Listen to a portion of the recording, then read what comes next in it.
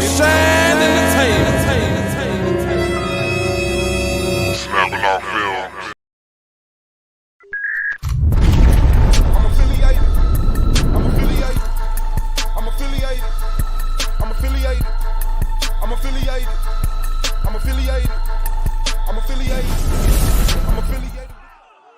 This video is under fair use. Copyright disclaimer under Section 107 of the Copyright Act in 1976. Allowance is made for fair use for purposes such as criticism, comment, news reporting, teaching, scholarship, and research. Fair use is a use permitted by copyright statute that might otherwise be infringing. Nonprofit, educational, or purpose use tips the balance in favor of fair use. All rights and credit go directly to its rightful owners. No copyright infringement intended. Enjoy. Oh yeah, on your way out, make sure you like, subscribe, and comment, man. This is the Argument League. Turn up.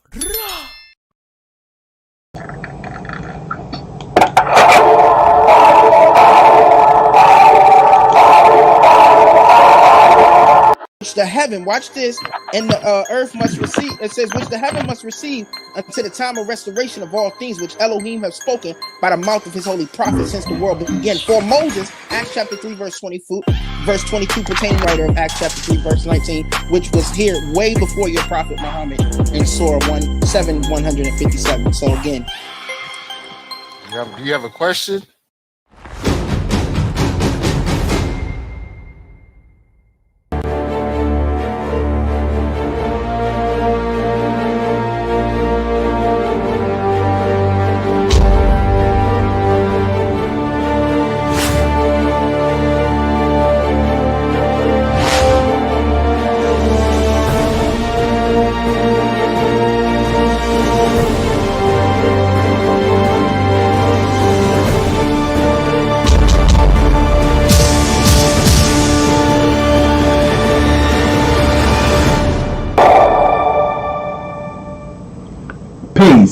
Peace, family. You are now rocking with the best. This is your boy Solar Mind. What is going on right now?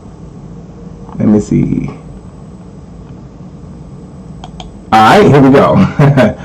Alright, what's going on? This is your boy Solar Mind. And yes, family, this is the Solar Vision Debate League.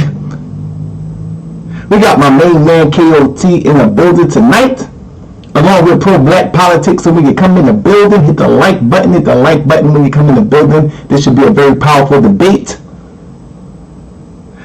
Origins of Earth. Did it come from a Big Bang Theory, or did it come from an advanced civilization? Get your pens and pads ready, because they're going to be going in. KOT is in the building. Pro-black politics is in the building. So let's, without further ado, bring these brothers on. What's going on, brother KOT? Shalom, fam. All praise to the Most High. Alright. Pro-black politics. What's good with you? Peace, man. Everybody feeling. Alright. So, for tonight's debate, it will be a custom debate somewhat. We're going to give the extra 5 minutes on the premise round for both debaters. So let's jump right into this thing, family. Once again, the topic of tonight's debate is the origins of Earth. Did it come from a Big Bang Theory, or did it come from an advanced civilization? Pro-black politics is first up the bat, family. As what y'all should already know, we have the customized format tonight. We have the 5-minute opening. We have a 15-minute premise for tonight, a 10-minute rebuttal, and a rapid fire round will be 10 minutes apiece, along with the 5-minute closing. So it is on you, pro-black politics. Whenever you're ready, you can begin your opening, brother.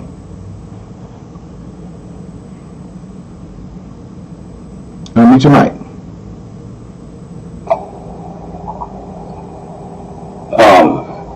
I want to share my screen during my opening too. Okay. Not share, just put me up there by myself though.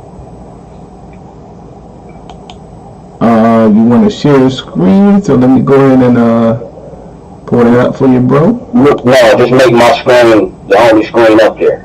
Should be cool. Oh, okay, I see what you're saying. Yeah. yeah, that shit good.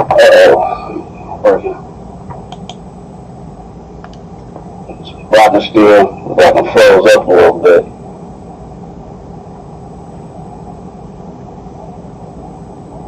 You ready? Let me see real quick. What your screen froze a little bit? Okay, so we'll give him a couple of seconds to get his situation together, family. Since he stepped out for a second, I guess we could look at the up and coming debates real quick. Let's see.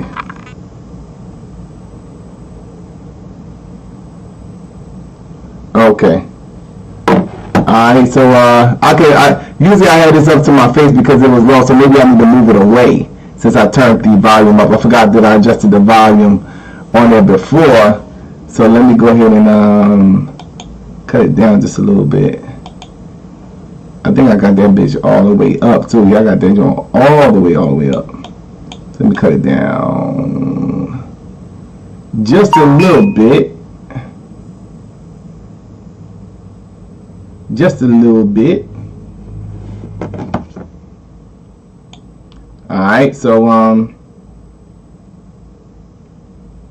alright, so this should be a little better now.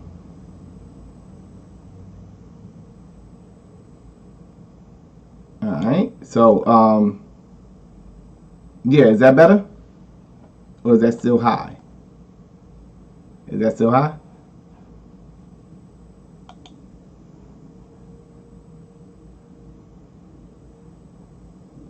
Is that better? Okay. All right. So, yeah, we're gonna see if the brother is back in the building, which he is. All right. So, yeah, I'm gonna step out. So, when I step out, you can begin because you're not gonna be able to hear me because I'm gonna be out in the back. All right, Pro Black. Cool. Yep. All right. So your time begins now, brother. All right. So, how everybody feeling tonight, man? I'm gonna try to keep this simple. Is the Earth the result of Big Bang or an advanced human civilization? First, I want to make clear I'm not trying to prove how the universe was made because we don't know exactly. But the Big Bang theory is a model based off of a lot of methodology, and that's really what I wanna make very clear. The difference between the Big Bang theory and other theories, right? So I'm not trying to prove whether or not, because the Big Bang theory doesn't prove exactly how the world was created or the universe or the earth. But what it does give us is a model to go off of, right? So just for my opening, I wanna focus on what a theory is because a lot of the confusion seems to come from the word theory and how people use it. So this is definition of theory. It's kind of long. I'm gonna give it to everybody. I'm gonna give you the whole thing. And it's a plausible or scientifically accepted general principle or body of principles offered to explain phenomena. The wave theory of light, an example. It's also a belief, a policy, a procedure proposed or followed as the basis of action. Her method is based on theory. It's based on the theory that all children want to learn.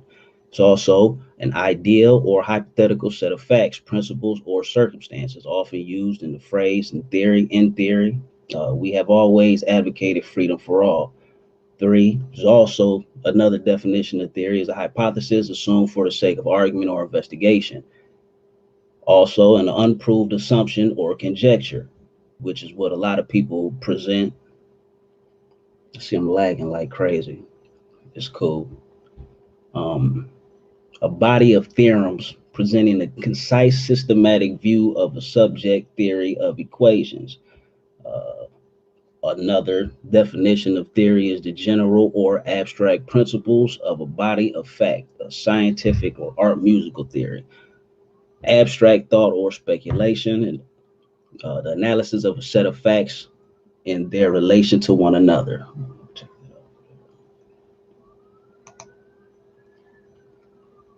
All right.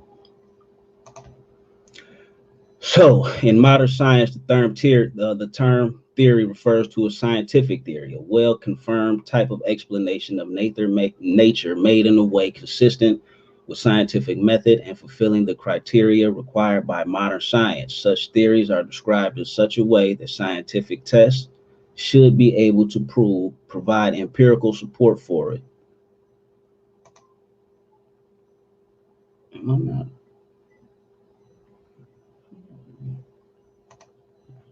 Screen froze up again.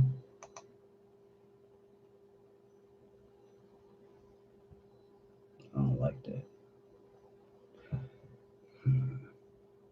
Okay, sorry. I don't think my screen's showing appropriately, but I'm gonna keep reading. This is all the definition of theory. I'm still reading the definition of theory. So such theories are described in such a way that scientific tests should be able to provide empirical support for it or empirical contradiction of it. Scientific theories are the most reliable, rigorous, and comprehensive form of scientific knowledge. Also, in contrast to more common uses of the word theory that imply that something is unproven or speculative, which in formal terms is better characterized by the word hypotheses. Scientific theories are distinguished from hypotheses, which are individual empirically testable conjectures, and from scientific laws, which are descriptive accounts of the way nature behaves under certain conditions. This is published.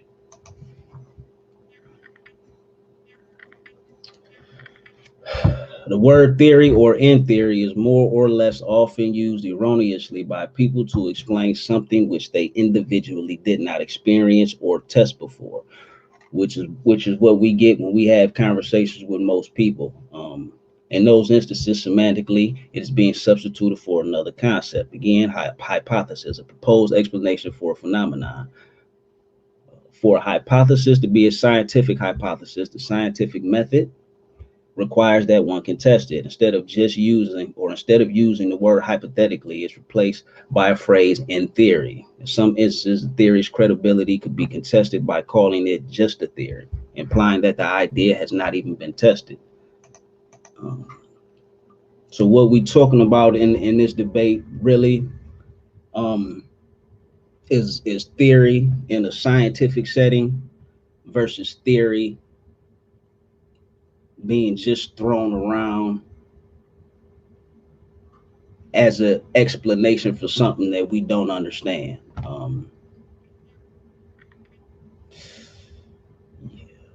See, my screen still froze. So with that, I'm gonna go ahead and end my opening round. Pass it back over to y'all.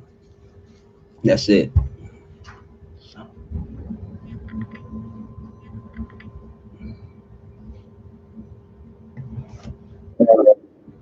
Yeah, shout out to Pro Black Politics. We're gonna bring in KOT. KOT, it is your time to shine, brother. We're gonna go ahead and set this timer for 5 minutes. And this is your opening round, KOT. Whenever you're ready, you can begin your opening. Go ahead and mute out Pro Black. Can't share my screen. All right, your screen is sharing, brother. Okay. Whenever you're ready. Origins of the Earth, Big Bang versus advanced civilization. Origin, the point or place where something begins, arises, or is derived. So it's different ways of being the origin. As we see, Earth, the planet on which we live, the world. Also, Earth is defined as the substance of the land, the surface, or the soil. So it's two definitions. It's a beginning point of different beginnings.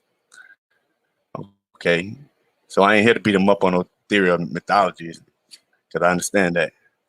Okay, civilization, any type of culture, society, etc. of a specific place, time, or group.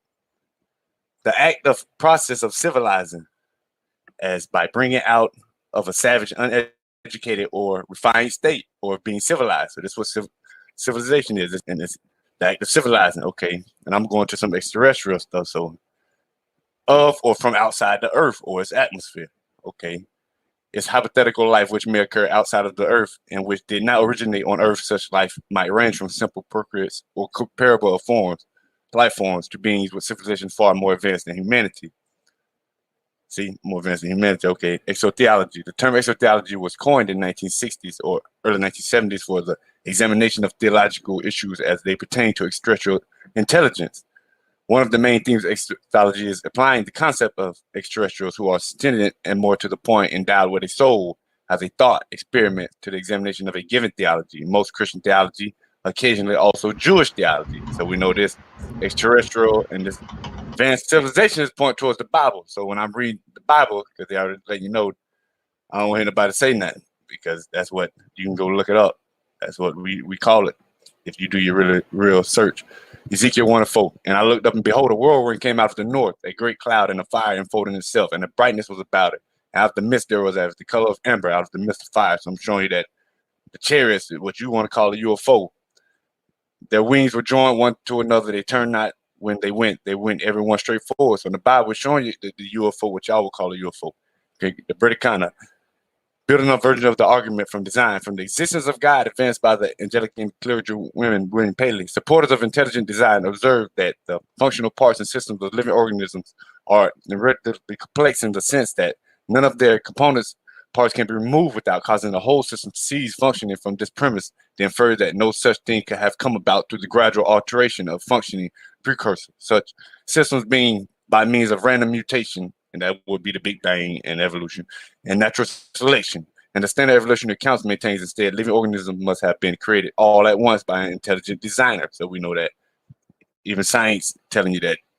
Some scientists believe that theory of Big Bang, the other ones don't.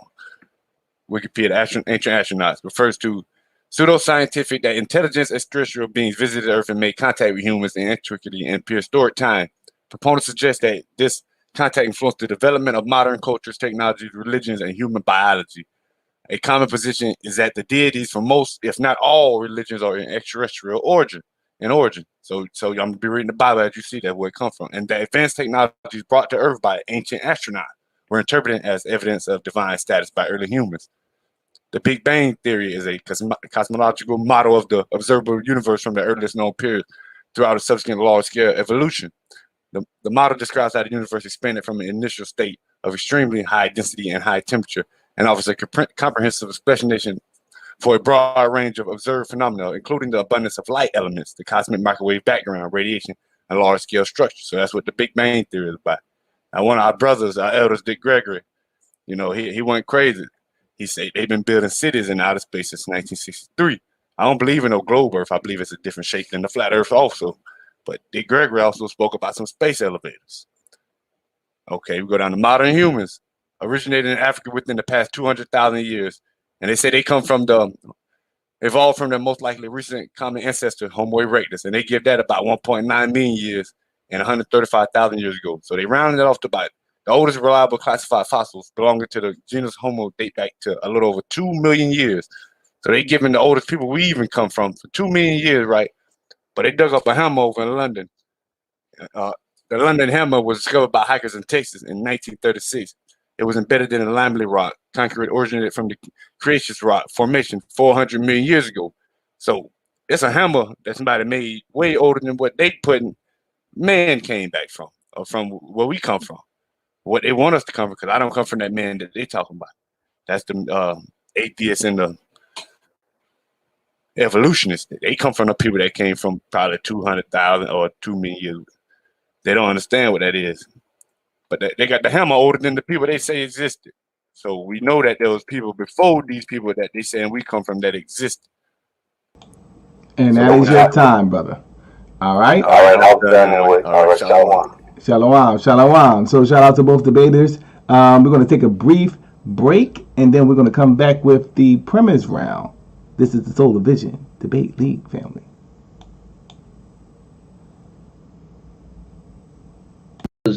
That's what. Shall we? He had 15 minutes to do his premise round, and I'm gonna reset this timer because I was muted out, and it is on you, brother, whenever you're ready. All right. The screen is up now. Leave. Man, I'm upset right now. Okay, so Hopefully I'm screen sharing by now, Yeah, man. you're screen sharing right now, brother. I'm good. Yeah. All right, man. so Okay. So So to to get get off off before we get into the the Big Big Bang, Bang, a lot of people try to make it more complicated than it actually is. You kind of got to have a common understanding of physics, and that's just the basic laws of motion. Because that's one of the main observations that led people to the Big Bang. So I'm gonna go over those briefly. Newton's three laws of motion govern how the motion of physical objects change. They define a fundamental relationship between the acceleration of an object and the forces acting upon it. Okay. The first rule, an object will remain at rest or in a uniform state of motion unless the state is changed by an external force, better yet known as inertia. I don't say common sense.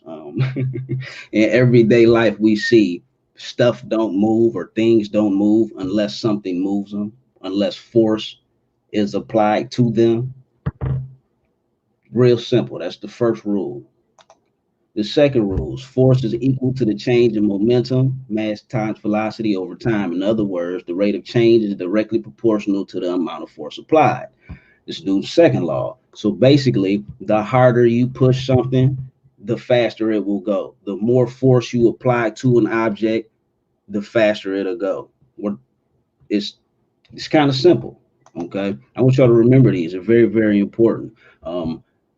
The third rule, for every action in nature, there is an equal and opposite reaction. The third law can be used to explain also this. Where you see the balloon, right? Action. Can you see that good?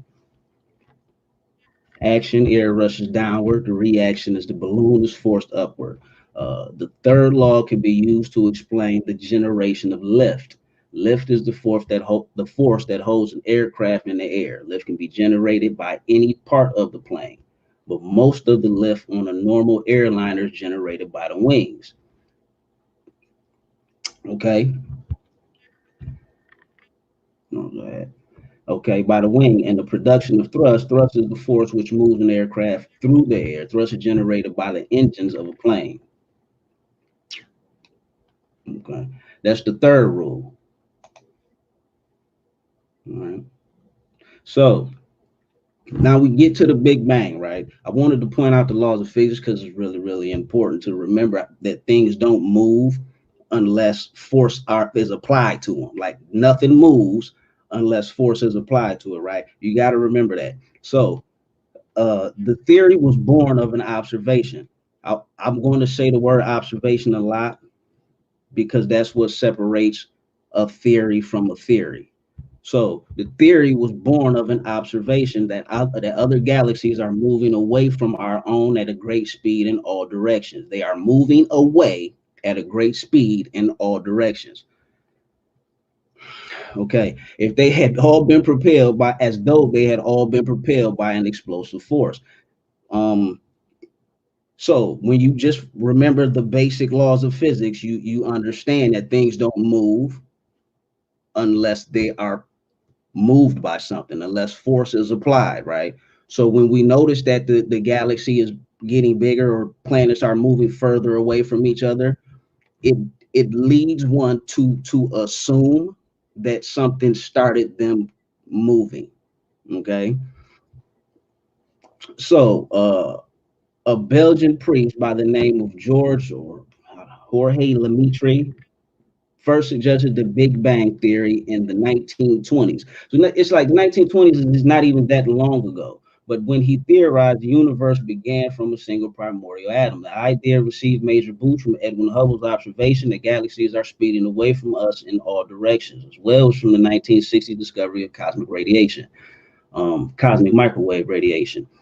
So, which basically leads us, and again, it's you don't get an action without an initial force. Okay, if the universe we see today is expanding, it's getting less dense, that means it was smaller and denser in the past. If radiation, things like photons, is present in the universe, then the wavelength of the radiation will stretch as the universe expands, meaning it's cooled as time goes on. It was hotter in the past. Boom. A lot of we've seen explosions, right? What happened when an explosion goes off? Things scatter in all directions. Right now, when we look at our universe, and we can observe that things are getting further apart, keeping in mind the law of physics, the laws of motion, we understand that if they are getting further apart, a long time ago, they were a lot closer together. And well, it's kind of stupid. Well, I don't say stupid, but it's silly to think that all the planets and the stars and the moons that we see today were just really, really close and exactly the same. So it leads you to assume that they were together at one point, since they are all speeding away from each other. Again, things don't move unless force is applied to them, right? So I'm gonna go through the things that support the Big Bang, and these are all observations, things that we have observed, and things that can be tested by anybody who has a passion or a solid interest in learning about these things. It doesn't take a pass from the Illuminati to learn about physics.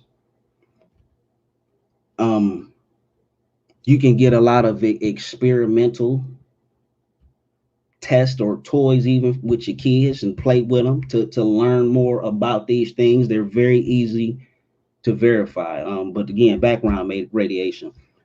On May 20th, 1964, American radio astronomers Robert Wilson and Arno Penzias discovered the cosmic microwave background radiation, used the Helmholtz antenna, which is a large microwave horn antenna that was used as a satellite communication antenna on radio telescope during the 1960s at Bell Telephone Laboratories in Holmdel Township, New Jersey. And they did so by accident. And that is, I think that's important, that people understand that a lot of the discoveries that we've been made they've been done by accident. So when somebody proposed that the Big Bang happened because he noticed everything is moving farther apart, right? And then somebody who's just operating a mic or an antenna stumbles across something and they figure out what it is, that should tell you it's not a huge conspiracy theory by scientists to kind of trick you into believing something, but it all makes sense. So background radiation, go to inflation. Inflation is kind of complicated. Well, it's not complicated, but well, it is. It gets a little complicated. But I'm gonna go into it really, really fast. Whatever its nature, the inflationary model predicts that this primordial energy would have been universally distributed in space due to a kind of quantum noise that arose when the universe was extremely small. This pattern would have been transferred to the matter of the universe and would show up in the photons that began streaming away freely at the moment of recombination. As a result, we would expect to see and do see this kind of pattern in the Cobb and the WMAP pictures of the universe. Okay, again, this is based off of observations. This is not something that people are just making up, right? It's more about inflation and what the missions that were sent into space that are responsible for bringing in the new information. One of them is the Wilkinson microwave anisotropy probe. Is a NASA Explorer mission that launched June 2001 to make fundamental measurements of cosmology, the study of the properties of cosmology. Properties of our universe as a whole. The WMAP has been stunningly successful producing our new standard model of cosmology. These are pictures. One is based off of an actual picture that they took with the satellite, and the other one is based off of the estimations that people made based off of the Big Bang Theory. When they say that, let me go back here. Okay. As a result, we would expect to see and do see this kind of pattern in those pictures. This is the pattern that they expected to see. And well, the fact that it matched up so well was historical. And people won awards for that. The second part of inflation was the diffuse infrared background experiment, which was deployed to search for cosmic infrared background radiation. That gets a little complicated, but again, this is a picture taken that shows what our galaxy looks like, and this also supports the Big Bang Theory. Differentiation microwave radiometer was used to map the cosmic radiation sensitivity. These tiny variations in the intensity of the CMB over the sky show how matter and energy was distributed when the universe was still very young. Later, through a process still poorly understood, honesty, the early structures seen by DMR developed into galaxies, galaxy clusters, and large-scale structures that we see in the universe today. These are all based off of observations. Another satellite or tool that they sent up on the satellite was the far infrared absolute spectrometer to compare the spectrum of the cosmic microwave background radiation with the precise black body. The cosmic microwave background spectrum is that of a nearly perfect black body. This observation matches the predictions of a hot Big Bang Theory extraordinarily well. It indicates that nearly all of the radiant energy of the universe was released within the first year after the Big Bang. It's math, people. They make predictions and then they find things based off of the observations that they make that verify what they're saying. The third thing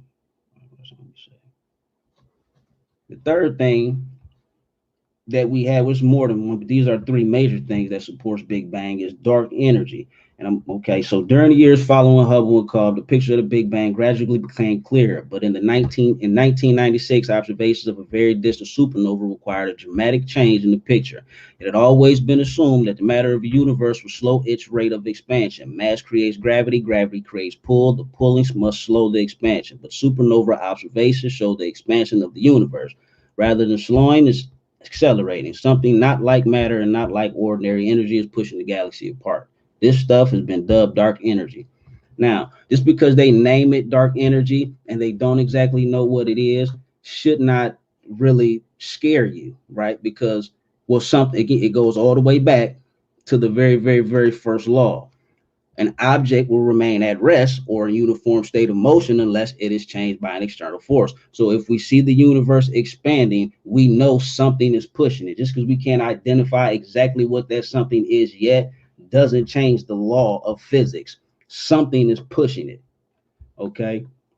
And I say all of this specifically about the Big Bang and physics and 1 + 1 = 2, because all of this is what is responsible for the Earth. The Earth was not made. I don't even know how to okay. It took, based off of the numbers, billions of years for metals to develop and diamonds and certain minerals that we have. All of these things are supported by the Big Bang, giving our universe a time to mature. And the early part of the Earth, from the lava stage all the way to we finally got trees and oxygen. Everything lines up, so we don't get one without the other.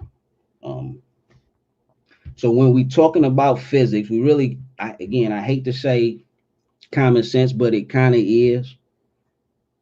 You just have to know more. And with that, I'm gonna end my round. I hope I got y'all together. I do this for my people. All right. Yeah, shout out to the brother. That was a very powerful round. We're gonna keep this thing rocking and rolling. We're gonna hand this thing now over to KOT. We're gonna bring him back in. KOT, are you there, brother? Hold on a second. Let's bring brother KOT back in. Oh, there you go. What's good, KOT? You can hear me? Yeah, I'm gonna take his screen down and put yours up. You are all set, brother. Whenever you ready, you can begin your round. You got 15 minutes, brother. You gotta share my screen. Yeah, sharing, brother. Okay. Let me get down to it.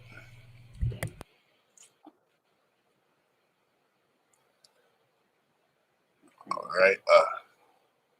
If that's it.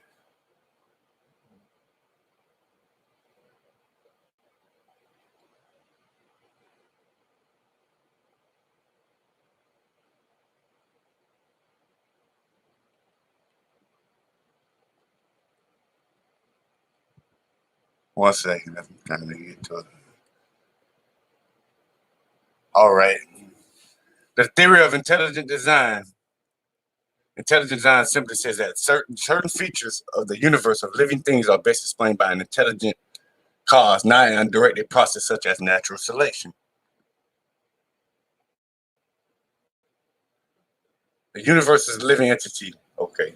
Scientists are still baffled by consciousness, and questions about why and how we have it are constantly arising, but so far remain largely unanswered. So they still don't know what that is. Okay. Genesis 1. In the beginning, Yahweh created the heavens and the earth. So we know he created the heavens and the earth and the science. Okay. The planets formed in intervals, not all together. Mercury, Venus, Earth, and Mars would have formed last. So we see that the heavens were created first. Okay. In my father's house are many mansions. If it were not so, I would have told you. I go to prepare a place for you. So we know in the heavens, the earth is a footstool. So we know there's many mansions in the father's house. So he got many kingdoms, many worlds. You just have to make it, earn this way. My kingdoms is not of this world. If my kingdoms were of this world, then would my servants fight? Then should I not be delivered to the Jews? But now it's my kingdom not from here. So he's letting you know that. Where was you when I laid the foundations of the earth? Declare it if you have understandings. Who laid the measures thereof? If you know us or have stretched a line upon it. Whereupon are the foundations thereof fastened? Or who laid the cornerstones thereof? When the morning stars sang together and all the sons of Yahweh shouted for joy. So the morning stars and all the sons of Yahweh shouted for joy. So who was there when this happened? Y'all Big Bang theorists wasn't. Pretty kind of intelligent design. Okay. Darwin Black Box Biochemical Challenge to Evolution 1996. The American microbiologist biologist Michael Behe, the leading scientific spokesperson for intelligent design, offered three major examples of irreducibly complex systems that allegedly cannot be explained by natural means. The bacterial flagellum used for locomotion, the cascade of molecular reactions that occur in means, the blood clotting or coagulation, and the immune system. So we know Big Bang didn't do none of this. These things can't be explained by no Big Bang. Okay, in the beginning, Yahweh created the heavens and earth. Okay, in the beginning, that's the time. Yahweh created, that's the force and the energy. The heavens, that's the space that's needed. And the earth, that's all. That's the elements, the matter. Okay, so we know who done this. We know the force behind it. Physics, how are matter and space and time unified? Physicists have long believed that a fundamental incapacitating theory of matter, space, and time must be attainable. The remarkable progress, okay, suggests that the opportunity to achieve that unification may be at hand, realizing that opportunity will involve attaining information both from high energy physics, laboratory and cellular experiments, and from observations in astronomy and cosmology. So we see they're saying the same thing the way Yahweh created heavens and earth.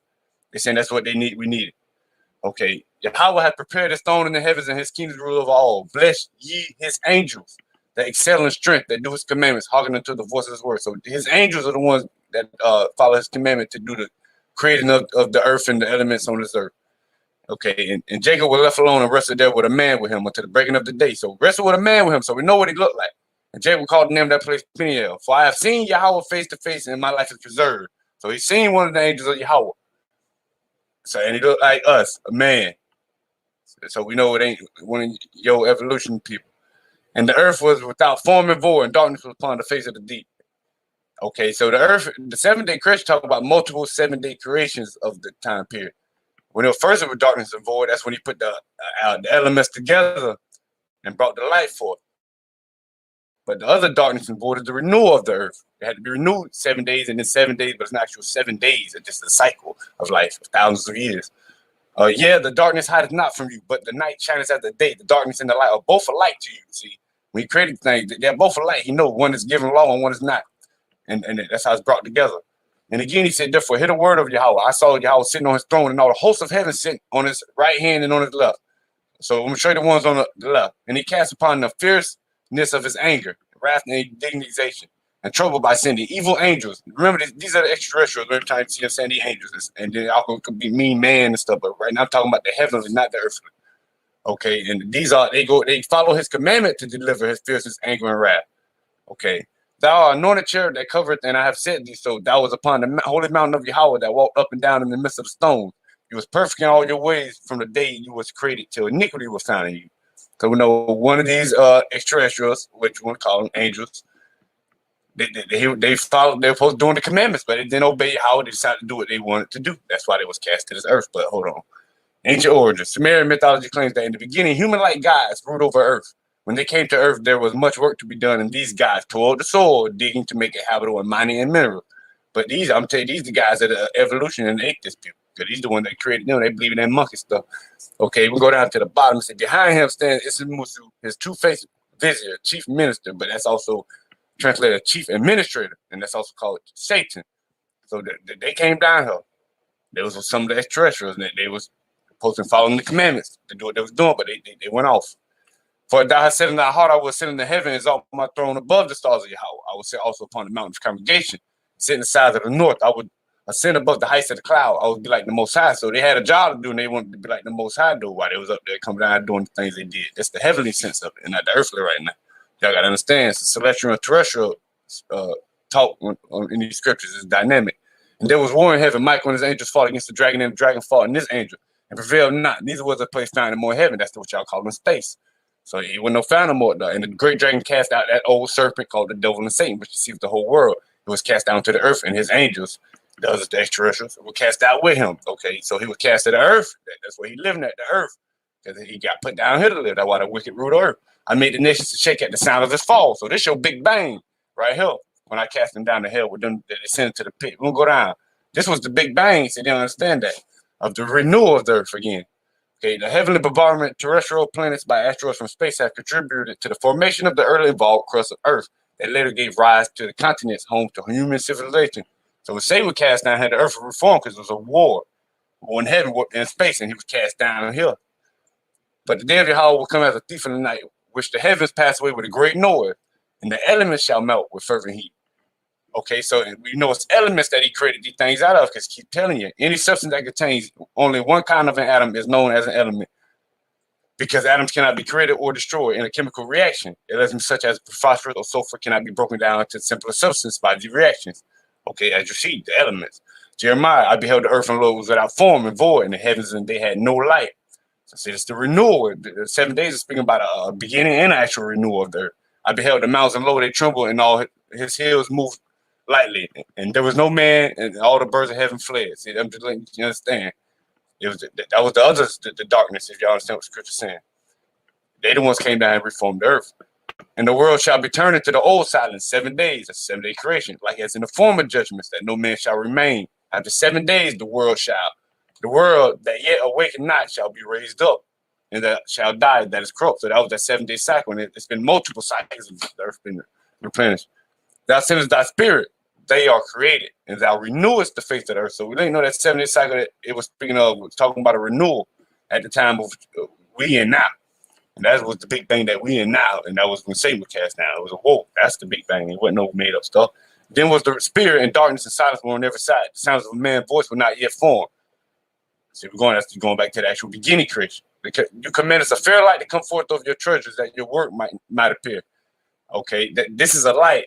And when he commanded, let there be light, and there was light, that's two types of lights he commanded, because we're talking about a beginning and a renewal. So I'm going to go to the beginning, and there was light. Okay, thou commanded is a lamp, and the law was light, and reproof of instructions are the way of life. So everything is by law, and anything breaking the law is of darkness.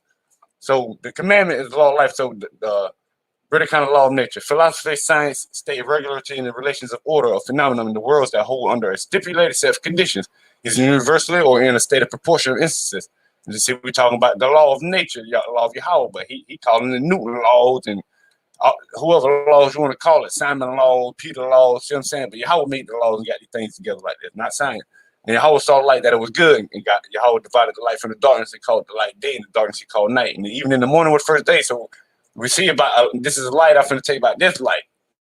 The production without light become some objects produce light without becoming very hot. They generate light through chemical reaction or other processes. Producing light without heat is called luminescence. So this first light was created, that was before the sun was created, was an actual light because it was darkness and light. He created that first light. And it's a light that goes around every day and the sun moves around it. People don't understand that. And the sun is another light. In a mind-bending new paper entitled The Silurian Hypothesis, referred to an ancient race of brainy reptilian featured in the British fiction. Scientists at NASA Goddard Institute, okay, we're going to go down. They did research. Do we really know we're the first technological species on Earth? Asked Adam Frank, a professor of physics and astronomy in Rochester. So there's a physics in this too. And a co-author of the paper, we've had an industrial society for over about 300 years, but there's been complex life and land nearly 400 million years. So he's letting you know, like, this don't make sense. Bekrohodi is a mythical ancient astronaut worshipped by the tribes of the Amazon jungle. So they worship their god. He come from up there too, extraterrestrial, but they guys are reptilians. But hold on, I'm show you. The Dogon, a tribe living in Mali, West Africa, according to one of their legends, a race called the Nomos visited the Earth from the star Sirius thousands of years ago. So we know that they worshiping an extraterrestrial, the same people that came down Satan and their people. They turned to the serpents and being reptilian-like when they started making the humans and stuff that they were mating with. That's why the way reptilian come from. Native American star people legends might turn from the folklore. Okay, we'll go down. There's also, they got study of a human society and cultures and anthropology, so that much inspective topic might before them conventional content. They guys were their ancestors that came from outer space. That taught them everything they know. So we know this beginning of the Earth ain't coming from here. The Nazca mummies. A professor of computer science and biophysics at St. Petersburg Federal University believed the mummies are alien. They mean they're foreign. Dr. Croswell of St. Petersburg University said at the time the features were not a deformity, and that defines was another creature, another humanoid. And it had 4 fingers and stuff like that. I think it was 4 fingers. Meet X-Woman, a possible new species of human, X-Woman. As a creature has been named last year, the ancestor with humans and Neanderthals about 1 million years ago, but it's probably different from both species. She lived 30,000, 50,000 years ago. This is the tip of the iceberg, says Christopher Stinger, a paleontologist at the Natural History Museum in London, who was not involved in the find more hominids that are neither Neanderthal nor human-like, like we discover in coming years. So they finding more people and knowing that, man, we weren't the first here, but because a lot of y'all people was made. And then a lot of us come from the gods. Okay, about 50,000 years ago, ancient humans is what is now West Africa apparently procreated with another group of ancient humans that scientists didn't know existed.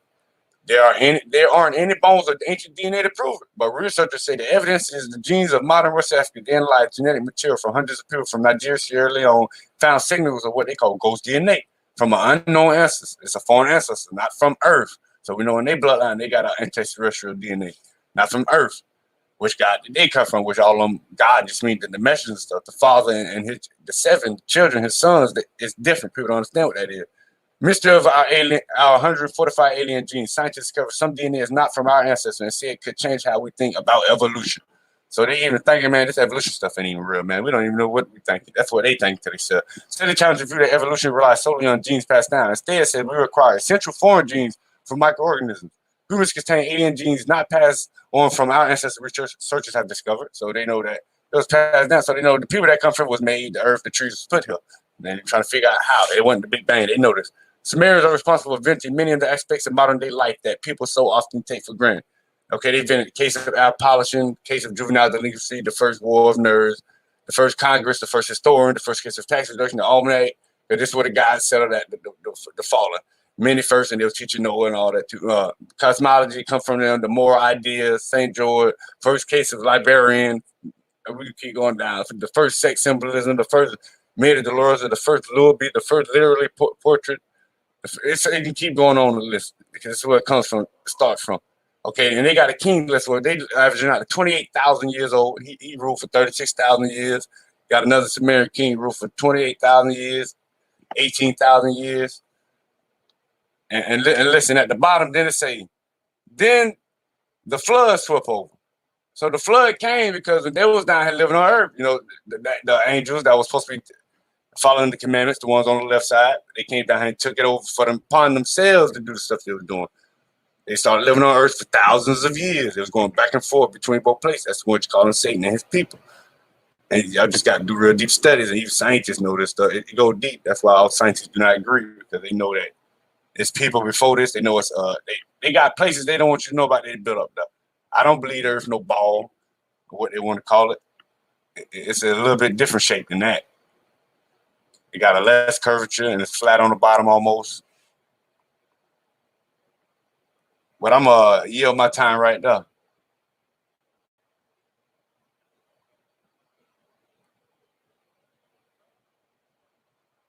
You yield your time, brother? Yeah. All right. How much I got though? How much? I know it was only 25 seconds left. It was only 25 seconds. Oh, okay. All right. So shout out to KOT. What we're gonna do is then we're gonna take another break, family, and we're gonna get into the rebuttal round. That's when you gotta cut your cameras on because it's gonna go down, family. This is the league, man.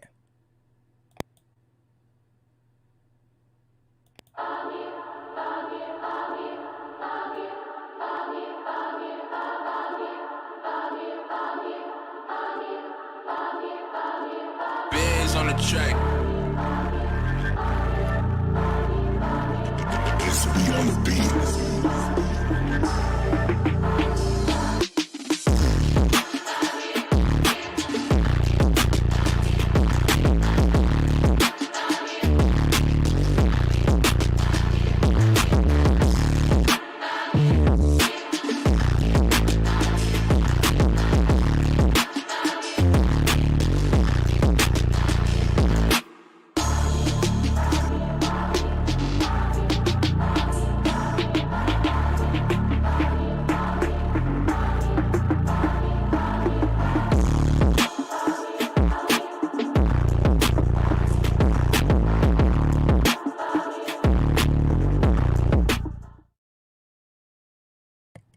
Family, it is time for that rebuttal round. So we're going to go ahead and we're going to pass this thing over to Pro Black Politics. You have 10 minutes to, this is rebuttal round, right? This is rebuttal round. So let me go ahead and set the timer for 10 minutes. And it is on you, brother. Whenever you ready to do your rebuttal, you can begin now, family.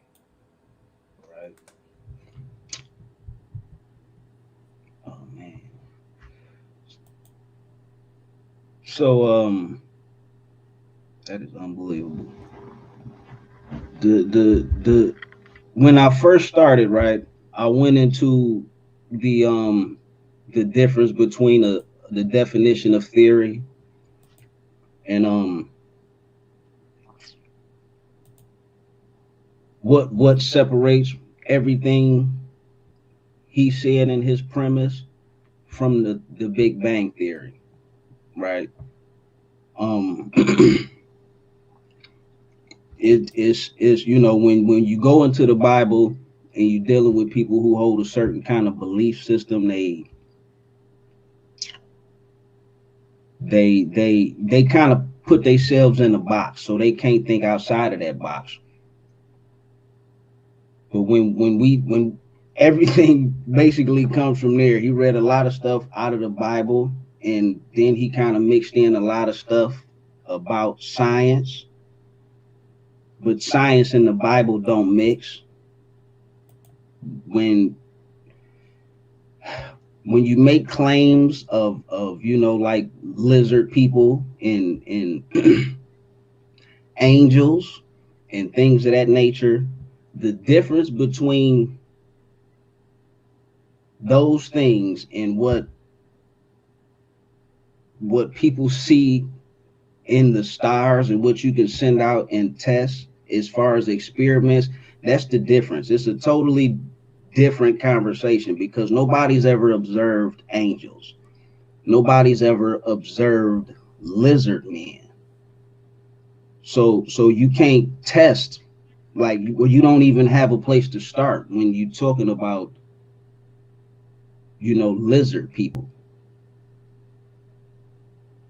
When we dealing with science, again, I said in my premise, anybody can conduct scientific experiments, right? When you dealing with creation and the world being created in 7 days, or whatever that time period is, you have to ask yourself logical questions, which the brother clearly don't. I brought up in my premise the fact that certain elements that we find here on Earth take millions of years to form, for the most part. Take iron. Nearly all of Earth's major iron ore deposits are in rocks that formed over 1 billion years ago.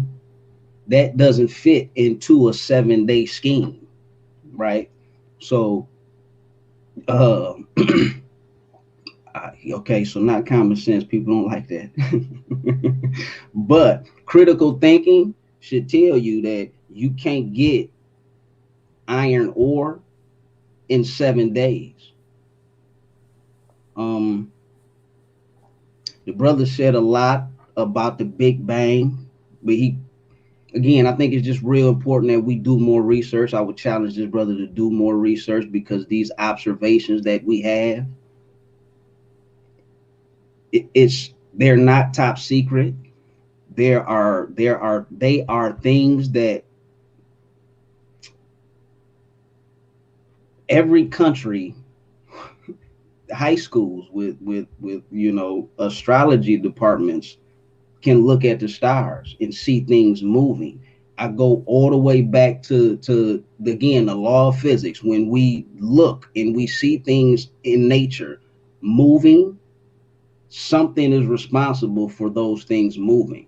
So if we observe our universe expanding, it's only based off of everything that we see on this earth.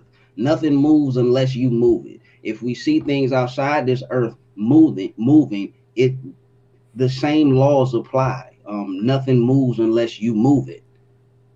What the brother is saying is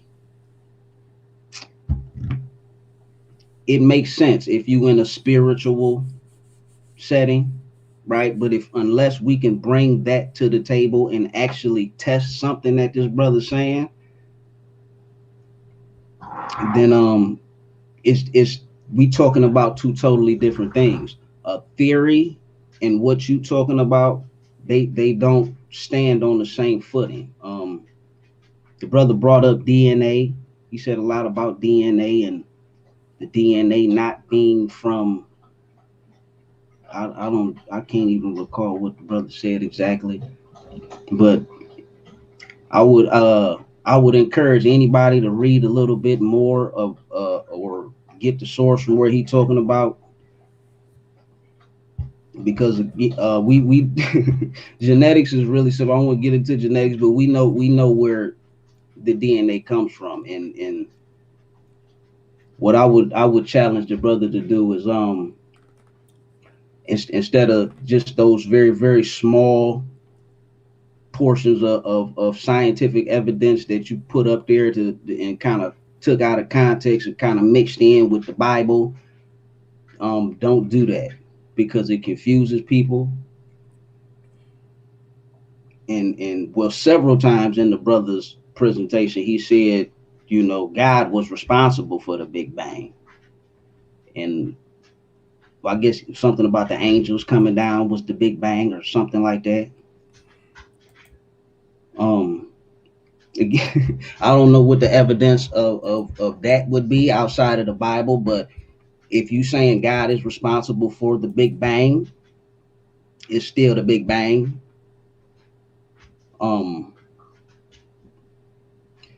The brother was all over the place, man. Again, I really just want to point out the fact that everything, well, I'm gonna say the majority of what that brother was saying is pure conjecture. It's nothing that we can actually test. There's no solid group of individuals that believe that there were lizard people. We can't test the lizard people or the angels. So what I'm talking about and what the Big Bang is, that's a theory based off of observation, things that we can actually see and test. What he talking about is a hush, Mimi. Sorry about that. A spiritual explanation for how we got here. With that, I'm a see the rest of my time. Thank you. All right. Shout out to Mimi. shout out to Pro Black Politics. We're gonna hand this thing Mimi. and Mimi. Shout out to Mimi as well. We want to hand this thing over to KOT. KOT, it is on you, brother. You got 10 minutes to rebut. Your camera is on. Whenever you're ready, brother. You got 10 minutes.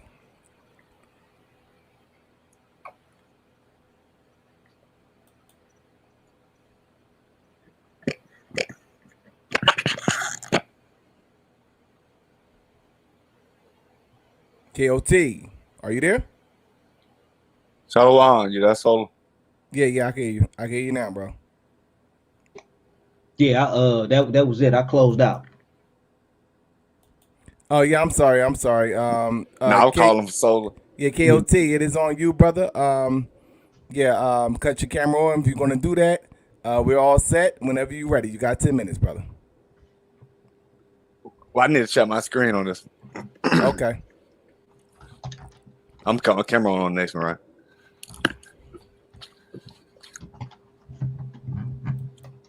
Yeah, well, the brother, when I said the 7 days, I told specifically said it wasn't no actual 7 days. It's over a period of cycles of thousands of years. And it was multiple 7-day cycles of thousands of years. They see my screen? Yeah, they can see the screen, brother. Okay, and what I call the Big Bang, I was talking about the Big Bang noise of the explosions of what happened. I ain't talking about it wasn't no Big Bang. Things what I was saying. But it would, and yeah, I don't know where you get that from. And when I said lizard people, it wasn't. I was talking about when they started mixing DNA to the people that they was trying to modify. That's what the serpent people come from. They became serpent human. Like the people that did it wasn't serpent human. Like the people they even dealt with was serpent human. Like who they modified turned into. Okay, the Big Bang theory, for instance, pioneered 50 years before Hawkins lectured by the Belgian physicist and Catholic priest George Lemaitre, who later served as president of the Vatican Academy of Sciences, rewind the expansion of the universe back to a high, dense bundle of energy. But where did the initial energy come from? He can't explain it. Okay, the Big Bang theory had other problems. Physicists understood that an expanding bundle of energy would grow into a crumbled mess rather than the huge, smooth cosmos that modern astronomers observed. In 1980, the year before Hawkins talked to cosmologist Alan Guth, realized that the Big Bang's problems could fix it with an add-on. So they wanted to add on stuff to try to fix their theory. And an initial growth spurt known as cosmic inflation, which would have rendered the universe huge, smooth, and flat before gravity had a chance to wreck it. Inflation quickly became the leading theory of our cosmic origins. Yet the issue of initial conditions remained. What was the source of the miracle path that allegedly ballooned into our cosmos and of the potential energy that inflated? They can't explain because they don't know. They just add on stuff to it. Like they say, they just add on. When they figured out Hawkins didn't have it right, you add it on. So we know that's all bull. Okay, go down to astronomy.com. Cosmologists have struggled, if not outright failed, to understand essential facets of the universe. We know almost nothing about dark matter and dark energy, which together make up more than 90% of the total energy in existence today. We don't understand how the universe protons, electrons, and neutrons could have survived. The after effects of the Big Bang. See, they tell them they don't know this stuff. No, I don't know how he's playing with y'all. And in fact, everything we know about the laws of physics tell us that these particles should have been destroyed by antimatter long ago. And in order to make sense of the universe as we observe it, cosmologists have been forced to conclude that space, during its earliest moments, must have undergone a brief and speculative period of hyperfast expansion, an event known as cosmic inflation. Yet we know next to nothing about this key era of cosmic history. So the scientists say they don't know, the astronomers say they don't even know about this stuff. They're just trying to give people something to go off of because that's what them the darkness got them set up for, Illuminati them got them doing it. Since the scientists first proposed the Big Bang Theory, many people have questioned or criticized the model. Here's a rundown on some of the most common criticisms of the Big Bang Theory. It violates the first law of thermodynamics, which says you can't create or destroy matter or energy. So they false on that. Critics claim that the Big Bang Theory suggests that the universe began out of nothing. Proponents of the Big Bang Theory say that such criticism is unwarranted for two reasons. The first is that the Big Bang doesn't address the creation of the universe, but rather the evolution of it. The other reason is that since the law of science breakdowns your approach to the creation of the universe, there's no reason to believe the first law of thermodynamics would apply. Some critics say that the formation of stars and galaxies violates the law of entropy, which suggests that the systems of change become less organized over time. But if you view the early universe as completely homogeneous and entropic, then the current universe shows signs of obeying the law of entropies. Some anthropologists and cosmologists argue that scientists have misinterpreted evidence like the redshift of celestial bodies and the cosmic microwave background radiation. So they're saying he brought radiation. So it's saying they only got this right. Some cite that the absence of exotic cosmic bodies that should have been the product of Big Bang according to the theory. So we know that they don't even believe in their own theory. Okay. A tenet of the Big Bang Theory, particularly that it's produced conditions for certain elements to develop and on the verge of being dramatically overturned by scientists who claim evidence shows that event never happened. So scientists they're showing this never happened. According to a study released Wednesday under the Big Bang scenario, an explosion occurred at the dawn of the universe 13.8 billion years ago. That's first chemical elements across space which cooled and formed the galaxies and stars in our cosmos. Modern astronomy studies of the origin and ongoing development of our universe is built largely on the dominant theory, central hypothesis, but three critical fusion elements believed to have been created by the Big Bang are under intense scrutiny by scientists. Eric J. Lerner of the nuclear fusion research company, LPP Fusion. So we see that they don't believe in this stuff. It's just crazy. Scientists believe that the precise amount of helium, deuterium, and lithium were produced by fusion reactions in the dense, extremely hot cloud of chemical elements that emerged after the Big Bang. Lerner, who has spent decades making detailed observations of such reactions, says his and other scientists' findings don't match up with long-standing theories based on observations of older stars. He found that old stars had less than half the helium and less than 1/10 of the lithium than predicted by the Big Bang. Nucleosynthesis theory, which posits that a quarter of the universe mass is comprised of helium, according to Lerner, who wrote the book, The Big Bang Never Happened. No helium, no lithium was created before the development of the first stars in our galaxy. Man, the scientists say they don't believe what these other false scientists say because the ones that's telling you they worship the darkness, the serpents, they worship Satan now. Okay, 380,000 years after the Big Bang, matter cooled enough for atoms to form during the era of recombination, resulting in a transparent electrical neutral gas, according to the NASA. This is set loose in the initial flash of light created during the Big Bang, which is detectable today as cosmic microwave background radiation. However, at this point, the universe was unplugged in the darkness, since no stars or any other bright objects had formed yet. About 400 million years ago, after the Big Bang, the universe began to emerge from the cosmic dark ages during the epoch of reionization. During this time, which lasted more than half a billion years ago, clumps of gas collapsed enough to form the first stars and galaxies, who in energetic ultraviolet light ionized and destroyed most of the neutral hydrogen. So we see that the Big Bang, they don't believe in, and this is what they're saying about it, and it don't add up to what the scientists say. And Yahweh said, let there be a furnace. He ain't saying how nothing got how the trees, how nothing. He just saying that something happened. Okay. Yahweh said, let it be a firmament in the midst of the waters and let it divide the waters from the waters. See, this is the beginning creation. If you know what's going on in the terrestrial.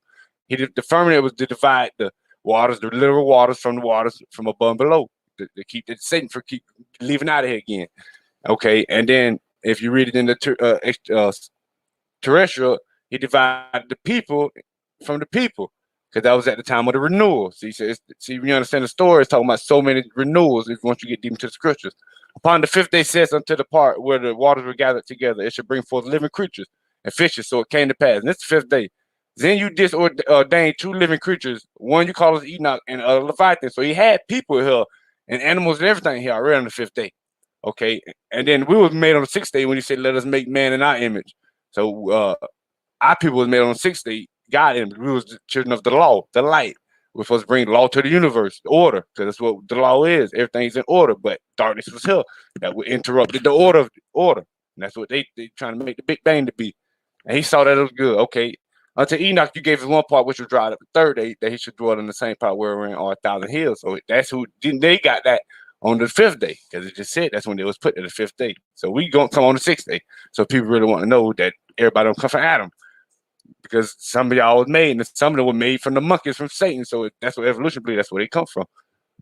Okay, we're gonna go down. He divided the lights in the firmament. He made the sun, the rule, and the stars and all that. Okay, I know I'm running out of time. And he ain't explaining nothing like that. He's just saying it. It's here, magic tree, Houdini.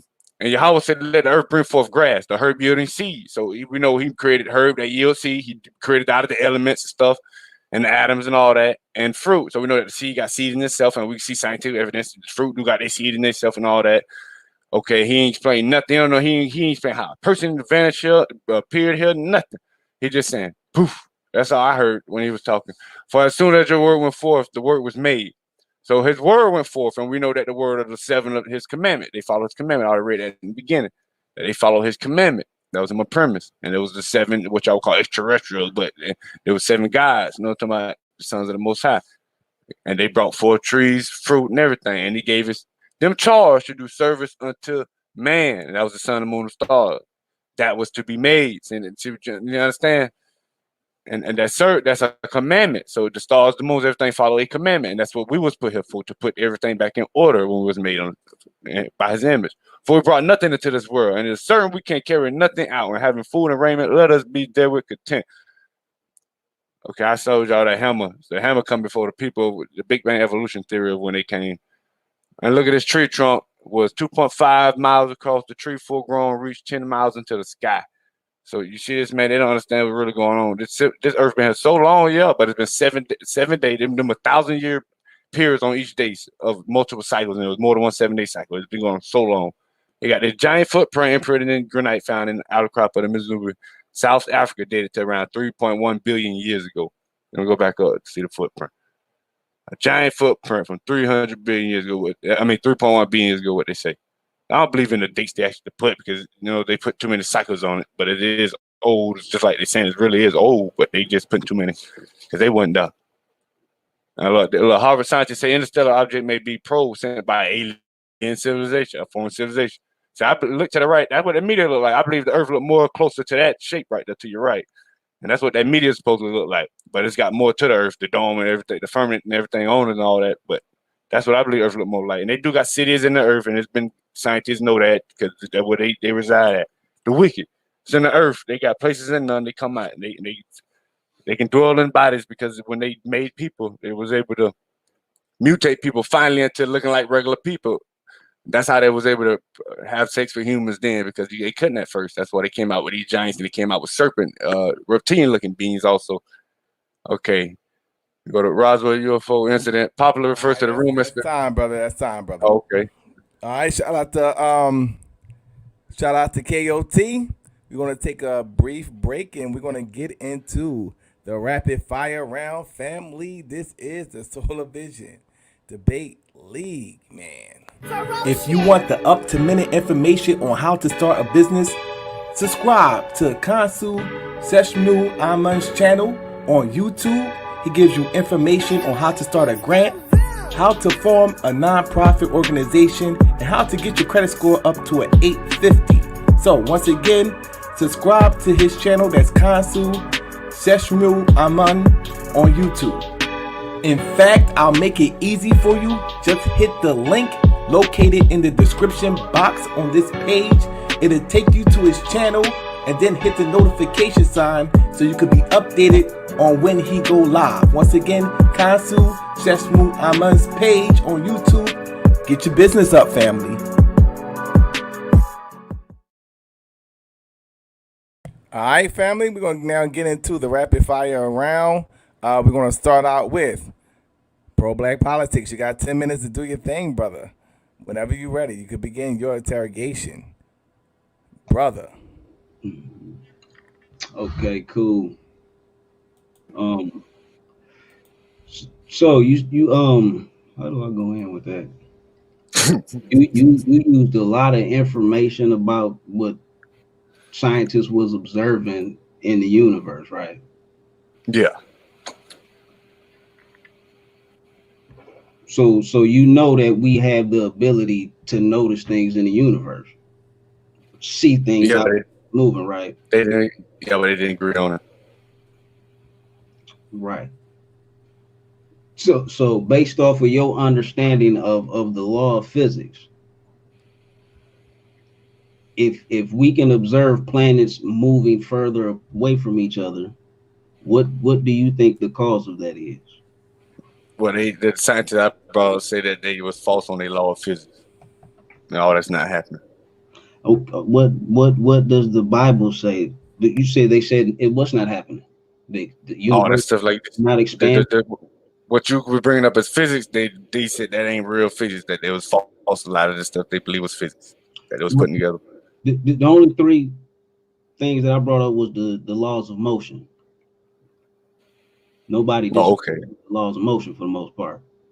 But that's the basis of the Big Bang Theory. If we notice things moving further away from each other, then we have to assume, based off the fact things don't move until you push them, that something started that initial movement, right? I know what started, but you don't. But I'm curious, what started it? No, you okay? Yahweh. That's who started. Yahweh. Okay, What you mean how did he start it? By the elements. He put the elements together to create the things, and then he put it into motion and stuff. So when he put them together, they boom, everything's together. And what when you put everything together, what would you say that looked like? Everything in the pill was a cycle when he was doing it, because the seven extraterrestrial, what you want to call the seven angels, got together and they went together and started putting the elements together and creating everything. They created the heavens first, then they created the earth. Okay, so when we see things moving apart, right, in the universe, you saying God made that happen? Yeah, that's a law. He got laws set. It ain't Newton laws, Isaac laws. It's Yahweh laws. It's the Father laws that he gave through Yahweh. What I'm saying is this, right? You said you agree with people observing things in the universe, right? Yeah, you can observe things. You don't disagree with the law of motion, the physics, like things don't move unless people push them, unless something pushes it. Yeah, on the earthly level, you know. But I'm saying for him, from the earth, yeah, from where we at, talking about the earth and the planets, right? Yeah. The earth, because it's different up there. It's different up there. You saying you heard scientists say nothing is moving, that the universe. No, I said it's different up there. No, I'm just saying it's different up there. They said expanded at first. The Big Bangs, they said everything wasn't doing, it was slowing down. So they added on this stuff when they found out their stuff was false. Now they said it was slowing down. They found out the space expanding. They found that out. It was false at first. See, that's new. See, they added it in there. So they didn't have that at first.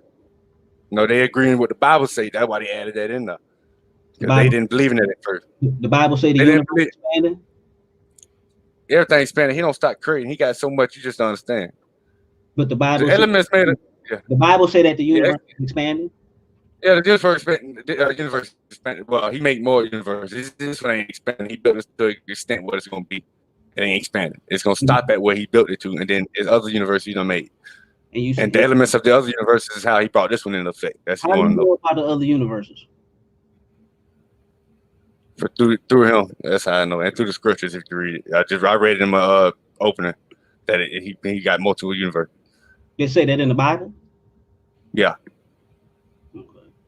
The earth is his footstool. He got many mansions in his house. Okay. So right. And you also say, do you understand the difference between a theory and a hypothesis that you proposing? Because we can't tell something that you're saying, but that's basically what we're both debating anyway. Both of it is basically what some people believe yours a theory, some people believe what I'm saying a theory. So yeah, but I'm saying the difference in the two. We can't test nothing that you're saying. We can't. You can test mine because I brought it in my premise. I brought Yahweh. I brought he used a force, energy, matter, elements, everything. I brought it up, and that's how it said in the first line of the Bible. That's how he did it. Okay. And scientists said that's how it happened. So what blood type or haplogroup is an angel? What you mean? You said the angels or the lizard people? The people. Yeah, but they didn't see that. What haplogroup? Yeah. See that what I'm trying to tell you? They didn't. It wasn't no haplogroup. That's the foreign DNA. I brought that up. Scientists I know it's ghost DNA, but that's what I'm trying to say. They wasn't lizard people. The ones that was modifying became lizard people. So they got the creation right. Then they became people looking like us, and they on Earth like Queen Elizabeth and they people.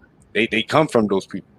Right. So They I'm started, saying is, they was able to have sex with people and say modify them to they form, and then when they people were destroyed after finally, and then someone last after the flood still growing around. It was mixing more and more. That's the evolution in the Bible, and they became more like us. So a lot of them still on Earth. They're serpent seed.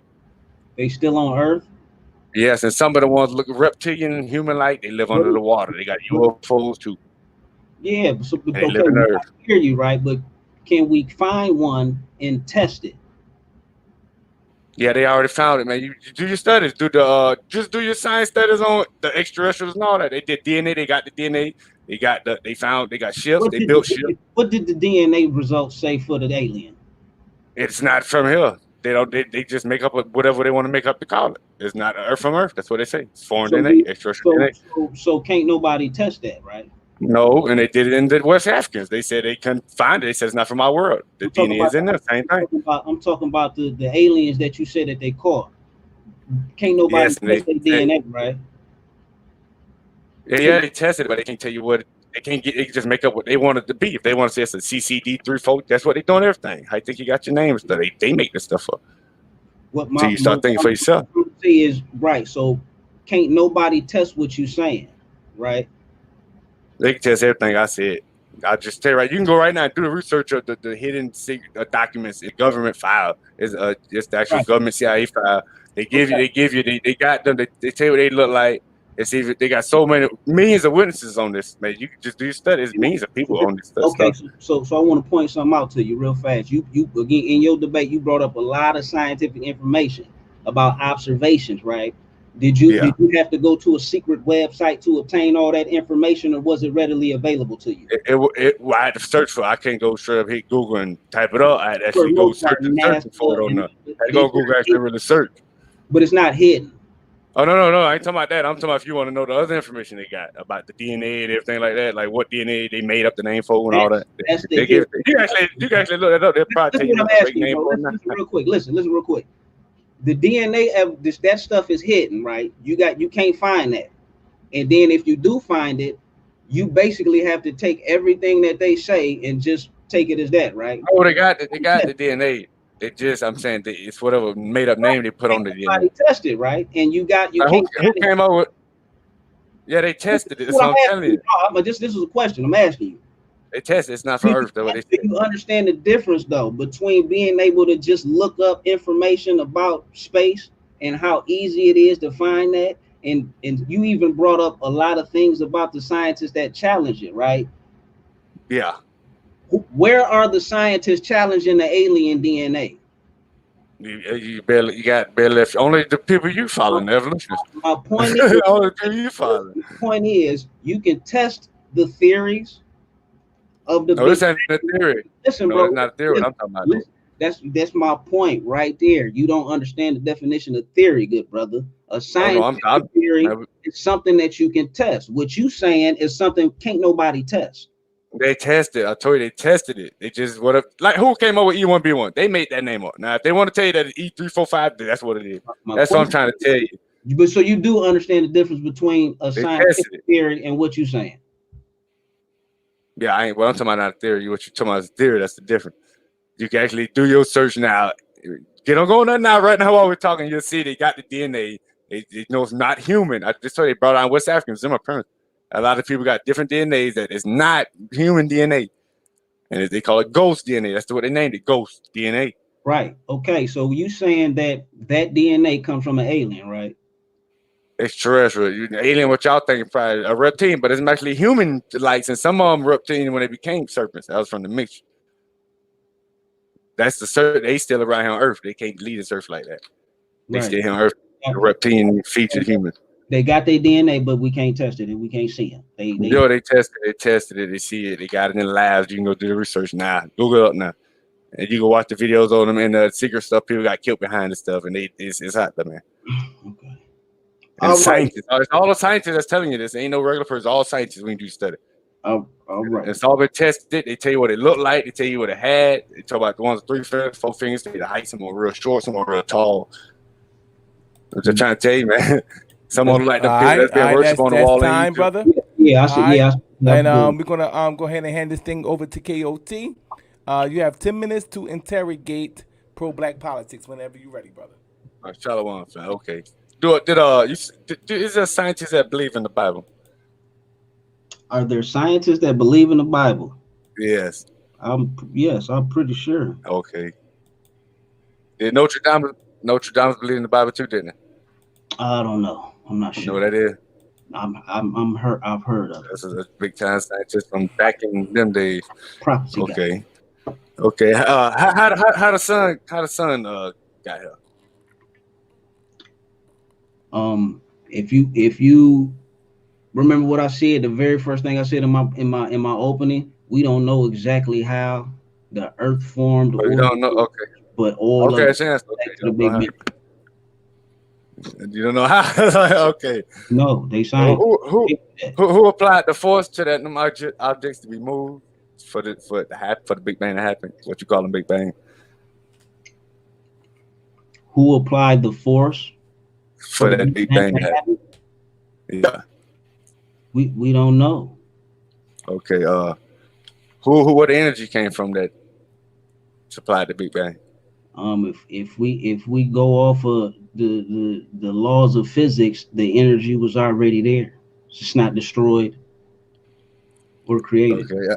All right. So I see. Yeah, I know. See, pictures. Are those pictures you brought up modified? The pictures that I brought up. Yeah. All them science pictures that they got on the web, and they modified. They put color and everything to it, texture to make it look more advanced. Not to my knowledge, they were thermal images, so they in that light. Yeah, they put color and light and all that stuff to it, so it's not that. Because I seen pictures of real pictures, and then you see what you just call thermal. They put that together, and you can see it putting color and graphics and detail stuff that ain't looked at. No, if you got an infrared lens on something, it's gonna take the picture in infrared lighting. Like you don't have to add nothing to it if the lens is infrared. No, I'm just telling you all them pictures. Everybody do the research. All them pictures are modified. They put, like you're saying, what they do is the lighting on them. But hold on, let me see what else. Are all predictions correct? No. Can theories change? They do all the time. So the Big Bang Theory can change anytime. It has several times. I know it has. Okay. How many supernovas we had since the Earth was made? How many supernovas? Yeah. I have no clue. So, and there's been like, you can do it, it's been like 135 or something. It's probably be more than that. I'm trying to remember, but yeah, it's been plenty. So why there ain't another Earth remade right now? If it's been that many now, and something happened recently. So why ain't everything blew up and remake around again? You can Google it now. I ain't joking with you. I don't know if they know if it's not another Earth somewhere. I'm talking about why this Earth ain't destroyed from it right now. Why this Earth still been billions of years and so many supernovas happened? Say that one more time. Why this Earth been here billions of years if so many supernovas already done happened? During this time we've been here on Earth. A supernova, you mean like when they explode? The Big Bang thing, what you call the Big Bang. What made the Big Bang, a lot of them to have about 135 times. We don't that's not the same thing. The Big Bang is not a supernova. What caused a supernova? See, that's because y'all been changing y'all theories. Okay, let me give you another. Let me see.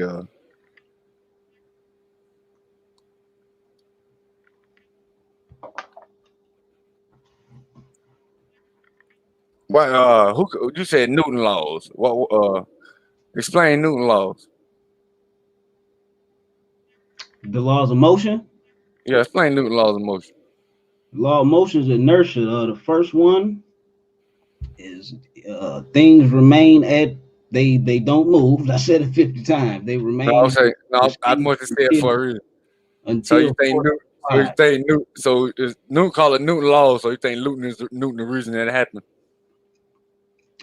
He's the dude that wrote it down. So they give him credit for it. Inertia happened before humans. Is Newton the reason that law happens? Or did Newton just put a definition to what that law that was already here?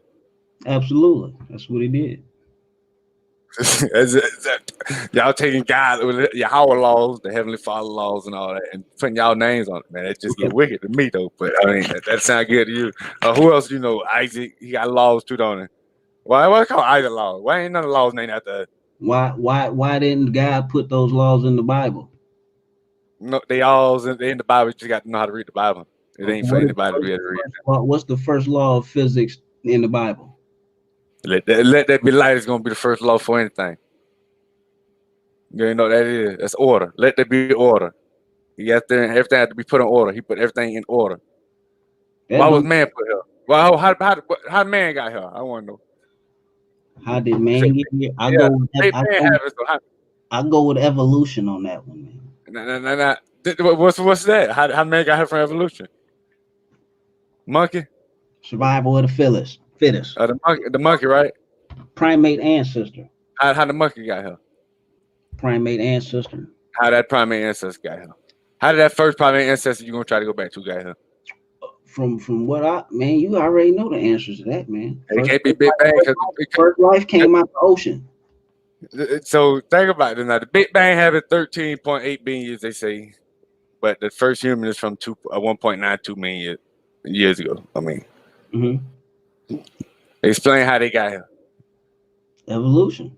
If think about it, there's been 10 billion or so what years before the people got here. How did the people get here? From the theory. Let me answer that real quick. From what I understand, the dinosaurs were here for 165 million years or so. Well, explain how they got here then. How the first anything got on this earth? How the tree got here? How the tree? So the Big Bang blew up something. How the tree got here, man? We're gonna get before the people. We need something to eat and drink, water, and the tree. How the tree got? How the tree? The Earth is 4.5 billion years old, right? Estimated. If the Big Bang estimated 13 billion years ago, that's what is that? 7 billion year period or so. So chaos. The Earth formed. How the tree got here? How did a tree get here? How the tree got here? It blew up, and so how the tree got here? After the Earth formed for about 3 billion years, the environment became suitable for life. So how did the tree get here, man? I just told you. You ain't just saying words that they say to go. You're not saying how the tree got here. I mean, you would never hear. So who did it? Who did it make the tree? Trying to say what I just said. Who did it make the tree? Who did it make the tree? Who did it make the tree? Who made the tree? The magician made the tree. The tree up. Big Bang, everything on fire. It's cooling down. We got trees. We got water. That's what happened. Oh, it's fruit on the trees too. It's growing. Oh, it's fruit. Oh, a monkey he just popped up out of nowhere. Was it fruit? He turned into a man 4 billion years ago. I'm asking you. I'm asking how the tree got here. You said Big Bang happened. I'm saying was it? I know how it got here. I'm just saying. But you can't test that. There's a difference between theory and a theory. Man, listen, they can't even tell you how they got here. So I done read it. They can't tell you how they got here. They keep guessing it now. Well, we got to change our theory. Add on something else. They beat that one. They finna change this one again because we beat this one up too much. This will be a new theory for this one again. I just told that scientist got a book on it. He said it didn't happen. That's what it's called. Big Bang didn't happen. Why the scientist got a book on it? Big seller too, and Big Bang didn't happen. Why do you like his book and nobody else's book? I ain't telling about a book, but why did he got a book if he's a scientist? He's going against the other scientists, his colleagues, his buddies. Why is he doing it? That's what they do, man. That's what they do. Why they do that? Why do scientists challenge other scientists? Why they change the theories against other scientists? Because they come up with new information. You can't. Okay, so he came up with information. The Big Bang didn't happen. What information supports that though? Yeah, I told you, got the book. I done read it all too, and he got like more than that. I'm just saying, man. That's the new information. Big Bang didn't happen. So that's the new information, man. Okay, why? That's a hammer found for 400 billion years ago, and the human is time. That, my friend, is time. All right. So, shout out to unmute your mic, brother.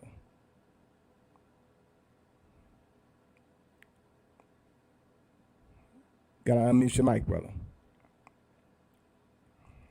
I'm gonna share my screen too.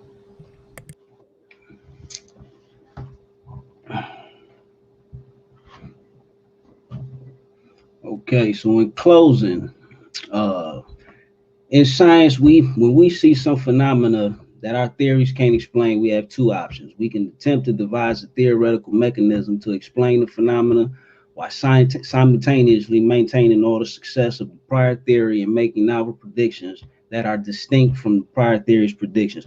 That's basically everything he just was saying. Like, can a theory change? Yes, that's what science is about. But we can do so while simultaneously maintaining all the successes of the prior theory.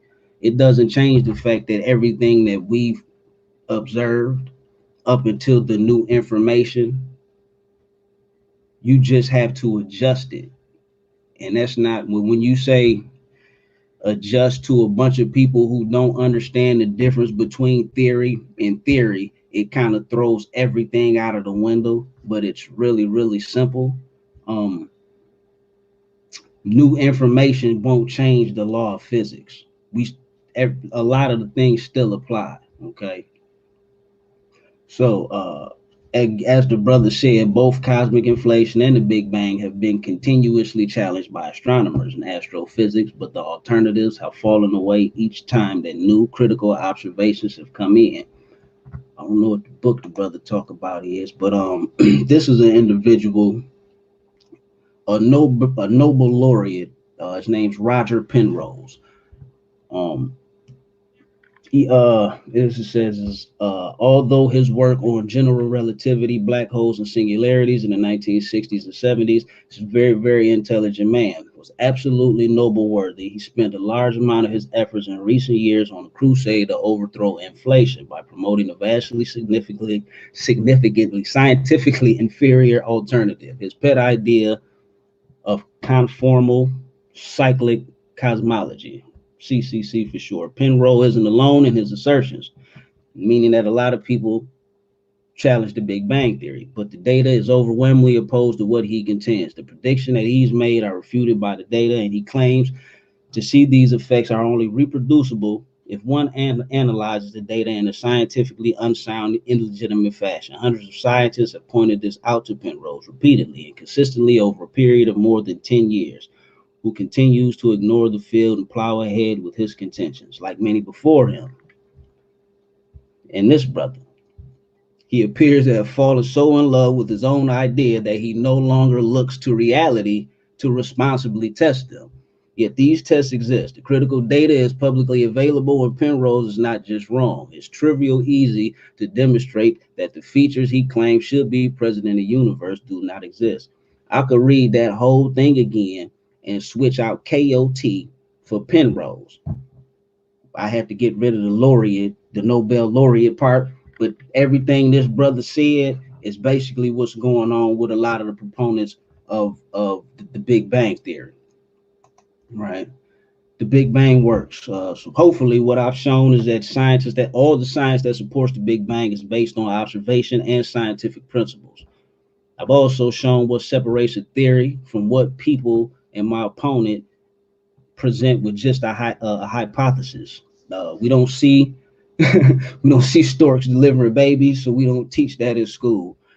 We do see that things are moving away from each other in the universe, so we teach that. And we also teach how we know that we know. We see parts of the theory being challenged by credible professionals, but they are not challenged it with silly questions. They use the same methods that have been proven to work. Okay. I'm going to end with this. At the top, you see a simple mathematical equation. Move on over, you get into algebra. At the bottom, you got calculus. Okay. All these things are things that you can learn, that you can practice. But if you approach calculus with a simple arithmetic mindset, you're going to be lost. Right? You have to have an understanding of how things work, basic physics, and starting by understanding the difference between theory and a hypothesis is a great place to start, man. I'm gonna end it right there. I hope that y'all enjoyed yourself. Peace. All right, peace to pro-black politics. We're gonna hand this thing now over to KOT. KOT, it is on you, brother. Whenever you're ready, you can close this thing out. You got 5 minutes. You can share my screen. All right. You can see it.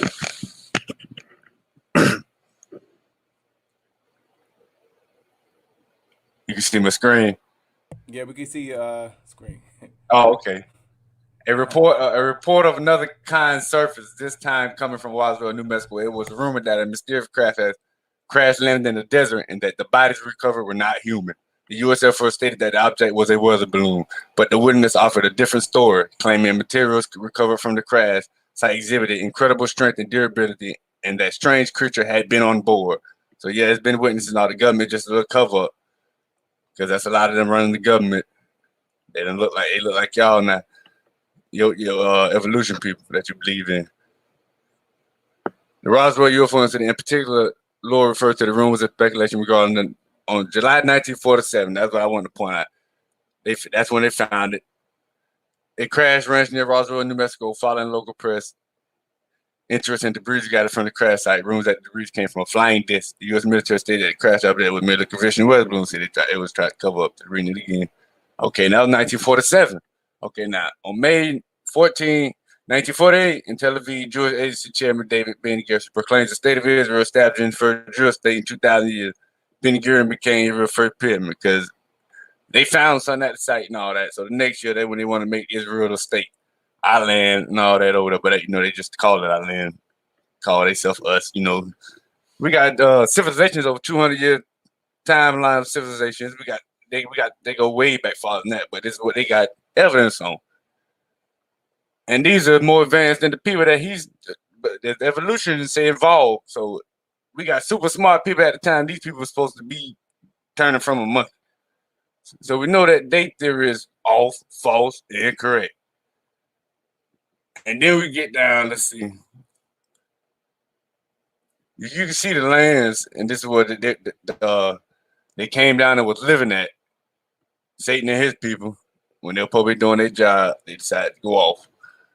If you look over, you see Israel, Jerusalem, right next to Egypt, and all that. Where you see Canaan, that's what Canaan go in the middle of the map. That's what Canaan, Lebanon, and all that Syria. It go all the way to Mesopotamia. It hooks all around that way. If you look over, then you go to the right, you see Africa and stuff. See, it's part of Africa, and it goes in the middle, and it goes over. But it's even a little bigger than that in the actual map. They just keep trying to cut it smaller than what it is. So you see how big it stretches. It's in the middle of everything. Africa hooked towards to what they want to call the Middle East. We was the center. We was the capital. But the whole point is that's where they was at over there trying to rule everything. The land was always possessed by wicked people. If the city, listen, second answer, if the city now were given unto a man for an inheritance, if he never should pass the danger set before it, how shall I receive this inheritance? And I said, it is so, Lord Yahweh, then said he unto me, even so also is Israel's portion, because for their sakes I made the world. And when Adam transgressed my statutes, then was decreed that now is done. Then were the entrances of this world made narrow, full of sorrow and travail, but few and evil, full of perils and very painful. For entrances of the elder world were wide and sure and brought immortal fruits. It was immortal. They always got living under the water, a lot of them.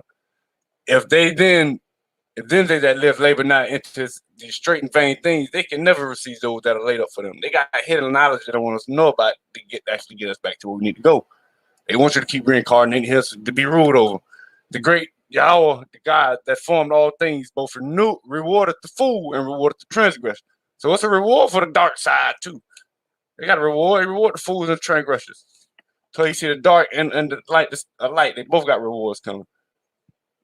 Geneticists have been probing more and more fossil evidence of past cross-species alliances. The studies have disappointed, but in an intriguing twist, they have started to kick up something unexpected hidden inside genomes or signs of ancestors that we never knew existed. Geneticists call them ghosts.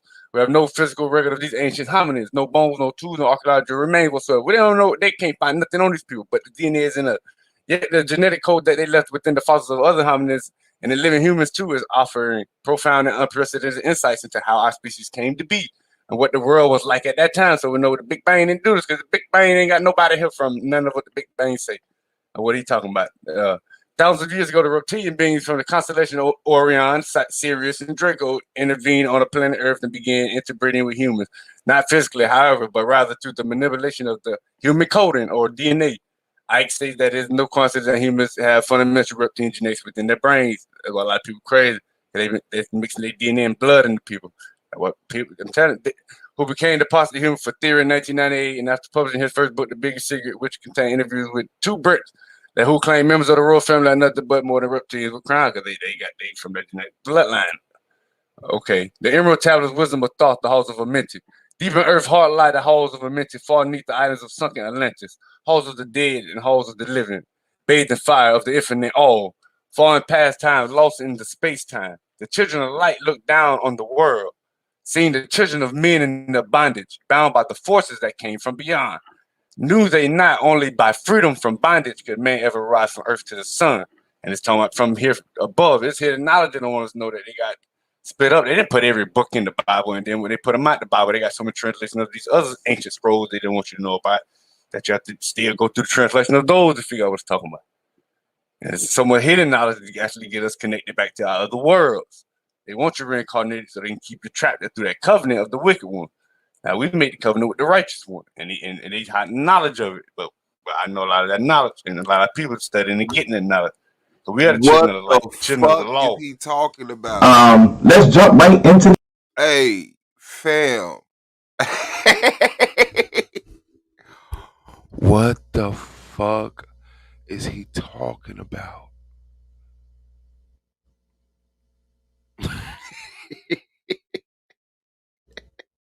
You're like, man, this the shit that convinced me, man. Fuck what you talking about, man.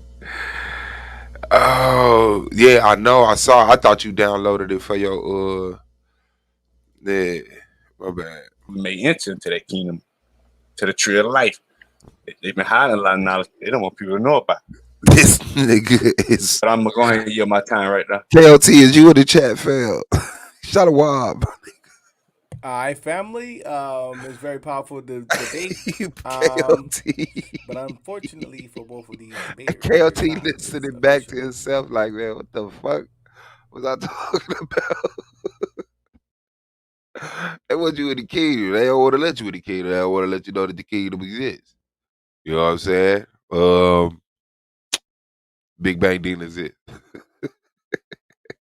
He said, I was teaching, I forgot about the debate. That's a fact. He was up there indoctrinating motherfuckers, man. That nigga said this debate over with. He knew he won pro-black. He said he abandoned the debate and was just rambling.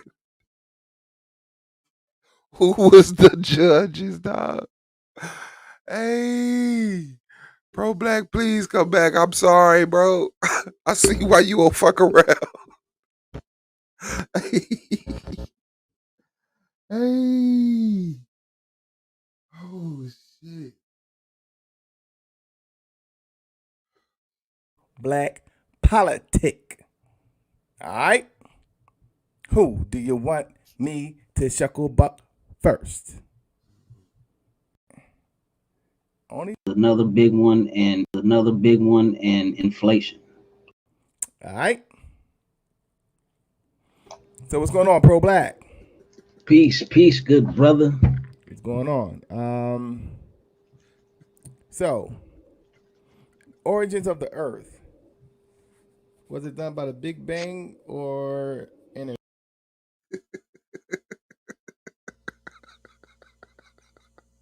That nigga Soda said so. Origins of the Earth. If you would have listened to that last round from KLT, man, you would have never guessed what the fuck this debate was about, man. That nigga said that, Nunaki. Nah, you did. That's why motherfuckers know this, KLT, that you are one of the best improved people in the league, bro. That's a fact, because your PowerPoint was trying ass. You know? And you did learn the format. You sticking to your talking points. You gravy, bro. All right. advanced civilization? That's a question. Yeah. It's the Big Bang. All right. So, what evidence do you have of a Big Bang? What evidence do I personally have? What evidence does the people that came up with the theory? What do they have? Hey, what's up It, with it you? started with noticing that the planet He said, "What evidence do I personally have?" After that round KLT just gave, bro, I got some personal evidence. I got some personal testimony from some UFOs and some aliens. Like, yeah, the fuck? I know you ain't gonna try to make me make sense after this nigga just sat up here and rambled the shit out of some shit. What the fuck? Look at Asiatic Line. KLT, you did good, bro. Hey, Asiatic Line, did Pro Black do good? Or just KLT did good by himself rambling about the goddamn.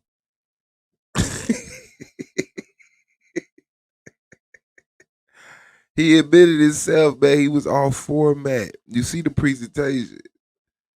The nigga said he was teaching, bro.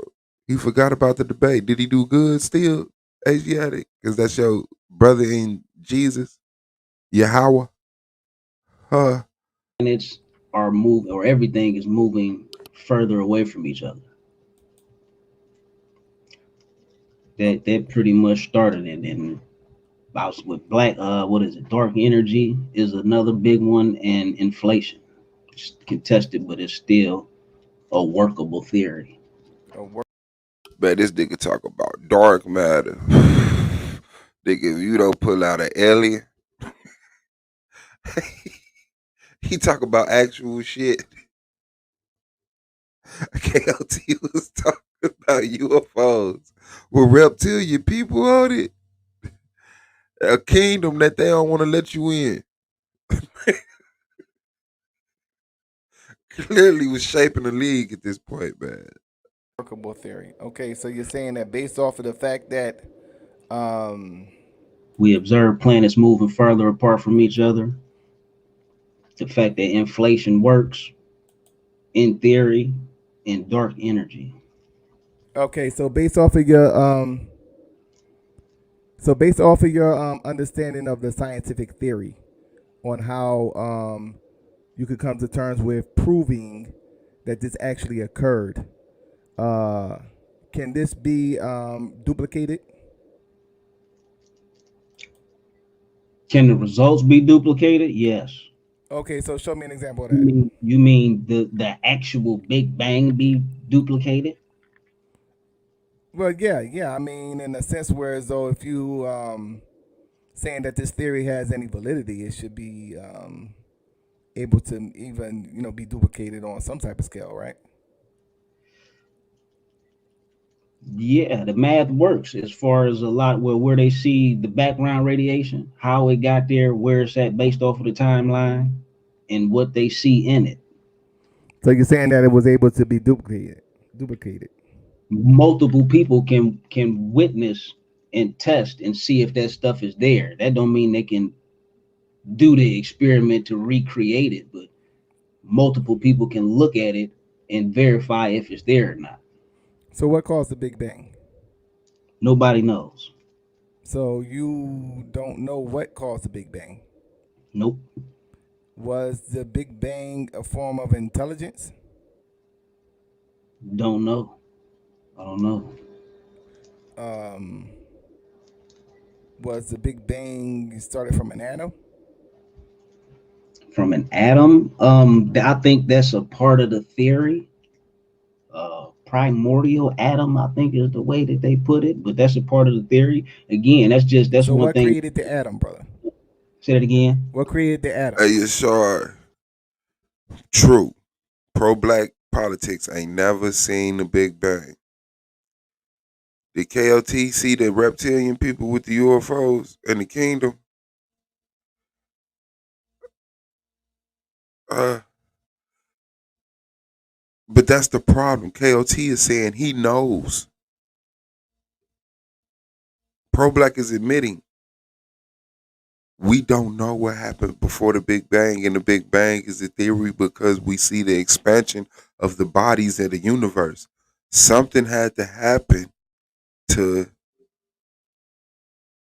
set all of these objects in motion. So the only logical thing is that at one time they were closer, something exploded, which we now see the result of these things separating, right? And that's just it. Now on the other hand, you got KLT saying, no, the Most High made the universe, UFOs, reptilian people, a kingdom that they can he prove that? Did he show that? He said, shout out to Showbiz. All I want to know is why you told KLT he did a good job and not say, hey, good job, both debaters. That's all I want. If you going to compliment somebody, is it going to be KLT or pro black? I just want to know. I just want to know. I just want to know. What makes you come in and say, KLT, good job on the reptilian people, the kingdom they don't want to let you in, the UFOs.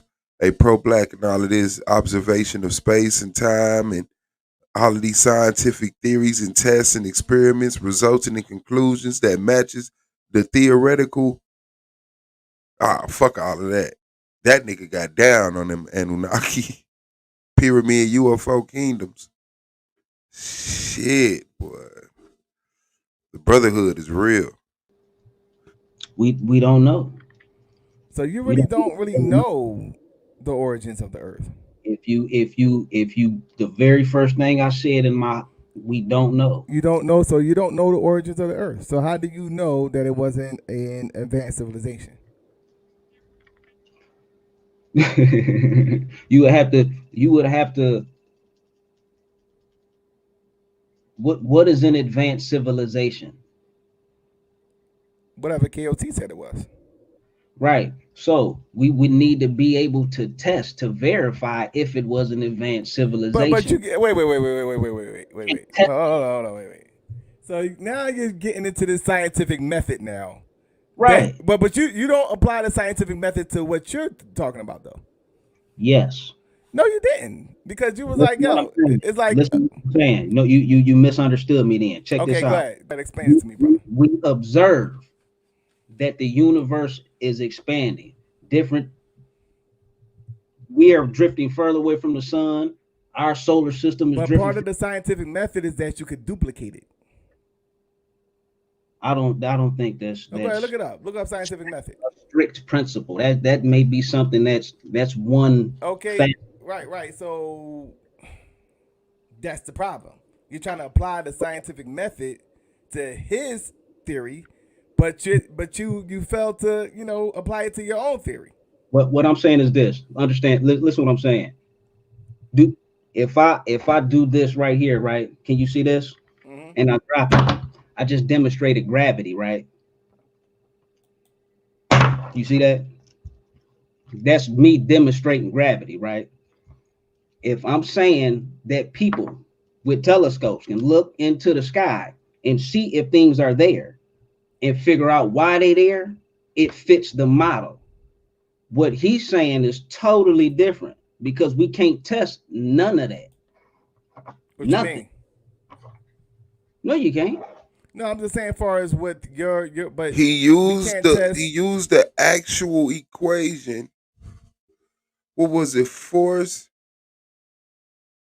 What was it? Force to mass or something.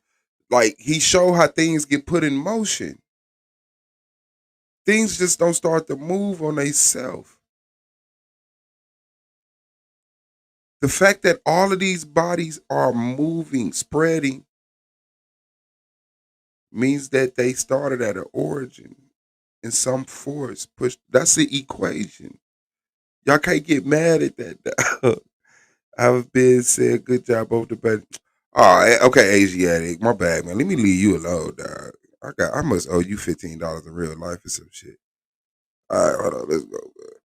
Your theory, you know why? Because you said you don't know what created. So how can we test your theory if you're saying that we don't know what created the Big Bang? How are we able to test your theory? What you're testing is background radiation. What you're testing is whether or not the universe is expanding, if we are getting further from other planets or not. once we verify these things, it leads you back to that first law. Things don't move. But it can't be proven though. What can't be proven? What you're saying? I've never.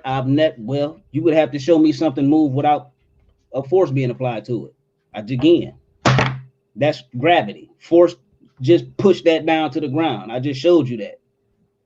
Right. So once again, you're saying that all that, but at the end of the day, You never said good job, When both I- debaters. I just went to the beginning of the chat. You never said good job, both debaters. I'm finna highlight all your comments you put in today just to be petty. He said peace, fam. He said thumbs up. He said correct. Expansion. Just like Allah says in the Quran. You said, I know Allah revealed it. You said DNA does prove it. You said that's the problem. You said facts. You said had to hide. You said indeed. Jasmine, I'm gonna read up on it. You said definitely good debate. You said ghost DNA. You said good debate, lots of science. Then you said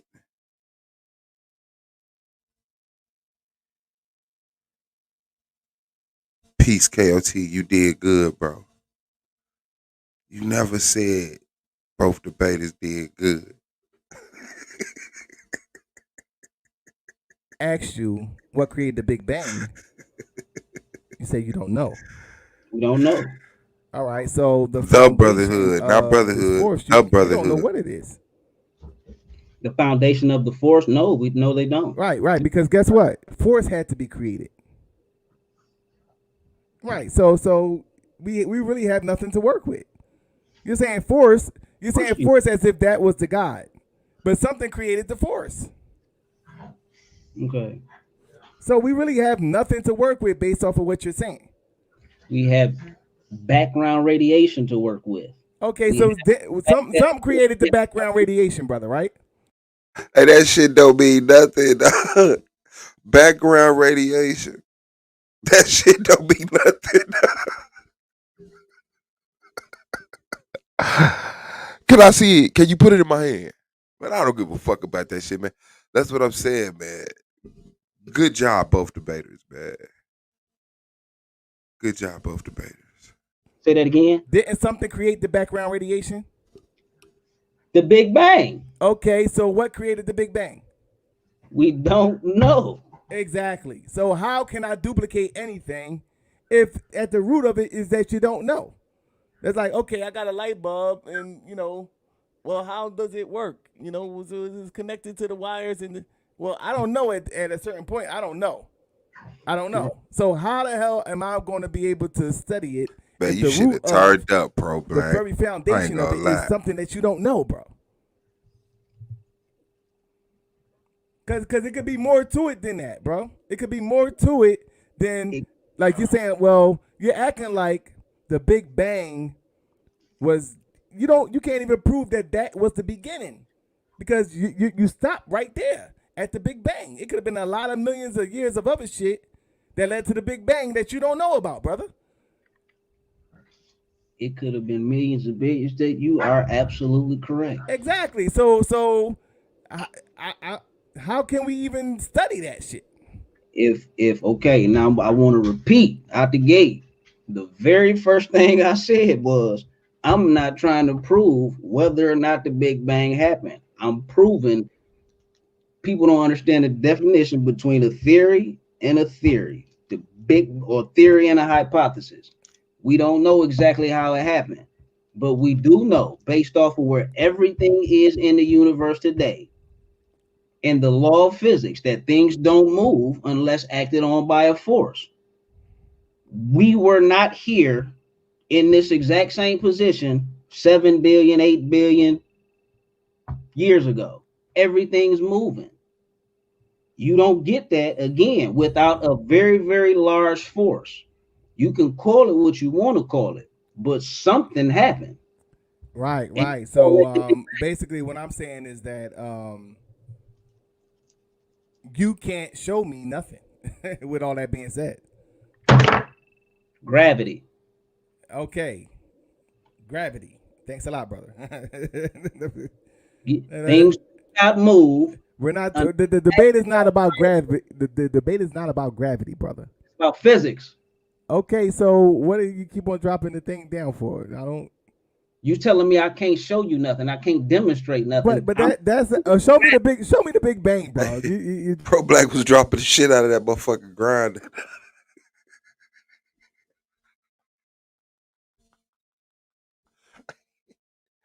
Hey, that nigga was trying to prove gravity. And the Big Bang, he dropping the shit out that motherfucking grind. Hey, fail. Oh shit! If you don't go find you a old ass mistranslated papyrus, bro. if, you, if you don't go find you a 2,000-year-old mistranslated writing from the hands of the people that oppressed your ass for 500 years, nigga, you better. He was dropping the shit out of that grind. You still got that grind? That motherfucker probably did run up on that couch somewhere. Damn. Is this brother still talking, bro? Yeah. All right. So, advanced civilization. Okay, brother. What comprises of this advanced? That nigga said advanced civilization. Okay. Let's prove this. Let's go. Advanced civilization that you Hit speak that of. like button, man. What you say that again? What the what? What comprises of this advanced civilization that you speak of? Well, they got from what the Big Bang people in evolution, they people come from up to 2 million years ago, and they found artifacts of stuff made by people or advanced civilization that's from 400 million years ago. Okay. So you're saying based off of fossil remains, that you're saying? What? And the Bible, and also ancient artifacts like the Sumerian tablets, Threatening niggas with that the Emerald grind. tablets from Atlantis, of thought, because the Egyptians Y'all started go get worshiping this him. grinder, And, bro. Y'all go get this work. There's a lot of ancient documents that tell you about this. All right. So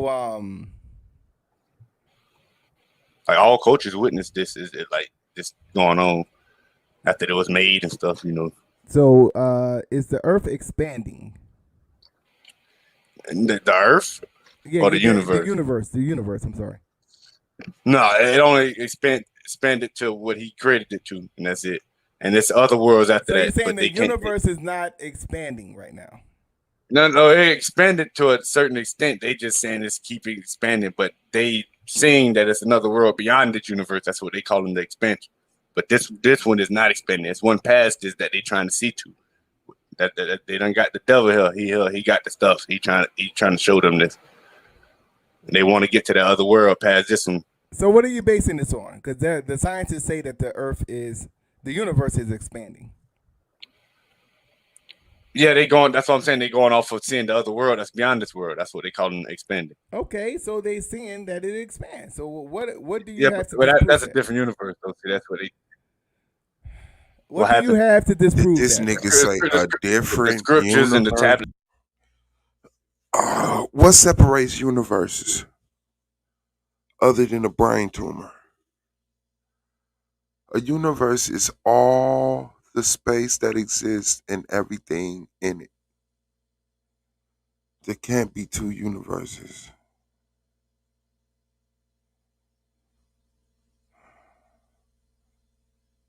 A universe sitting next to a universe is still one universe. A universe is all the space that exists and all materials in it. Oh shit.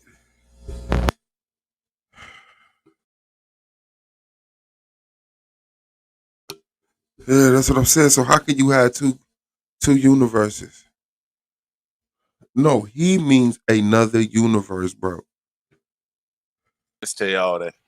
All right, so what do you have to disprove that the universe is expanding?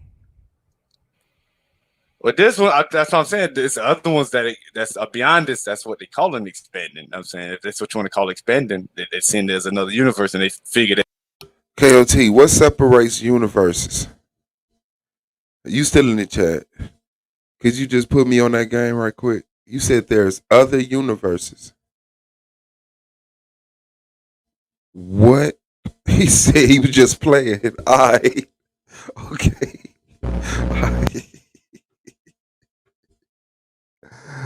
Oh shit. This is a part of it, but it's not. So why isn't it? Because it's not. It's another world. The scriptures tell you that the tablets, you can just keep all cultures. Now your answer is because it's not, because it's another world. It is another world. That's what they're trying to, what you would call a dimension, but it's not. It's just created out of different elements that breaks down the different elements that this world made out of. All right, so you're saying based off of what? The elements. Go ahead. What you were saying? The other world, this world is brought in by the elements from the other world. Like atoms and stuff in this world can't be broken down in this world, but in the other world, it can be broken down to smaller elements and different elements. That's how this world came into being of this universe and stuff.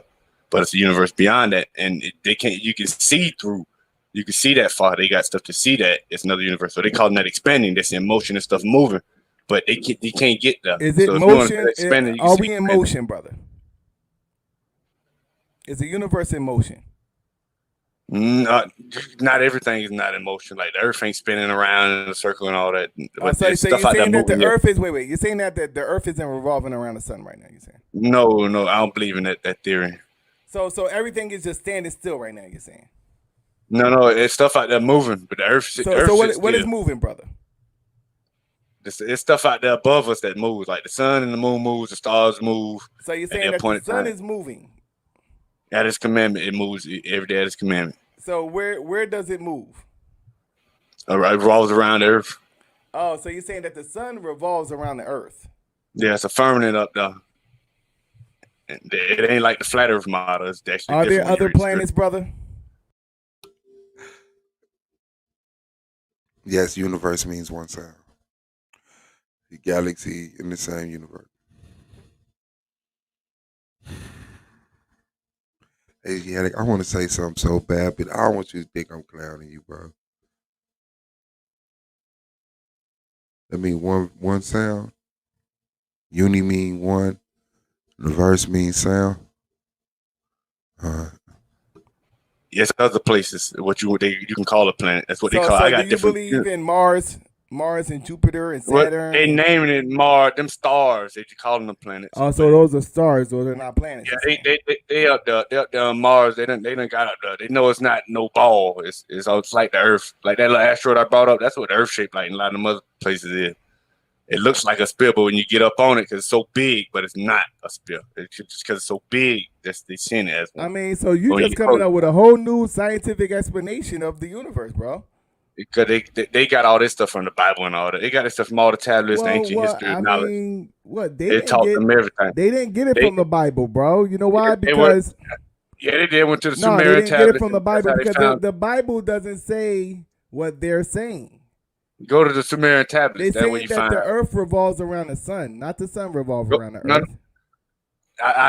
That's because they don't want you to know what's going on. So they got two different scientific things on it. They got the hidden one. That's what you're researching all the ancient knowledge. Then you got theirs, so they don't know, letting you know they going up there sitting on Mars. They ain't just shooting no rockets, man. They got 0-point energy because Satan. All right, so if you're saying all that, then you what you're saying is that they're correct. Then no, they ain't correct. Oh, so, they said I brought it out. They don't believe it. I brought it out that they don't believe it. All right, brother. I'm thank you, bro. Thank you. I brought it out. They don't believe it. I don't believe it. God damn, what the fuck? Shalom, fam. Should have never gave y'all niggas Tharsis or encyclopedias. What's going on in these YouTube streets? Sheesh, what the fuck is going on? All right, so we're going to go ahead and throw that up in there. It is your time to vote, family. What the hell? What the hell is going on? Oh, shout out to KLT and Pro Black, man. Appreciate everybody viewing, man. Shout out to Yashar in the building, Terry Willis, man. Cause I ain't got my intro. This the boy Swap Boss at SVD Argument League, AOI, Snapping Off Entertainment, a whole bunch of Black Power shit, man. Shout out to being on the track. Shout out to Z on the cam that's up in our film. Shout out to Solar Man, the commissioner, Solar Vision Debate League, the greatest debate league in the world, on the debate league on YouTube. Shout out to Knowledge Born Alive, do the Knowledge Radio, Knowledge Born Alive on YouTube. Shout out to the AOI, Goldman, Brandon Bay, Wicked, Radical, Pooh, Pro Black, Ground Zero, Hurricane Katrina, King James 13, Anti-Bully Inc. Shout out to the judges, the peers, and the reason we here, man. The people of SVDL, as y'all hit that like button, as I hope you previously have. Shout out to Asiatic Line, man. Yashar in the building. Terry Willis in the building. Cool Cat in the building. Asiatic Line. Did I say him already? Okay, my bad. I think I said Terry. Yeah, Pro Black in the building, man. Shay Bo, still getting over her birthday. Still celebrating her birthday. A's off in the building. Ayala twice in the building. African American National, the AANG in the building. Ang. You're welcome. You can have that. Shout out to KOT, Azoff. Boom. Shout out to some other people. Don't get it twisted. Triple T in the building. Shout out to you. News. Witness. Woke is the new sleep. WITNS. Witness. Oh shit. You're welcome for that one, man. Shout out to Goldman, my brother Goldman, man. And shout out to Monique Marie. I know she was in here in the beginning. Kiana Perkins was here in the beginning. See, I remember. Jasmine Henson. Shout out to Jasmine Henson on the good verses yesterday against Melanated Goddess, man. That was strong. Wonderful wheat bread in the building. Shout out to you. Always a blessing. G-Dap.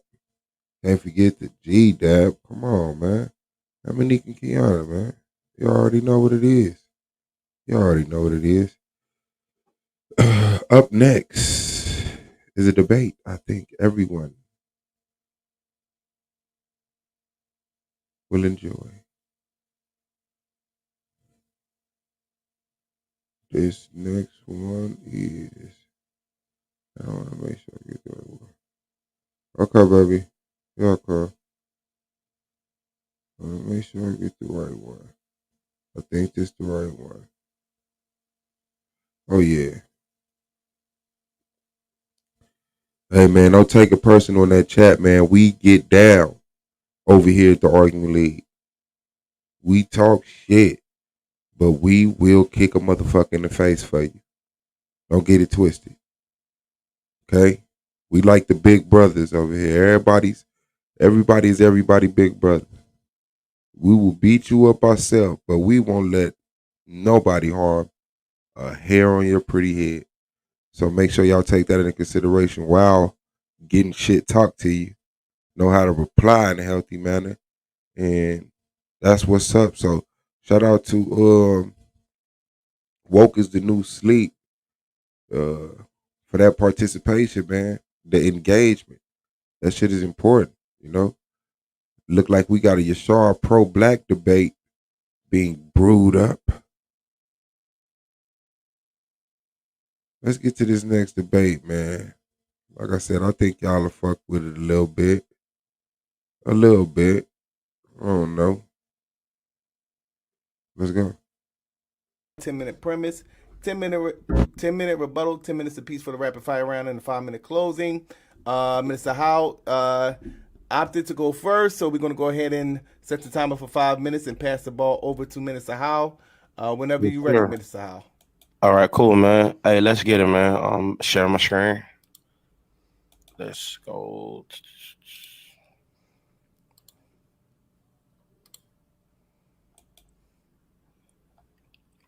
All right, let me know if you can see my screen, Solar. Yes, we can see your screen. Hold on 1 second. We want to move it over so they can see the whole thing. There you go. You all set? Whenever you're ready, brother. All right, cool.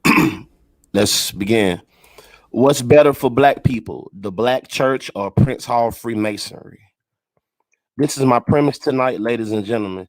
It is my position that the black church is a better option for black people on the basis of accessibility, acceptance, and availability. I want to read it again. It is my position that the black church is a better option for black people on the basis of accessibility, acceptance, and availability. Here's my opening statement. Like I said, in the opening, I want to peace to Sola, the audience, and my fellow debaters, my opponent for tonight, the judges, to all the individual moving parts that make this collective group of intellectuals work.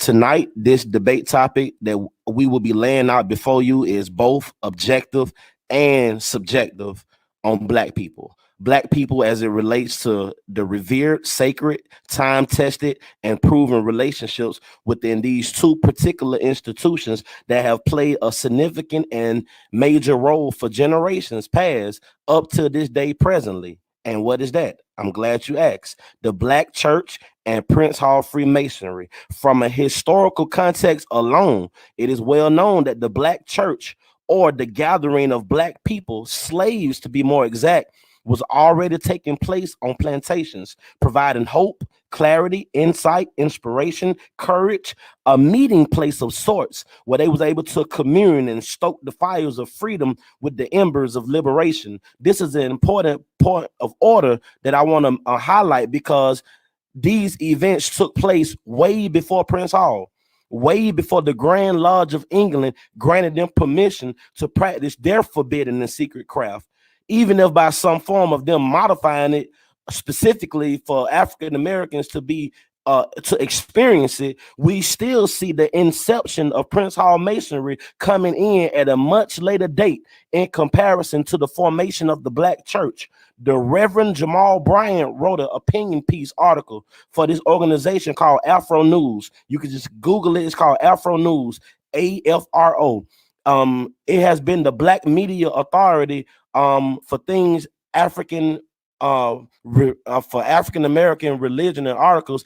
It was established in 1892, and I quote, this is what he says, Jamal Bryant. He says, in the season of slavery, historians defined the Black Church as the invisible institution. The name was given because blacks assembled to worship under a shroud of secrecy, because such gatherings was outlawed by those who had the mind to know that if a slave had a field spirit, it would only be a matter of time before he or she came into a sense of oneself. To clear their conscience of reducing African Americans to 3/5 of a human being, the enslavers had to get them to believe the claim that they didn't have a soul. But the unquenchable passion of our forefathers to feel close to God sparked an innovative flame that produced sanctuaries in the swamps, chapels in the cotton fields, and temples underneath the trees, far beyond the earshot of their oppressors. At this point, you might be asking yourself, well, minister, where you going with this? Or better yet, what is the practicality or the application of this information? I'm glad you asked. If we was to hop in a time machine and fast forward from the slaves' involvement in forming this invisible church without walls to the year of 1774, we find a black woman named Catherine Williams that was born to a slave mother in Virginia. We find that her mother taught her the scripture that made a deep impression on her, even at a young age, even when she was separated from her mom at the age of 8, but she was taken to a church service called Murray Street Church in New York. She was never taught to read or write. However, in 1793, when she was little more than a child herself, based on the inspiration this black slave woman received from church, she helped start Sunday school. She took 48 children into her home once a week, began to teach them the scriptures that they were able to practice in their life. She did the best to help find them homes. Soon, a pastor noticed her work and offered her space in the basement, provided her with assistance, the basic education, taught her to read and write. And under the supervision, this black lady, inspired by the church for 40 years, started the first Sunday school in New York. This is vital in understanding my premise because it relates to the black church and the powerful influence it has and still has in the lives of black people. It is not my aim to degrade or humiliate his path or his belief system to solidify my own. I believe the evidence will be her own justification tonight. And I ask you to open your hearts, your minds, and your eyes to the information, and we can see not only did it affect her life, but it has since affected black people's lives from then up to this day right here. Thank you. God damn. I'm telling y'all, Minister Howe's a fucking problem, bro. T Dizzle, it's on you, brother. Go ahead and do your thing. I'm gonna go ahead and set the timer for 5 minutes. It's on you, brother, whenever you're ready. Unmute your mic, brother. Are you there, T-Duck? Okay. Yeah, you hear me? Yes, we can hear you now, brother. Let's go.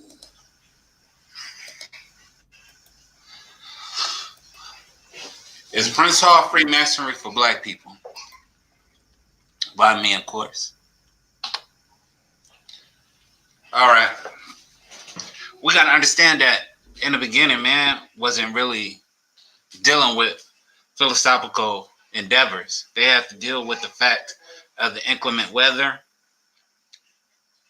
a desire, a need for dietary wants, and things of that nature. So in man's inception, he had to be a mason. He had to be a builder. He had to get out of the inclement weather. He had to provide for his family. He had to provide shelter. He had to provide clothing and things of that nature. So masonry is older than anything we could think of. But more specifically, let's talk about masonry as it deals with the black people or Prince Hall affiliate Freemasonry, which was founded in September 29, 1784 by Prince Hall and other brothers, African Lodge number 459. It's more than just rituals and things of that nature. Since its conception, it has been the epitome of blackness. If you had to take an organization and center it around blackness, it would be Prince Hall Freemasonry. Why am I so comfortable in saying a statement, such a bold statement like that? Because you got to understand, if you look at the library. Man, shout out to everybody, man. Now, 7 Elohim blood. I don't want to put you on the spot. This is my first time seeing Melanated Goddess. You see how she said peace and powers? You see how I've heard from you all day. 7 Elohim blood. You come in, neither one, both need left alone, not evil. How you doing today? Hope everything. Look, Blue doing the same thing. Don't worry. He's a veteran debater in this league. That nigga ain't said shit all day. Let me go back and see if Blue said something all goddamn day. This nigga talking about the epitome. Well, I ain't gonna lie. You got one comment, because a lot of people do be like, they reply to whatever the fuck they come in on, then it be like, by the way, peace. I just want to make sure y'all doing all right in both in the world, man. Shout out to 7 Elohim coming in the building. Shout out to Out the Blue, man. Shout out to Witnesses back. Woke, did you hear what I did with your name? Woke is the new sleep. WITNS. Witness. Ooh, you a witness of the Most High. That's free. I do it all day. That one's free. But if you ever want to support my business of just being intelligent, okay, say both definitely evil. Oh shit, T-Duck with the presentation. That's a fact. They was hiding the culture amongst Christian tradition so the slave masters would not know. Nice use of the word know. All right. You're sorry. So what you want that to be, man? The Big Bang Theory versus the creation theory? Man, Katrina doing good. She in the other room, man. In her office at her desk. It's kind of scary. It's kind of fucking scary. You know, ain't no thing, man. The wrench is to protect you from being blocked. I want y'all to be able to speak y'all shit. You know, I just want to make sure y'all not trolls because we do got like haters. So the I wish I had a bigger word to use, but the aspect of this channel, right, makes that difficult because I do like people to, have these quarrels about this information.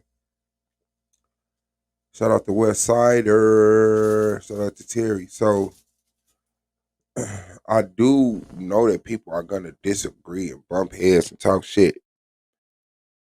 So I want them to be protected and not just blocked, but we do got real haters, man. We do got real, and I'm talking about haters, you know. And haters are always a sign that you're doing good. You know, no one hates on the homeless bum, a hungry homeless bum. It's always you got to have something to be hated on. But okay, Big Bang versus creation. So this topic is elementary, the church or the Prince Hall Masons. I think that was exactly what it was titled. Is that exactly what it was titled? Yeah, Prince Hall Freemasonry or the Black Church, which is better for Black people. So remember, even though you might feel both are evil, which one is better for Black people? Yeah, that's all they could do. That's all they could do. You go to their channels, their content is about us. Then once it gets obvious, like, damn, you're not streaming about nothing but Suave and Argument League, they'll do a Bible panel and won't get no views. And then they'll go right back to talking about us. So shout out to Progression, you know. Why is this even a debating topic? There are no blacks. Step up there are no blacks. Oh, this nigga think ain't no black people. All right, well, you know what, man? Weed is getting cheaper and you know what I'm saying? So niggas be high. When I went out to Vegas with Taz and Nyland, Taz took me to the dispensary. I gotta admit, that's some good shit out there. And it's not like, see, I'm in Indiana. Motherfuckers like, oh, I got this, I got this, and I smoke it. A lot of the times, I will, like, okay, put that shit down. But that shit out there that y'all got access to, that shit is something else. That shit instantly closes your chest and warps your mind. I said, damn. So, if you believe ain't no black people, hit that like button, man. Appreciate everybody, man. Appreciate everybody. Let's get to it. Shout out to Solar Mind, the commissioner, Solar Vision Debate League, man. If you are interested in these debates, make sure y'all head over to Solar Vision Debate League. Let me drop that link down there. That should be the channel, the Solar Vision Debate League. Make sure y'all subscribe so y'all can get mad at those debates live. All right. Say me and James Brown are black. Better lady got it. You need to be a writer for somebody, fam. Based on what I've heard so far, this topic should be what the fuck is a black person? Speaking about elementary conversations, how is that? Like, come on. This motherfucker said this topic is elementary. The topic should be what is a black person? And what's fucked up is I got that debate with Nyame. Who are the blacks? So I hope that you subscribe to Sullivan Debate League and you tune in. Me and Nyame gonna get that one in just for you. Who are the blacks? Because we had that title, but we never said a date and we never gave a fuck about it. So hold on.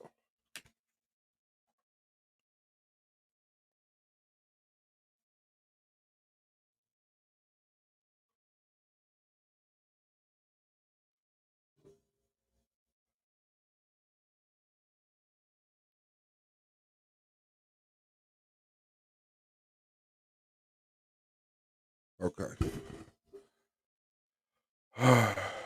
Okay, all people are not nations. That's what I'm saying. You like if you're not recognized as a nation by the people who give a fuck about nations, you don't exist. You don't exist. What type of bullshit is that? Like, listen to y'all. How do y'all not see who you are in real life? Like, okay, have your personal beliefs. But then what you're telling people, basically, if you're not vaccinated, you don't exist. If you aren't if you aren't a nation, you don't exist. Nations fucked up the family. Black people are a global people that can't be categorized under just the word nation. That's what I'm saying. All of these things that y'all trying to hype up falls under black. Nation is lesser than black. All of these things, Muslim, Israelite, Christian, that's under black. You are black people that are Israelites. You are black people that are Americans. You are black people that are Russian. You are black people that are a part of nations. Black people are parts of nations. Not all black people have to be in one set group. But because you started off in the school of thought that teaches you that, you can't think outside that construct. So you just go around and try to insult other people's intelligence with lack of intelligence.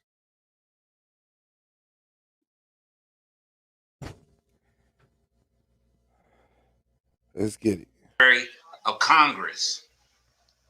They have documentaries where brothers speak to the works done by Masons within Washington, D.C. at a time where they were even losing homes in order to help these brothers and sisters from the South gaining freedom by coming up north to institute the Underground Railroad. And even before then, Prince Hall himself not only started homeschooling, but he also wrote legislation to try to get us boats and get us back to the motherland, Africa. So like I said, it always has been a part, and blackness is basically circled around the generosity and the charity of Prince Hall Freemasonry. I myself, being a past master, Bayview Lodge number 64, San Francisco, California, have some understanding and know of how the influence of Freemasonry has not only sustained our survivability, but allowed us to experience a better lifestyle within the United States of America. Even though it's not as good as we want it to be, at least we strive and try to maintain a certain decency when it comes to being, brothers and sisters basically behind enemy lines. So I just wanted to show this little excerpt of Black Wall Street. We all know OW is the founder. Built several square, 2-story brick boarding houses. But in this, you can read it. But what I want for you to see is in Black Wall Street, the founder, once he got his money up, he leveraged this fortune. He put it on the line. That's what leverage means. It means you put it on the line to build a Black Masonic Lodge and an employment agency. That's how potent and how powerful it is. Not only are we putting out some of the first Black representatives, whether it be in politics, we putting out athletes, we putting out, the list goes on. We putting out day-to-day people. We putting out CEOs. We putting out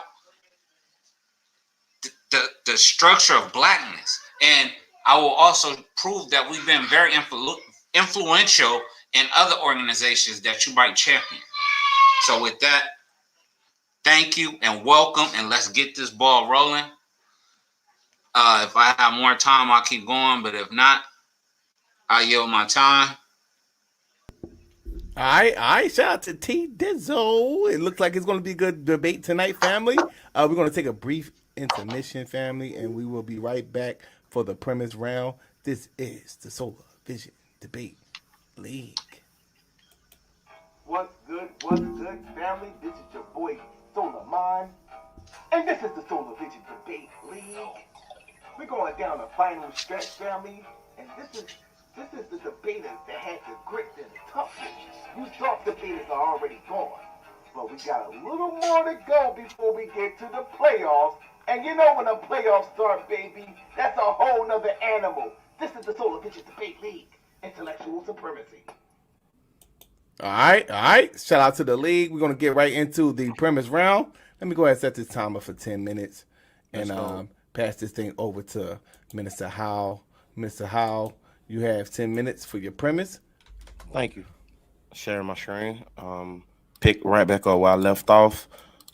Let me know if you can see my screen, Solar. People. Yes, you can see. All right, cool. Here we go, y'all. All right. Let me hide this so that won't be interfering. Okay, cool. So picking back where I left off, again, my premise is that the black church is a better option. Listen very carefully. For black people on the basis of accessibility, acceptance, and availability. Watch this. What is accessibility? Now, I want you to pay attention to this, T-Dog. Watch this now. Accessibility is the quality of being easy to approach, reach, enter, speak with, use, or understand. Again, accessibility. The quality of being easy to approach, reach, enter, speak with, use, or understand. My first scripture, Ephesians 2:17-19. And they came and preached peace to you which were far off, and to them that were nigh. For through him we both have access by one Spirit into the Father. Now therefore you are no more strangers and foreigners, but fellow citizens with the saints and of the household of God. So I say to you, this is Luke 11:9-10. So I say to you, ask, and it will be given to you. Seek, and you will find. Knock, and it will be open to you. For everyone who asks receives, and he who seeks finds, and to him who knocks it will be open. Now this is a very glaring contrasting point of difference between Prince Hall Masonry and the black church, and one of them is the undeniable fact that unlike Prince Hall Freemasonry, everyone does not have access or availability into the lodges. Furthermore, the process as to how access or accessibility is given is in and of itself problematic. I'm sure you would agree with this, T-Duck. No one can just walk up and join the lodge at a moment's notice or have this sudden epiphany of wanting to get their life in order or back in alignment. Don't have the luxury of just walking up to the lodge door and knocking on it and say, hey, I'm ready, and I'm ready to be given access. This is a fact. Also, to take it further, it is not a staple of Freemasonry to go looking for anyone, but quite the opposite. So even though we may see the lost, the afflicted, the homeless, the hurting, these perfect candidates for enlightenment and transformation, they often get bypassed and overlooked. What if they don't have the money to pay for the application fee, T-Duck? Or tell the people, what about the extensive background check conducted by each member? Which is another bylaw of Free Hall Masonry, is also the man that's seeking to join. He can't do it out of hardship, meaning that he got to be at a point in his life where he's financially stable enough to pay his dues and membership fees. Watch this now. We see here, I'm going to go to another scripture. Watch this now. We see in the scriptures that it is the mission of the church to go out and seek the lost. Don't matter if they got the money or not. Don't matter about no background check. You could be a felon. It don't matter what your status is. That is the mission of the church to go seek the lost, to feed the homeless, to take care of the widow. And you should know this also because y'all have a Bible in your temple, and a lot of your degrees is Hebrew centric, biblical centric. I hope that it's not there for just a prop, that, you take the time to go through the scriptures, because it becomes very revealing in and of itself. For example, James, the book of James 1:27, it say pure religion and undefiled before God and the Father is this, to visit the fatherless and widows in their affliction, and to keep himself unspotted from the world. Watch this now.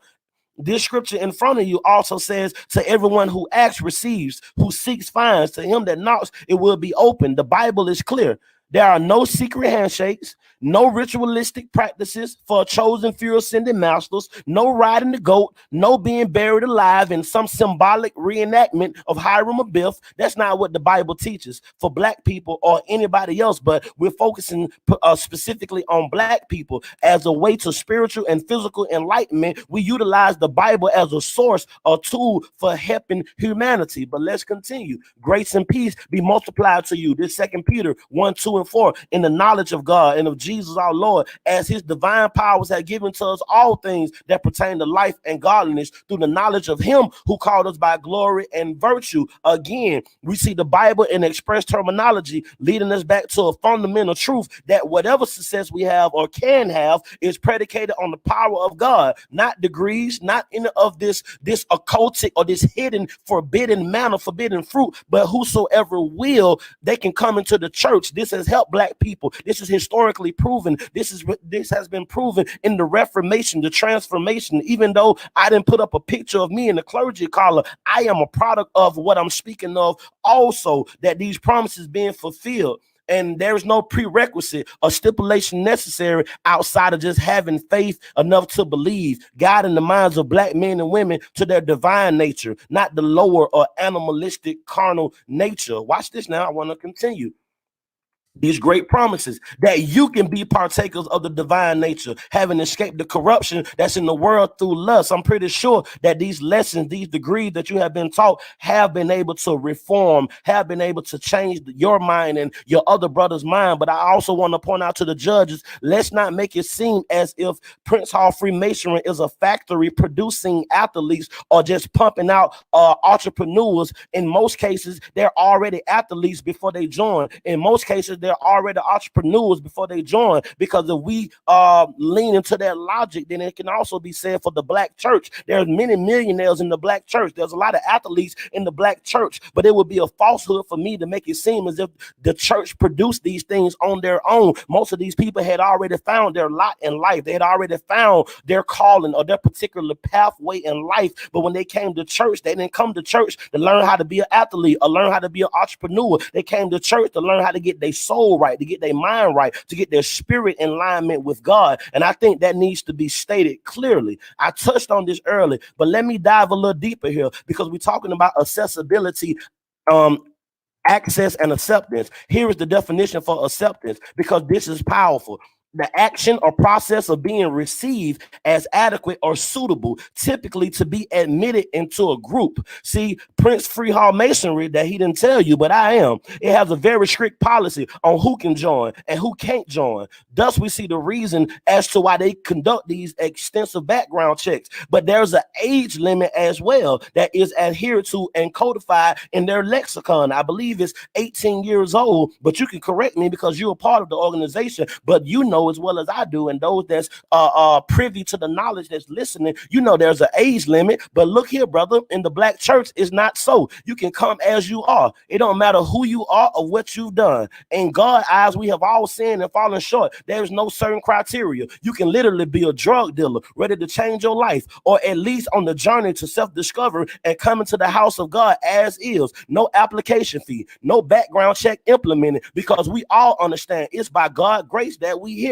How you think I became the person that I am? Just imagine if they said, no, you ain't old enough. No, you don't have the money for an application fee. No, they accepted me as I was. And black people know this on a very intimate level, being ostracized already by the white man, being ostracized already by society. Then finally seeing an opportunity to join a group, be accepted. And now you got to go through these rigors. You got to go through all of these things. And maybe you're still not good enough. You got to meet this criteria. That's why gangs are being filled so much, because they accepting people as is, and we have to stop this. But let's continue. Watch this now. Romans 3:23, for we have all sinned and come short of the glory of God. This is what we teach in the black church. It's not about naming and claiming and getting your money and things of that. No, this is the reformation of the spirit, of the soul. Watch this now. Peter opened his mouth And he said, I perceive that God is no respecter of persons. The question I have to ask tonight that I will in my rebuttal round, well, T-Duck, if you go by the Bible, if this is a hallmark of what you believe in as a staple for your particular order, right? Then the Bible say God ain't no respecter of persons. Then how could you turn people down based on these of your lexicon of the thing that's codified in your belief system? But let's continue. Watch this now. The Lord said, go into the highways and the hedges, compel them to come in that my house may be filled. You guys crack on the Hebrew Israelites all the time for being out on the corner, dressed like it's still the 15th century. But at least the Bible has compelled these black brothers to go and challenge the system, challenge the sisters, challenge the brothers to live better, to be better, to think better, even though we may not agree. Even I don't agree with all of them. But how many Prince Hall Freemasons have you seen out on the corner? Other than a fundraiser, how many times have you walked by and seen them challenge the authority, challenge the white man, speak out? No, you haven't. I would challenge my brother tonight. I'm revealing the scriptures to you because this is my job to do this. I wonder, will you be able to fill us in on some of your stuff? Will you be able to tell us anything? Will you be able to help us tonight? Because if you ask me, I'll take you deep into the book. I can take you deep and I can show you these mysteries and explain it to you, but you have a pledge. You won't be able to do it. It's not a tenet of Freemasonry to go out to compel anyone. Might be why we're seeing a decline in membership as of late, but I digress. Time. All right. Shout out to Minister Howe. We're going to pass the rock now over to T Dizzle. T Duck. It is on you, brother, whenever you're ready.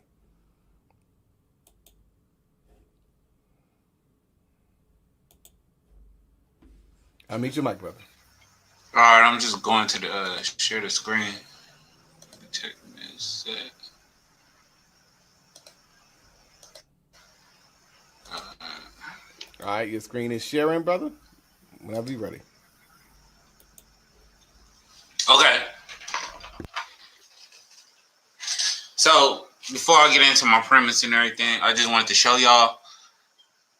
These are past masters of California, excuse me. Philip Buchanan, like I said, was a brother out of Philadelphia who brought Freemasonry to California, who was also the first Grand Master. And Elicities, it's just a slew of brothers. Normal, everyday to day brothers. Some were successful businessmen. Some were successful doctors and things of that nature. But majority of them was day-to-day brothers. So it's not like we don't accept any and everybody. It's just that with the particular job we got to do, you got to have the best of the best. All right, let's move on.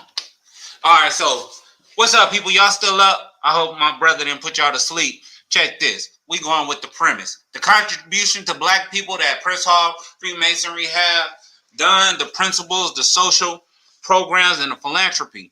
And I also would like to detail famous Masons. And once again, bear in mind, Freemasonry is vast. I will only be focusing on the Prince Hall aspect. And I love that quote. It is easier to build a strong man than it is to repair broken ones. And see, that's the thing. The church wants to repair broken people and deal with broken people. Well, you got to understand it's levels to this. Freemasonry is about making good men better. It's not about taking broken people and fixing them. That is the job of the church. That is why a Prince Hall Freemason like the name of Richard Allen put together the AME first ever black church so that you can repair and do the things you do. But when he built it, it wasn't to repair broken people. It was to get our people from one part of the country to the north so that they could be free. But I'll get into that later.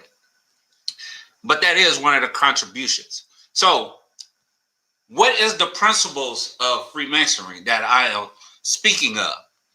I'm talking about it's a system, it's a peculiar system of morality veiled in allegory to expose certain truths about the nature of man. We use symbols to do this.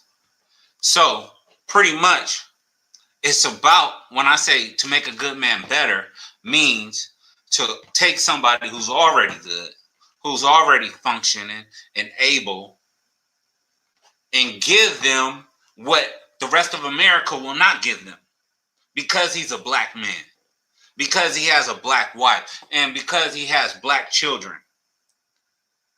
They are railroading us and have prison systems, all types of fail safes to put us in a predicament that we don't want to be in. And Freemasonry has been combating that since the day and time.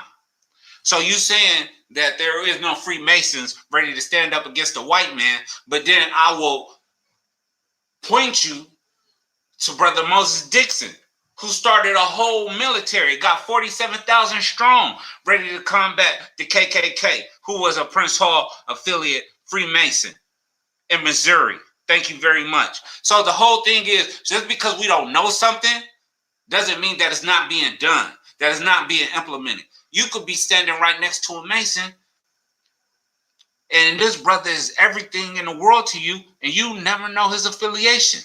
Because it's not about bragging and putting your affiliation out there.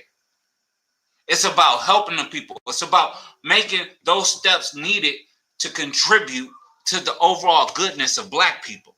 And that's why it's for black people. Because you could come into a lodge if you are qualified, and it's not hard to become a Mason. To be one, all you have to do is ask one.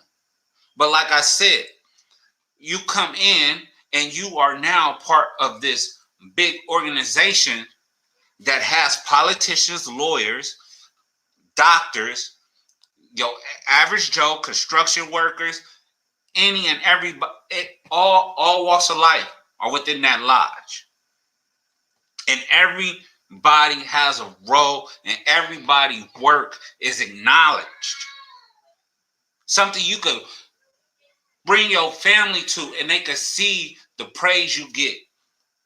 Your accolades matter now.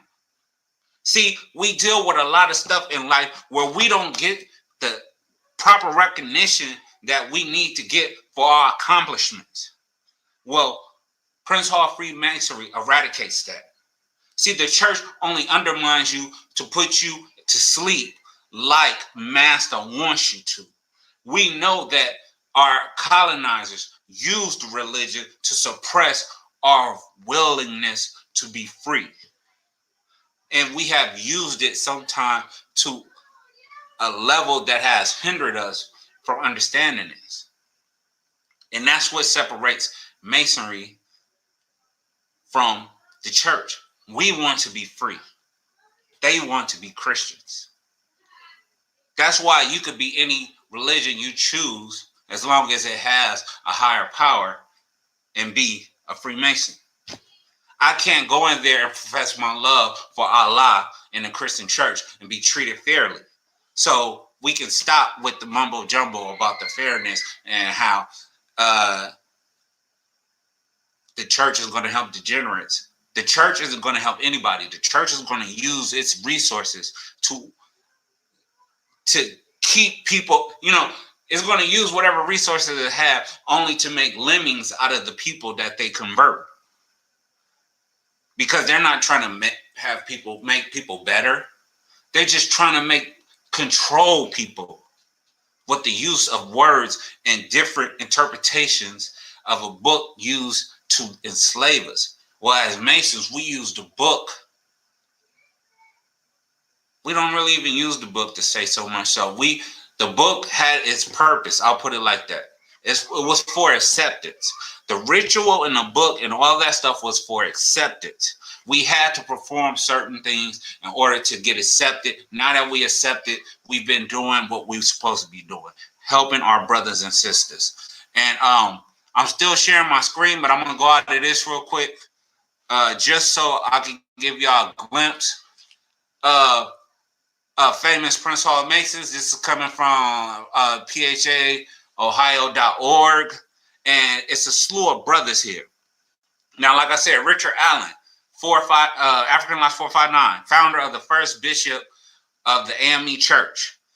It's brothers like that. You got Banks, and Marion Barry, Count Basie. There's so many brothers. Nathaniel King Cole, brother Frank Coleman, founding member of Omega Psi Phi. Dr. Khalid Muhammad was also a member of Omega Psi Phi. You got brother Delaney, who basically Marcus Garvey called him, to Marcus Garvey, he was like not Joseph, but he was. This is who Marcus Garvey looked up to, Delaney. Of course, W.E.B. Du Bois, Marshall Falk, Ford, and you see all these mayor of Tallahassee, first black mayor of Tallahassee, Lucifer Goddard Jr., NBA players, and Dr. Martin Luther King father was one, also a Freemason. So it's tons of people. Brother Don King, Nelson Mandela, Stephon Marbury. So it's a history of brothers. Why wouldn't you want to be a part of that? That's what I'm not understanding. Why would you not want to be a part of that? So what I'm showing right here, right now, is how these are related. I'm not saying that we influenced Noble Drew Ali. We influenced the Honorable Elijah Muhammad, who may have possibly been a Mason. So as you can see, Prince Hall Masonry is the backbone of blackness. We have influenced the Nation of Islam. We have built the AME Church. We have influenced the Moorish Science Temple of America. We also have the Greek organizations, the Divine Nine. So even though you may not be of age to be a Mason, we have organizations for children. We are ready to take you from infancy all the way up and to be the man you need to be a leader. Not a follower of some doctrine, but a leader. Because that's what we produce. We produce leaders. My opponent cannot tell you the church is producing leaders.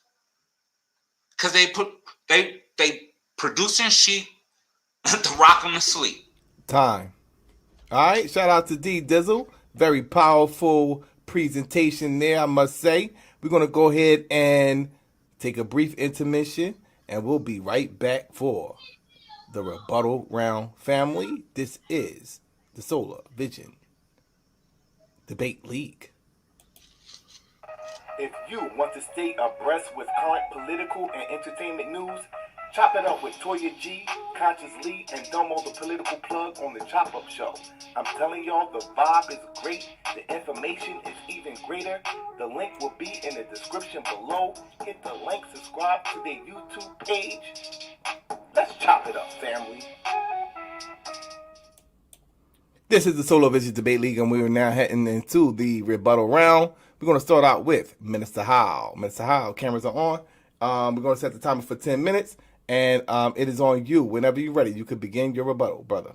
Definitely appreciate it. So, I wanna make sure that we're clear. My premise for tonight is not about who is a part of it and linking all of these different names and sources and these people and this person and that person. That's well and fine. I could have done the same thing. I could have put pictures before you of all the accomplished black men that's a part of the black church, but it's not about that. I praise my brothers that have reached some level of notoriety, but my premise, and I want to make this clear, is based on acceptance, availability, right, and access. Now, my brother started off in the opening, and he said that the very basic need in the beginning was for shelter. That's what it all begins from. But that's not true, T-Duck, because you guys base your everything around Hiram Abiff. And Hiram Abiff, the only time that you even hear that name, it don't come from within the walls of the Masonic temple. You hear of Hiram Abiff in the Bible, in Chronicles, in the book of Kings, talking about King David and Solomon's temple being built when they call for Hiram Abiff in Chronicles and Second Kings. And on the rapid fire, you're gonna have to answer for that. But I just want to bring the people consciousness that He said that it was never about philosophy or about the mind. Of course it was.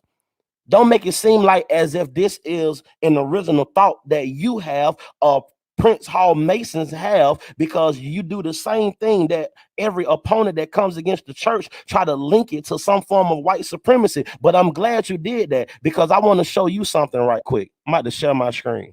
Watch this right here. And we're gonna be real. Let's be real about it. Okay.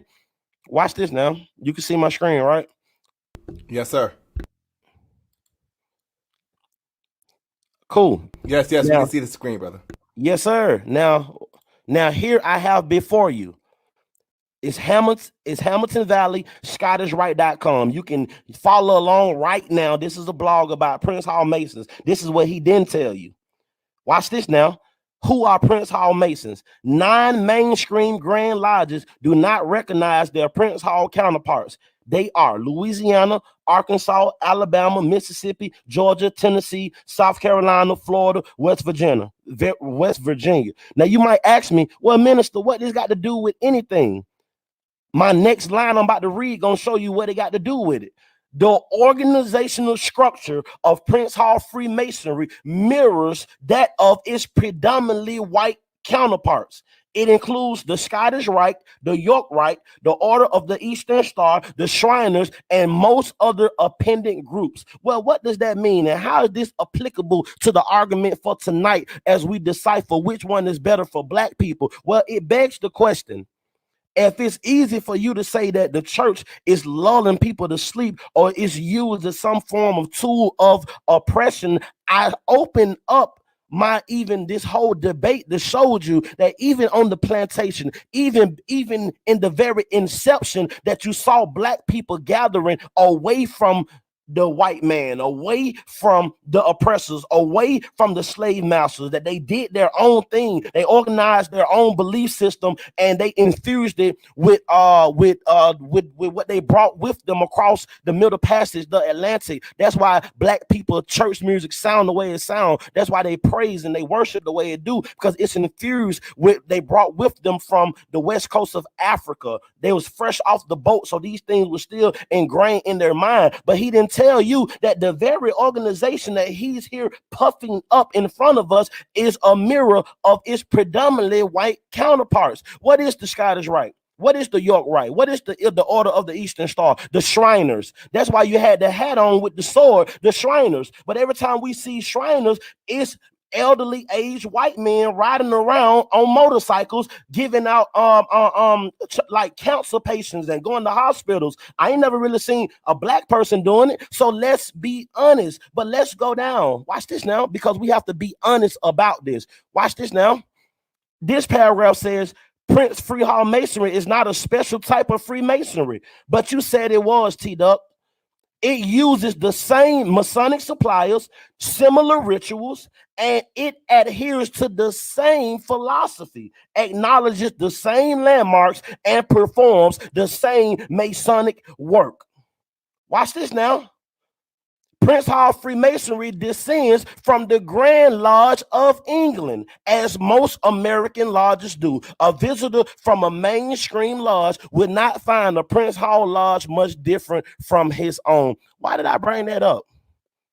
I'm gonna show you why I brought it up. Let's go to this one, because I was hoping I asked you the question, would you be willing to go into some of this? Let me show you why it's more important for black people to be involved with the black church, because when you involved with the black church, there is no spookiness. There is not all of these other things, not no mirror image of the Grand Lodge of England and the Scottish Rite, which is if you do your research, is tied into Albert Pike. Then you can follow that all the way down to Aleister Crowley and the Trilateral Commission. Then you'll begin to see just how deep this web of lies is conceived. Who knows what goes on behind these closed doors? It's more than just what he's saying. But let's look at it right quick. Watch this now. The Scottish Rite. I'm even going to go into all of it, but I just want to show you something. Okay, this is starting at the 4th degree right here.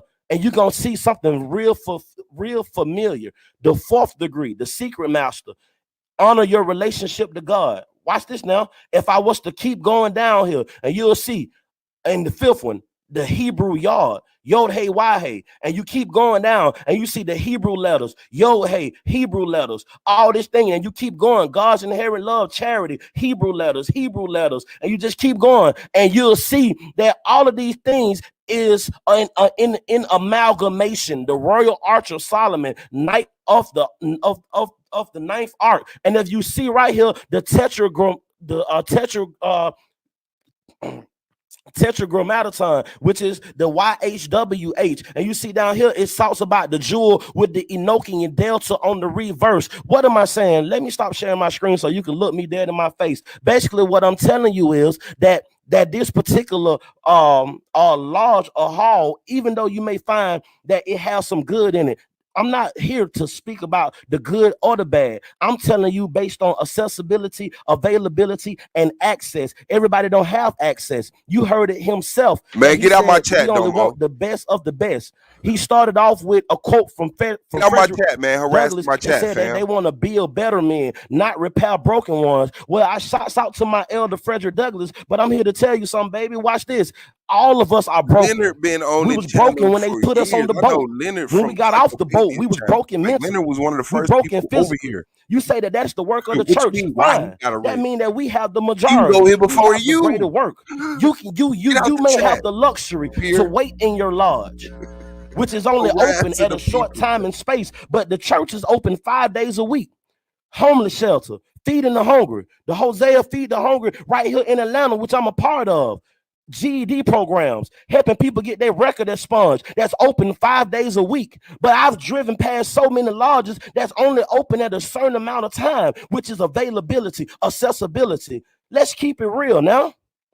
Let's not play these games to act like that there is a comparison, because it's not a healthy comparative analysis when you put one against the other.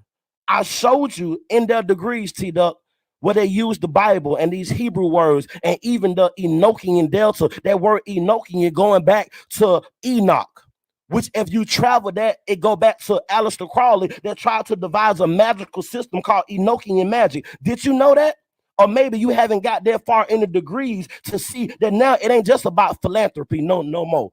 It ain't just about you being able to be a good leader no more. Now they taking you down the rabbit hole. Now the purpose is becoming deeper than why you even joined it. Now they forcing you to learn about all these different letters and all these different rituals and the knights of the ninth ark. But you weren't thinking about that. You was only thinking about you wanted the apron and the skirt and the hammer. You wanted to be recognized. And you knew. And do you want to know why we feel that? Because the family is broken. The father is out the home. The mother is out there working 2 jobs. The children raising themselves off Netflix. Broken people. So because most of black people in America are broken, that means the church is better for black people, because the church not waiting for you to be better. The church ain't waiting for you to pull yourself up by your bootstraps before we recognize you. That's a white man philosophy. That is a white man mentality. And it's a shame on you to even say we want the best of the best. Well, what about the diamond in the rough? What about that kid that got the potential to be LeBron, but ain't nobody gave him a chance? What about that boy that feel like he can be the next president, but nobody spend no time with him? Or what about that man that just came home, he got too many F's on his report card, so he can't get a good job? You gonna overlook him? Because right now he's at a low state. He may not be the best of the best, but the church will take him and build him up. And not just the church, Nation of Islam, all these different groups that don't have these criterias, certain criterias. But we're dealing with the church tonight. Way before the white man put his hand on it, they had already begun to separate, to understand that there was a difference between what they were doing and what we were doing. How can you say you love God but treat us like this? How? These are facts. Uh-oh. We're going to pass this thing now over to New King Era. It is on you, brother. You have 10 minutes to rebut whenever you're ready. All right. Let me share my screen. Oh, no. Because they won't be able to see me, huh? It's simple. It's simple. I'm back, people. I'm back. Let's go. All right. It's the rebuttal time. So I had to rebut the things he said. But I was trying to rebut, but I couldn't get past the fact that he said accessibility and availability. Those are synonymous. Repeating yourself, brother. Accessibility is availability. But let's deal with acceptance. He's saying that Prince Hall Freemasonry will not accept black people that are down and out, hard written. They can't be Masons. But they can still benefit from our charity. Just because a brother can't be a Mason doesn't mean that he can't benefit from our success, because we are a philanthropic organization. So even though he can't be a Mason because he got too many F's on his report card, doesn't mean that he may not have Masons in his family or Masons as friends that will write the lodge in his behalf and say, this brother has potential. This brother is trying to do this, that, and the third because he can't get a job.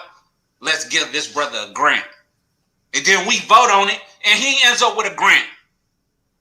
So I don't get this whole point of having to be a part of something that is not designed for you, when we all know for a shadow of a doubt our conception into Christianity was only designed to further enslave us and not have us. That nigga said we all know for a shadow of a doubt. Buck back at our oppressor. That's why we embraced it. But we tried to flip it, but it didn't work. But let me carry on, because this is a rebuttal of the things you said. And I'm tired of getting these low scores, because people are trying to, whatever the case, let's go. So he also said it's a difficult joining. So the difficulty of joining, yes, you have to be of a certain stock in order to be a Mason, because the type of things that you're out there doing is substantial to the race, not to this dude down the street, that lady over there around the corner, but to our race, the totality.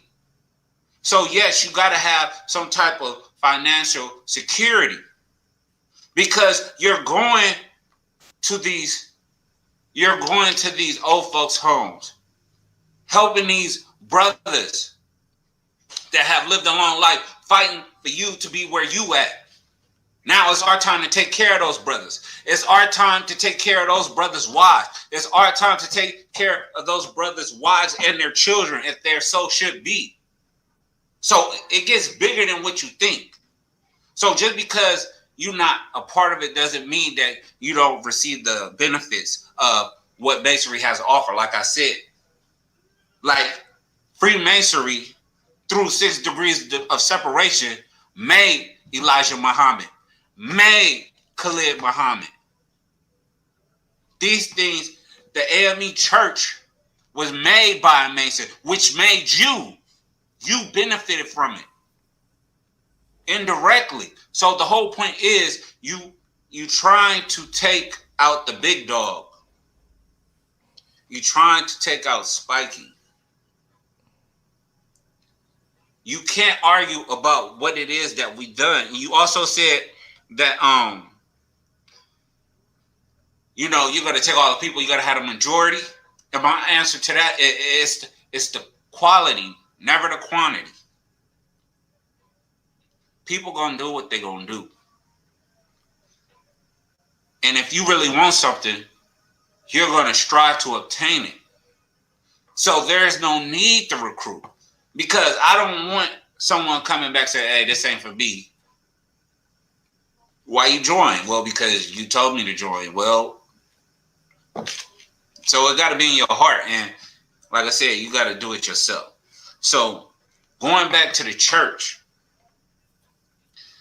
has outlived its use for us black people. We used it to do certain endeavors. When it came to Prince Hall Freemasonry, we started the black church only to use it to help channel our underground railroads and get our people up north to Canada so that it can be free. You could go to the Library of Congress and look under Prince Hall Masonry in the DC, and this brother explains that in depthly. And he had brought up Aleister Crowley and all that. Hey, Solo, I'm gonna share my screen real quick. I hope you near your computer.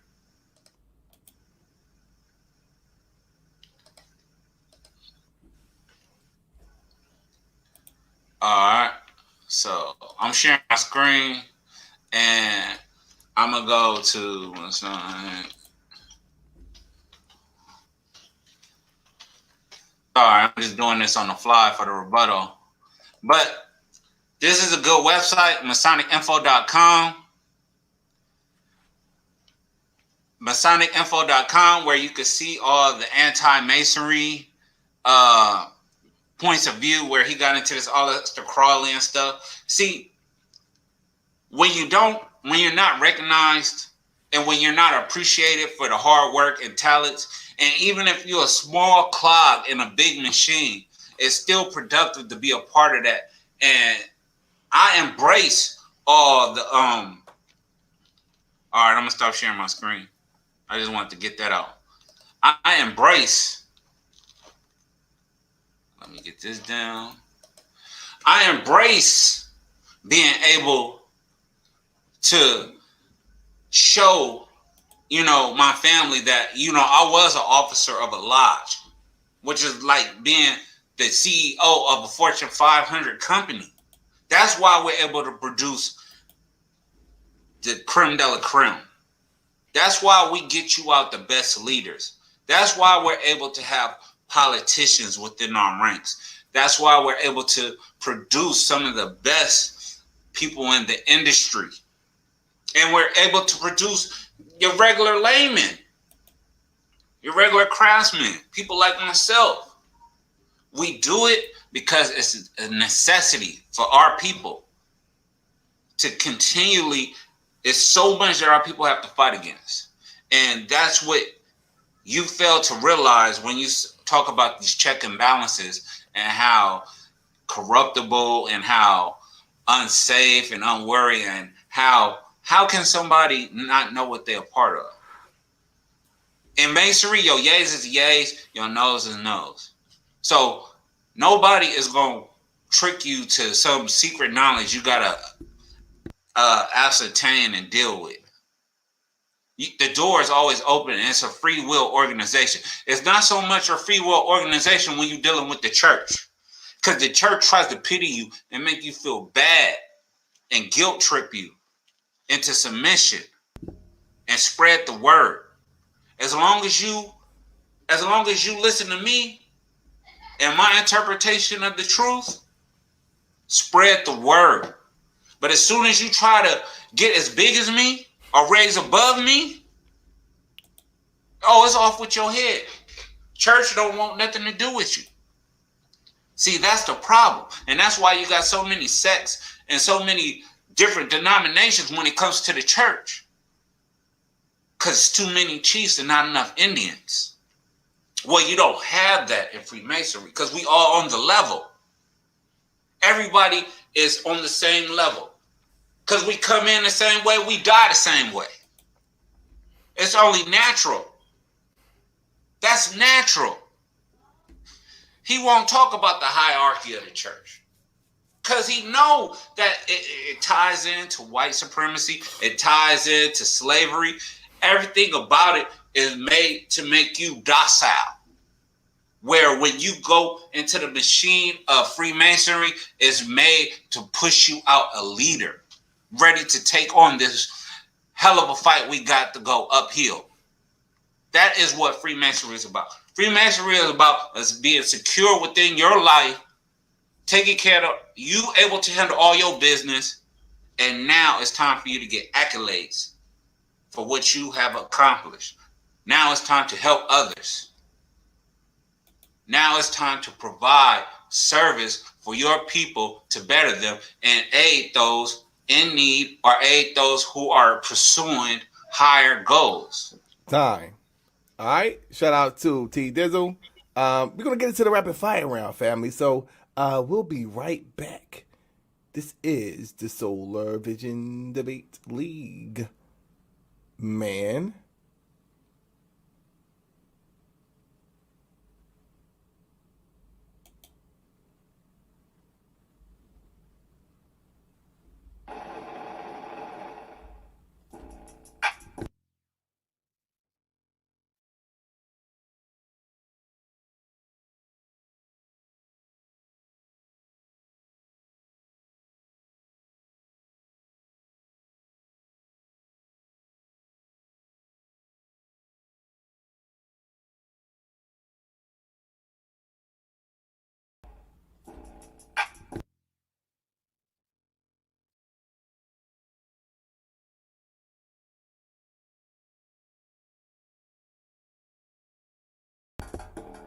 You're now rocking with the best. This is your boy Solar Mind, and guess what?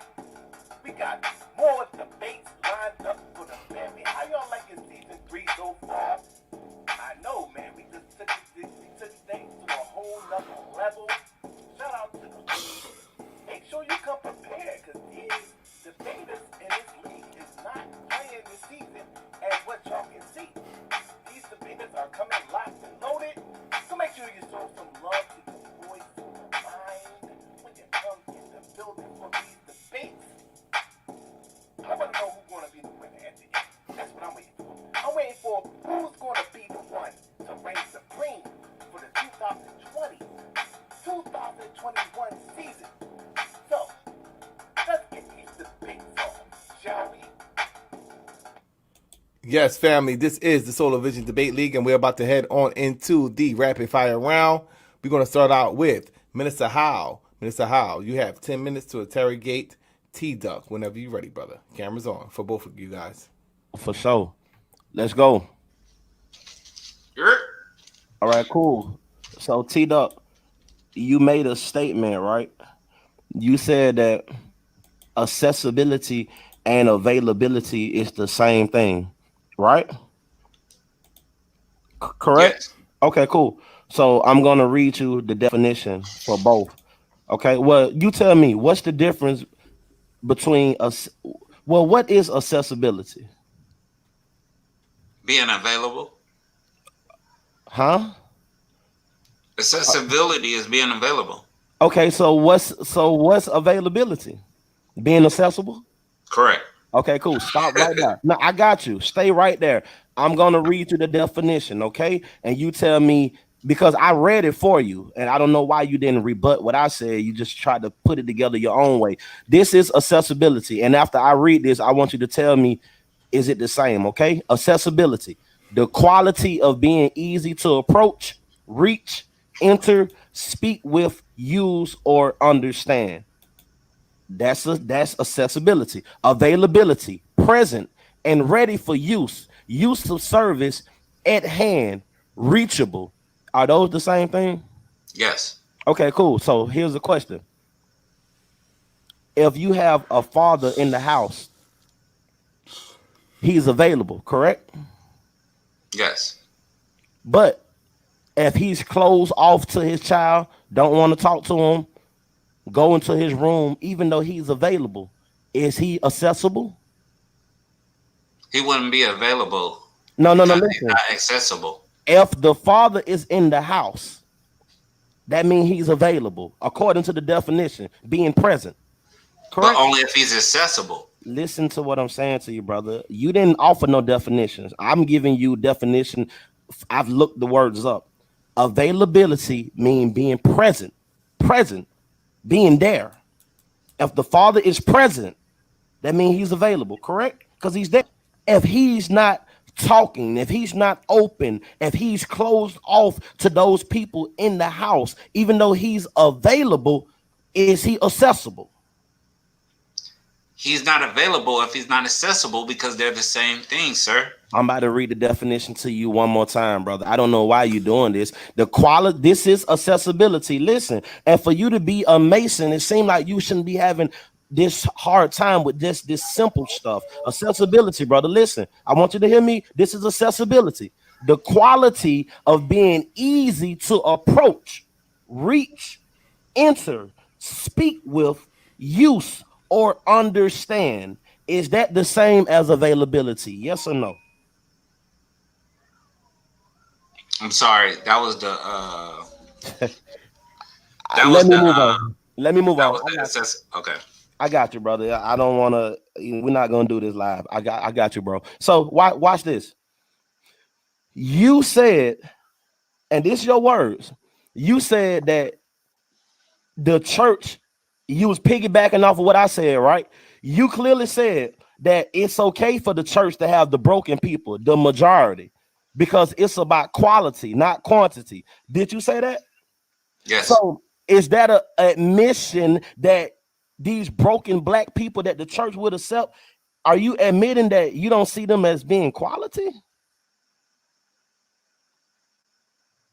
I don't see them as broken. No. Based on no. Based on the dialogue, we basing this on what I said and what you said. I said the majority of black people in America have been broken since our inception here in North America. So the church is uniquely positioned to help people like that because the majority of our people are trying to make it out. They're broken just by society. You said that's fine. You can have the majority because with us, it's about quality and not quantity. We want a certain stock. Did you say that? True or Yes. false? Yes. So are you saying that you that the Mason would only that you see black people of not being quality because they broken? I don't identify black people with being broken. I identify black people as being my brother and my sister. Okay, well, watch this. This is a very interesting thing that you're presenting to us here tonight because you started off with a quote from Frederick Douglass, and the quote from please read it for us because this is your Masonic brother.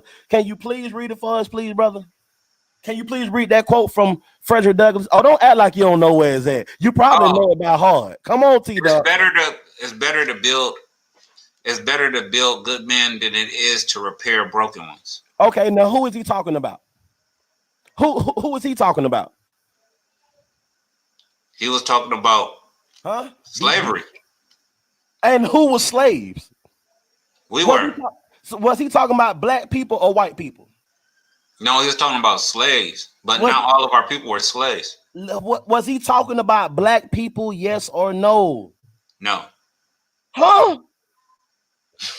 What we doing here, ladies and gentlemen, judges? What we doing here? So Frederick Douglass, the abolitionist, he wasn't. Who was he talking about then? What slave was he? Who was he talking about? You phrased it in a way that he was talking about all black people. He was talking about a specific demographic of black people. He talking about the broken people. Was he talking about broken black people? Yes or no? Man, come on, have some integrity, man. You know, come on, T Dog. Let's not do that now. Do what? All right, cool. Ladies and gentlemen, I want y'all to listen. Listen. He will not be honest. He said he don't look as black people as broken. And unfortunately, it is not a label that I'm attaching, but this is the situation. T-Dog, you was broken at one point. I was broken at one point. There's nothing wrong about admitting where we are. But when I ask you the question and now you act like, oh, I don't want to call black people that. Okay, cool. Did you say that you only want to deal with the best of the best? Yes or no? Yes. Okay, stop. Stop right there. Could you please explain to the audience and the judges what do you mean by best of the best? And were you referring to black people when you made that comment? Yes or no? Yes. Okay. I was referring to black people. And what do I mean by the best of the wait, best? I got you. I just want to clarify.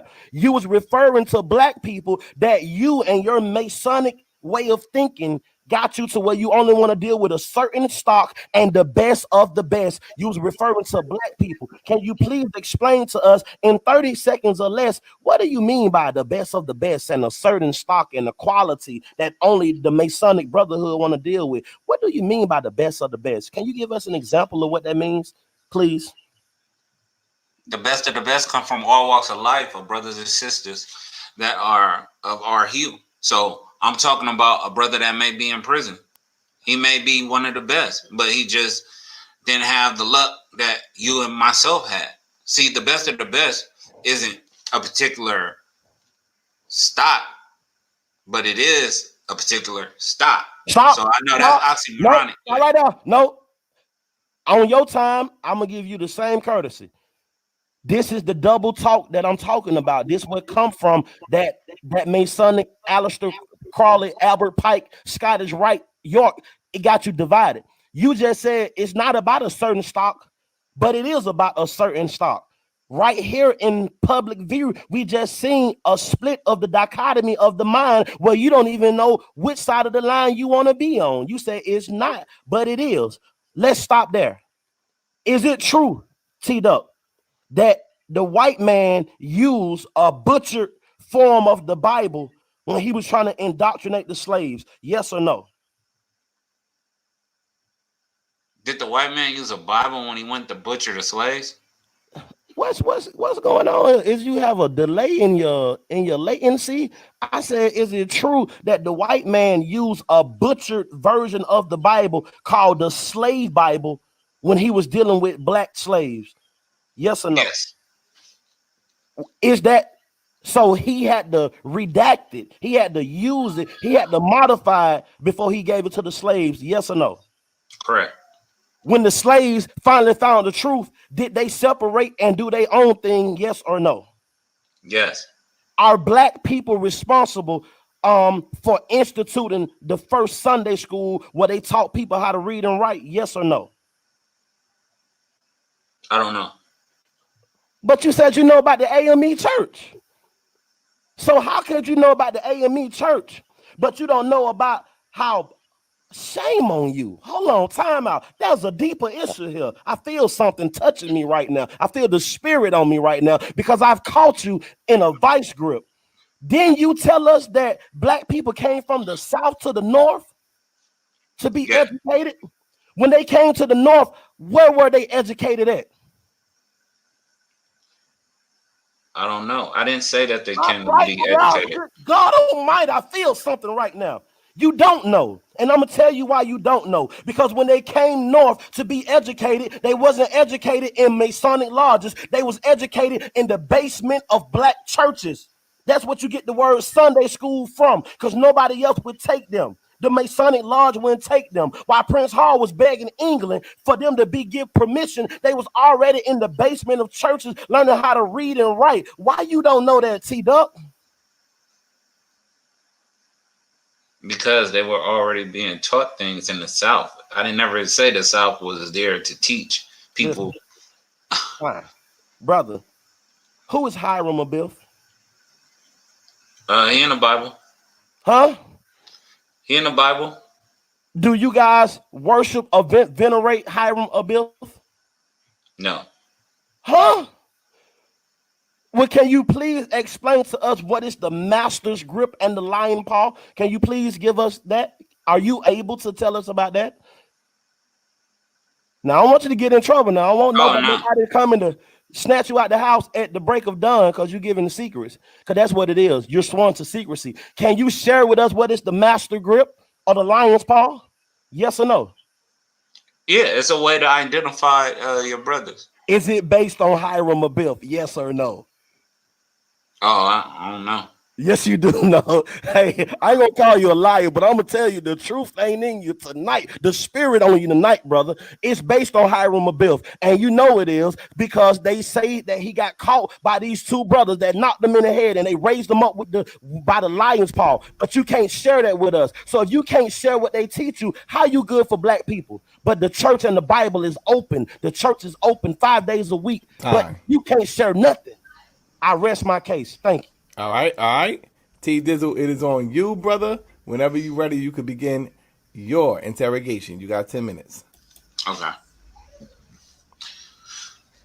Minister, how you doing tonight, brother? Man, I'm on fire right now. Let's go.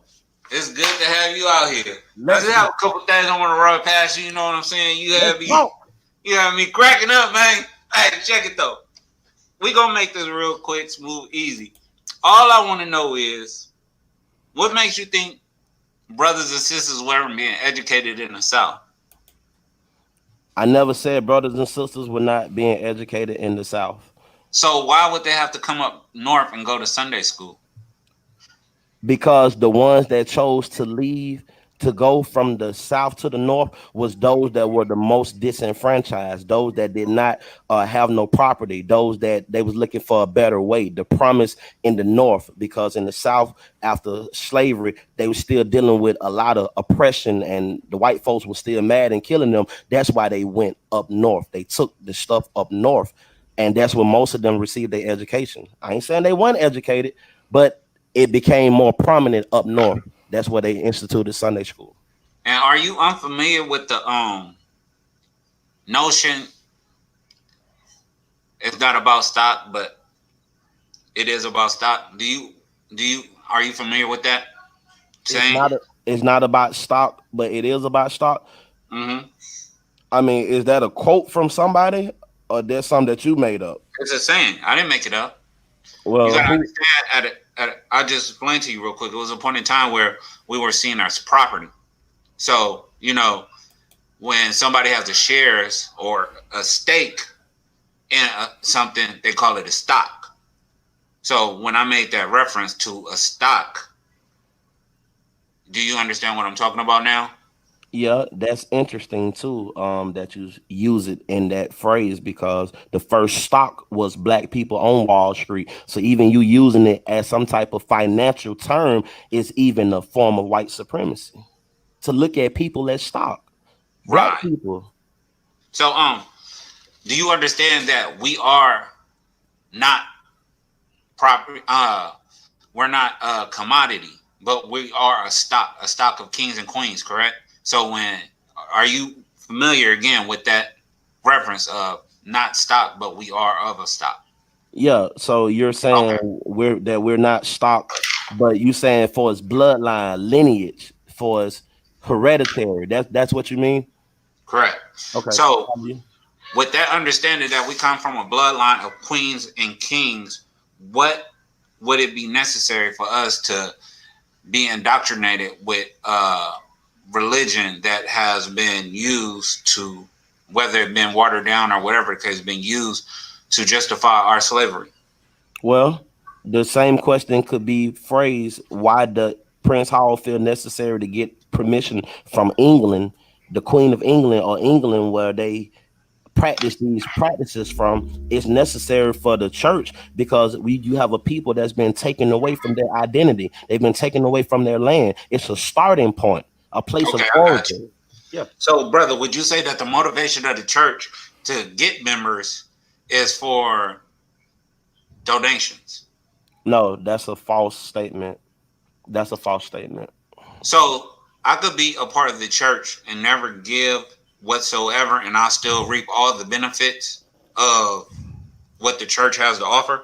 Yeah, because the church is just the building, right? So I want to make a delineation between the building and the people. It is God that do the blessing. That's why I read those scriptures about the promises of God. He say, "As a man have, so let him give, according to what you have in your heart." It's it's man that make it seem like that's what it is, but that's a lie. And I had a debate with Domo about that very thing. That lie about it's about money. No, you don't have to have money to live and serve God or advance in church. That's false. So if that's the case and the church is willing to take on the masses, why hasn't the church eradicated homelessness? Well, homelessness was here before the church. And homelessness is not a syndrome of the church. Homelessness is a byproduct of capitalism and this American system that produces homelessness. Even in the rich areas of the world where they don't have churches, you still have homelessness. This is not a byproduct of church service. This is a problem of humanity, and the church has done its part with shelters and all kind of stuff for men and women. Regardless of the ownership of it, my question was, why haven't the church eradicated homelessness, especially for our people, since it's willing to take on all of our people? Well, This is not something that happens overnight. This is a poverty mentality. This is something that is deep rooted. This is something that has been ingrained for generations. Why hasn't the Masonic Lodge eradicated homelessness? Why hasn't the governments of the world eradicated homelessness? Obviously, this problem is bigger than just the church. This is a global epidemic. Are they financially incapable? Well, what is a number that you think would be sufficient to eradicate homelessness? How Well, the much money church would it take? is the church willing to put away all its pews and put beds in the church and start to facilitate some type of program that Well, houses these people since they absolutely. care about the people that can't? Absolutely, brother. As a matter of fact, last year Home Depot came into partnership with my church and began to go through the community and refurbish houses and build onto the church, added sanctuaries, added a place for people to come and sleep. It was in addition, not so much of them pulling the pews out, but actually building from the ground up a place for people to go. Okay, that's great. But I'm hearing that the church is for the church and the church only wants to get bigger. I'm not hearing about the philanthropy and what it does for the people. So is it about the church or is it about the people? Well, what do you, well, church, the purpose of church, you come to church is not for you to learn how to become and like own a business. That's what you go to school for. So I don't, it's almost like a false equivalence. It's not like you coming to church to learn how to be a business owner. That's what you got college and school for. But how can you do it if the home is broken? The church addresses the problem of the human soul, the human spirit that would prevent a person from being able to own a business because their soul is not right, their mind is not right. That's the purpose of the church, to get your soul and your spirit right. You don't need God for a house and a car, you just need good credit. So do you believe that the church is willing to take on any and every person? Yes. Is that the godly thing to do? The Bible say, whosoever will, let them come. Go to the highways and the byways, compel the lost to come. That's why I read that scripture. That's a contrast to Freemasonry. Y'all not about to go to the highways and byways. Y'all not about to stand on the corners. But the church, whosoever will, everybody won't come, but everybody can come. That's the difference. So do you feel as though the church is willing to do all this, but yet it hasn't done that? Would you consider the church being inadequate for the needs of black people? Not Because at it's making all. empty promises? Not at all, brother. And if you don't mind, I would like to lean on your philosophy. You told me earlier, just because I didn't know what was going on when you made a reference to a Masonic brother with the army in another place that I didn't have knowledge of, because I didn't have knowledge of it, don't mean it didn't happen. Well, I would give that back to you. Just because you don't have knowledge of what's going on with the church and all this diversity, don't mean it's not happening. So do you think Prince Hall Freemasonry, African considered socialist, not socialist, but social club, do you think that will partake in anything that has to deal with Aleister Crowley and Albert Pike? Yeah, I do, because I showed you that the organizational structure of Freemasonry is no different than traditional masonry. And as you progress into the higher degrees, it leads from being what you're talking about to get into some deeper sciences, deeper occultic knowledges. And I showed that on the screen, of course. Because okay, do you practice the Scottish Rite? Do you adhere to that? Yes, I'm in the consistory. Okay, did you know that the Scottish Rite was founded by Albert Pike? That's false. Okay, you would say that, but history tells a different story. But this your time, brother. I mean, I'm not gonna speak over you. Go Okay. ahead. Do you feel as though, using the same logic as you're using with Aleister Crowley and Albert Pike, using that same logic, we can confer that the Jesuits then run you and Christianity, because basically the Vatican is the staple of Christianity. Therefore, you pretty much have the same goals and ideals as the Vatican. Is that correct? That's false.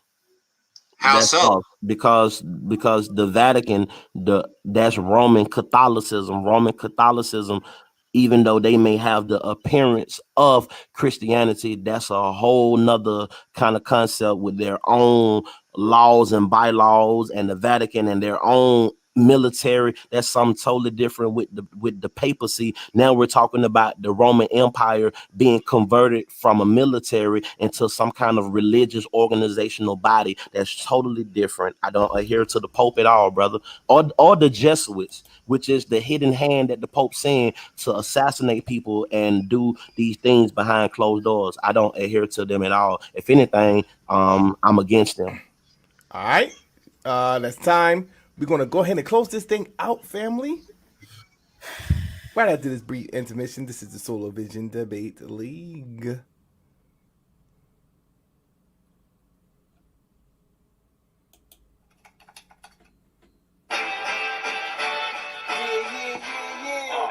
Van Glorious, Van Gogh. Knowledge Ball. Yeah. United Front. What you want, what you want. What you want? Total Knowledge Radio. We in here. What you got? Got. Work hard as a slave to one day be your savior. The way is wavering. This is a labor of love. Rise with a purpose every day. Invigorated. If we were on TV, we'd be 10 times syndicated. If we waited for validation, a paycheck or accolades, we'd be starved, already lost or ran away. But when you're square silent in your circle too, you don't need a place for silence. The concept is conquered through media, not areas of people activity. A mix that don't lose ethnicity, tightness that don't lose elasticity. Explicitly, this isn't where we get the novice regard. Nah, this is where knowledge is born.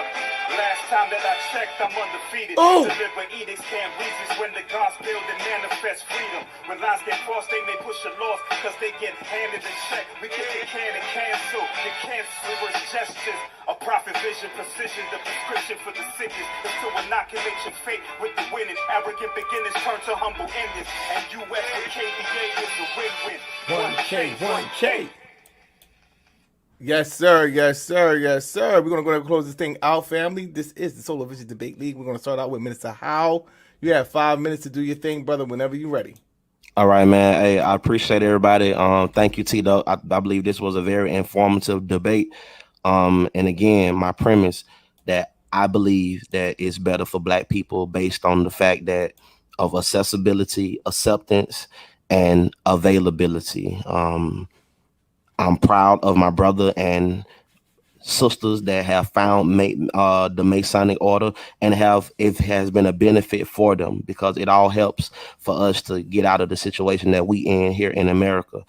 And I appreciate that. It all helps, right? So in closing, I remain humbled by the experiences of my ancestors, my predecessors who paved the way for myself and countless others. In a topic of discussion such as this one, it's a very fine line to traverse and travel on. It's a delicate thread that's easily disturbed, agitated by people, and because we're very opinionated. The history of Prince Freehall Masonry, the Black Church, it is closely intertwined, and some of our heroes claim allegiance to both organizations. I made no attempts to make no negative accusations toward my brother or his organization, knowing full well the who, what, when, and why. Every positive contribution is a bold step towards our freedom and liberation. And on that reality, I hope we can find harmony instead of discord. That's from my heart.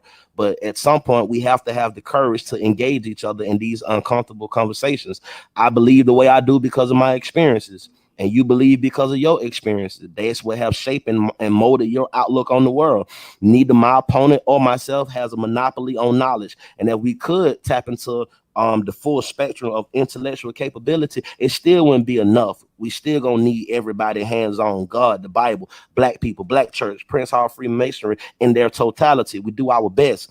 I'm reminded of Isaiah 6:8, and it says, I heard the voice of the Lord saying, whom shall I send? Who will go for us? Then I said, here am I. I mean, just imagine with me, where would we be right now as Black people in America if our forefathers kept their secrets to themselves and then shared them? You mentioned Harriet Tubman. Harriet Tubman was a part of the Masons because you brought up the Underground Railroad. Well, did she know the secret handshake? Did she know the correct posture to sit in and walk? Think about this. Our people answered the call of God in the black church. They gave their life for us. They believed in the word of God and the power of the church. We owe them that. We are indebted to them to live on purpose and go forth into this world and try to save ourselves, our people. We can't sit back like the spider in her web waiting for someone to become entrapped. No, we got to go fight the good fight. The black church is a relic of the past, a sure foundation in our present, and remains a beacon of hope for our future, a future already promised to us according to Mark 1:17-8. Jesus said, follow me. I will make you fishers of men. And immediately they left their nets and followed him. This is emblematic of the black church and this truth, clearly seen in the life of Dr. King. His love transformed the whole world, a product of the black church, product of this great city of Atlanta that I'm proud to call my home. We have churches here open 5 days a week, offering food programs, clothing, shelter, GD programs, record expunging, job fairs, health wellness programs, daycare centers, not for the best of the best, not for a certain stock, but programs geared towards everybody, all black people. The church is open more than just on Sunday. Don't let them trick you. Hopefully, this has been an educational and an entertaining debate, and I appreciate my brother for engaging with me in intellectual warfare. This your boy, Minister Howell. Thank y'all. Peace. All right. Shout out to Minister Howell. All right, shout out to Minister Howell. We're going to pass this thing now over to T Dizzle. T Duck, it is on you. Whenever you're ready, you can begin your closing, brother. All right, I'm sharing my screen. Okay. Finally got to hold on. All right. Right. Hold up. Hold on. All right. Come on.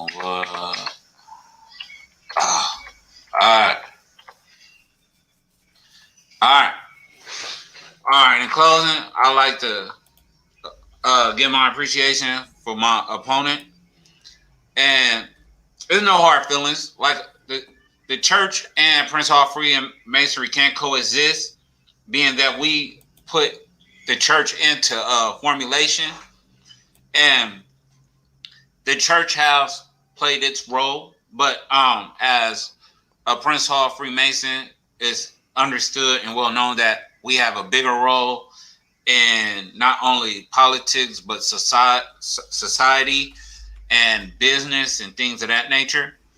One is dealing with your salvation. The other is dealing with the community on a grander scale. One is producing, one is producing people that are able to, get out there and compete against an oppressor that's trying to, put us down like dogs and not give us our inalienable rights as it is constituted. They are using loopholes and things of that nature. So the fight has been forever to better the likes of black people. And like I said, if we use the logic of 6 degrees of separation, all of our leaders from Khalid Muhammad to Huey P. Newton and all of them are been affected by Masonry. Martin Luther King father was Martin Luther King Sr. was a Freemason. So his son, Martin Luther King Jr., was a part of Alpha Phi Alpha. Khalid Muhammad was a member of Omega Psi Phi. So, and then we have also the programs that help these young children. So he wants to put in your mind that you're unable to be a Mason because you had a hard life or whatever the case may be. But you can't go off of what somebody tells you, and you can't go off of somebody else's failures. You always have to strive and try to do things for yourself. And that's what it's all about. So to be one, you ask one. And don't let nobody tell you you can't do the things that need to be done in your life to become a better person. Just because you're financially down and out doesn't mean that Freemasonry won't help you as much as the church or anything else for that matter, because Freemasonry has been helping black people since its existence, whether it be the Underground Railroad, whether it been combating the KKK, whether it been, supplying our people with information to better themselves through entertainment and arts and sports and things of that nature. So once again, you go to the lodge, you can actually get acknowledgement for your accolades. You can actually be treated like the man you are, your family can appreciate your accolades, and your family can see you in a better light. See, Masons are light bearers, and light only means knowledge, information. The information that is secrecy is the information we use to identify each other from the rest of the world. But the information that brings our people to higher levels is the information that's given, whether it be through the several liberal arts and sciences or it be through other channels. We are here, and we have effectively been here, and we always been here. We was even present at Black Wall Street, as I showed. So the church has its role. Prince Hall Freemason plays a much bigger role as it influenced the Nation of Islam. It influenced the AME Church. It influenced the Moorish Science Temple. Once again, we could just see how much of a role, and this is what I was talking about, Moses Dixon, Delaney, like, it just don't stop. Like, you got to give us our just due. Like, if you could hate us all you want, you could go off of what them white people tell you or want you to believe about it.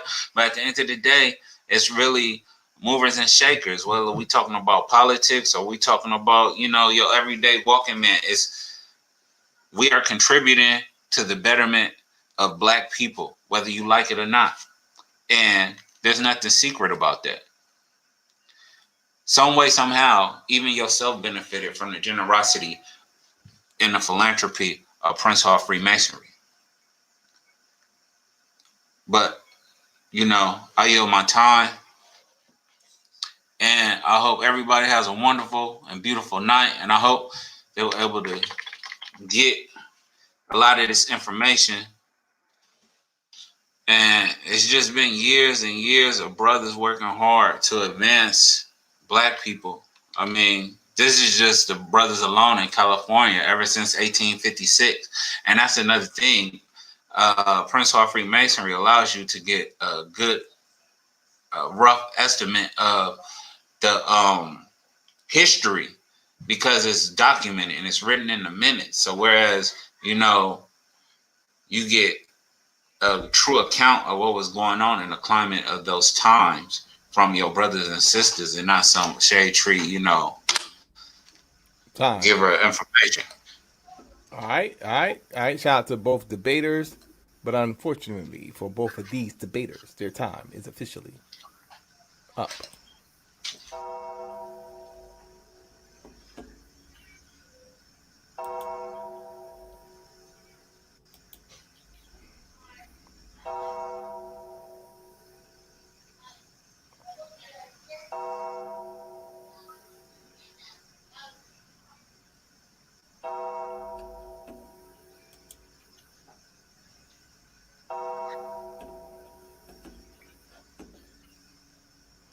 The Shucklebuck round is now in session, family. So, let me know, who do you want me to Shucklebuck first? Is it Minister Howe or is it T-Duck? Let us know now in the chat. 1 for Minister Howe, 2 for T Dizzle. This is the Solar Vision Debate League. Who do you want your boy Solar Mind to Shucklebuck first?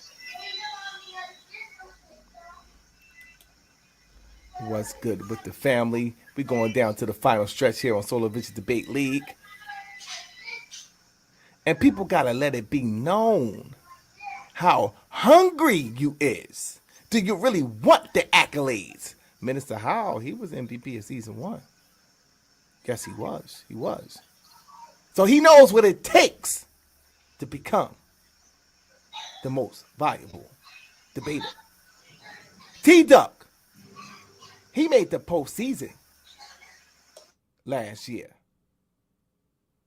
So he knows what it takes to get to the postseason here on Solar Vision Debate League. Are you one of those debaters? Do you have the mental toughness to persevere through the goddamn Shucklebuck?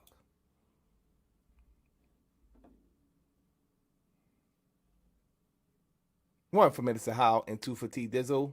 Let us know, who do you want Solar Mind to Shucklebuck first.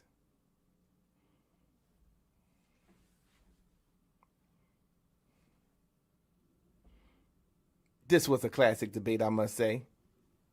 Both of the debaters presented some very powerful information, but it's time to get to the nitty gritty. 1 for Minister Howe and 2 for T Duck.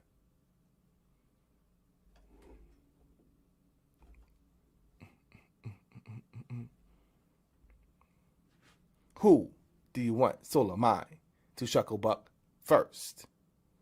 Hit the like button. Hit the like button, family. We got to get them like buttons. Get them likes over 35. Got to get them likes over 35, family. Focus. Let's get them likes over 35. Hit the like button. That's all you got to do is hit the like button. It ain't that hard. You know?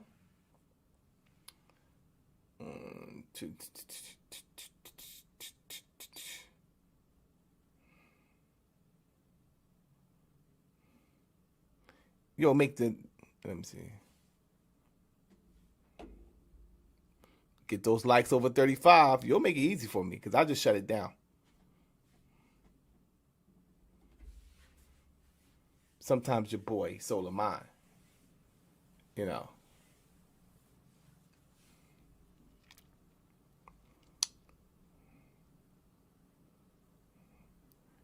We got the 1, 2, 2, 2, 2, 2, 2s, 2, 2, 3, 2, 3, 3, 4, 3, 5, 3, 6, 3, 7, 3. Okay, so we are going to go with T Dizzle first. Cut your camera on, T Dizzle. What's going on with your brother? Unmute your mic, brother. I can't complain. All right, so which is better for black people? Is it Prince Hall Freemasonry or is it the Black Church? It will be absolutely the Prince Hall Freemasonry. And why do you believe that that is the case? Understanding the structure, understanding the needs of our people, understanding the capabilities. Now, so what do the Prince Hall Freemasonry, what do they provide for our people? Leaders, sovereignty, leadership, sovereignty. So who are some of the leaders that you know that are Prince Hall Freemasons?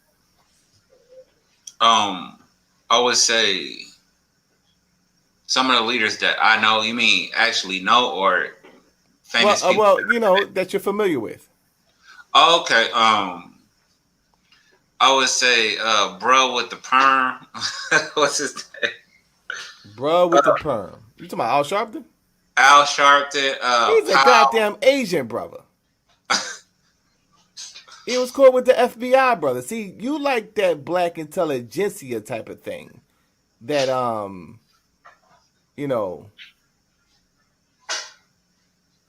that 1/10, the talented 10th shit. What have they provided for the black community? What has the Prince Hall Freemasons provided for the black community, brother? The actual community itself. The actual community itself. Explain what you mean by that, brother. If it wasn't for Prince Hall ability to establish certain feats within a prejudiced white system and to be able to accumulate wealth, you know, generational wealth from the 18th century. The 19th century. What are they doing today, brother? Today, they are implementing all types of programs where we help pay people light bills. We offer scholarships to promising children who don't have the funding to able to go to school but don't have the necessary monetary. Who are they providing? Who are they providing scholarships for, brother? Black youth. Oh, so they have a program where they provide scholarships for the black youth. Yes. Can anybody become a Freemason, brother? Yes. Okay. What about a homeless person? Yes. Except for someone who doesn't believe in a higher power. Okay, so a homeless person has access to the lodge. Yes. Even if he's not a Mason. Yes. So you're saying a homeless person could go inside of the lodge? Oh, you said I'm sorry. I was thinking right. You saying a homeless person that is not a Mason? No, a homeless person that is not a Mason cannot go in the lodge. Why so? Because he's not a Mason. So what does that matter? What? So if you have to be a Mason to benefit from for the black community, how is that good for the black community? Not everybody wants to be a Mason. You don't have to be a Mason in order to benefit from the philanthropic endeavors we do. But you look out for each other, though. We look out for each other. So do you look out for each other over the people that's not Mason? No. So you're saying that, so what would be the benefit of being a Mason? The respect, the titles. Okay, so that means that y'all look out for each other, bro. The ability to help others in a group instead of doing it individually, because we're a group-minded people. So why don't you open up the doors for people that are not Masons and don't want to be Masons? It's a business. You said it's a business. You said it's a business? Nonprofit.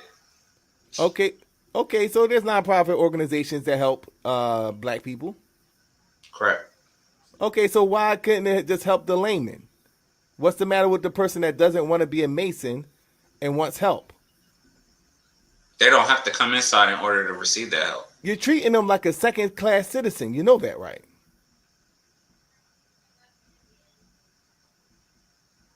You have to earn. Are they second-class citizens, the ones that are not Masons? No. Why are you treating them like one? I'm not. You said that they cannot even go inside of the lodge. Because they haven't earned the right to. All right, so there is a distinct, you're creating, you know what elitism is, brother? Yes. Okay, so you're creating an elitist class. You think that that's good for black people? To create an elitist class of people? To the point where you can't even go inside of the lodge? So that already shows a hierarchy. That already shows that some people, the Masons, are better than the non-Masons. Why? Because the Masons have more access to resources inside of the Masonic Lodge that you're not letting the non-Masons in. That's why we created the church. You say you created the church. Yes. So what did you create the church for? Richard Allen created the church in order to help those. Wait. The first church was made by Richard Allen? Yes. The first church was made by Richard Allen.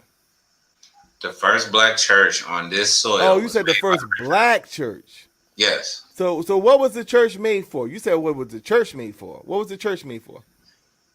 To help those in need. To help who in need? Anybody. All right, so you're saying that you said Richard Allen. Yes. He didn't create the first black church. I mean, he didn't create the first church, bro. Okay. So that was a lie.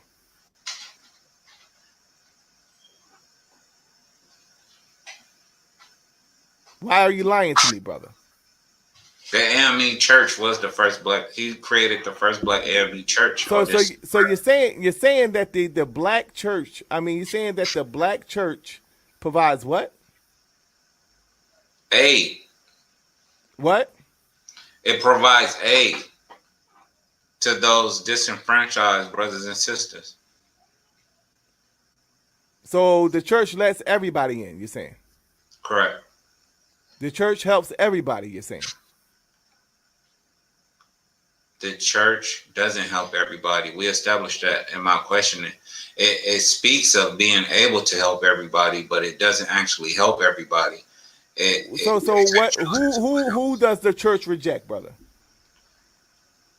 Those people that are still out on the street, those people that are They still don't reject them. It just doesn't have enough funding to take care of all of them.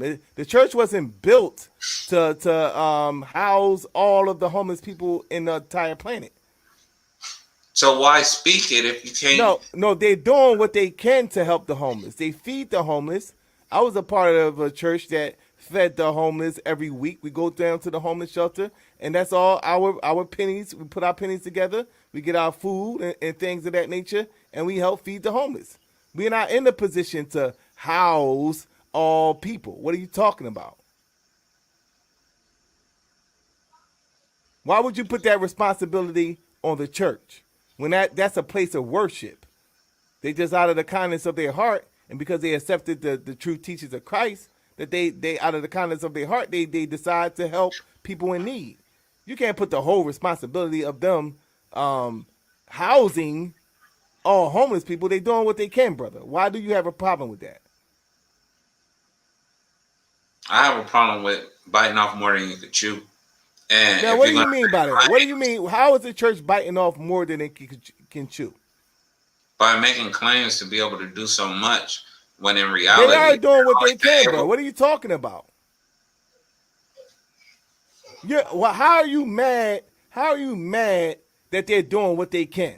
It may not be enough to save everybody, but they're doing what they can, bro. Why are you mad at that? Do you believe they're doing what they can, sir? Yes, because they're doing what they can. When I look out there, it's not the Muslims out there, it's the Christians out there that's helping the drug users down there in Frankfurt. Those people that's high off of, those are Christians that's doing that. Those are Christians that I see at the homeless shelter. Those are Christians that I see at the clothing facility that they made to help give out clothes to people that's in need. Those are Christians doing that. They doing it to what end? At what price? What you mean? What? At what price? What are you talking about? Right. Why do we acknowledge these predatory practices? You're blaming that on the Christians, bro? Yes, they're preying on the down and out people. How are they preying on the down and out people, bro? By doing exactly what you say. Get somebody. By helping them? You're saying helping them? Wait. You're saying by helping those people that are in need, they're preying on them? No, I'm saying they're preying on them by helping them in their time of need, and they fill them with this interpretation of the word. That is not true, brother. That is not true. They don't force them to go to church. No, they do not do that, brother. You're lying. Why are you lying to me, brother? They are definitely encouraged. No, they don't encourage them. They give out when I was participating in those things of feeding the homeless and things of that nature.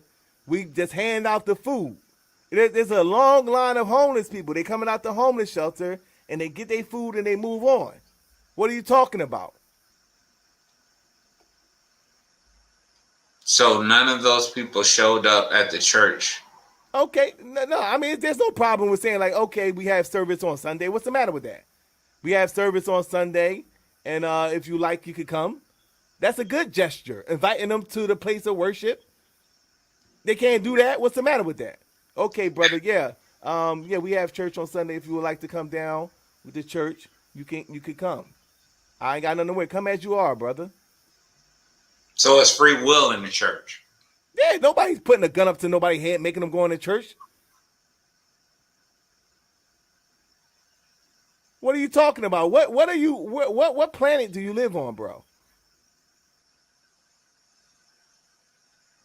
So are these people expected to donate? If they ain't got no money, they can't donate. What are you talking about? They work. Now, what They are you work for the talking about, church. bro? Like you got this cockamamie understanding. You don't know nothing about the church, brother. What are the Masons doing? Are they feeding the homeless? Yes. When did you ever see a damn Mason feeding some damn homeless, bro? It's you can go on YouTube. The brothers of Chicago actually Do were they feed the homeless more than the church? probably not. Do they help people more than the church? Yes. How? By making the leaders that are able to be What put in are the leaders positions. doing, brother? What are those leaders you're talking about doing? What are they doing that's tangible? I don't want to hear nothing about no goddamn leaders. What's tangible? You know, unless these leaders are doing something. What are they? What are the leaders you're talking about? What are they doing that's tangible? They're becoming mayors. They're becoming U.S. How is representatives. that helping black people, bro? Because now we have people in place that can fight for us. Are Instead they of fighting it for being us? the other Are way they around. fighting for us, brother? Yes. How? Majority of them are Democratic, and they are basically. Hold on, let me see. They are fighting for us. How? How are they fighting for us? Through legislation and things of Name that one nature. thing that they did that was passed for black people specifically. Well, nothing's been passed, but they're Get your ass out of here. He's talking some nothing's been passed. We had to run through all that for him to say nothing has been passed. So he just admitted that they did absolutely nothing for black people.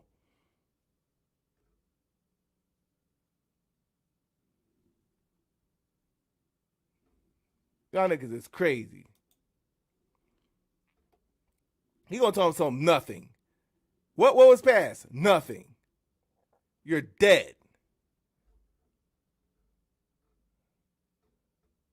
What's the matter with that guy, man? He's a wild dude, bro. What's going on, Minister Howe? What's good, Solar? All right. So is the church good? I mean, is the black church or Freemasonry? Which is better for black people? The black church, in my opinion, is better for black people How so? because they just, they accept anybody. There's more availability. You have more access to resources, and there's open door policy. You have more opportunity. It doesn't matter. You don't have to be the best of the best. You can come as you are. All right. So, who started the black church? Who started the black church? Mm-hmm. The slaves actually started here in North America. It started on the plantations. It wasn't Richard Allen. There was a Black Baptist church that was started in 1774. Mm-hmm.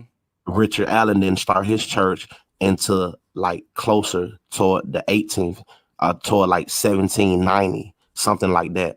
So that's incorrect. The AME church was not the first black church. The first black church was a Baptist church that was started in 1774. Well, yeah, I do live here in Philadelphia, and they do accredit that church to be the first black church. They do. Yeah, they mean from as far as the AME for as African Methodist Episcopalian, that particular branch, that would be the first of its kind. But as far as having a black leader, a black church, that wasn't the first black church. The first black church was actually a Baptist church. Okay, so was Richard Allen a Christian? Yeah, he was. Was Elijah Muhammad a Muslim? Yeah, Elijah Muhammad was a Muslim. Was Noble Jew Ali a Moor? Yeah, I believe he was a Moor. Circle 7 Quran. I think that's all. I think he adhered to that. I'm not sure if that's what they use, but I think he was a Moor. Okay, so all of those people are allowed in the Masonic Lodge. Will you accept Muslims who wants to be Muslim and promote Islam? Would you accept Moors into the church to promote the Moorish teachings? Well, that's not the purpose of the church. They probably wouldn't even want to join the church, because it's two separate doctrines. You see what I'm saying? So they wouldn't even want to be part of the church. Would it have a form of refuge for a person that wants to promote Islam? As far as them being able to get benefits, yeah. But as far as teaching doctrine, probably not, because it's not set up for that. It's not compatible. Would it allow them in their congregation? Can they join the church and be a Muslim? Yeah, they could join. They wouldn't be able to teach because it's not consistent with what we're teaching. But if they wanted to join, sure. It happens all the time. People come from different places and come find refuge in the church. And they just never get to the position of them wanting to be like a pastor or a teacher. They just there to get fed.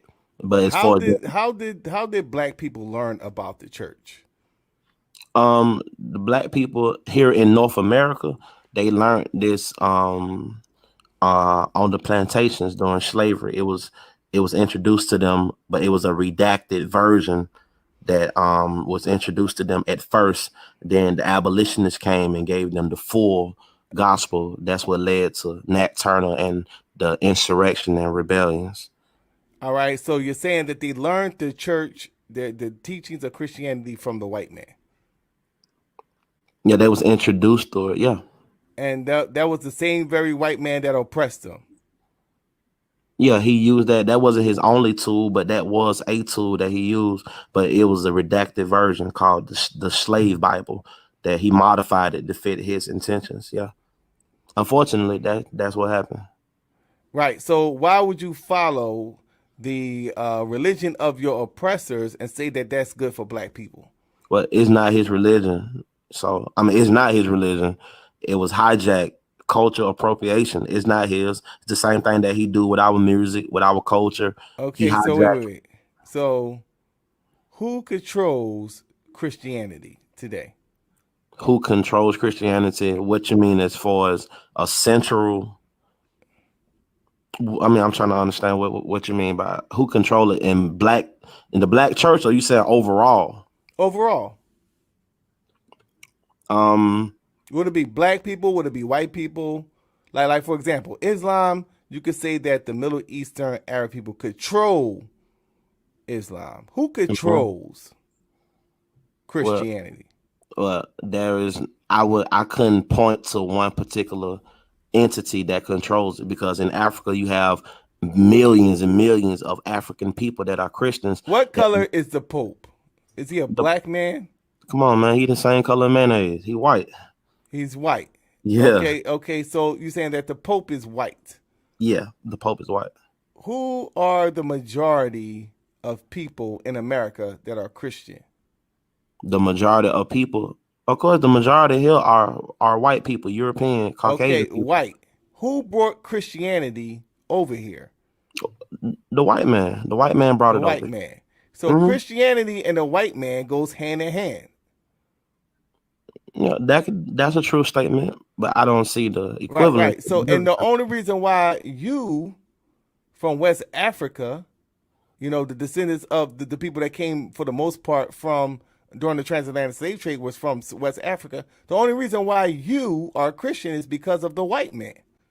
Well, hey, that's a true statement. This is how my ancestors was introduced to the knowledge of the Bible here in North America. But is that the same white man that whipped you and snatched the babies out of the stomach and stomped the babies?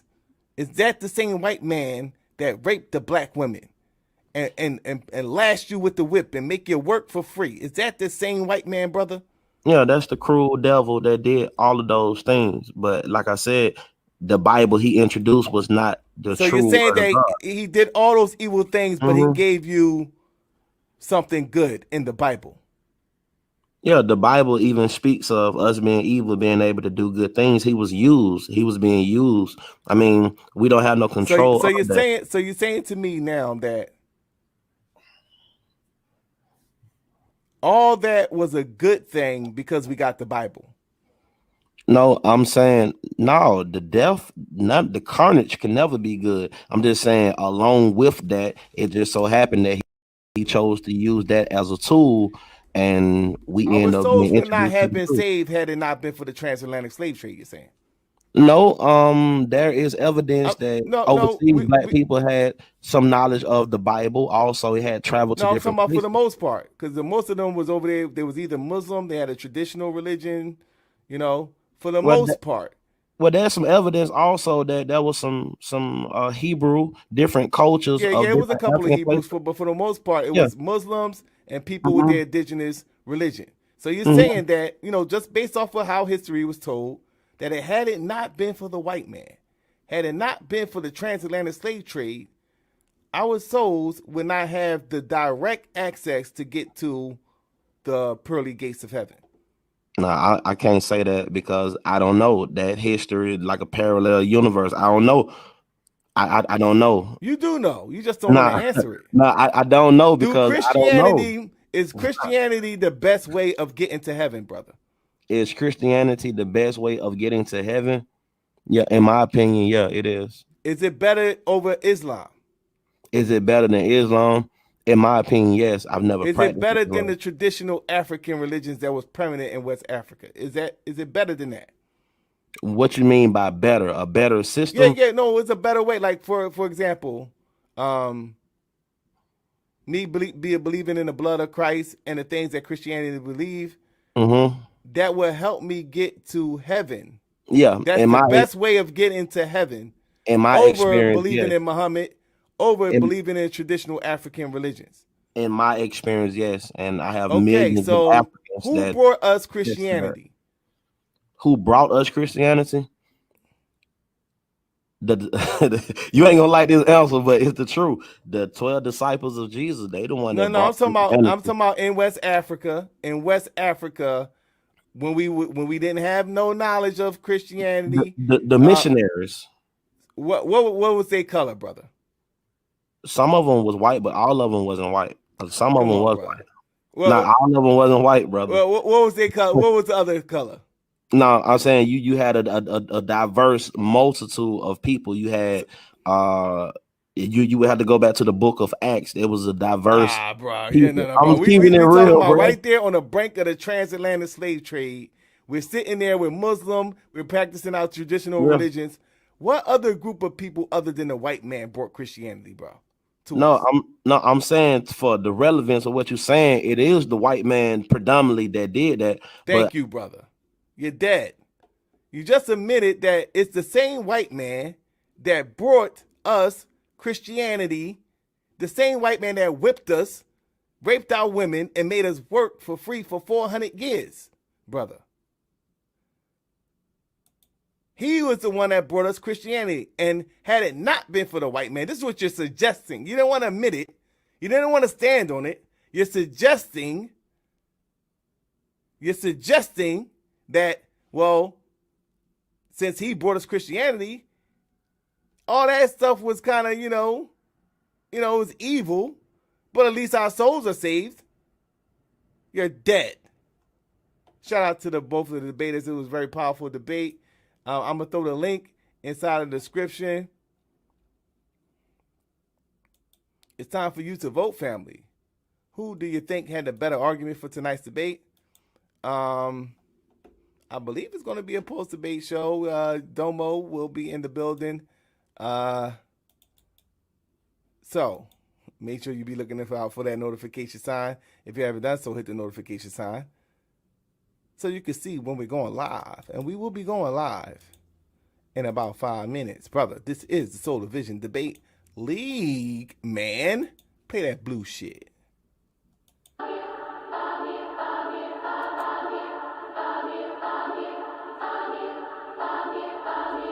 Biz on the track. SB on the beat. How you supposed to have light if you got solar missing? Everything seemed bright with solar vision. Whole court and a witness, nobody noticed missing. I'm my own judge, jury, and the co-defendant.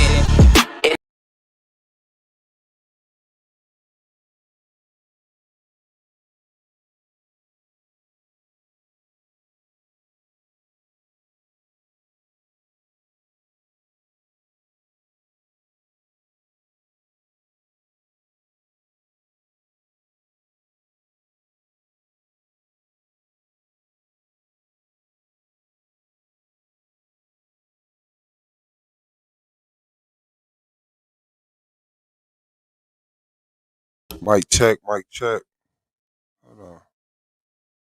Yo. Why is it coming up over there? Hold on 1 second, y'all. It's supposed to be in here. Man, shout out to everybody in the building, man. I really do appreciate y'all.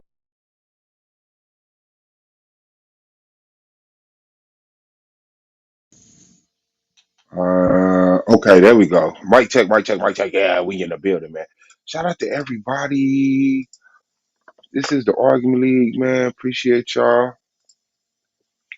Let me switch that over to my AirPod. Man, shout out to the UT Screams, Linda the Hugh, the Moonflower in the building, Melanated Goddess, Shaw, Bit Tied. You already know Jasmine hanging in there, man. I hope everybody having a good day, a great day, a very okay day. And that's how we gonna do it. So let's keep it moving. I think I got one for y'all, man, that y'all gonna fuck with. I think so. I think so. I'm not sure. I'm not sure. I'm gonna keep it real. This one is a risk. Okay. We're taking a risk with this one, right? But let's see what's up. So, once again, this is where you want to be if you're about that debate like family. So, without further ado, let's bring on tonight's debaters. What's going on out the blue? Peace, peace. What's going on with your family? My mic okay? Yes, sir. All right, cool. Man, you already know it. It's out the blue. Same thing all day. Power to the dark side. If you are listening to this, together we are Babel. Let's build. All right.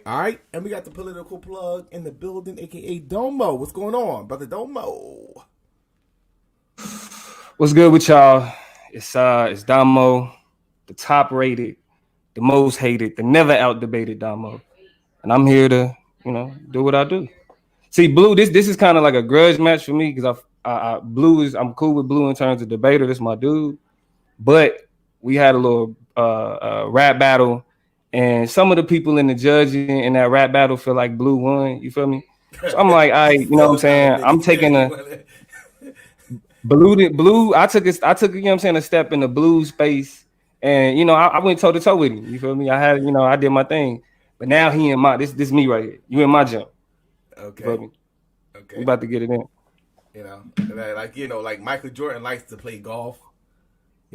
Sometimes, so it's almost like Domo was playing golf with Tiger Woods. Yeah. Now it's time for Tiger Woods to play basketball. This is pretty much what he's saying. Yeah. and I don't think Tiger got handles like that. We gonna see. All right. So without further ado, we're gonna get this thing started. We're going with a customized format for tonight's debate. That'll be a 5-minute opener, a 15-minute premise, a 10-minute rebuttal, 10 minutes speech for the rapid fire round, and a 5-minute closing. All right. So Domo is set to go first. He already has everything all set. So we're just gonna go ahead and share screen and throw the 5 minutes on the screen. So whenever you're ready, Domo, you can begin. All right, let's get it. I'm not on mute, am I? No, you're not on mute. Okay, bet. All right, let's get it. We can start the timer now. All right, question of today's debate is, what did the civil rights movement leverage in order to achieve its goals? Was it love or was it a militant resistance? Let's get into it. Now, my position in this debate is that a militant resistance created the leverage needed to persuade white institutions to pass key legislation of the civil rights movement, the Civil Rights Act of 1964 and the Voting Rights Act of 1965. Now, this is not a complicated debate, y'all. It's Black history, so I'm going to bring some Black history for y'all to go ahead and take in. This is a lesson.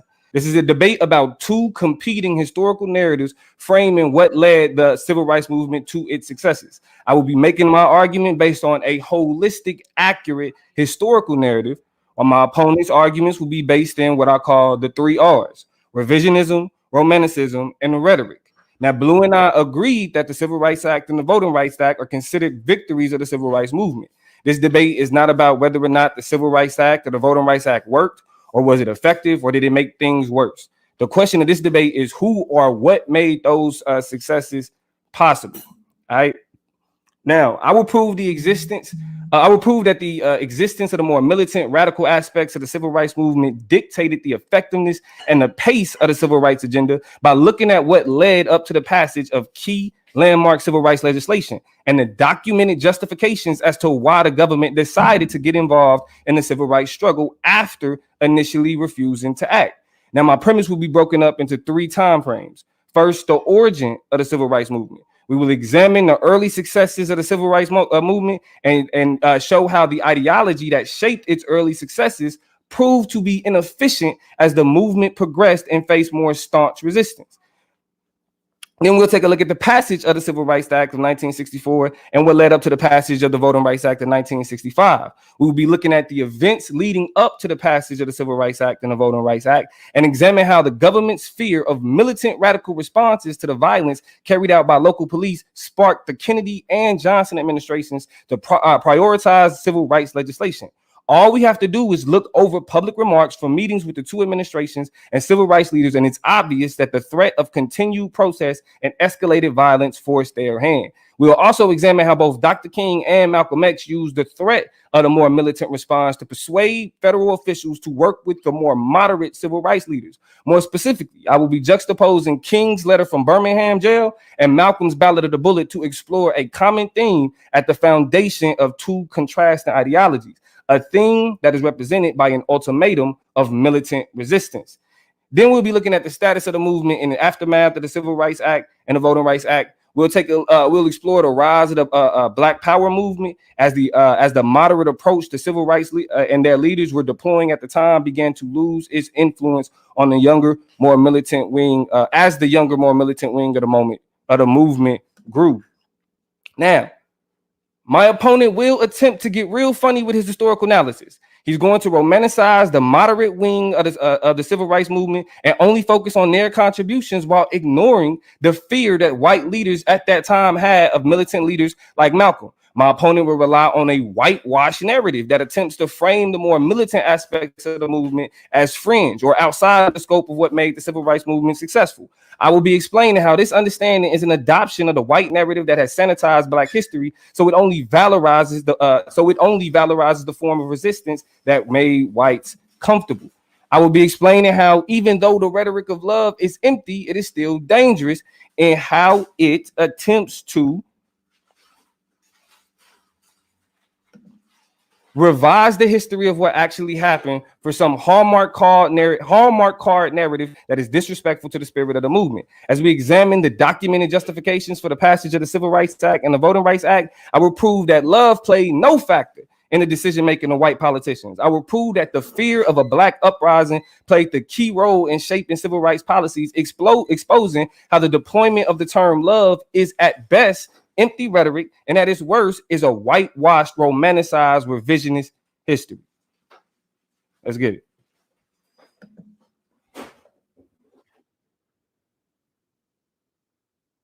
Shout out to Domo. We're going to keep this thing rocking and rolling. We're going to pass the mic now over to Out the Blue. Out the Blue, you have 5 minutes for your opening. Whenever you're ready, you can begin. Give me 1 second.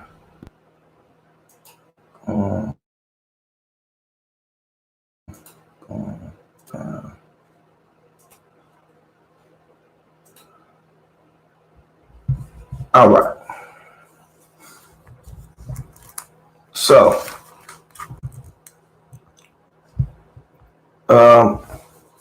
real quick. I'm sorry. Hold on.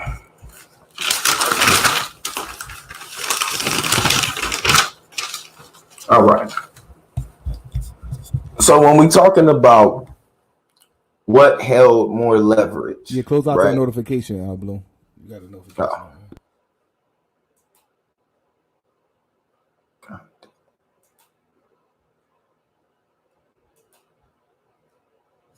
Oh. So when we talk about what held more leverage during the civil rights movement, there's no way that we can call love something that was whitewashed, right? What was the sole driving force for the civil rights movement? The sole driving force was created behind an ideology. that they all agreed on, right? So I will be presenting today people like excuse me, should I say Mother Diane Nash, and also Reverend Philip Lawson. And so when we look at love, it's not just any kind of love, right? But an unconditional love, which will prove not only to be the foundation, but the sole driving force of the civil rights movement, which would lead to the passing of the 1964 Civil Rights Act, and also, as he mentioned, 1965. The willingness to die in the name of the principles for not only family, right, but for those who you knew not. Jesus being not only a part of their faith and beliefs, but a figure for the that needed to be embodied by anybody who decided to join that movement, right? Seeing Jesus as the ultimate example of unconditional love as well as sacrifice, right? Tonight I will prove love was the only force that was even a threat of that the threat of a militant black society or any of that was something that they would never let get out of control, right? And so, and we've seen that. I'm gonna show also examples of that tonight. In fact, especially with the influence of the media and the way that the media was able to spin things, that militia approach actually was made for easy excuses for them to further genocide our communities, right? And so tonight I will present, as I said, pioneers that was a part of the civil rights movement, Diane Nash, also Reverend Jim Lawson, who was the pioneer and the head of the actual, when we're talking about the Nonviolence Act and what they based it around. Jim Lawson is who even Martin Luther King went and learned, how do you even attack this situation? Because even using the word and sister, or should I say, excuse me, Mother Nash even looked at the word nonviolent, as I'll show later on, as even a derogatory term. So she even coins a term of her own to even describe the process, or what was the driving force, or what held the most leverage, right, during the civil rights movement. So that's not even going to be a problem to show at all. What my opponent is going to have a problem showing though tonight, he is going to have a problem showing that the actual civil rights leaders or the organizers, right, that any of them was driven off of anything other than love. And of course, we see the sacrifice, but in order to see sacrifice, it had to be driven off of love first. I will show organizations that weren't driven off of love and that had more of a militant approach, and how those organizations more so crumbled from the inside out. And none of this will be from anybody's mouth but the horse's mouth tonight. So like I said, I will use civil rights pioneers, and then I will also use the words of Black Panther leaders themselves. And we will see what was the deciding factor in the Civil Rights Act, what was a more effective strategy, and as we can see, what was able to get more accomplished. So with that being said, I don't want to take up any more time. I'll be ready to go ahead and get into my debate. All right. Shout out to both debaters. We're going to take a brief intermission and we'll be right back with the premise round, family. This is the Solar Vision Debate League. If you want to stay abreast with current political and entertainment news, chop it up with Toya G, Conscious Lee, and Domo the political plug on the Chop Up Show. I'm telling y'all, the vibe is great. The information is even greater. The link will be in the description below. Hit the link, subscribe to their YouTube page. Let's chop it up, family. This is the Solar Vision Debate League, and we're now heading to the premise round, family. We're going to start out with Domo. Domo, you have 15 minutes to do your thing. Let me go ahead and set the timer for 15 minutes. All right. And whenever you're ready, brother, let me share your screen. Pull your screen up. All right. Whenever you Hey, ready. for those of y'all who don't know what this is the debate. This is a debate from Solar Vision Debate League. This channel is in partnership with Solar Vision Debate League, just in case you are not trolling, just in case you're not slow as hell and you're genuine. This is a debate. This is out the blue. One of our top ranked debaters going up against Domo, one of the most, it's those decorated debater over here. So hit that like button, please, before you come in. Spread negative energy, okay? And share if you got a platform to share. This is black intellectualism, you know? This is not people over here dragging each other about their mama or their daddy. It's not people over here dragging people about stupid shit. This is people actually intellectually banging information, sources in a judged, structured debate. Shout out to Solar Man, kill the Shucklebuck round. And let's keep going, man. Appreciate y'all presence. Hit that like button. Let's get it. I'm affiliated. I'm affiliated. I'm affiliated. I'm affiliated. I'm affiliated. I'm affiliated. I'm affiliated. I'm affiliated. Premise, brother. All right, so we can start the timer now. All right. So to reiterate this debate, what did the civil rights movement leverage to achieve its goal? Was it love or militant resistance?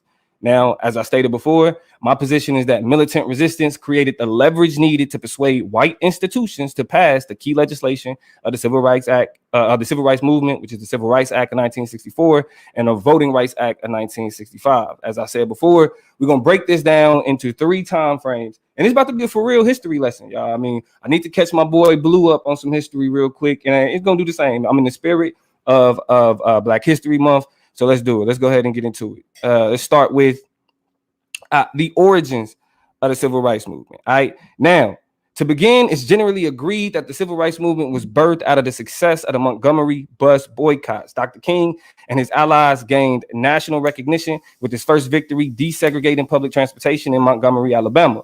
Black college students then began to look to Dr. King's leadership and emulate his peaceful, nonviolent approach by organizing events like sit-ins to protest segregated businesses. This then became the MO of the movement: nonviolent, peaceful protest, right? We know that. That's what we know about Dr. King. But by the early 1960s, though, Dr. King and his tactics had failed. Let me repeat, had failed to replicate the success of Montgomery and the bus boycotts. While the sit-ins and the freedom rides exposed the violent nature of racism, particularly in the South, it was not enough to push white legislators to turn their backs on Jim Crow. We see here that this love doctrine that Blue is attempting to interpolate onto King's nonviolent approach failed on its own. Let me repeat. The love doctrine that Blue is attempting to interpolate on the King nonviolent approach failed on its own to carry the momentum from Montgomery to anywhere else. Now, what happens next? He gets a helping hand. After another failed campaign to challenge the racist laws in Albany, Georgia, Fred Shuttlesworth, a civil rights leader out of Alabama, invited King to Birmingham to get it cracking down there. Fred Shuttlesworth was also someone who believed in nonviolence, but he was a bit more confrontational. Now, the idea in Birmingham was to utilize confrontational, nonviolent methods, what they call Project X, to peacefully antagonize racist police chief Bull Connor, to sick his police force on the protesters and expose their brutality to the rest of the world. Somebody must have tipped off the police, though, because the police didn't wild out like King and Shuttlesworth thought. They thought that they would, and the peaceful protesters were peacefully arrested. The demonstrators and the demonstrations no longer had the bite they needed to make national headlines to spread the message. Dr. King and his lieutenant Ralph Abernathy decided that in order to get the media attention they needed, they themselves would need to be arrested now that King was a national figure. They figured King's arrest would at least get the media paying attention to what was happening in Birmingham. Right now, that arrest led to the letter from Birmingham jail. Now, this letter is crucial in exposing how Blue don't really understand how things popped off in terms of the civil rights movement. Dr. King getting himself arrested led him to penning one of the most respected pieces of literature to come out of the civil rights movement, the letter from Birmingham jail, where he argued on behalf of oppressed people to protest nonviolently. What most historians ignore, and this is what I need y'all to pay attention to, is the appeal Dr. King makes on behalf of his methods as opposed to what he sees as the violent alternative, which at the time was the black nationalism of the NOI, the Nation of Islam. In this letter, the letter from Birmingham jail, Dr. King positions himself as the safe alternative to black nationalism, which he framed as being susceptible to responding with with a violent response to racist violence. In this letter, he literally argues that if it wasn't for his philosophy of nonviolence, the streets of the South would already be flowing with blood. That is a quote. This is literally Dr. King threatening white people with black nationalism. Let's be real here. He goes on to say that I am further convinced that if our white brothers dismiss those of us who employ nonviolent direct action, and if they refuse to support our nonviolent efforts, millions of Negroes will, out of frustration and despair, seek solace and security in black nationalist ideologies, a development that would inevitably lead to a frightening racial nightmare. Here, Dr. King has clearly realized that the only way nonviolence works is if it's viewed as the safer alternative for whites. A clear example of the face of the civil rights movement, leveraging the militant resistance to make his position more favorable. And at the time, white people had a reason to believe that he was not gassing. That's what leads us on the path to the Civil Rights Act and the Voting Rights Act. But let's not forget, going into the creation of the civil rights movement, Dr. King failed multiple times to achieve the success that he had in Montgomery simply with nonviolence. In Birmingham, what he realized and what he pointed out in that letter is that he had to leverage the threat of the alternative, which was the Nation of Islam, which was black nationalism, to scare white people into being on his side. That's what led us to the path to the Civil Rights Act and the Voting Rights Act. Now, the Children's Crusade was something that was enacted by Shuttlesworth after Dr. King was locked up. He started using the kids for protest, and once they filled the jails with kids, Bull Connor pretty much lost his patience and let his racism out, unleashes hoses and dogs, beatings, etc. Actually, a majority of the images of protesters being sprayed with hoses come from the Birmingham protests. While the narrative is that black people just stood there and took a beating, that's a whole lie. Once they realized, and when I say they, I'm talking about the institutions that be, that nonviolent talk only went so far, JFK urged his brother, Attorney General Robert Kennedy, to work something out with Shuttlesworth to meet their demands, and they would end the protest. The Kennedys were afraid of the potential response to violence that came with Jim Crow era policing. So again, we see here, it is the threat of the militant response that is causing the government to act. How do we know that the Kennedys weren't operating out of love? Well, Robert Kennedy spoke on this himself. He said the Negroes are mean and tough and have guns and have been worked up about this.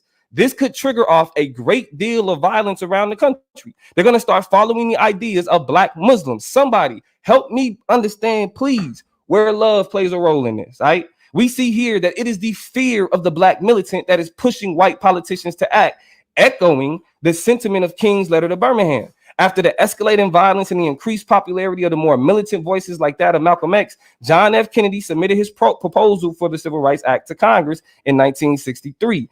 JFK, however, was assassinated before he could get it passed, passing the buck to Lyndon B. Johnson, who was allowing Southern Democrats at that time to filibuster the bill. Malcolm X actually witnessed the filibuster in person and presented a familiar ultimatum to white legislators. That's how we get to the ballot or the bullet.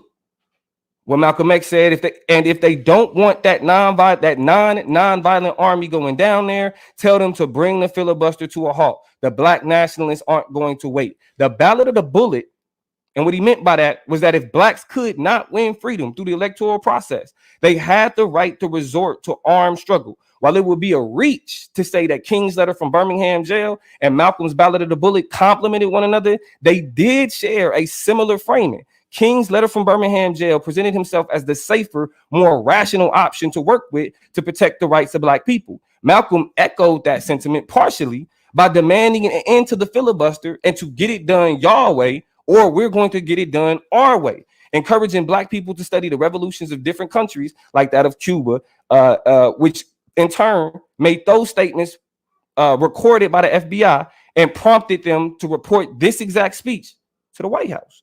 All right. Now, Malcolm made his statements in April.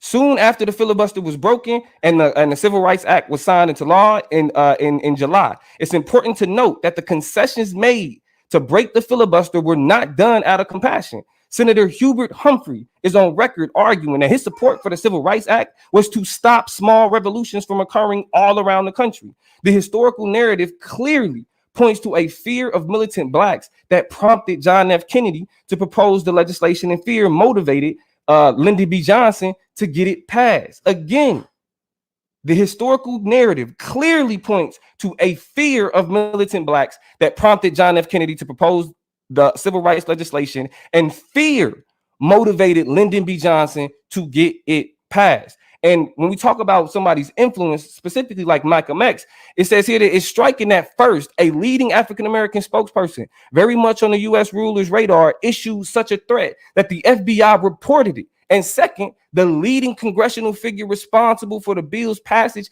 apparently feared that failure to pass the bill would lead to civil unrest. I'm trying to figure out what love got to do with any of this. I mean, I don't mean to sound like Tina, but somebody got to point it out. Blue may be able to help in the premise.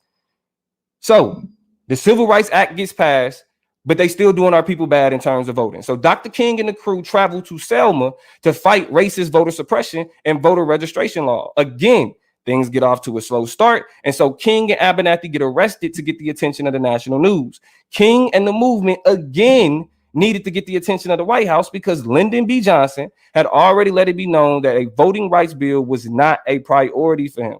All right. So Malcolm takes his ass to Selma. The statements that he made.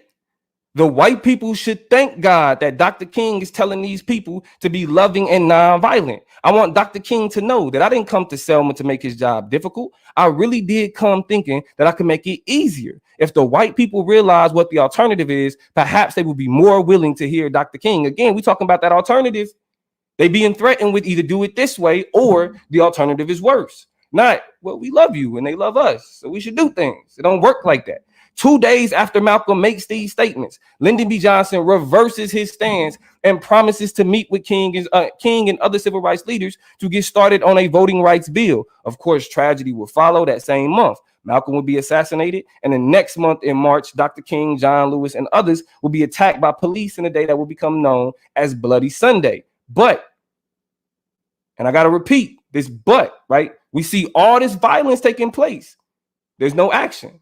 But it would be the fear of retaliation from militant blacks in response to the barrage of white racist violence that prompted Lyndon B. Johnson to push forward and eventually sign into law the Voting Rights Act in August of 1965. So here, when we look at both instances of the successes that we associate with the civil rights movement, it was the threat of the Malcolm X's. It was the threat of the Nation of Islam. It was the threat of this dangerous response that prompted legislators to act.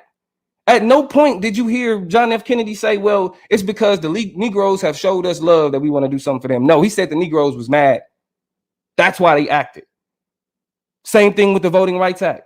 Lyndon B. Johnson wasn't going to do nothing about the Voting Rights Act till Malcolm X showed up in Selma and said, y'all better rock with him. Y'all better rock with him. This is a real clear historical narrative, right? This isn't, us just pulling stuff out our behind. This is actually what happened. It's documented. All right, now, as we continue, if we look at the post-Civil Rights era, Civil Rights Act and Voting Rights era and the state of the movement, what you'll see is that nonviolence, even Dr. King started to realize it wasn't what it was. On June 5th, 1966, James Meredith, the first black student to gain admission to the University of Mississippi, was shot on his solo march from Memphis to Jackson. Civil rights leaders Martin Luther King Jr. and Stokely Carmichael flew to Memphis to take up his march. Now, what was stated here is that a split began to emerge between the old guard civil rights leaders represented by King and the younger wing represented by Carmichael. The younger activists wanted the march to be a blacks only event, and they also wanted the Deacons of Defense, a militant black organization that promoted armed self-defense, to provide protection for the marchers. Now, Stokely Carmichael ends up getting arrested.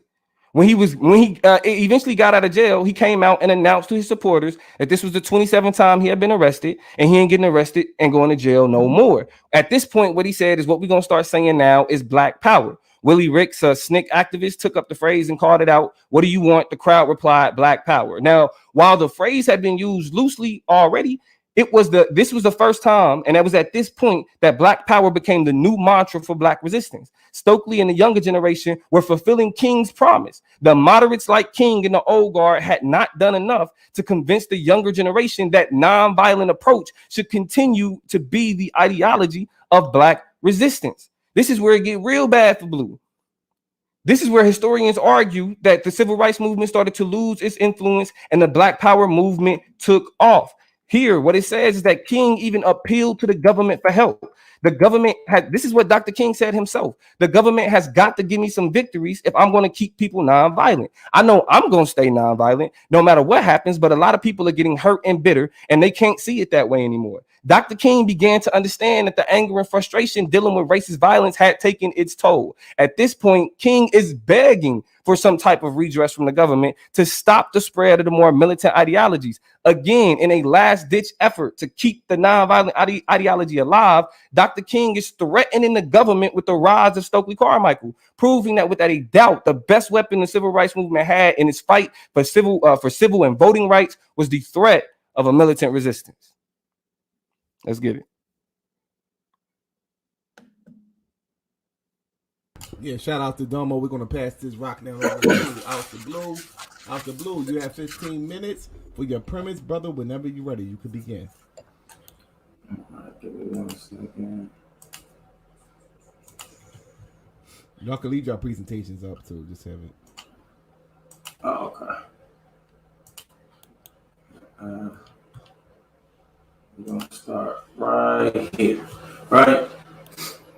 And we're going to start with Diane Nash. And so Diane Nash is a civil rights pioneer, right? Because we're going to deal, it's two sides to this coin. And I almost feel like it is, and I know the brother isn't trying to do this, but it is disrespectful to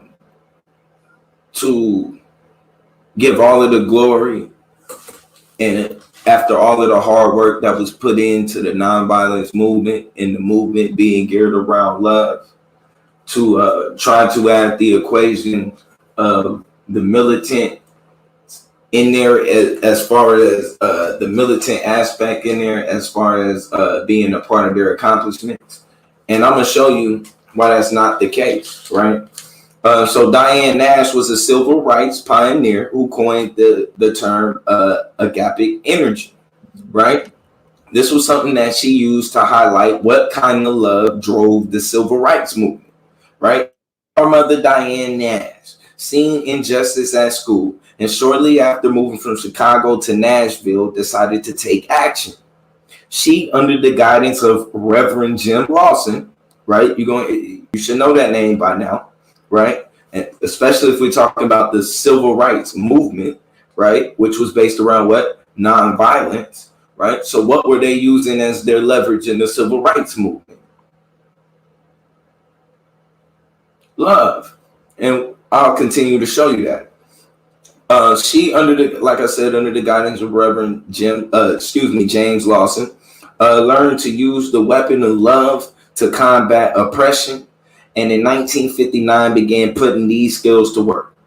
Miss Nash will organize the student sit-ins, and as the founder of the SNCC, or the Student Nonviolent Coordinating Committee, and would see her work validated when Nashville became the first Southern city to desegregate lunch counters.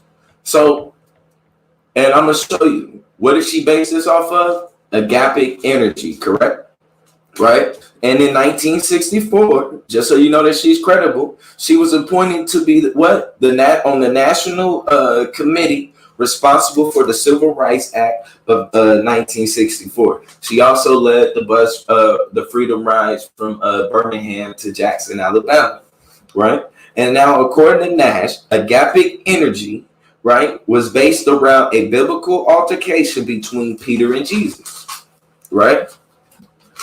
And so let me go ahead and get into it.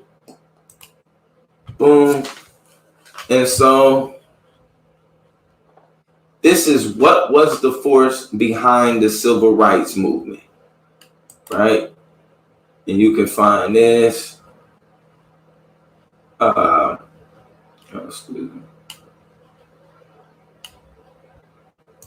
And you can find this at ncr.com, .org.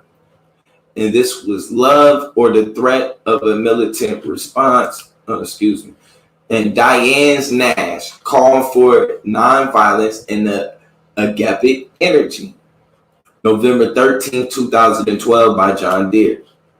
We read in the Gospel of John how the risen Jesus gives us the gift of peace, right? And like I said, you can find this at ncr.com.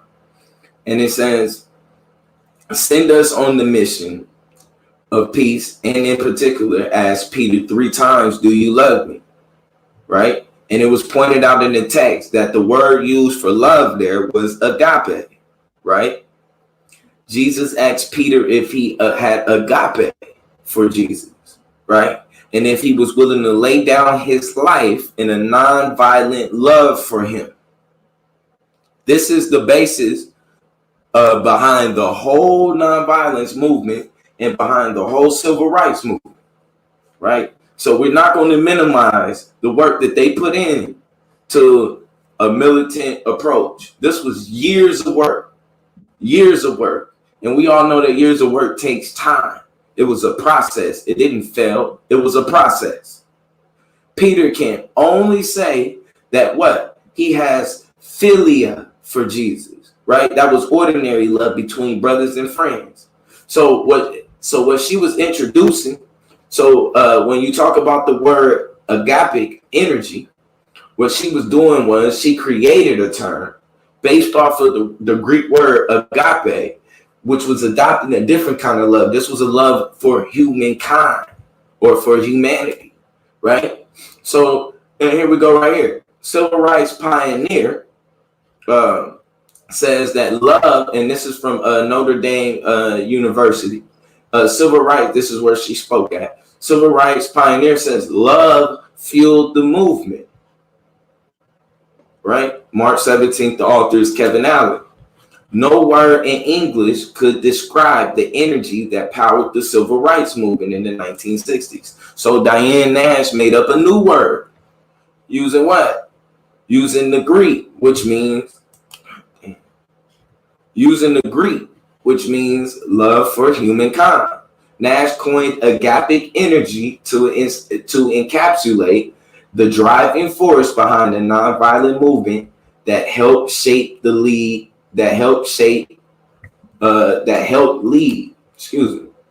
right? So this is what takes lead. Love for humankind, for humanity. So I hear the brother's argument, and that's one side of the coin. But to me, that sounds more like a polished narrative based on what they are saying. When we look at this is straight from the horse's mouth, right? And it says we needed a term that encompassed much more than simply the absence of violence, right? So when we're talking about the civil rights movement, right, they don't even want violence associated with it. And it's disrespectful to associate violence with the civil rights movement. Martin Luther King was one man in the civil rights movement. He was not the civil rights movement. Neither was Malcolm X. And Nash said Tuesday while speaking at Notre Dame Law School, nonviolence is a negative term. And what we are talking about is a very positive and very comprehensive phenomenon. So we're not minimizing this nonviolence and this love approach as it's just something that's, just something that you can pass off. We've seen the approach of UEP, the Black Panthers, and other brothers with the militant approach. We've seen this already. And guess how long this lasted? Very short-lived. A very short-lived. When we look at Reverend James Lawson, he said the politics of Jesus, right? You're going to see that, you're going to hear that name a lot. And we already know what politics Jesus presented. Like, come on, man. This is crazy. And the politics of God are that people should be fed, that people have access to life, that people should be treated equally and justly. The politics of Jesus, and this is from Reverend James' mouth.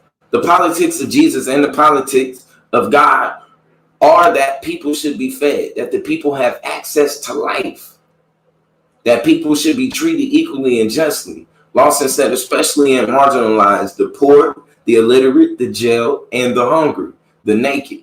Those are all terms Jesus uses.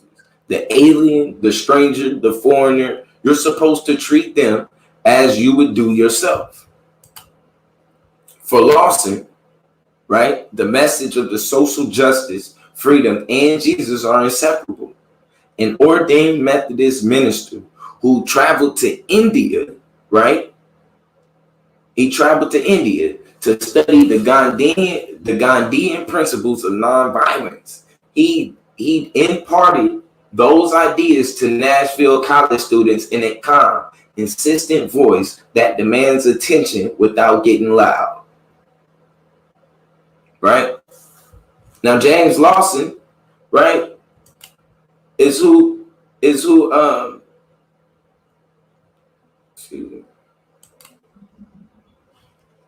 Yeah, now James Lawson is who Martin Luther King learns under. He goes to James Lawson to learn the act of nonviolence. So you telling me that Martin Luther King got something out of from James Lawson that Sister Diane Nash didn't get? And according to James Lawson, if you guys ever get to check out the documentary, I believe it's called A Force More Powerful. Yeah, documentary called A Force More Powerful. You will see he even makes the statement that everybody in the civil rights movement had to be on one accord. You couldn't have people on other accord. So we didn't have people that was on some military type of threat type of stuff. So when we're talking about the civil rights movement, right, then we have to say that the driving force and accredited based on the words out of the civil rights pioneers themselves, that love was the driving force. It's just disrespectful not to. It's disrespectful not to. Right? Like you said, Malcolm X was a part of the Nation of Islam. They had their own agenda going on. Their own agenda going on. So we can claim what leverage what, but I'm not going to credit what happened with the Civil Rights Act to anything but what the pioneers say themselves. And they said it was love. Right? And we see it right here in Matthew 22:36. This is who they base their whole text around. And you'll see that that's just what Diane Nash said. They built this around faith. Right? And the faith was based around Jesus. And according to Jesus, what did he say? This was the teacher, which is the great commandment in the law. And he said to him, you shall love the Lord your God with all your heart and with all your soul and with all your mind. And this is the first commandment. And the second commandment, like it, you shall love your neighbor as you love yourself. On these two commandments alone depend the whole law of the prophets. So mind you, we got the word agape energy, which meant what? A love for humanity, right? This is the term coined as the driving force of the field. And this is according to who? Our own pioneer, who is still living, and along with, Reverend James Lawson, still teaching classes, that love was the driving force. We're going to take that away from them tonight? We're going to take that away from them tonight because of a letter that a brother wrote when he was in his jail cell and may have been broken. We're going to take that away from them tonight. No, I'm not going to be able to do that. We're not going to discredit what was happening. This is and we seen when we talk about the militant approach, that crumbled itself, right? A history of the books and the insiders, a take on how the Black Panthers Party was hurt by its own ideals. Who was this by? Don Cox. Guess who Don Cox is? The one right here in the center. Right? This is him out of the horse's mouth. Out of the horse's own mouth, he says that those ideals, right? Why? Because their idea. Why did the Black Party crumble? Because they weren't built off of love, brother. Love. That's just simple and plain. We're not going to take that away from him. Starting in the late 1960s, Don Cox spent 5 years as a part of the Black Panther Party's high command, doing everything from planning armed attacks to raising money from Leonard Bernstein. Cox fled the United States for Algiers and later France, where he died at 74 in 2011. His death, he had completed a memoir. In this excerpt from a post posthumous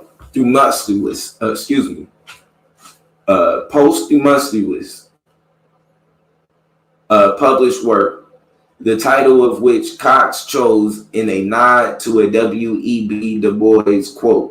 Cox explains his view of how the party's code of personality contributed to its own eventual demise. So what he's saying is, if anything, right, this type of personality in the militant approach, if anything, would have hurt the civil rights movement. Because he said and mind you, this is post-civil rights movement. We're dealing with, now you're starting to deal, post-civil rights movement, they start dealing with economic problems and economic issues, right? So, but even in there, they say even dealing with the economic issues, right? That whole militant approach, bro, led to their own demise, right? And not only that, they took on the ideas of Marxism and Leninism, which spread throughout the party. It quickly became afflicted with the avant-gardism and elitism, considering itself the sole professor of the truth. Anyone who didn't adhere to the Marxist, Leninist ideas were treated as an inferior being, worthy of being despised. How do you start developing things like this inside of your party? Because you don't have love as the basis. All right. Shout out to Blue. We're going to take a brief intermission and we'll be right back with the Rebuttal Round family. This is the Solar Vision Debate League. Losing interest, you won't find nobody than this. I swear, God, if you leave, just let me know so I won't look down. When you move on, yeah.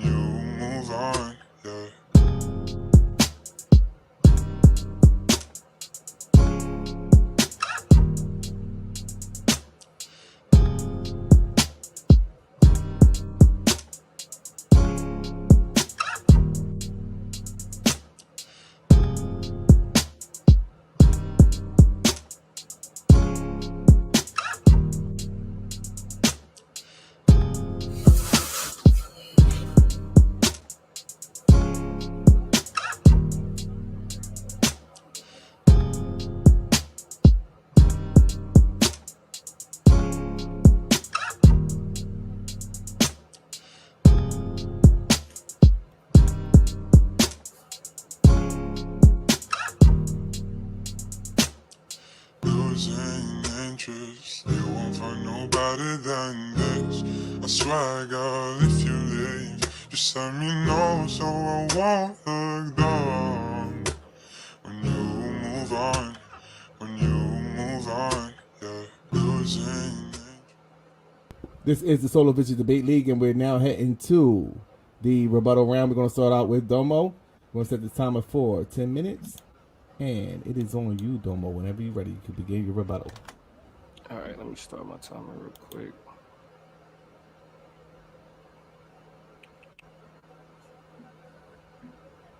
$10 minutes for the rebuttal, and let's get it. All right, now to reiterate my position, like I said before, the question is, what did the civil rights movement leverage in order to achieve its greatest successes, which we both agree was the Civil Rights Act and the Voting Rights Act, right? Now, since this is Black History Month, I definitely want to show nothing but the utmost respect for all of our civil rights leaders. But when we're looking at the reality of what the civil rights, how the civil rights movement was.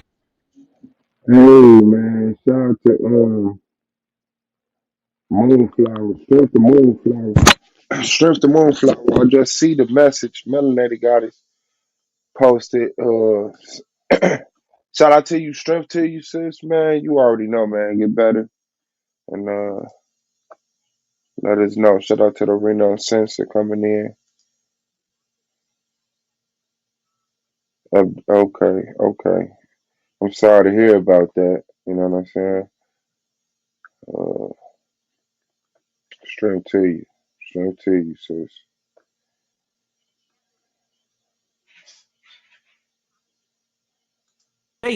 It was Dr. King's message. It was Dr. King's ideology, and he may have adopted things that he learned from other people, but Dr. King culminated in what we consider to be the embodiment of the civil rights movement. And that's why when you look through history, like when we look through the historical narrative that I laid out, you will see that things took place, things happened, things changed when certain things happened to Dr. King. Now, I'm glad that he brought up Diane Nash. I'm glad that Diane Nash, her contributions have been highlighted within this debate. However, her contributions, while significant in terms of the culture and what it was able to accomplish, it doesn't rise to the level of being leveraged. Right, being leveraged. When we talk about what the civil rights movement used as leverage, the question is, what did the civil rights movement lean on to get white institutions to act? What did they lean on to get the Civil Rights Act to get rid of Jim Crow? What did they lean on to get the Voting Rights Act to protect the right to vote for Black people? And when you look throughout history, it is the instances in which you face with two options: either give in to the demands of the moderates like Dr. King, or suffer the wrath of the radicals, like Dr. King said, in terms of their more resilient, militant, dangerous, more mindset. Now, as I said in my opening, I want to frame Blue's arguments through the triple R's: rhetoric, revisionism, and romanticism. Because when we look at that question of rhetoric, the conversation of agape love and the role that it played is cool, but when you ask yourself, at what point did it actually did that agapic love play a role in the passing of the Civil Rights Act and the Voting Rights Act? It's not there. I showed you documented proof. They told you why they did it.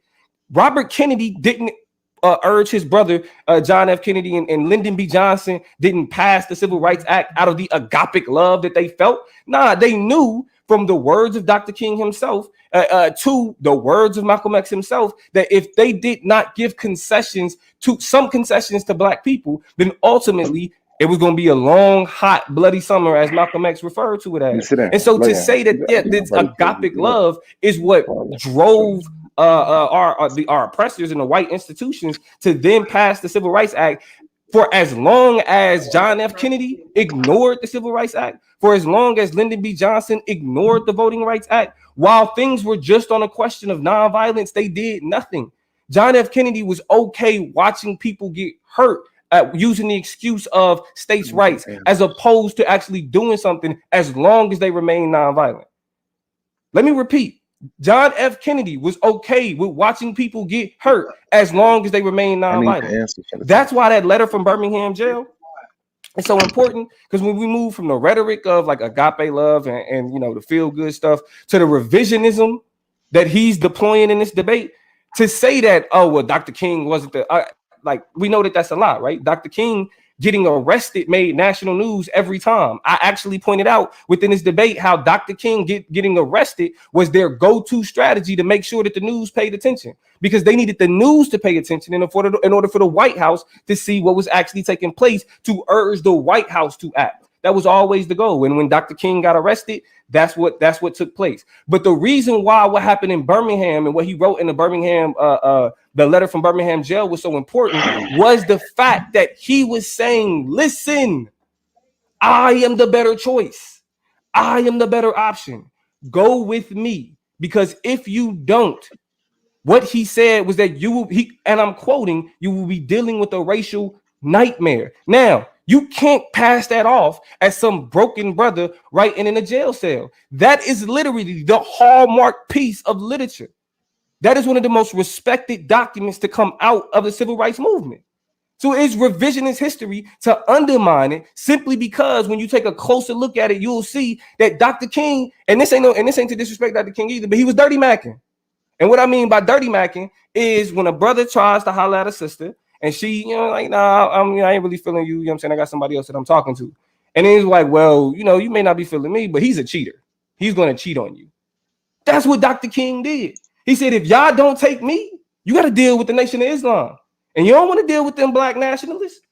That was the threat that he used in order for Dr. King to see, or in order for the White House to see that things needed to change. When you take it a step further and you put it under a closer microscope, what you will see is that Dr. King dealt with a lot of L's. Dr. King is like Michael Jordan. We only talk about the great things that he did in his 14-year career. We only talk about them 6 seasons when he won them 6 championships. But Dr. King took a lot of L's. Even after the Montgomery bus boycott, like I pointed out in Albany, Georgia, Dr. King was not moving the needle simply by being nonviolent. That agapic love was not pushing the envelope. It wasn't until the letter of Birmingham got into the hands of Robert Kennedy, that then it was, oh, we need to act. Because if you see, when you look at the question of what is the alternative? Even Robert Kennedy, in the quote that I showed, said at the bottom, if we don't do something, the black Muslims will have the ear of black people. We don't want that. That is clearly Dr. King leveraging the threat of a militant resistance in order to get white institutions to act.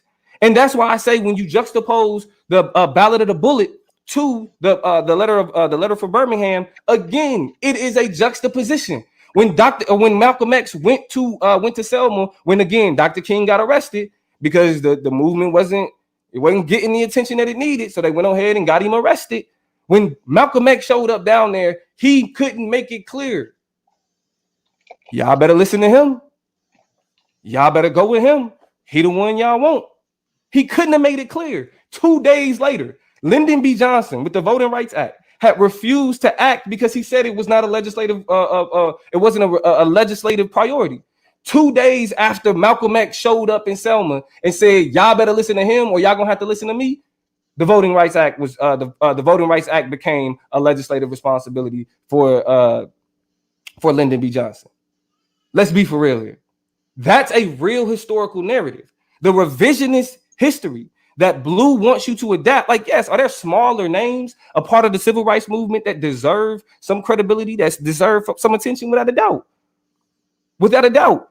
And I'm glad Diane Nash and her contributions was brought up. Unfortunately, her contributions don't rise to the level of actually enacting change the way that it did for Malcolm X and the way that it did for Martin Luther King. And let's not point out at the end, towards the waning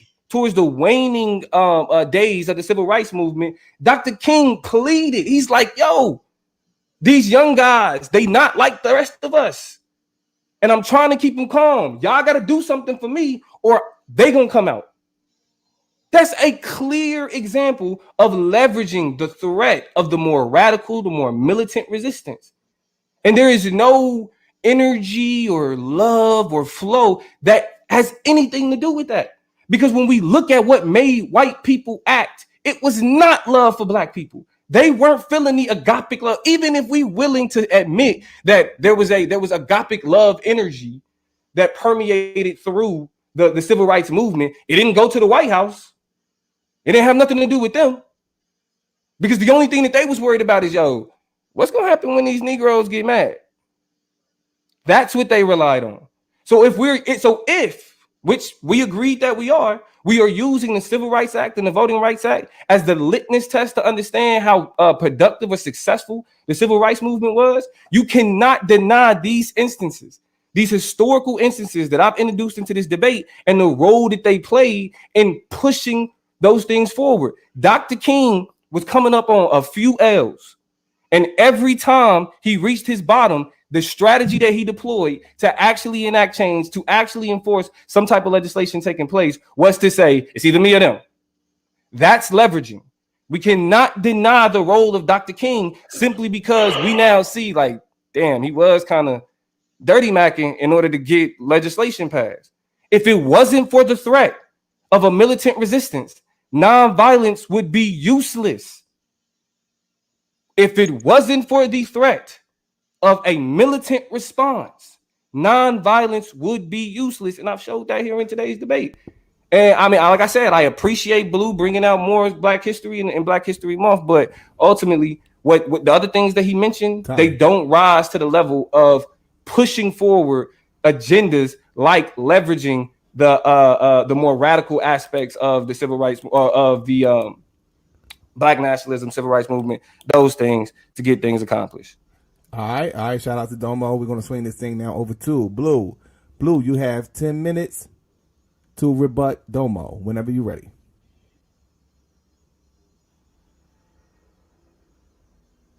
All right, real quick, a couple of things that I definitely want to deal with. First off, I'm definitely gonna have to.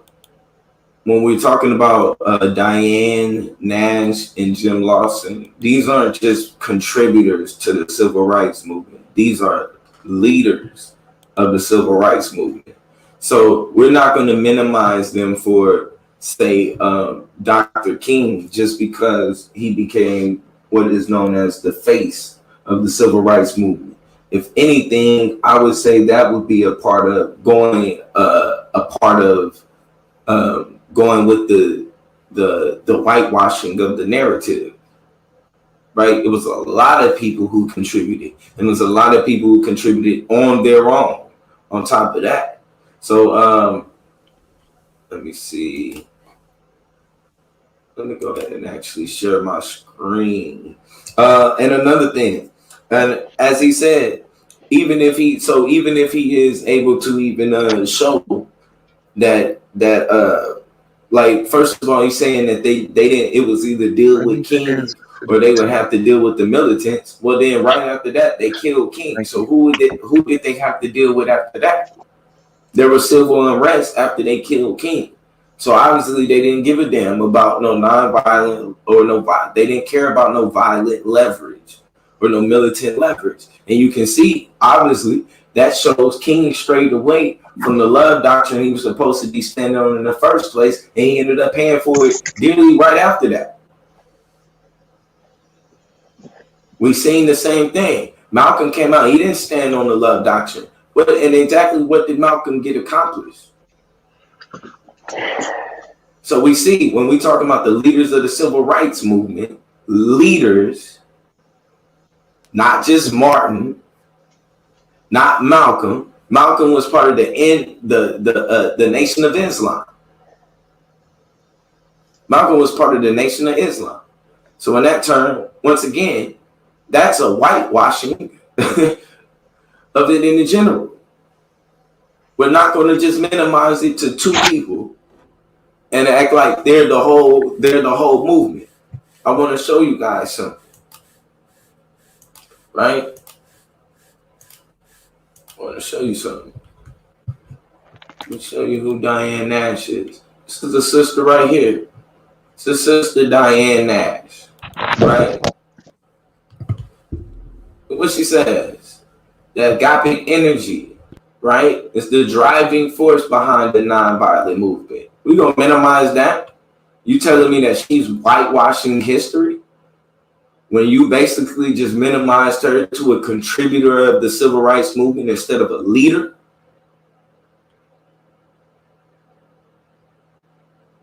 Huh? We needed a term that encompasses much more than the absence of violence, as I stated earlier, correct? Right? So I just want you to see the sister is a leader. What happened? She was arrested in jail, right?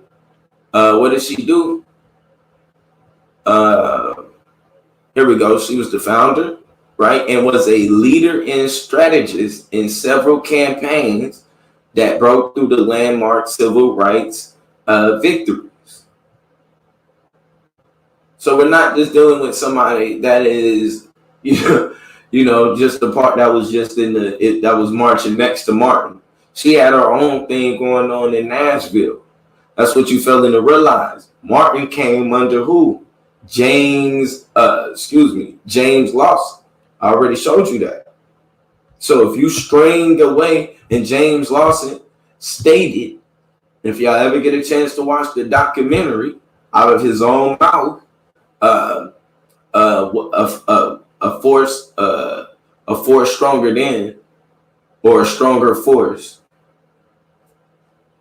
you will see he clearly states that everybody in the civil rights movement had to be on the same point. Otherwise, people could get killed. And you basically telling me that at a point that right before Martin Luther King got killed, he wasn't on point with the civil rights movement. That's what you're basically telling me. That's what you're basically telling me. So when we looking at levers, there's no way that we can take away. Once again, we can't minimize what the pioneers stood on or what they said. This thing was built, they had a faith that they built this off of. Simple and plain. And whitewashing it and minimizing it to two people, right, which he accused me of, which was based off of, you can basically base it off of his 3 yards. He presented rhetoric.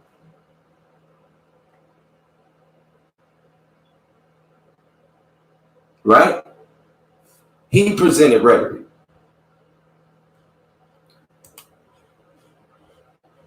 So, let me see.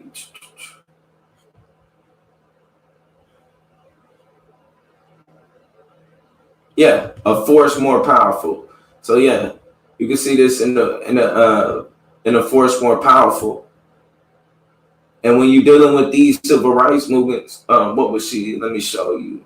So then the brother said that they weren't able to get anything accomplished without that, correct? But watch what happens. In 1960, Nash became the chairperson. Who is Nash?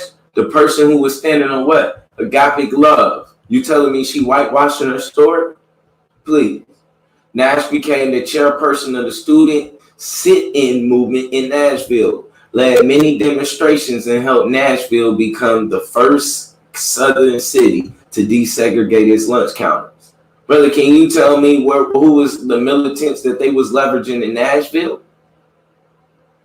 See, you even minimizing it to trying to get the attention of the president. The civil rights movement is about changing people's hearts. That was the difference. It was about changing people's hearts in order to change our reality. And in order to change people's hearts, they were trying to make people uncomfortable. That's the reality. Right? What else did this sister do? Then she helped found the Student Nonviolent Coordinating Committee, as I stated earlier, and coordinated the Freedom Ride from Birmingham to Jackson, Alabama. Right?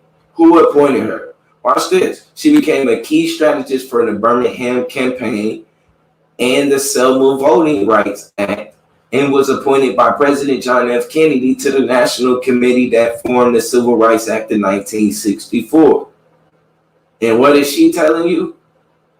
As her teacher taught her, And as Martin Luther King's teacher taught him, that love was a more powerful force, period.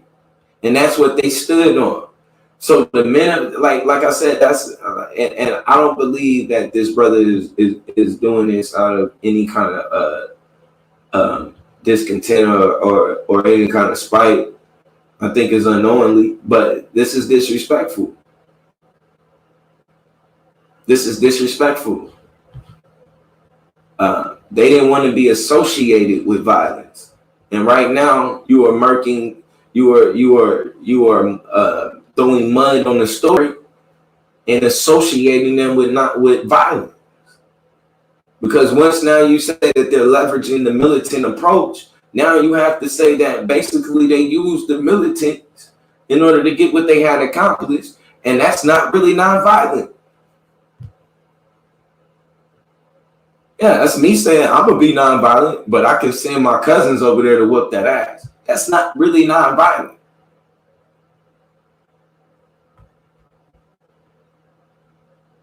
So, I mean, and that's clear. They went and taught classes. Martin Luther King had Reverend James Lawson teaching nonviolent. So I don't even see how we even argue against that. I don't even see how we even argue against that. Right? We see what happened. As this brother already said. Let me go. As this brother already said, right? Not standing on love and this whole militant approach hurt themselves. As you said, we've seen what, and I hate to, to do it like this, but brother, we didn't see much. What exactly did Malcolm X get accomplished, brother? What exactly did Malcolm X get accomplished? We see the leaders of the Civil Rights Act movement got a lot accomplished. And according to you, Martin and Malcolm began to agree. And as soon as Martin, he had a 15, 20-year run where he was able to, where he's able to get things accomplished. He's changing people's hearts and things. That's what changed the world. That ain't no certificate that was signed by a president was going to change anything. And the leaders of the Civil Rights Movement already knew that. Time. All right. Shout out to Out the Blue. We're going to take a brief intermission and we're going to get into this rapid fire round, family. This is the Solar Vision Debate League. What's good, family? This is your boy Solarman, and this is the Solar Vision Debate League. We're going down the final stretch, family, and this is the debaters that had the grit and the toughness. You soft debaters are already gone, but we got a little more to go before we get to the playoffs. And you know when the playoffs start, baby, that's a whole nother animal. This is the Solar Vision Debate League, intellectual supremacy. Yes, family, it is time for the rapid fire round. We're going to start out with Brother Domo. You have 10 minutes to interrogate Blue. Whenever you're ready, you can begin your interrogation. All right, let me get this timer cracking. All right, we can start the timer now. All right, Blue. So we agree that the greatest accomplishments to come out of the Civil Rights Movement were the Civil Rights Act and the Voting Rights Act, correct? I agree that they were a part of some of the greatest accomplishments, but yeah.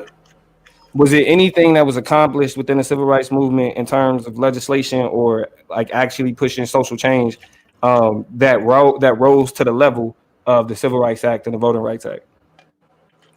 Well, yeah, we see as we can see with people like Diane Nash and also Reverend James, they were producing people that were coming from that school of thought. And right. What I'm asking, I'm asking more about material change though.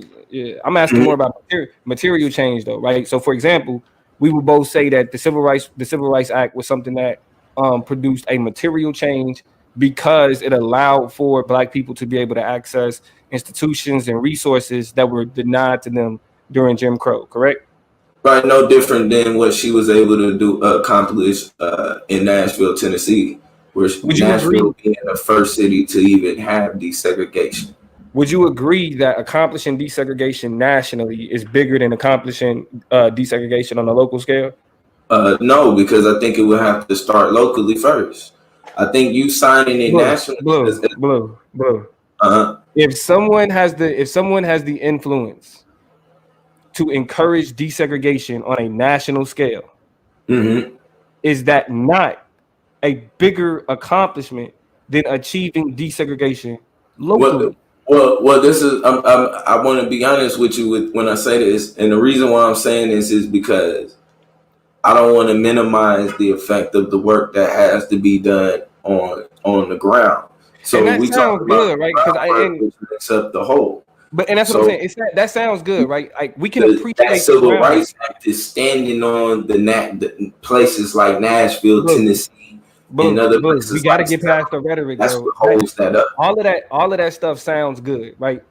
All of it sounds good, and I'm saying I am not undermining or attempting to diminish those roles, but in terms of material impact, and when I mean by material impact, I'm saying in terms of changing how the world, or at least this country operated, right? We both agree that the Civil Rights Act changed how the country as a whole operated, correct?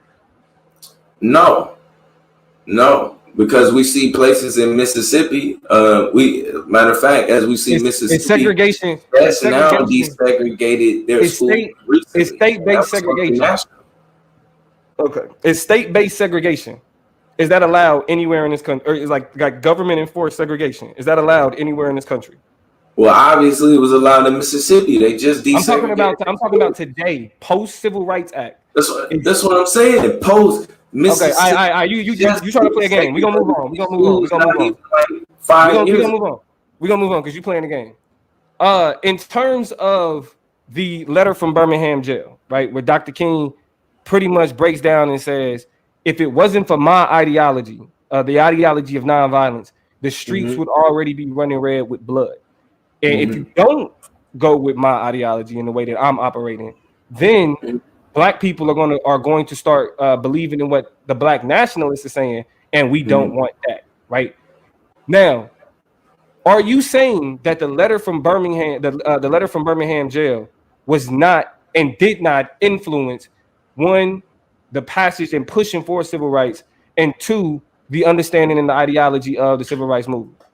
No, because as you can see, what happened? They killed him afterwards. Who is they gonna have to deal with? Right. We know that though, right? We know that, right? So that's what I'm saying. So they didn't. Isn't that a have to deal with Martin Luther King or the crazy militants? Because that's exactly what happened. But isn't that a false? Hold on. Isn't that a false narrative? Hold on, because isn't that a false? Hold on. Isn't that a false narrative though? When we know that agapic love that he was following didn't save his life either, right? It didn't save his life, and as you showed, he strayed away. So him getting killed, we know that neither one of those. Hold on. So we saying that him getting killed, we know that neither one of those approaches saved his life. The question of the debate.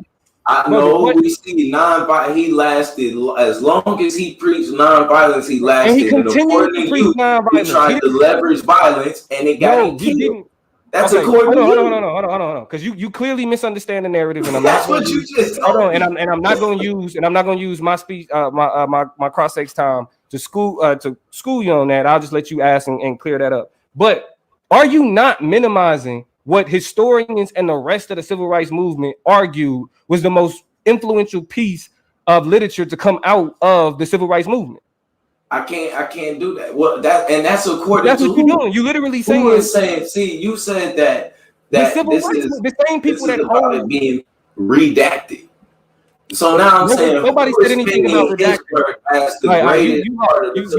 You confused because I don't know where you're talking about redaction. So let's keep it pushing. Can you name the national influence in terms of policy? Right, in terms of institutions actually doing something different, can you name something that agapic love did to influence how Black people are treated in this country? Yeah, it made people uncomfortable. It was in a way that It was, and I'm gonna show you the. Did uncomfortable people stop attacking black people? Well, eventually they did. It was a process. Eventually they did. Okay, so let's take a look. Let me ask you this. Let me show you this. Okay. Now, John F. Kennedy is Robert Kennedy is reported as saying the Negroes are mean and tough and have guns and have been worked up about this. If you have another incident, another bombing, for instance, or fire or something like that, and it attracted a large number of Negroes, then the situation might well get out of hand. The feelings of the Negroes generally, and reports that we get from other cities, not just the South, is that this could trigger off a great deal of violence around the country. Now, with Negroes saying they've been abused for all these years, they're going to start following the ideas of the black Muslims. Now, what was Robert Kennedy and John F. Kennedy operating out of? Were they operating out of agapic love, or were they operating out of a fear of the black Muslim? I think that's the change of the narrative right there. Bro, I'm asking you, Robert Kennedy. I mean, Robert Kennedy, let me add context then. The reason why I'm talking about Robert Kennedy is because Robert Kennedy is who urged John F. Kennedy to enact civil rights legislation. Now, we know John F. Kennedy was killed before he was able to. But that's hearsay. That's not hearsay. It's documented. What are you talking? It's documented. It's documented. It's presidential history that Robert Kennedy. That another guy influenced the president? We don't know. Like, that's Robert Kennedy was the attorney general. He was the top lawyer in the land. Okay, and he had influence. Robert Kennedy had people on the ground in Birmingham when Dr. King was in jail. Right. So he had influence. So they witnessed the violence. There might be motives there, but there's no guarantee. We can't guarantee that, bro. That's a document, bro. John F. Kennedy in his speech, introducing civil rights legislation, only talked about demonstrations in the streets and threats of violence. He used both of those are the number one and number two phrases that was in his speech to address the civil rights. As soon as they killed Kennedy, that's exactly what they got. I mean, excuse me, as soon as they killed Martin Luther King, that's exactly what they got. So they killed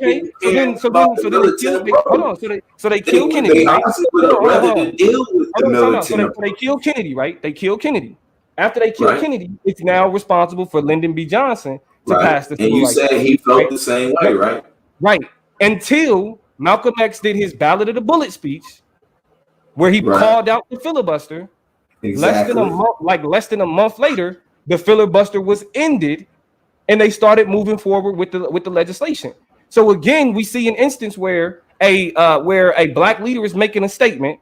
That statement was reported to the White House by the FBI, and then the White House did something different. Is that not an example? Is that not an example of the Civil Rights Act being initiated by leveraging the idea of dealing with black nationalists? I have to disagree, because once again, when you say that, well, first off, Malcolm X was a part of the Nation of Islam. So what? Number two, Malcolm, when he made the statement, also, but this is what I'm saying. When we talk about the civil rights movement, he was not with the civil rights. When he made those statements, you got to get your historical accuracy together. When he made those statements, he was not with the Nation of Islam. Actually, well, he had left. Was during but he was not with the civil rights movement either, because he's documented, bro. He's documented as saying that I am. All right, Blue, it's on you. You got 10 minutes whenever you're ready. Could you be violent or have a militant approach and be a part of the civil rights movement? Yep. Okay. When we talk about did King die? How long after King's letter from jail did he die? You said what? How long after King's letter from prison? From jail. What did he pass? I think from that time, that letter from Birmingham, I think that was like 1964, and he was killed in 1968. Wow. So he got a good about 4 years, correct? Yeah, let me double check just to be sure, because they went down to Birmingham in 1960. Yeah, I think it was like, yeah, I think that's about right. Yeah. Okay, and then you presented a conversation that was between Martin and Lyndon B. No, it wasn't. It wasn't a conversation between Or those two. excuse me, well, not a direct conversation, but I think it was Martin between Malcolm X and Lyndon B. It wasn't a direct conversation, but I think they were alluding to the threat of violence. Correct? No, what I said was that during his Ballad of the Bullet speech, Malcolm X had stated that he had witnessed the filibuster, and Mm-hmm. that he was giving them the opportunity. That's what the Ballad of the Bullet was about. He was like, "We're gonna give you the opportunity to either do it y'all way, or if y'all take too long, we're gonna do it our way." Another part. And you also made a statement though that Martin was saying that Martin was also stating that you could either deal with me or you can deal with the crazy Nation of Islam people, right? Correct. And did they kill Martin Luther King after that? No, they didn't kill him after that. You said they didn't kill Martin Luther King after that? No. After that, I mean, he was released from jail. I mean, that doc again was a letter from Birmingham. He was released So from he jail. was not killed after that. No. So Martin Luther King died before he made that statement? Oh, you said what? Okay, I'm confused. I'm confused what you're asking. Are you saying he made that statement and then later on he was killed? Yeah. Yeah. Okay, cool. I just mean, wanted to make he would sure. have had to. I just wanted to make sure He that. would have had to. Like, so after Martin Luther King was killed, who rose up in the ranks? I mean, you had people like John Lewis, Stokely Carmichael. Could we agree the Black Panther Party? The Black Panther Party, yeah. Okay. And what kind of approach would you say the Black Panther Party had? Was it a violent approach? They had an approach of self-defense. Self-defense. And it wasn't militant. Yeah, I agree with you. Excuse me on that. Self-defense. Yeah. Was it a militant look? You said what? Did they present a militant look? They were militant, yes. They were militant. Yeah. Would you say that led to their demise? I wouldn't say that them being militant led to their demise. Like you said, Dr. King was a militant and they killed him. So, I mean, regardless of whether or not they was militant, the reason why they were attacked and ultimately undermined was because of what they stood for Black people, not necessarily their tactics alone. Because we both will admit, they killed Malcolm and Martin. So whether they thought they were violent or whether they thought they were non-violent, they both still got killed. Okay, cool. Can you see my screen? Can I see your screen? Yeah. No, I can now. Yeah. So, okay, cool. Can you read the title of this for me right here? Civil Rights Pioneer says love fueled the movement. Oh, okay, cool. So, and you say otherwise, correct? No, I don't. This debate isn't about what fueled the movement. This debate is about what the movement used in order to succeed. In order to succeed, okay, cool. In its victories and its greatest. Cool. What does the car use in order to run? I mean, depending on what kind of car you got.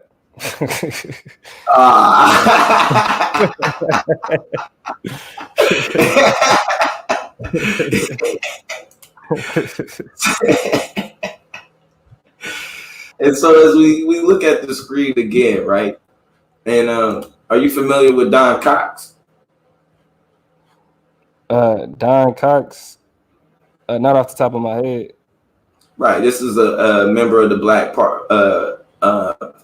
Party committee, right? And he was also one of the leaders, right? And according to him, right, that whole militant aspect in general was what hurt the movement. Do you disagree with words? I mean, I disagree, I disagree in the sense that ultimately, It's the framing that he had of like the those that didn't abide by that doctrine. I mean, I think there's a sense of respectability politics associated with it. Like even what I've described Dr. King and his position as is the moderates. These were the people who wanted to like we talk about integrate, to be able to be comfortable, to be able to kind of live like how white people live. But then you had people who weren't satisfied with being integrated into a society that hates them. They all they wanted was self-sufficiency, and that was the difference. So this non-violent versus violence framing, or this militant versus non-militant framing, the reason why I say that that's counterproductive is because at the end of the day they were both treated the same way. The question is ultimately, how did the civil rights movement achieve its greatest successes, which is the Civil Rights Act and the Voting Rights Act? And what you'll see is those pieces of legislation only got the push that they got when they were threatened with violence in response to the racist violence that black people were dealing with. They didn't say that, well, we see what's happening to black people, so we're going to create change. What they said was, we see what's happening to black people, and we don't want black people to go wild on us. So we see in Nashville, Tennessee, right? Sister Diane Nash was able to get Nashville to be the first other city to desegregate the lunch counters. Was there a presence of a military threat?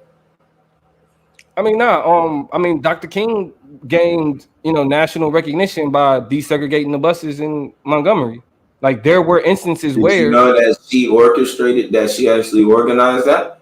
That's what I'm saying. That's cool and that's fine, right? But I've also showed the historical narrative that these instances of victories were few and far between. That's why, like after the Montgomery thing, they went down to Albany. They had no success there.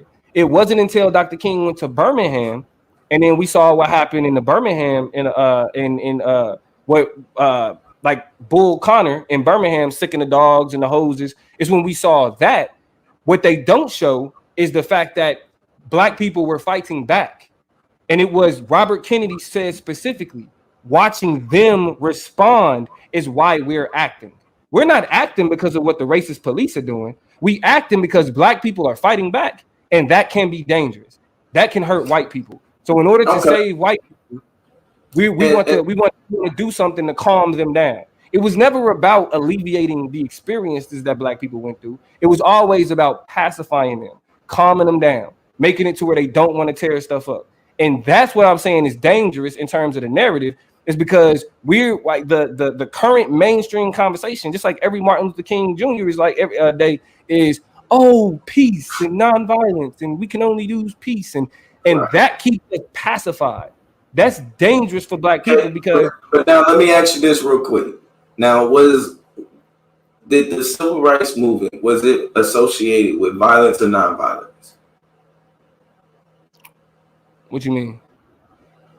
What was it? What would they have wanted it to be associated with? Violence or nonviolence?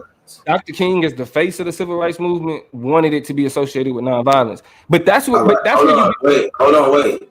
Now, claiming that they are leveraging, that Dr. King is leveraging violence in order to achieve the Civil Rights Act, would that be, how is the movement now nonviolent?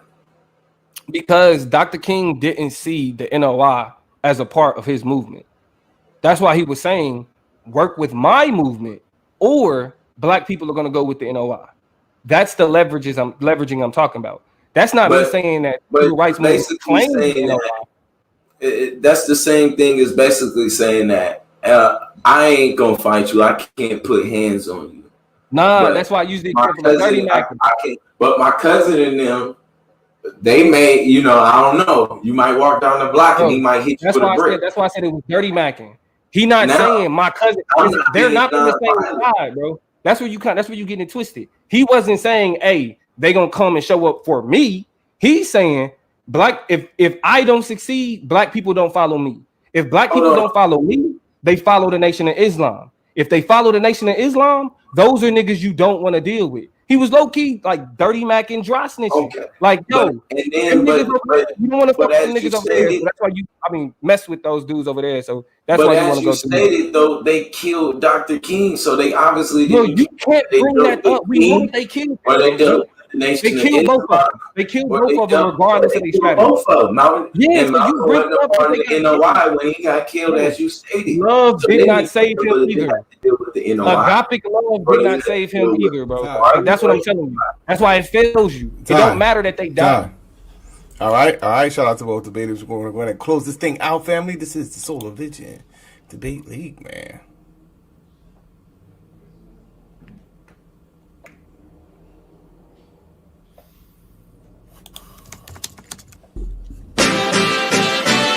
Yeah. Van Glorious Vanguard. Knowledge born. Yeah. United Front. Tell it. What you want. To the Knowledge Radio. We in here. What you got? Dot. Work hard as a slave to one day be your savior. The wave unwavering. This is a labor of love. Rise with a purpose every day. Invigorated. If we were on TV, we'd be 10 times syndicated. If we waited for validation, a paycheck or accolades, we'd be starved, already lost or ran away. But when you're square solid and your circle too, you don't need a place for silence. The concept is conquered through media, not areas of people activity. A mix that don't lose ethnicity, tightness that don't lose elasticity. Explicitly, this isn't where we give the novice regard. Nah, this is where knowledge is born. Last time that I checked, I'm undefeated. Deliver edicts, can't resist when the gods build and manifest freedom. When lines get crossed, they may push a loss, cause they get handed a check. We kick the can and cancel your cancerous gestures. A prophet vision, precision, the prescription for the sickness is to inoculate your fate with the winning. Arrogant beginnings turn to humble endings. And US with KBA is a win-win. 1K. This is the Solar Vision Debate League, and we're closing it out. We're going to start out with Domo. You have 5 minutes to close it out. Let me go ahead and set the timer so you can begin your closing whenever you're ready, brother. 5 minutes, right? Yes, sir. Hey, let's get it. All right, we can start it now. All right, now to reiterate my position, as I've said before, the civil rights movement, the face of the civil rights movement, the leader of the civil rights movement, Dr. Martin Luther King, who had the biggest influence on actually changing the material reality nationally, right? What he relied on was the threat of the alternative. Now, be clear, when I say alternative, what I'm saying is it's not him, right? It's the not the civil rights movement. It's not the nonviolence, right? If you don't go with the civil rights movement, you go with the movement of the Nation of Islam, which he said would cause a racial nightmare. He is threatening. And when I say threatening, I'm not saying he's going to sick them on him, but more so, I am the safe alternative. Work with me. Give me something. As he said later on down the line, back in 1966, when he was marching with Stokely Carmichael, give me something or them. I can't hold them back no more. I can't keep people and from going with the other ideology. And you and I both want them going with my ideology. So when Blue says that, and this is really where he hurts himself, when he says the civil rights movement was about changing hearts, bruh, they killed him. Just like they killed Martin Luther King. Malcolm X. That's why talking about who died is irrelevant, because we know that regardless of strategy, they both got killed. That's why the question of the debate is, in terms of the successes of the civil rights movement, what did they use? He's telling you agapic love, but they killed him. Clearly, they did not change the hearts of nobody. So the only thing that we could use in terms of success is the Civil Rights Act and the Voting Rights Act. And I've displayed a historical narrative that points to how whenever Dr. King got desperate, whenever he was like, yo, I need something from y'all, he always deployed the threat of the alternative, the dangerous black nationalists. Y'all don't want them. Again, with what urged Robert F. Kennedy to tell his brother, John F. Kennedy, like, hey, we need to start this right now, was watching black people respond to violence. Not the fact that the violence was happening to them. If their hearts were changed at all during anything that had to do with the civil rights movement, they would have saw what was happening. Bull Connor would have been in jail, but they allowed Bull Connor and those Southern law enforcement officers to do what they did. And it wasn't until black people was like, you know what, we're not about to take this, and started fighting back. That's when they said, oh, we need to do something about that. When we fought back, that means that this ain't about changing no hearts. This ain't about changing how white people, it wasn't about none of that. It was about changing the reality, forcing the laws to say something different, forcing the laws to not be able to push that same agenda. That's what the goal was. Now, again, there's questions about whether or not the Civil Rights Act or the Voting Rights Act did that. And those are legitimate questions. But the standard, the framework for this debate was we both agree, even though Blue, he tried to be a little weasel in the cross-sex. But we both agreed at the beginning of the debate, and he didn't refute this either, was that the Civil Rights Act and the Voting Rights Act are the greatest pieces of legislation to come out of the civil rights movement. It is their greatest successes. It changed how this nation operated. Did it make this nation not racist anymore? No, nobody said that it did that. But did it stop the ability for racist governments in certain locale and state governments to be able to inflict racism and discrimination? Yes. They can be sued for all of that now. We agreed that that's a success. Agapic love didn't get us to that success. It was the threat of, hey, do y'all want them? Robert F. Kennedy, and that's what I said. What Blue tried to do was Blue tried to say that, well, that may have been word of mouth. Come on, bro. When you say things like that, you can't be operating off of a historical narrative because these things are documented. Again, the idea that love was the reason why we got the Civil Rights Act and the Voting Rights Act is romanticism. The idea that Dr. King didn't shape and be the face and the forefront of the civil rights movement is revisionism. And the idea that it was this doctrine of Jesus and love and recognizing humanity that forced Lyndon B. Johnson to pass those key legislation acts, that is rhetoric. It's not real. That's not what happened. What really happened is Dr. King leveraged the threat of the NOI and Black nationalism as a way to achieve its goals of the Civil Rights Act and the Voting Rights Act. At the end of the day, both Dr. King and Malcolm X presented ultimatums. Do it this way or do it our way. And they chose to do it that way, do it their way, the moderate way, in order for them to pacify the resistance that would come after that. All right, shout out to Domo. Blue, it is on you, brother. You got 5 minutes to close out whenever you're ready.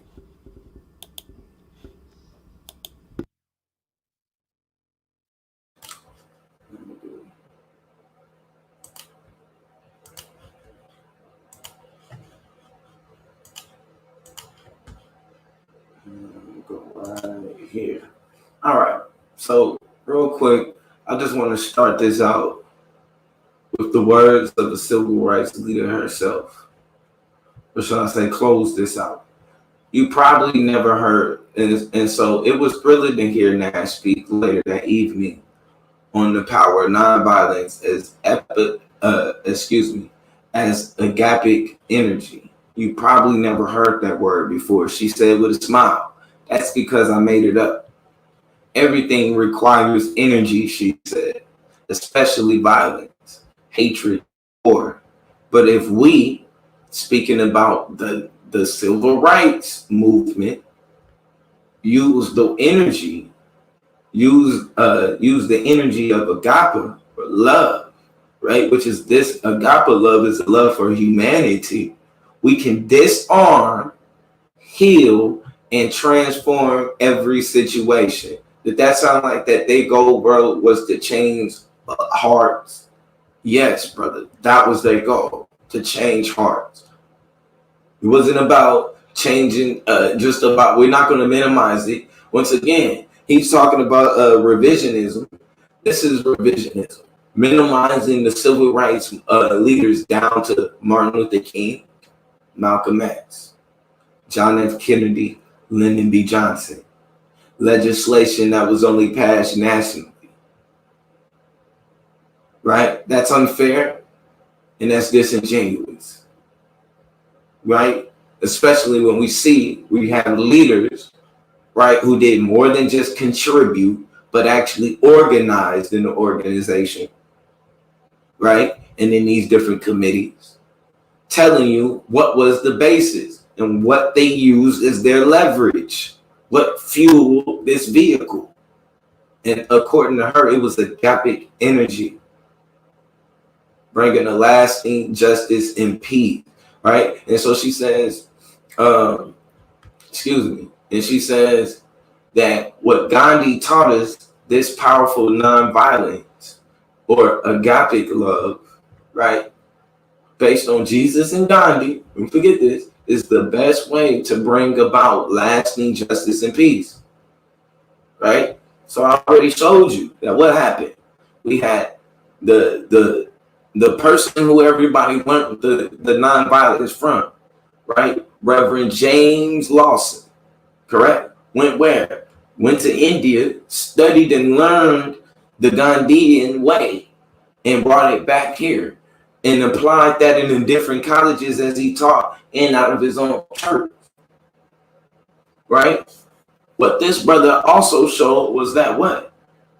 Was that at some point, Martin Luther King, according to this brother, begins to leverage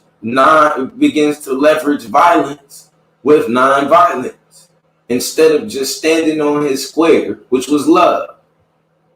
And guess what happened?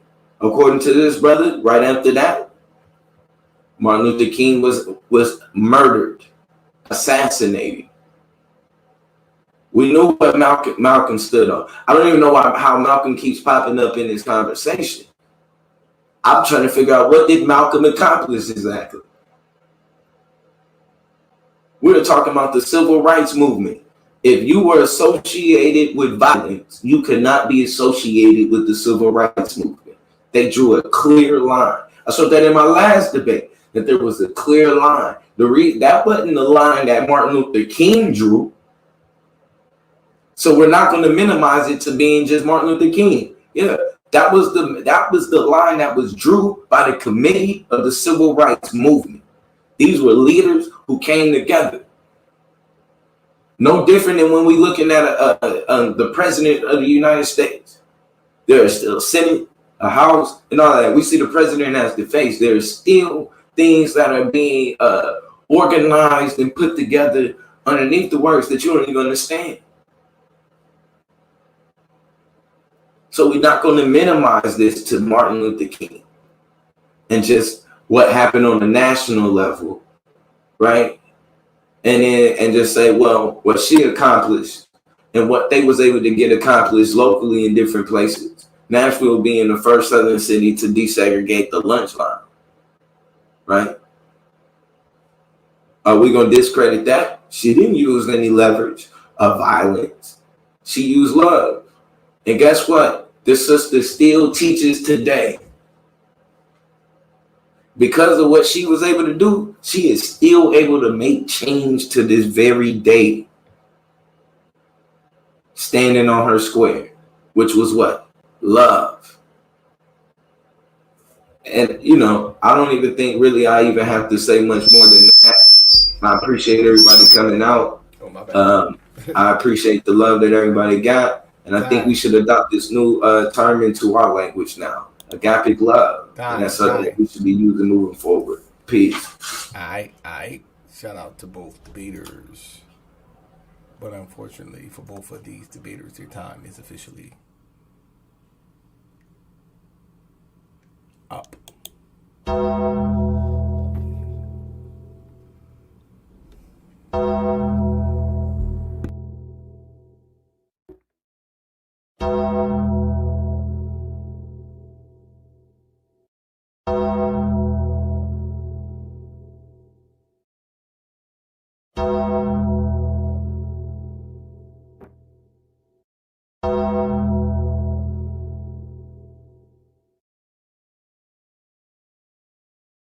The Shuckle Buck round is now in session, but we need to get them likes up to 50. Let's get them likes up to 50. Then we could proceed. Shout out to the family. Shout out to the league.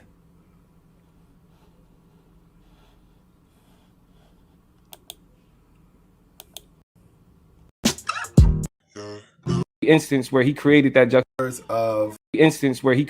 juxtaposition, the government was implored to move in the direction of King's demands, primarily because the threat of militant resistance as a response to racist violence was kind of bubbling up, and Dr. King made them aware of that. So, what was the strategy that King used? Well, the strategy that he deployed was to compare himself as a nonviolent activist to what he framed as the more radical activist. What was the strategy that he used far as protesting and combating the way that he protested? His way of protest was nonviolent. And they were promoters of love, nonviolence, right? So when you say that would be an example of using love, no. so because this at this point, so again, you're saying nonviolence is not a form of nonviolence. I mean, you could say that nonviolence is. I'm not going to deny that the nonviolent approach has that agapic love that he spoke about. But as I pointed out in the historical narrative, what you'll see. So wouldn't that mean that was used to? He used it, but that's not what made the movement successful. So he used it. Was it militants alone that made the movement successful? No, it was the threat. It was okay. The threat So you're saying that it was that the love was necessary. You're saying? No, I mean the love. So they didn't have to use love. You're saying? What I'm saying is that Dr. In order King, for it to work, did they have to use love? Love, in terms of that appeal, no, it didn't have nothing to do with love. Okay, so they did not have to use love, you're saying? Him saying choose me or those other black people will tear shit up? No, that's not appealing to love. Okay, no, that's what I'm saying is that their approach. Yeah, that approach. What was the I have a dream? Wait. What was the I have a dream speech? Was that promoting love? Yeah, but I have a dream. Was it promoting love? Yes or no, bro?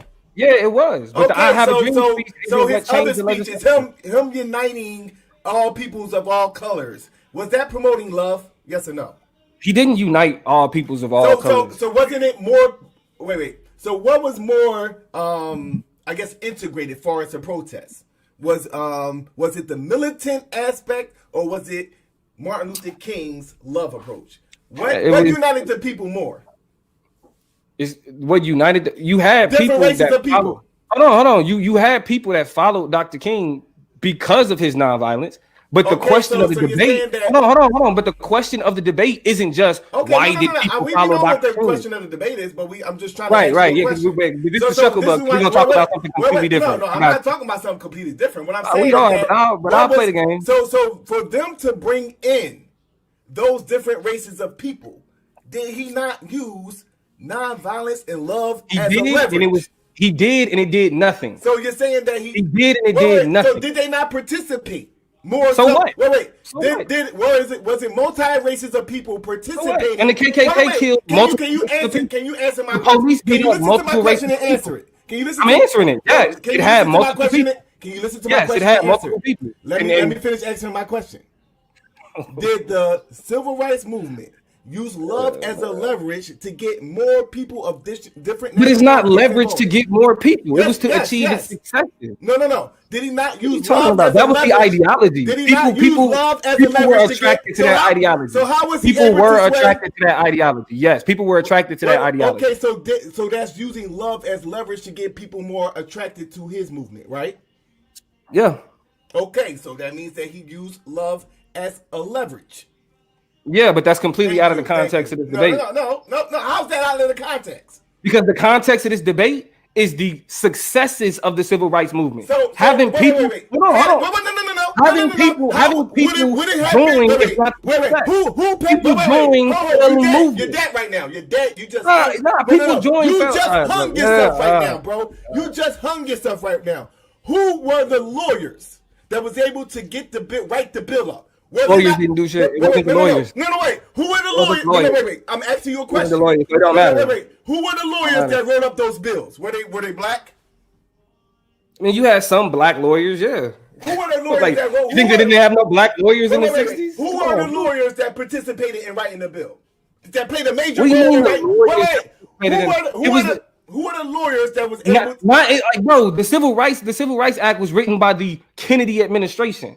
It wasn't written by the Civil Rights Movement. It was written by the Kennedy administration. Bro, these were the Jewish lawyers played a significant role. Now we're talking about the Jewish lawyers. Were they not? Were they not? Did not the Jewish lawyers play a significant role in passing legislation? I didn't listen. I didn't make any argument about Jewish lawyers, so I can't speak on that. No, I didn't make any argument. I No, can't speak on nothing. I didn't make an argument about. That. Well, they would not been there if they had a more militant approach. So he used love as a leverage. Like I said, I'm not speaking on anything that has to do with any Jewish lawyers because I didn't make any argument about Jewish lawyers. No, what I'm asking you is a question. And I'm not going to speak on something that I didn't talk about in the debate. Were Jewish lawyers? Did they play? I'm not going to speak on anything that didn't take place in the debate. I'm asking you a question. Okay. Did the Jewish lawyers play a significant role in the civil rights movement? That's all I'm asking you. Okay, can you clarify something for me? When you say significant role, what are you identifying as significant?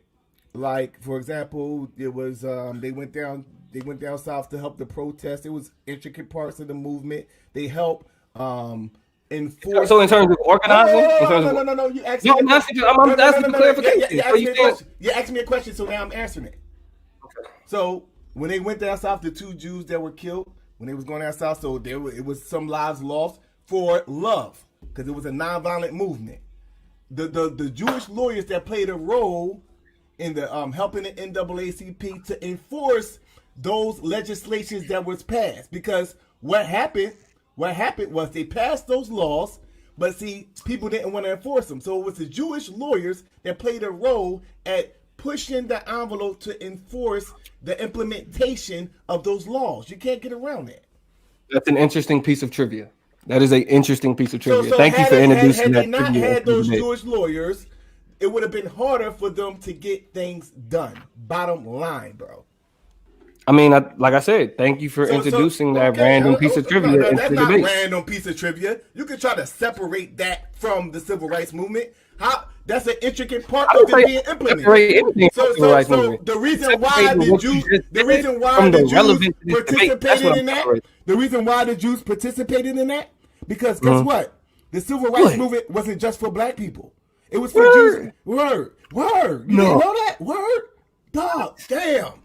Okay. That's what's learning something all Black History Month. Learn something every day. So guess what? That's why the Jews participated in it, because it was love for everybody. Yeah. So love was used as a leverage because love was used as a leverage because it wasn't just for black people. Yeah. They didn't have to do it for the Jews as well. It's true. But see, when he used love as a leverage, he knew that in order for this to be more effective than that militant stuff that you're talking about, is that I made everybody inclusive in this movement, so that would make them want to what? Participate and give what they can. They put their resources into the movement. It was Jews, and it didn't push the envelope. It didn't change. It didn't push legislation. It did push the envelope. I presented, like I said, a historical narrative. Did Jews participate in the civil rights movement?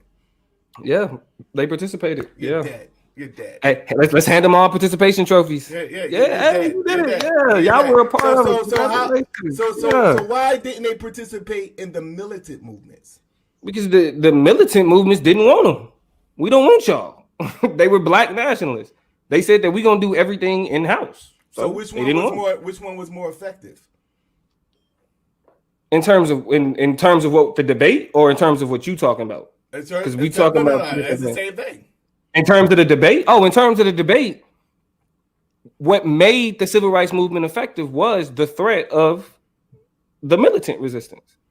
No, I said that's what made the militant resistance. Because Dr. King, in his letter to Birmingham, he didn't say if it wasn't for the Jewish people. What happened to Martin Luther King? Hold on. In a letter to Birmingham, when they began to become more militant, When Martin Luther King began to make He more didn't militant become. I never said he became more militant. When Martin He Luther did King, not when become Martin more Luther, militant. when Martin Luther He King used became, the threat of militancy. No, when He Martin Luther used that King threat. began to speak in a more militant way, what happened to him?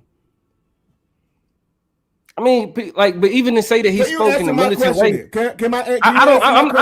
I don't think he spoke in a militant way. To be honest, like people try to say that when he talked about the economy and saying integrating into a burning house, that didn't make him when he militant. began to speak, He was just disenchanted. when he but he began wasn't to get militant. away from the love doctrine, what happened to him? He never got away from the love doctrine. In 1966, like I said, that's what I'm saying. Y'all gotta pay attention to the narrative. He stuck with the love job. He stuck with the love doctrine. Yeah, he did. Right. So that was he even told, like he said. So love was used to get what done? Nothing. I mean, to so organize. He used the love doctrine. The To love organize. crazy. You're dead, bro. This nigga gonna say, okay, he used the love doctrine, and it was them that got the civil rights bill passed, but love didn't get nothing done. But it was them that actually got the civil rights bill passed. You're dead, bro. You're dead, bro.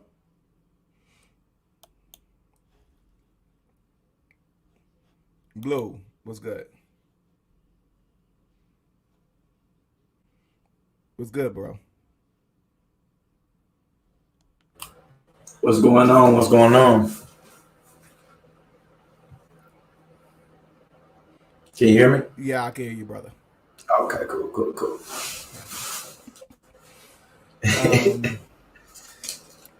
So, what had more leverage in the civil rights movement? Was it love or threat of military resistance? I remember it's love. Love is what fueled the vehicle. Okay. You said love, so how so, brother? Well, that was what they used. If we're talking about the civil rights movement and we're talking about the civil rights activists, and if they use love and that they didn't want to be associated with nonviolence, then it's preposterous to even try to make a claim that a militant strategy was a part of the civil rights movement. So, what happened to the civil rights marchers when they were when they were protesting nonviolently? Well, it wasn't just about they weren't just protesting; they were actually going to certain places. And what would happen is violence was put on them. It was the expectation. They expected to be killed, beaten, or jailed. That was the expectation. Okay, so you're saying that when they were marching non-violently, that they were met with aggression. Yeah, they were met with aggression. Okay, so what got passed as a result of love then? That means that they resisted the non-violent protest, right? You saying? I would say people did. That there were people. Government. It wasn't just people. It was a damn fire. But it was bigger than that though, because even though you might make the argument that it was rejected, because it was based on love, it allowed more people to come into it. So though their aggression was going to be whether we protested, whether we didn't protest, whether we was militant or not. The point though was spreading this love around the globe. So people looking at our struggle and looking at us and seeing that, hey, we're not being violent as they portray that we are. We're not being any of this, and this is what we're getting for it. Then other people would also want to join in on this struggle. And what happened to King? In Gandhi. What happened to King? What happened to King? Yeah. Well, that brother strayed away from what was agreed upon by the leaders of the civil rights movement, and unfortunately, he lost his life. So how did he go against love? What did he do? as the brother Domo pointed out, he showed that in his letter that he began to leverage the radical movement with himself. You said he began to leverage the radical movement with himself. Yeah, or with the more peaceful movement. So he basically, according to what Domo brought out, what he was able to show was that King multiple times What would the government threaten them with violence. What would the government? What would they rather have to deal with? The militant resistance or the nonviolent? Which one did they prefer to support? Well, I would have to say the militant, obviously. So they supported the militant resistance. You saying the government? Well, they wanted it as long as it was in a scattered approach.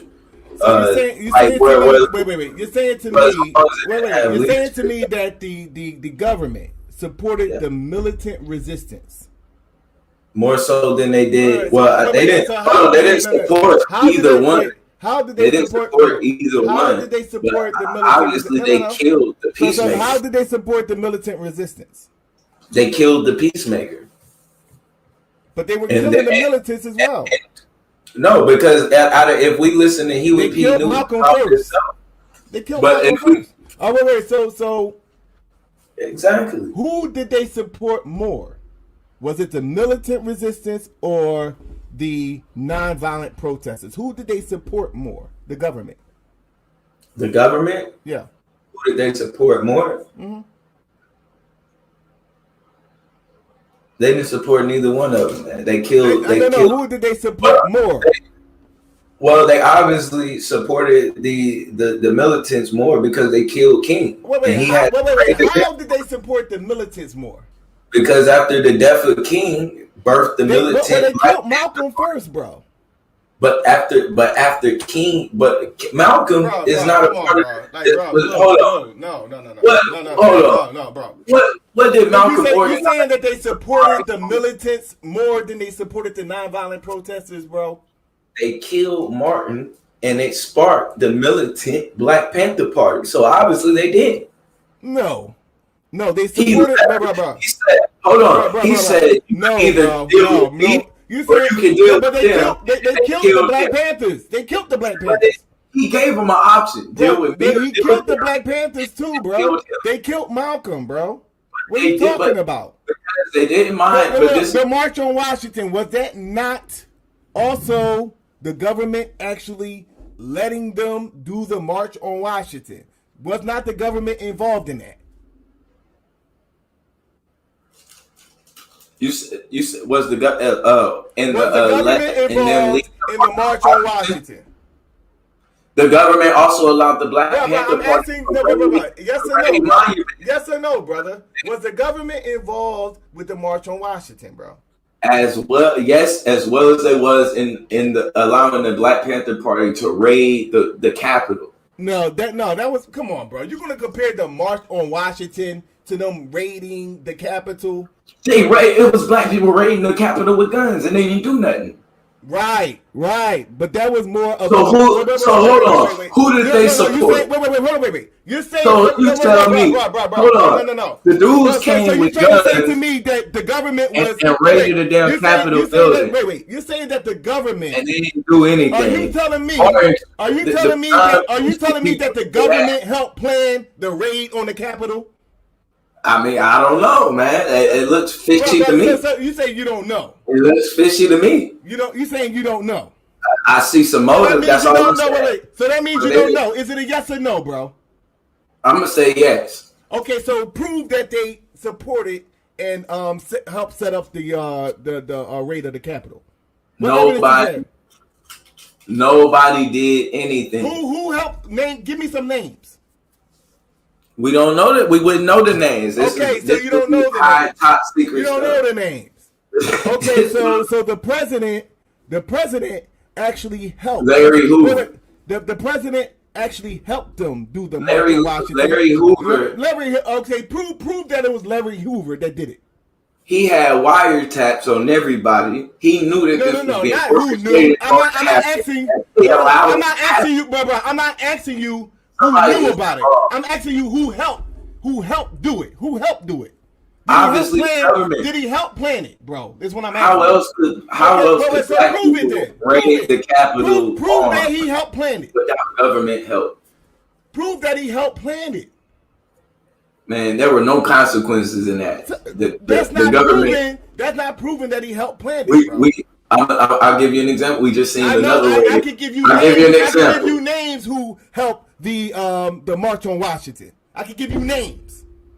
They actually set that up. It was the worldwide. The whole world got to see that. Why? Because they even put the media on it. It's still recorded to this day, bro. What are you talking about? They allowed him to go right in front of the Capitol and give a speech. They wanted the people to see. They actually publicized him in a positive manner. Did they not? No. Did they not on the March of Washington show him in a positive manner? I will say, but that was because wait. Let's stop right there.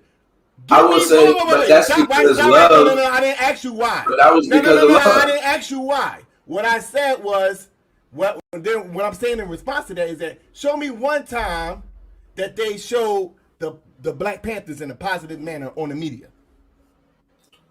What they did was show me one time did they ever show the Black Panthers in a positive manner on the media? All publicity is good publicity. No, that ain't what I'm asking you. Did they ever show the Black Panthers in a positive manner on the media? You're dead. You're dead.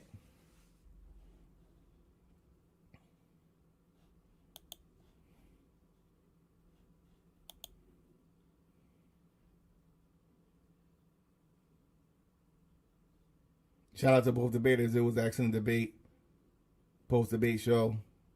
I don't know who's doing the post-debate show. I don't know who's doing the post-debate show.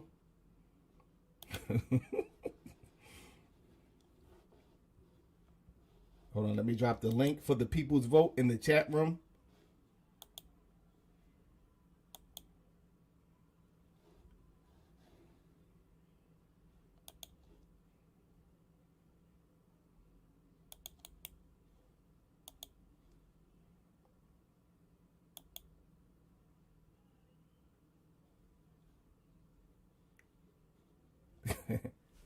Gucci. All right, we're going to the post debate show. Nigga gonna try to tell me that this motherfucker gonna talk about something. They supported the militants more. You talking about they supported the militants more than the non-violent protesters, bro? God damn.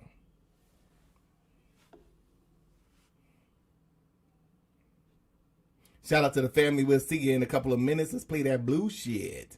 This is the Solar Vision Debate League. Tomorrow we got Akmalak and Aratazar. They will be in the building tomorrow, 8 p.m. Eastern Standard Time. This is the league, man.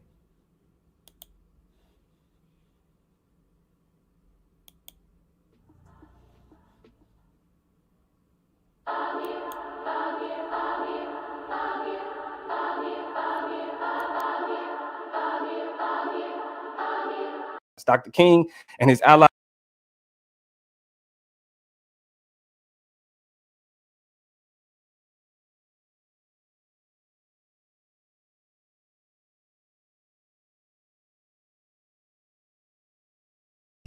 Black power, black power. A year.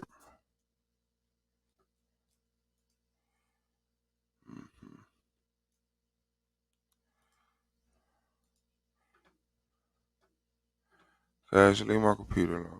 Gained national recognition out of the civil rights movement. The letter from Birmingham jail, where he argued on behalf of oppressed people to protest non-violently. What most historians ignore, and this is what I need y'all to pay attention to, is the appeal Dr. King makes on behalf of his methods, as opposed to what he sees as the violent alternative, which at the time was the black nationalism of the NOI, the Nation of Islam. In this letter, the letter from Birmingham jail, Dr. King.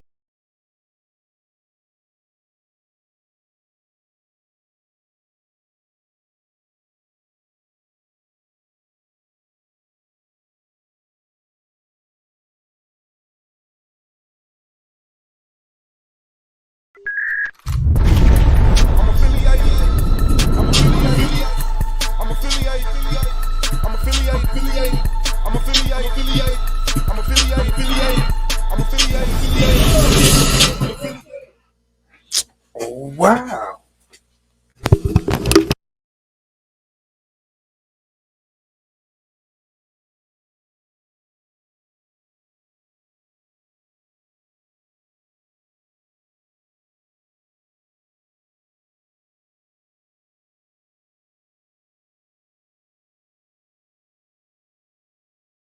Man, shout out to the fam, man. It's the boy Suave Boss, man. Appreciate everybody, man. Yeah, we in the building. Shout out to brother Moses. Say these debates are giving me life. That's a powerful statement, brother. And we definitely appreciate it. I'm glad you part of the league, man, because just know your debates are going to give people life too, bro. Corny but true. All right, man. Let me see what else. What else? What else? What else? What else is very interesting? Let me see.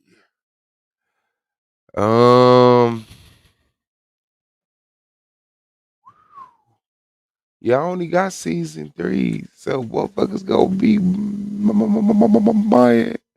They wasn't part of season 3, fam. Move. Play with me. Okay, let's see. Let's see.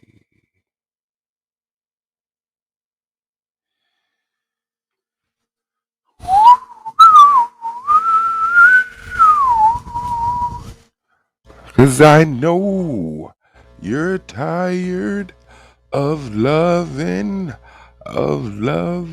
with nobody to love. Nobody. So just grab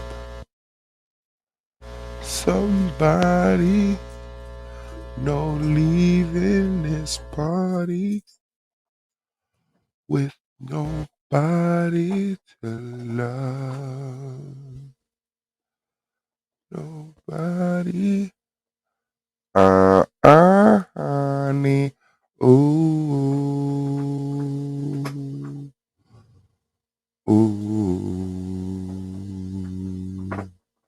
I'm falling in love.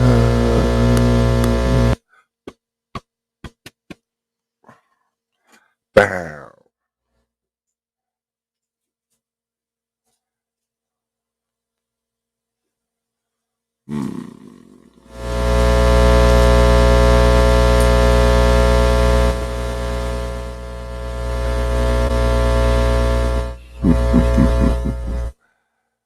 I think this might be one.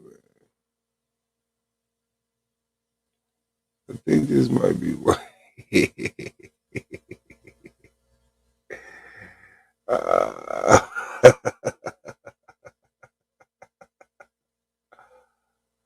Alright. Hold on. I think that's it. That might be it. Let me go back to it right quick. Alright, yeah. That's what we're gonna do right there then.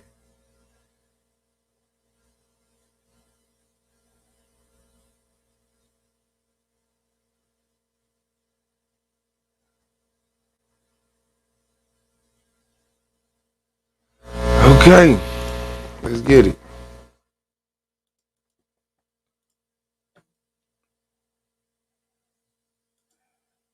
Let's get it.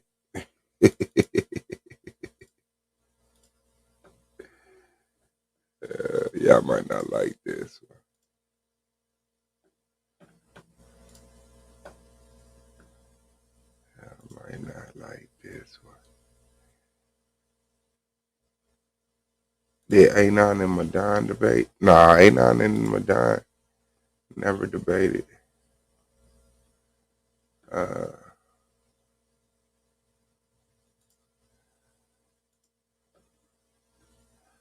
So just grab somebody.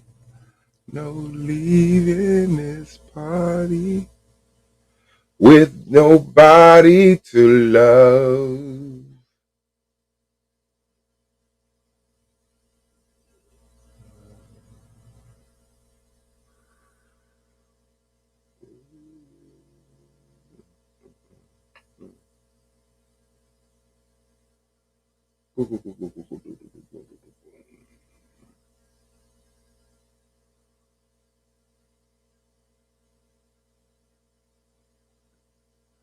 Damn. Let me look for another one too. Well, we might get into some conversation. This might be the last one. So,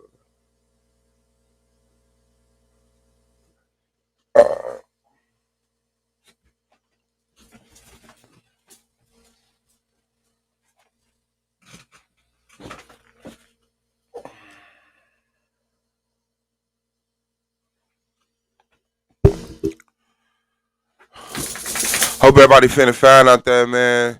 Strength to everybody, wellness to everybody, saneness to everyone. Huh? Oh, snap. Look at melanated goddess, man. Utilizing that melanin. Showing why she a goddess. Yeah, that one did go down. That one did go down, didn't it? I think that was the playoffs. The playoffs. I ain't really trying to get into that later the year yet. But let me make sure that's what that was, man. Yeah. That's what that was, fam. Let me make sure that that's what that was, fam. Yeah. Oh shit. You sure do got one out here. Okay. We mightily have to do that one. What is that?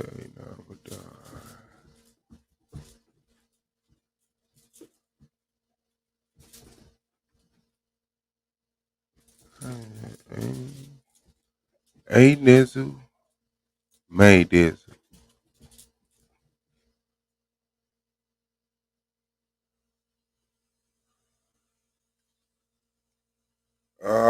Yeah. That was the playoffs. That was definitely the playoffs.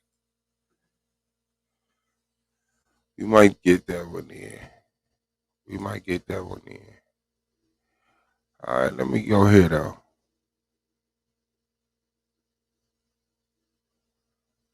Let me go ahead though.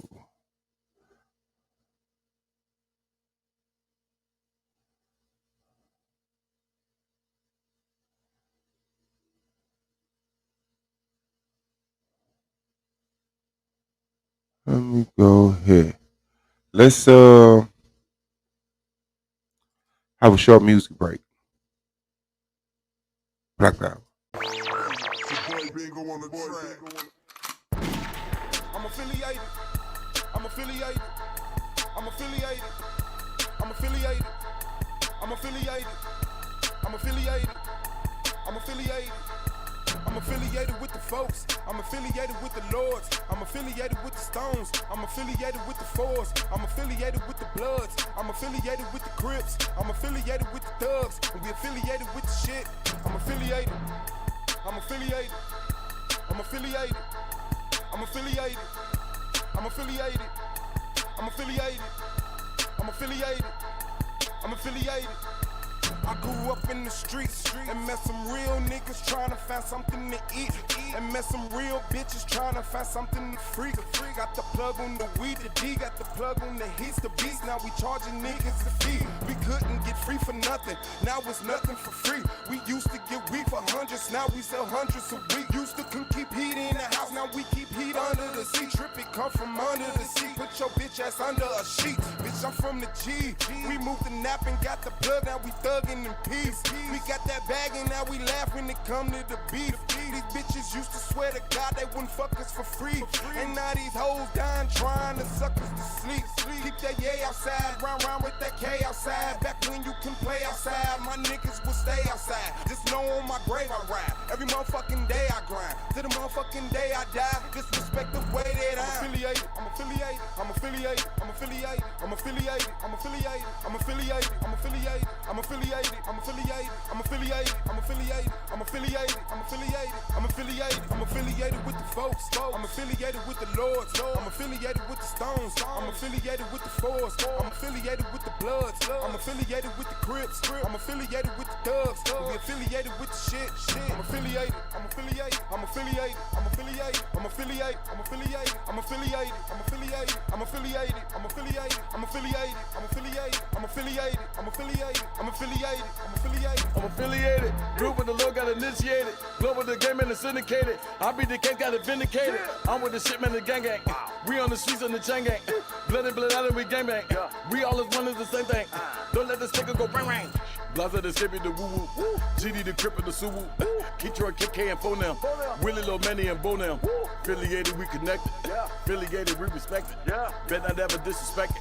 Bet we coming to correct it. Affiliated like Concord. Pit block be the vice lord. Rapid fire like a money bag. Almighty or a body bag. Bitch, you know we going global. Global. Bitch, you know we ain't Local. Thugs, our color green. Anything else voting? Hear that? You know? So, my format for tonight's debate, that'll be a 5-minute opening, a 5-minute opening, a 12-minute premise, a 10-minute rebuttal, 10 minutes apiece for the rapid fire round, and a 5-minute closing family. Let's get this thing right underway. We started on time this time. You know what I mean? So let's get it started. Chris MVP Harris is set to go first. So let's go ahead and set the timer for 5 minutes. It is on you, Chris MVP Harris. Whenever you're ready, you can begin your opening, brother. All right. Let me get this going here. Let me get a presentation here.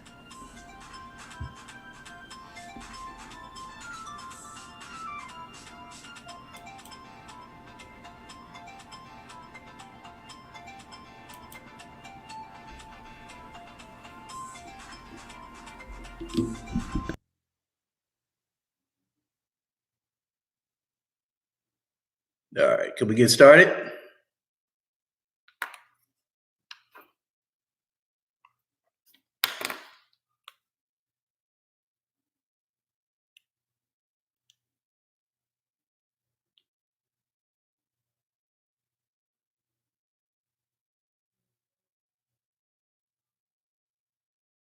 Solar, can we get started?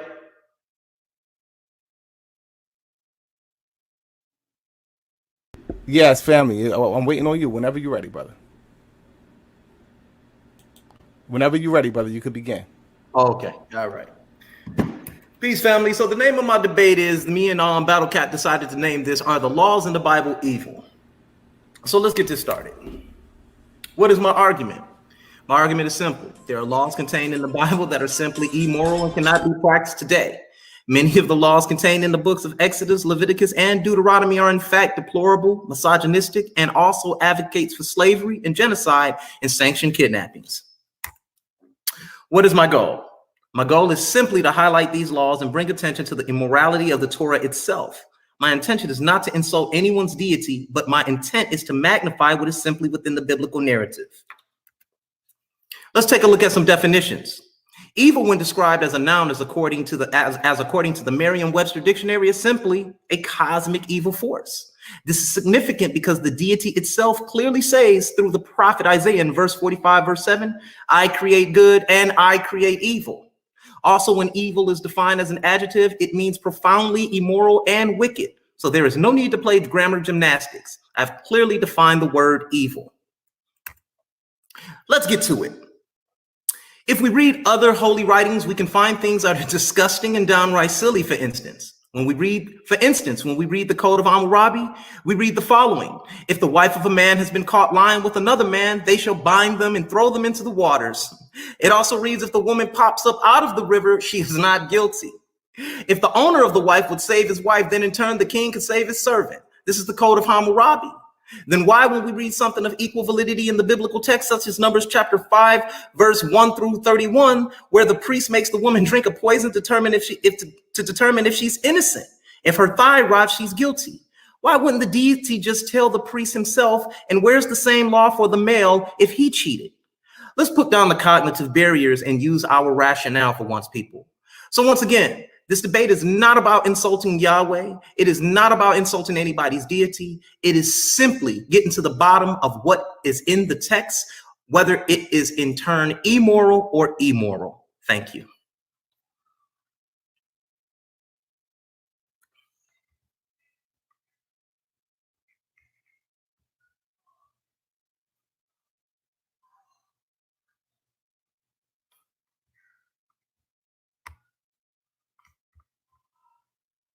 Are you done, brother?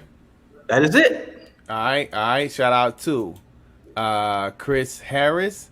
My bad. I had a phone call. So we're gonna keep this thing rocking and rolling. We're gonna hand this thing over now to Battle Axe. Battle Axe, you have 5 minutes. Whenever you're ready, brother, you could begin your opening, brother. Okay, yeah, I'm gonna need to share my screen. Hold on. All right.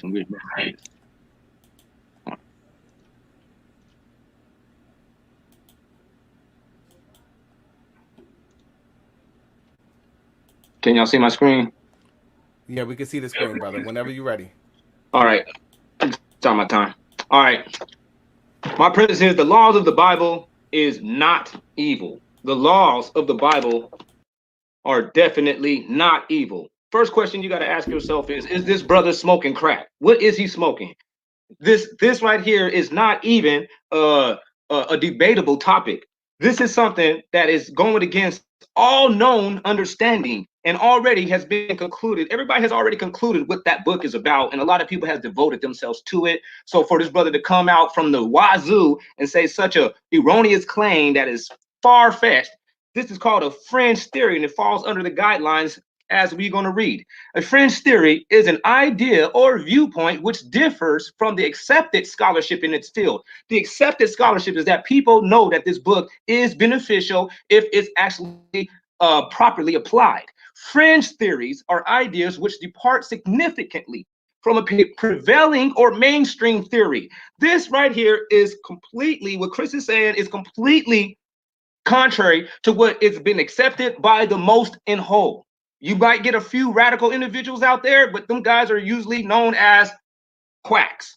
You say a fringe theory is neither a majority opinion nor that of a respected minority, which falls with Chris. He's not a respected minority. Nobody knows who this guy really is. He is not qualified to give his statement about what's right and wrong in the Bible. He has never actually implemented the Bible in the correct manner. Even though he used to be an Israelite, shows a lot about what this brother is doing. He's wavering in the wind. He's in all directions. Now check this out. It says most fringe theories never become part of an established scholarship. Rejected ideas may help to refine mainstream thought, but most outside theories, like saying the Bible is evil, is simply incorrect and have no wider impact. My sources right there cited at the bottom. The Most High has already got something to say about this too. He says, man, let the wicked forsake his way. Let the unrighteous man his thoughts. Down at 9, he says, my thoughts are not as your thoughts. Neither are my ways like your ways. So even though you sitting there, you might see something in Hamaru or whatever that was, that's irrelevant to the topic, and that's false equivalency. That has nothing to do with, is the Bible's beneficial to the so-called black man or not? Because that's what this is all about. We're talking about what is good for the so-called black man as we actually prevail and advance in this so-called awakening that we coming in through with this technology, man. See, this brother right here, he got these problem thinking areas. That's the problem. We got a lot of people that think that they're smart because they have some intelligence, but that don't make you smart. You have a practice in some things, but you don't have the proper automatic wit to put things and align them into the proper perspective. This brother right here's problem thinking area on first is he lacks experience with actually the law, statutes, and commandments. He lacks proper perspective as in putting them into their orderly fashion. What is to be done, how is to be done, thinking in whole on a broad scale on how we're supposed to perceive these law, statutes, commandments and implement them into a society. He's failing at those things. This is somebody that's speaking from an area of ignorance and the unknown. He relies and plays solely on your emotions. That's why he went straight to the woman and tried to bring up something about the woman, because he knows that people have a soft spot towards their wives, daughters, and the mothers. So this brother is just trying to play on your emotion because he has no intellectual substance to bring to this topic. And he attempts right here, his last thing that he's doing is just a pathetic attempt to display a small degree of ingenuity. That's what people do when they have an ego problem. They want to seem smart and unique. So sometimes they make a mistake and they make a radical statement like something like the sky's not blue. You know, hey, if you want to try to explain your way through that, whatever. But at the end of the day, consensus holds. The laws are not evil and the sky is actually blue. My outline of my topic is going to be a series of definitions. And yes, I said a series of definitions because this brother right here tried to give the definition and try to say he defined it. No, he gave you a piece of a definition. That's not the definition of evil. So we're going to go into a series of definitions. Then we're going to go into an analytical comparison. We're going to go to the analytical comparison. We're going to be analyzing and proving that each word and concept is aligned and in support of my premise. And in all actuality, rendering my opponent, Chris' argument as completely void and irrelevant. And then the third thing that we're going to be doing is the contrary demonstrations. So I'm going to be showing demonstrations that's going to prove the contrary through the law, statutes, and commandments, through the implementations, and how they line up with what is deemed as good, and how they line up and how they don't line up with what is deemed as bad. So we're going to do all this, and we're going to learn. And Chris right here is going to realize that you don't make statements like this and try to make it debate about topics that are indebatable. All right. God damn, I think this is going to be a good one, brothers. We're going to take a brief intermission, family, and get right back to the premise round. This is the Solar Vision Debate League there. You're now rocking with the best. This is Solar Mind, and this is the Solar Vision Debate League. I hope you enjoying tonight's debate, family. We're going into mid-season mode, so you know what that means. What debaters are going to begin to separate going into the final stretch. We got some new faces. The whole thing is lit, family. So if you ain't done so, make sure you subscribe to this channel. Yes, family. Solar Vision Debate League. Intellectual supremacy. Family, this is the Solar Vision Debate League, and we're about to head into the premise round. Let's go ahead and set the timer for 12 minutes. Pass this thing over to Chris MVP Harris. It is on you, brother, whenever you're ready.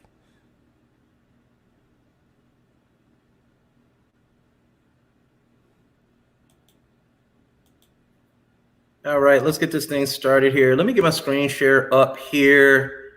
I won't make anything. I won't say anything until I start. Okay. Screen is up. 1 second. And I want to go to present. And we will start. As stated before, we've started off right down the wrong path where he begins his argument with ad hominem attacks and never quite places his argument. And he never really explains his stance. It was a lot of ad hominem attacks. So let's get right to it. Because as I stated before, we're going to talk about the Bible and its advocacy of slavery.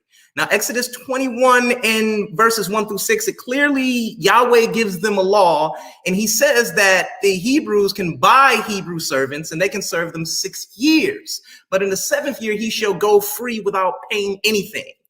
This is funny because you got to pay attention to this. It says if he arrived alone, he is to leave alone. If he arrived with a wife, she is to leave with him. Verse 4, if his master gives him a wife and she bears him sons or daughters, the woman and her children shall belong to her master, and only the man shall go free. Now listen to the loophole that they put in here. But if the servant declares, I love my master and my wife and children, I do not want to go free, then his master is to bring him before the judges, and he shall take him to the doorpost and pierce his ear with an awl. So this is a form of branding. As we were branded in slavery, we see that the Hebrews, it says right here, then he shall serve his master for life. This is very, very catchy and very, very touch and go, because it clearly says if the slave arrived with nothing and the master gave him a wife, the slave can leave without his own wife and children, because those wife and children belong to the master. So they put a loophole in the law to try and make the slave stay, because he has to say, I love my master. Now, this was happening to us during antebellum slavery when they would sell our brothers and sisters in slavery. So we see it right here that the book clearly advocates slavery. Let's move on. This is not applicable today, sir. Now, Leviticus 25, 39 through 46, another one that they like to hide behind. This is evil and immoral. It cannot be practiced today. It says, if a countryman among you becomes destitute and sells himself to him, you must not force him to do slave labor. Let him stay with you as a hired worker or temporary resident. He is to work for you until the year of Jubilee. Then he and his children are to be released, and he may return to his clan, to the property of his fathers. But watch what it says. Because the Israelites are my servants who I brought out of Egypt, they are not to be sold as slaves. You are not to rule over them harshly. But let's go to verse 44. Your men servants and maid servants or slaves shall come from the nations around you, from whom you may purchase them. You may also purchase them from foreigners residing among you, or their clans living among you who are born in your land. These may become your property. Chattel means property. Slavery, chattel, property. You may leave them to your sons after you inherit as property. So you can leave them to your sons after you inherit as property. So your sons now have these slaves as property. This is chattel slavery, sir. You can make them slaves for life. This is what the biblical text says. But as for your brothers, the Israelites, it goes right back to saying, the Israelites, no man may rule harshly over his brother. The book has clear slave undertones once again.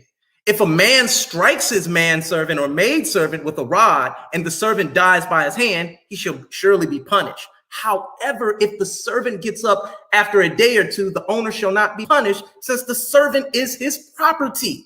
So you can beat on him as long as he doesn't die.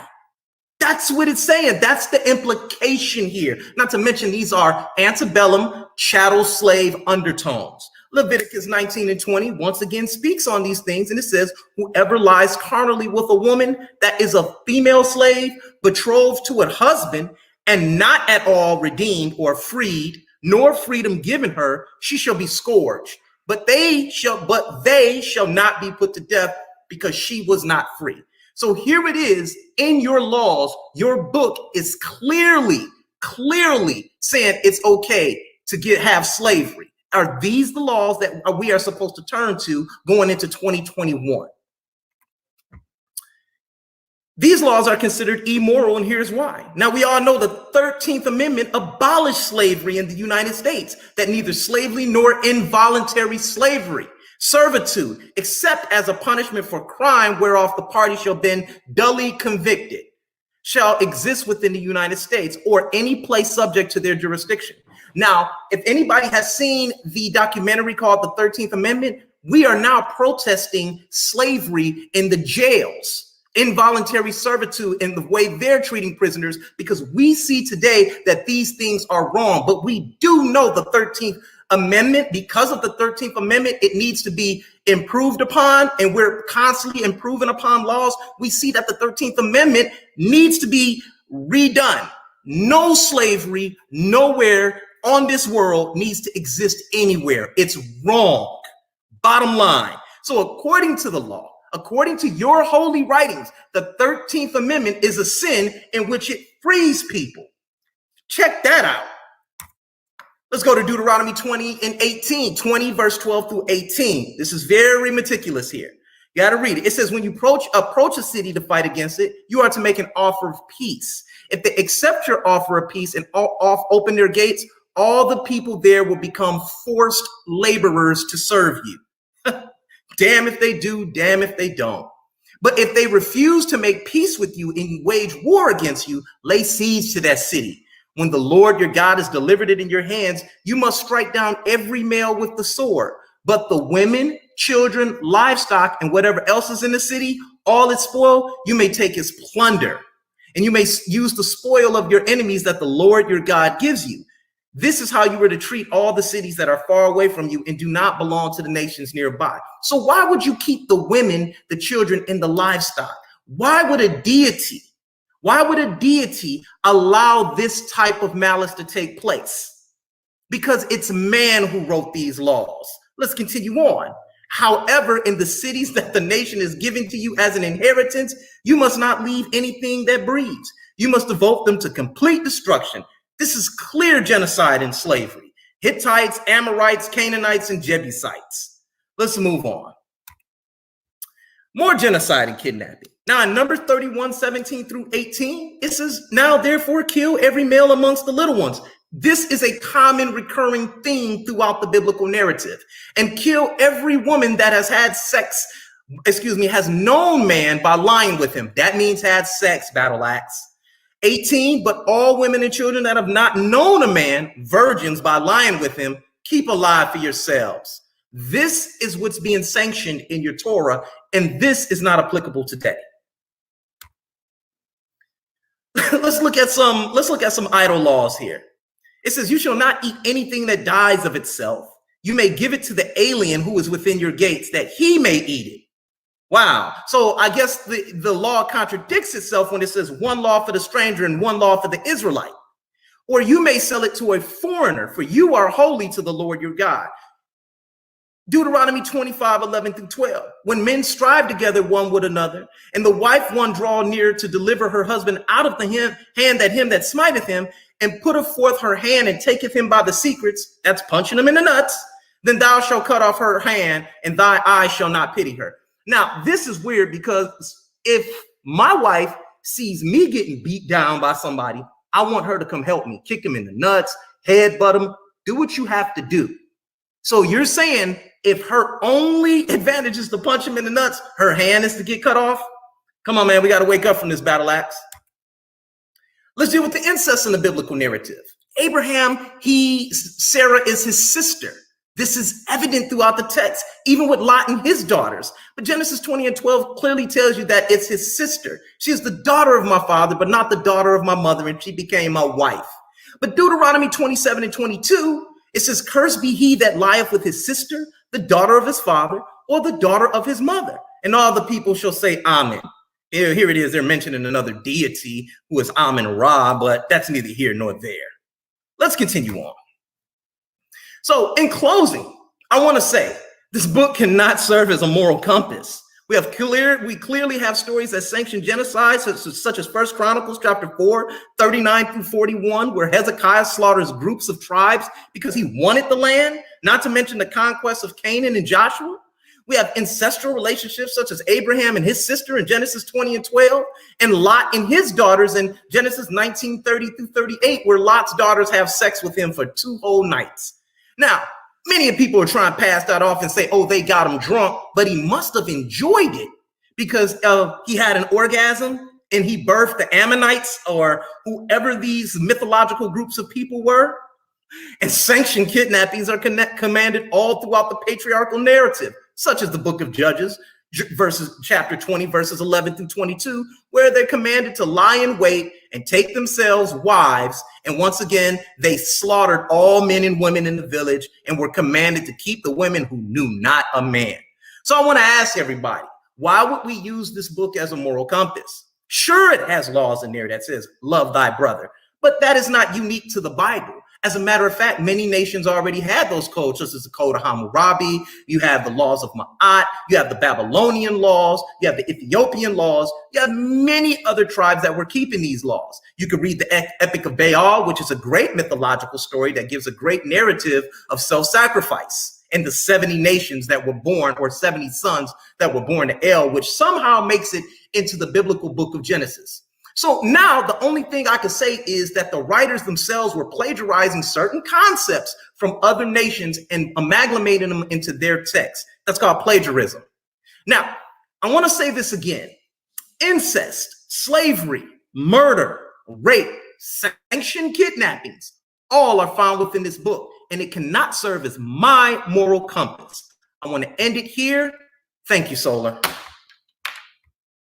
All right. Shout out to Chris MVP Harris. We're gonna hand this thing now over to Battle Axe. Battle Axe, it is on you. You have 12 minutes to do your thing. Whenever you're ready, you can begin your premise. All right. Let me get that screen share. Okay, hold on.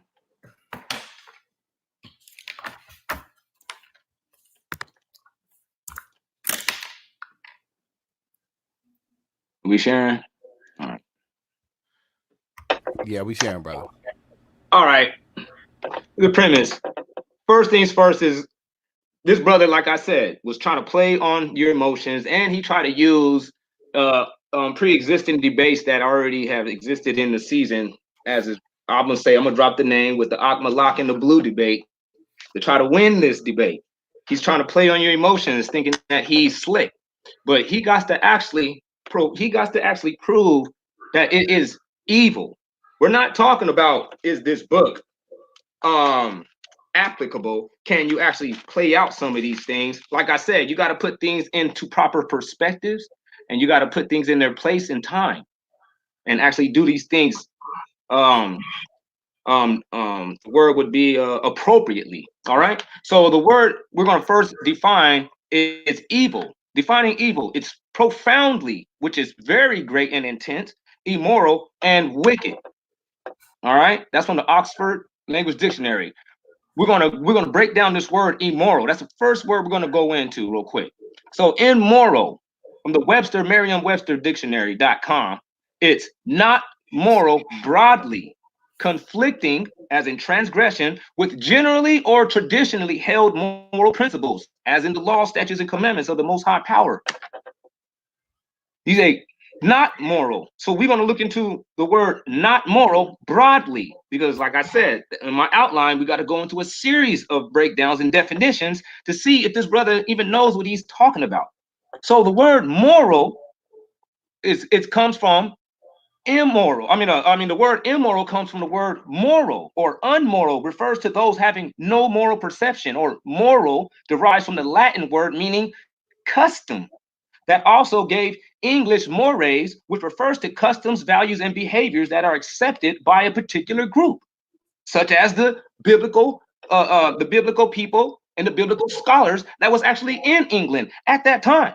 He says, as an adjective, moral or morale describes people or things that follow accepted customs or behavior. So regardless of what he says, the word moral is actually defined by people that accepts these people that follow accepted customs and behaviors. That already been a cat in the bag. People have already accepted the biblical narrative and the laws and the righteousness thereof.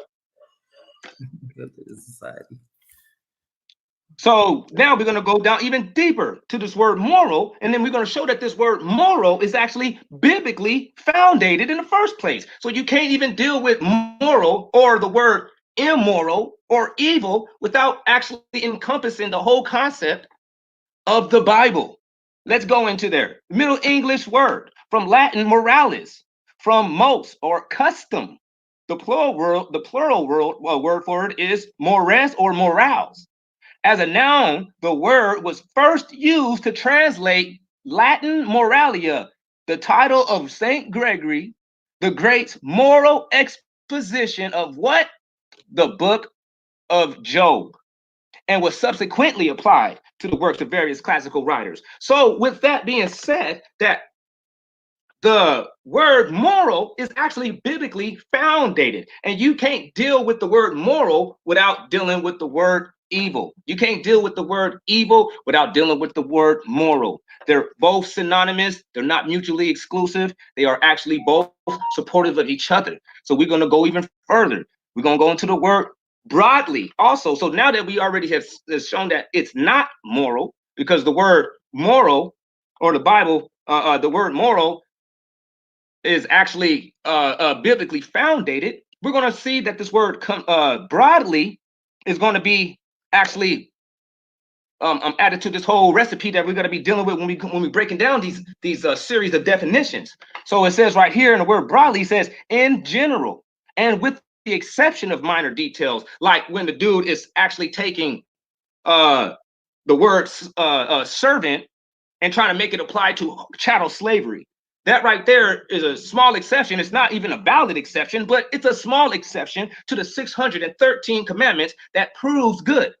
But in general, that means that it has to be on whole, or as a main rule, in the main, or mainly. So to say that the Bible, the laws of the Bible is evil, you would have to show and display more than 50%. More than 50% of the laws, statutes, and commandments to actually conclude that they are possibly evil. But if you come up with 4 or 5, you are just in ignorance, and you might be perceiving these things inadequately. So we're gonna go to the analytical comparison now. Profoundly immoral. We're gonna use the definition of evil again. Profoundly immoral and wicked. Well, the word wicked is evil or morally bad in principle or practice, sinful and iniquitous. So you can't even deal with the word wicked, which is the defining factor in the word evil, without actually encompassing sin, the concept of sin. And what does the sin says according to the Bible? 1 John 3 and 4 says, whoever commits sin transgresses also the law, because sin is the transgression of the law. Sin is not the transgression of the Constitution of the United States, like Chris is trying to say.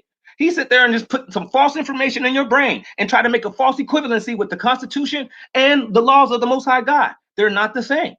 But the laws of the Most High God does define what is moral and what is not moral, what is sin and what not is sin. And the transgressions of those things is the definition of evil. So the violation of the laws is one of the underlining determinations in defining evil, proving and rendering Chris's debate and his whole topic irrelevant.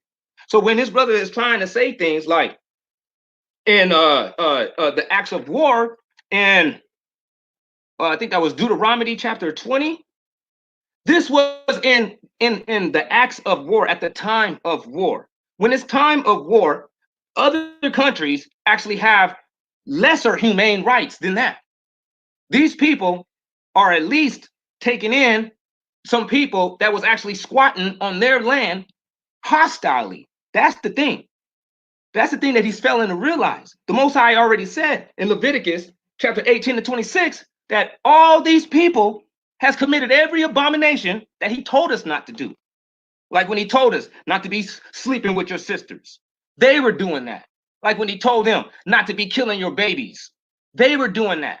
Having sex with each other's wives and things like that. They were the ones that's doing that. The Most High had to actually get those people up out of that land for the better cause, for the better of the good cause. So we're gonna go to Sirach 33 and 2, and we're gonna deal with this brother's problem thinking there. But once more, it says right here that a wise man hates not the law. So a brother that got actually game, a brother that got sense, somebody that's actually mentally and capable of actually implementing these laws appropriately and properly, he ain't gonna hate the laws. But he that is a hypocrite therein, that's because this brother right here, he wouldn't be able to actually hold up to even what he believes in about these laws. Even the parts that he thinks about not lying, that brother's a hypocrite about that. When he says not stealing, that brother would be a hypocrite about that. That's why he's saying something about the laws. Somebody that's actually a righteous dude will look at these same things and be like, man, what you talking about? This is righteousness. He said, but he that is a hypocrite therein is as a ship in a storm. And that's Chris right there, that little tiny ship trying to go up against the law, statutes, and commandments of the Most High God, man. The brother is looking to be destroyed. A man of understanding, he trusts in the law. You got to have wisdom and understanding. You got to know what this stuff is really about. This is a royal handbook on how to get some people from scratch to build up their kingdom, a royal kingdom.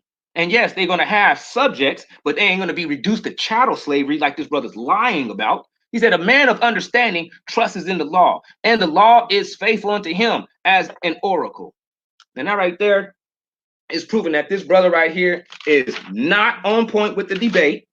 The brother has not, he's actually trying to debate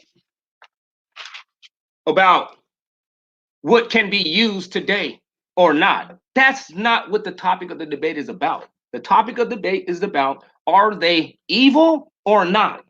So you go look at the word evil, it doesn't apply. So everything that this brother has said is irrelevant to the topic. Let me just finish this last premise up with, while the premise may serve as a good rhetorical strategy, like him saying that the laws is evil, it is simply bad philosophy. And why do I say that? Because the classical scholastic understanding is completely incompatible with an evil law doctrine. It's completely incompatible. Everybody that pre-existed this brother has looked into this book, read it, and actually applied it sensibly and came to the same conclusion, like, oh, okay, this was happening because of this. This was happening because of that. Oh yeah, this is a good God. He's setting up a kingdom for these people, and this is how it happened. Trying to add in what happened when what transpired between Ammon and Moab and they father Lot. That wasn't in the law, statutes, and commandments. He didn't say, Lot, go do that. He didn't tell the daughters to go do it. They just did that, and that's just part of the story. That's a false equivalency. Proves that this brother doesn't have real intellect to prove to prove his stance, or even he doesn't even have even confidence in his whole premise. That's why he's trying to come up with trickery and little sly moves from under the sleeve. Is because he knows that he's trying to deceive you and trying to play you with your emotions. And I yield my time. All right. Shout out to Battle Axe. We're gonna get into this rebuttal, family, right after this brief intermission. This is the Solar Vision Debate League.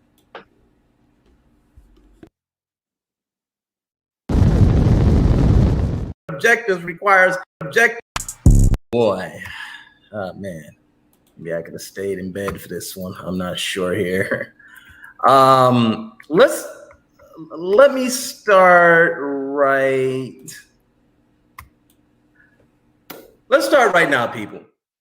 Now, everybody heard his premise or his premise round, and everybody's confused. And he did something that I knew he would try to do. And he goes right here and he starts playing with you all grammar gymnastics. Now, one of the things he stated, and we're going to deal with these grammar gymnastics, he's arguing as a sectarianist. What is a sectarianist? Let's look at this real quick.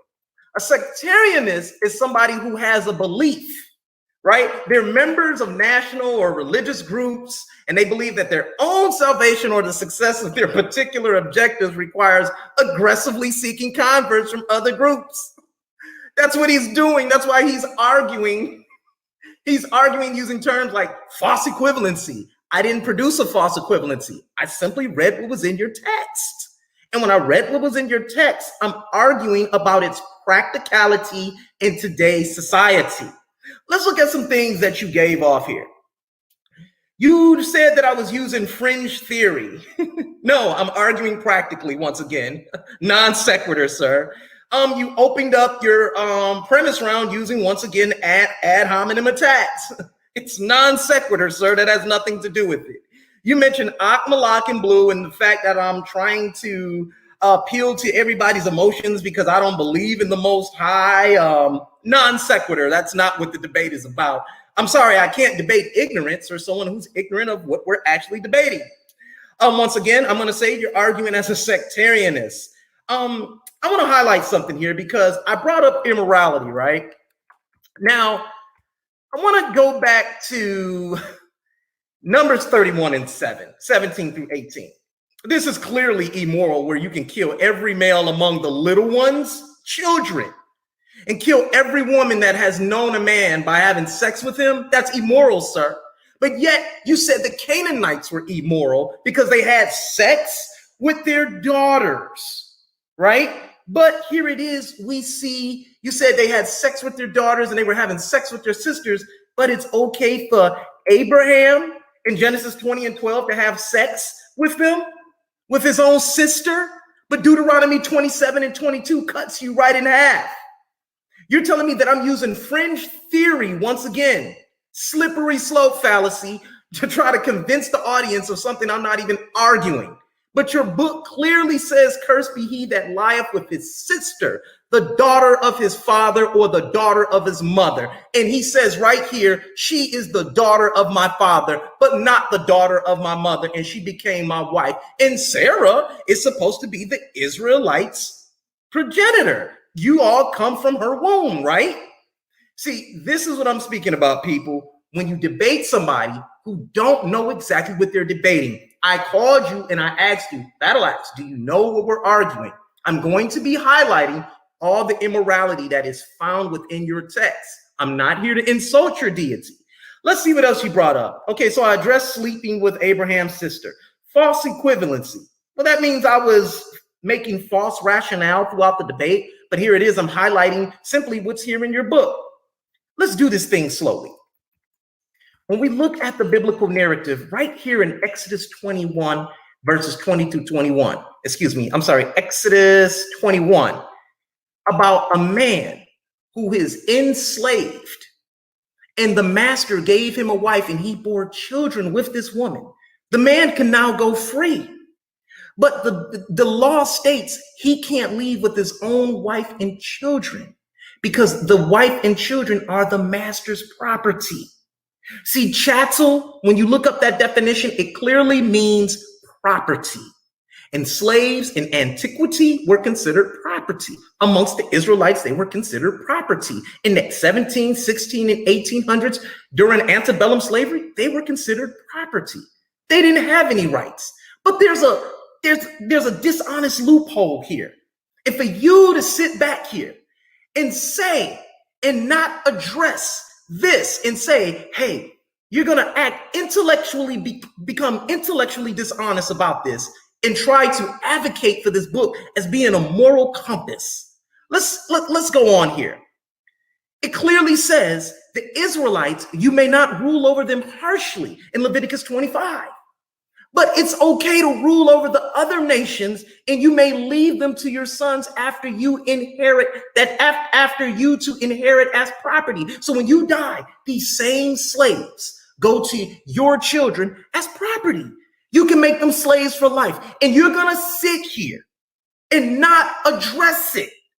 You're going to sit here and produce a narrative talking about, I don't believe in the Most High. That is not what this debate is about. The debate is about humanity and these laws, and are they practical today? You're arguing as a sectarianist, and a sectarianist believes that these things are going to bring you all salvation. And here it is. You're saying that you serve an omnipotent being, and he can't see that these laws will bring problems to other societies. It would bring problems if these people try to institute these laws to other nations that are around them. He didn't see that this will cause problems. Even as servants, you got to serve me for 6 years. This would still bring problems because you're intellectually dishonest. You're arguing as a sectarianist. This is not about my belief. This is about the practicality of this law, and can this law be used today? Are you telling me that we're going to be stoning young women who are not virgins and killing them? Are you telling me that we're going to be stoning our sons who are disrespectful to the parents? I believe in strong discipline, but that's an archaic law from Bronze Age. People were primitive, and I don't mean that in a bad way. I'm saying that they were primitive in thought, and this tribe of people were ruled by a theocracy. Do you know what a theocracy is? Well, a theocracy is people who are ruled by priests. And this is what you all want to become. But instead of addressing these things, which I told you I was going to be addressing, you play grammar gymnastics. You produce red herring fallacies all over the place. I don't get what it is that you're trying to produce. Let me pull up right here, where you're trying to deliberately tell the audience, I'm not talking about the debate. You're going to try to sway them with grammar gymnastics, and you actually cut yourself when you mention immorality. You said some of these laws are not accepted in society. Well, guess what? A law such as this is not accepted today in society. Slavery is not accepted today. Even under the 13th Amendment, we are now protesting that, saying somebody just because they're in jail should not be enslaved. So we are still trying to improve as people, as human, as a society. Yeah, I sound like a humanist, but you sound like a sectarianist. I don't know what to tell you. These laws can't be applied today. Let's look at the laws in Numbers chapter 5. Numbers chapter 5, if a woman is cheating on her husband, you take her before the priest, and the priest is to give her a drink, and if her thigh rocks out, she was guilty. But where's the law for the said male? If he cheats on his wife, you don't see it anywhere in there. It's not. But yet, instead of, if they were serving this all omnipotent deity, why won't he just say whether she's guilty or not? Why do you have to give her a poison? Because these people were experimenting with medicines. 9 times out of 10, she gonna die if she drink it. That's misogynistic. That there's only a law pertaining to the woman and her punishment, but not a law pertaining to the man. That's what this book is telling you. You have Psalms in the book of Psalms where it says, blessed is he who dashes babies' heads against the rocks. And you as an Israelite should be sitting here saying, no, we're supposed to love our brothers. But yet you will sing about that. These laws were for this group of people. These laws were for you. It was not for everybody else that lived around them. That's why they did all these raids and genocides on everybody. Hezekiah slaughtered a peaceable people. A peaceable people because he wanted their plots of land. It said they of Ham dwelt there of old. And he killed and he slaughtered them all in 1 Chronicles chapter 4, 39 through 41. This nigga came with a whole nother premise. In the rebuttal round. That's crazy. Genesis 20 and 12, Lot and his daughters had sex with them for 2 nights. He enjoyed it. And you mean to tell me that the biblical narrative could not express a better plan for these people? They were writing about their deity and they couldn't say, hey, our deity has a better plan for us. Lot even decided to throw these 2 daughters to a group of homosexual men. He said, I have 2 daughters that are virgins. Please don't come rape us. And 2 of the Most High's angels were in there apparently, so they were in agreement with it. Sanctioned kidnappings. Judges 20 and 11, where they laid there in wait to come and get the women that came out dancing to produce wives for themselves because they were all out of wives. No better plan? You mean to tell me the biblical writers could not write a better plan? And who wrote that Lot had sex with his daughters? Who wrote that? Who watched him do it? If it's a first-hand account? See, your problem is you argue as a sectarianist, a religion. All right. Shout out to Chris Harris. We're going to hand this thing over to Battle Axe. Battle Axe, you got 10 minutes to do your thing. This is the rebuttal round. Whenever you're ready, brother. Cameras all on. right.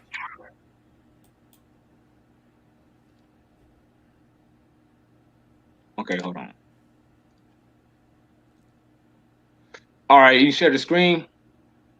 We sharing? Yeah, we're sharing, bro. All right. Rebuttal. First off, everything that this dude said had I don't know what he's talking about. He's all over the place.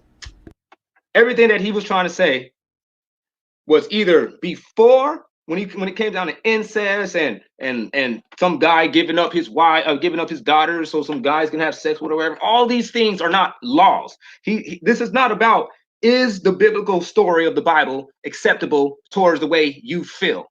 If that's not what this debate is about. The debate is about, is the laws good or not?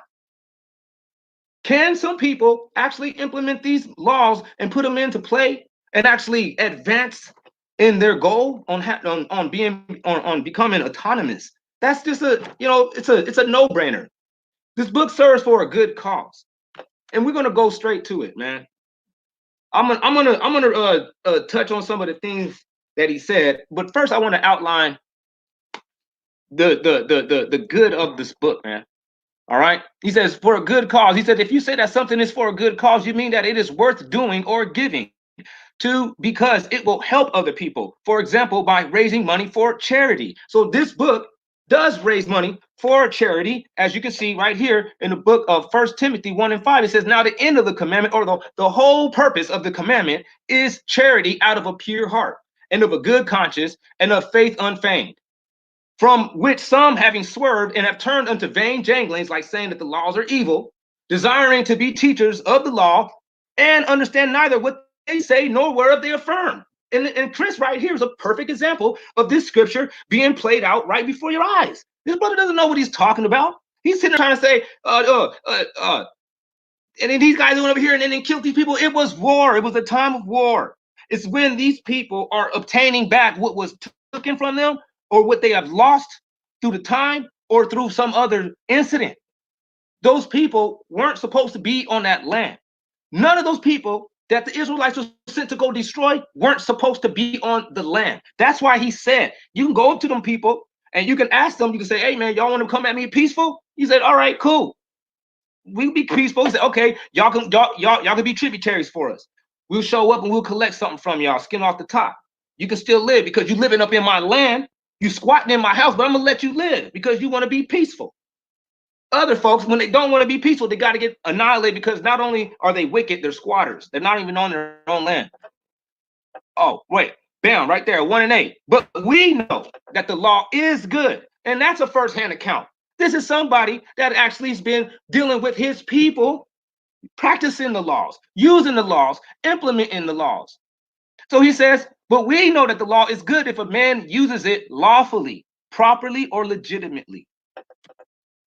Not using them or not looking at them from a radical perspective and trying to stay into your feelings, trying to deem what's right and what's wrong from an uninformed state of being. When you are not putting a country into an existence from scratch, you really can't speak on if these laws are good. If you have not ever went and retained your land back after it has been taken from you from some violent oppressors or violent squatters, you don't know what you need to do to get them people off. But we have a God that was implementing these things and showing you, like, no, you got to do it this way because he's not a God of beating around the bush. If he says you got to annihilate all these people, it's because he knows that these people will come back and try to destroy you if you didn't annihilate them. You would have to do that. That's what has to be done. You may not like it, it may not feel pretty, but this is business. It's about necessity. So the Most High says, he said right here about this charity. He said, and thou shalt not glean your vineyard, neither shalt you gather every grape, but you shall leave it unto the poor. That's charity. That means that it's good.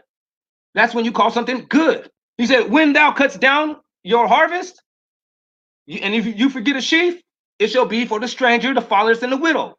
Or the stranger is the garb, which is a poor brother. That means that's good. Charity. He said, when thou beats your olive tree, don't go over it again. Don't beat it twice. The rest of it is supposed to be for the stranger, the fatherless, and the widow. That's charity. That means that's good. He said, when thou gather the grapes of your vineyard, thou shalt not glean it afterwards. It shall be for the stranger, for the fatherless, and for the widow. That's 3 strikes right there against you. Here we go again. If there be among your poor men, one of your brethren, that's within your gates, open your hand wide unto him. Lend him sufficient for his need and all that what he wants. That's charity. That's good. We go to the definition of good. Definition of good.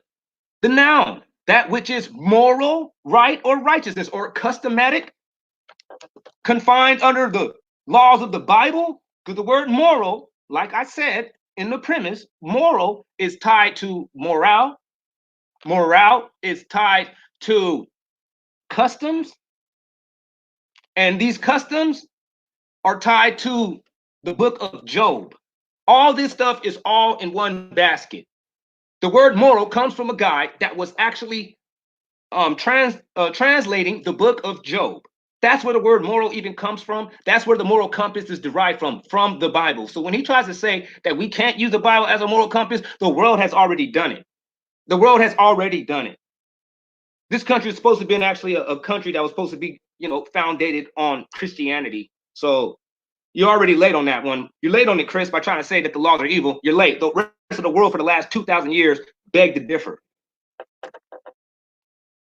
Oh, and you look at the similar concepts of the word good, it's beneficial or benefit, advantage, profit, gain, interest, or welfare. Also known as charity. So good is another definition.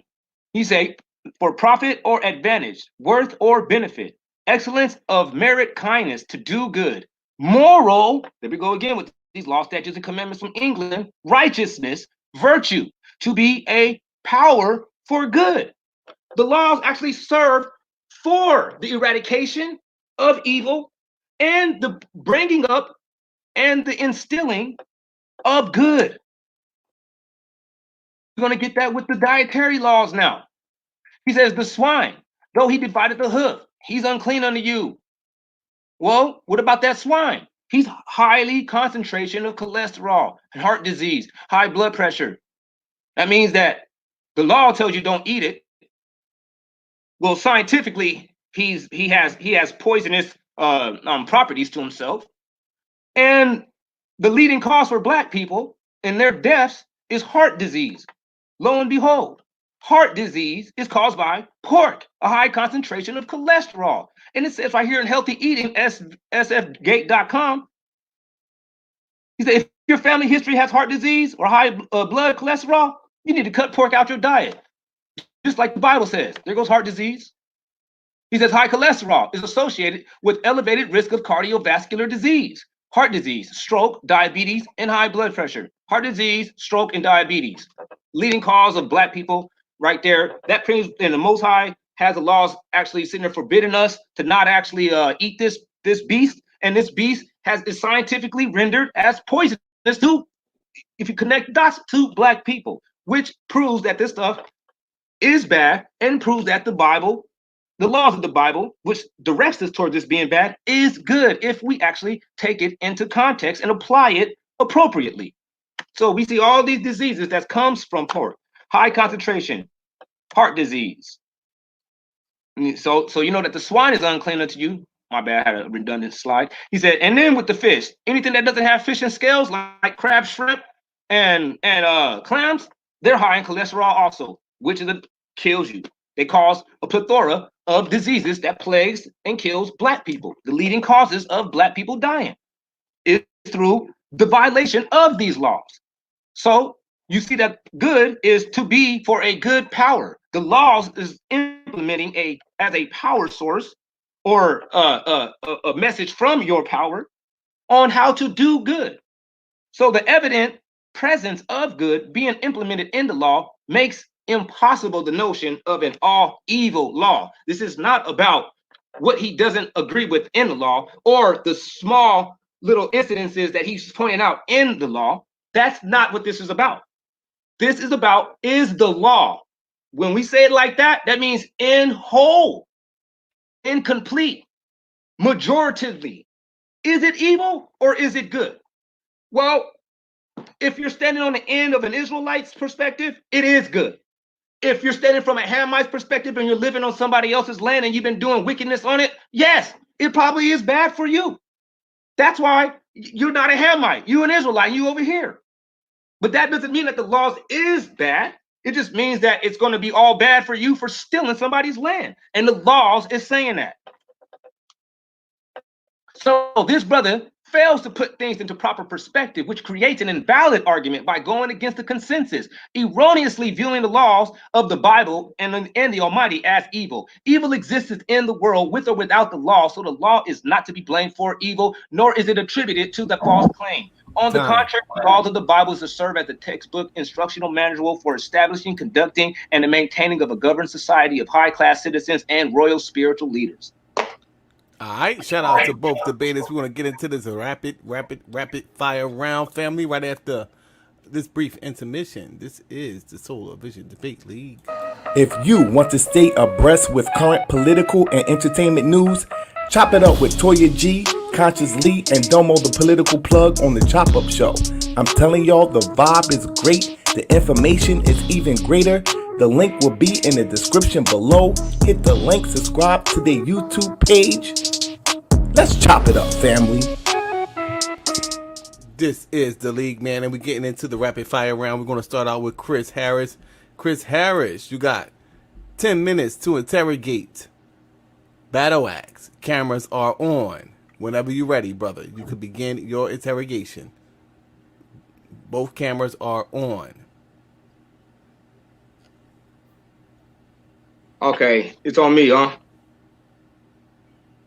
It's on me? It's on Chris. Camera's on. Is my camera on? Oh, my bad. All right, Battle Axe. Just a quick question for you. What was the name of this debate?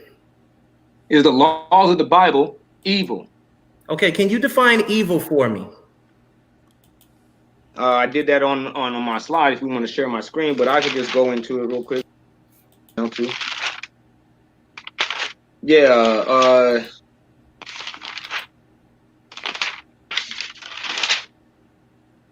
evil, profoundly immoral, and wicked.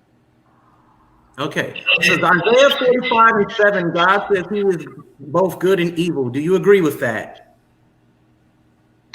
No, I didn't. He didn't say that he is both good and evil. I create good and I create evil. Do you agree with that? Yeah, I can create a milkshake. That don't mean I'm a milkshake. I'm only speaking about what your deity said. Yeah, you got to take the words. Ask the question. When he gave the commandments, did he give good commandments and evil commandments? No, he did not. He gave good commandments and he gave a punishment for breaking them. Okay, why would he tell, excuse me, sir, let me ask the questions here. Why would he tell Joshua to go into Canaan and kill all the women and children? Because those people were inherently wicked.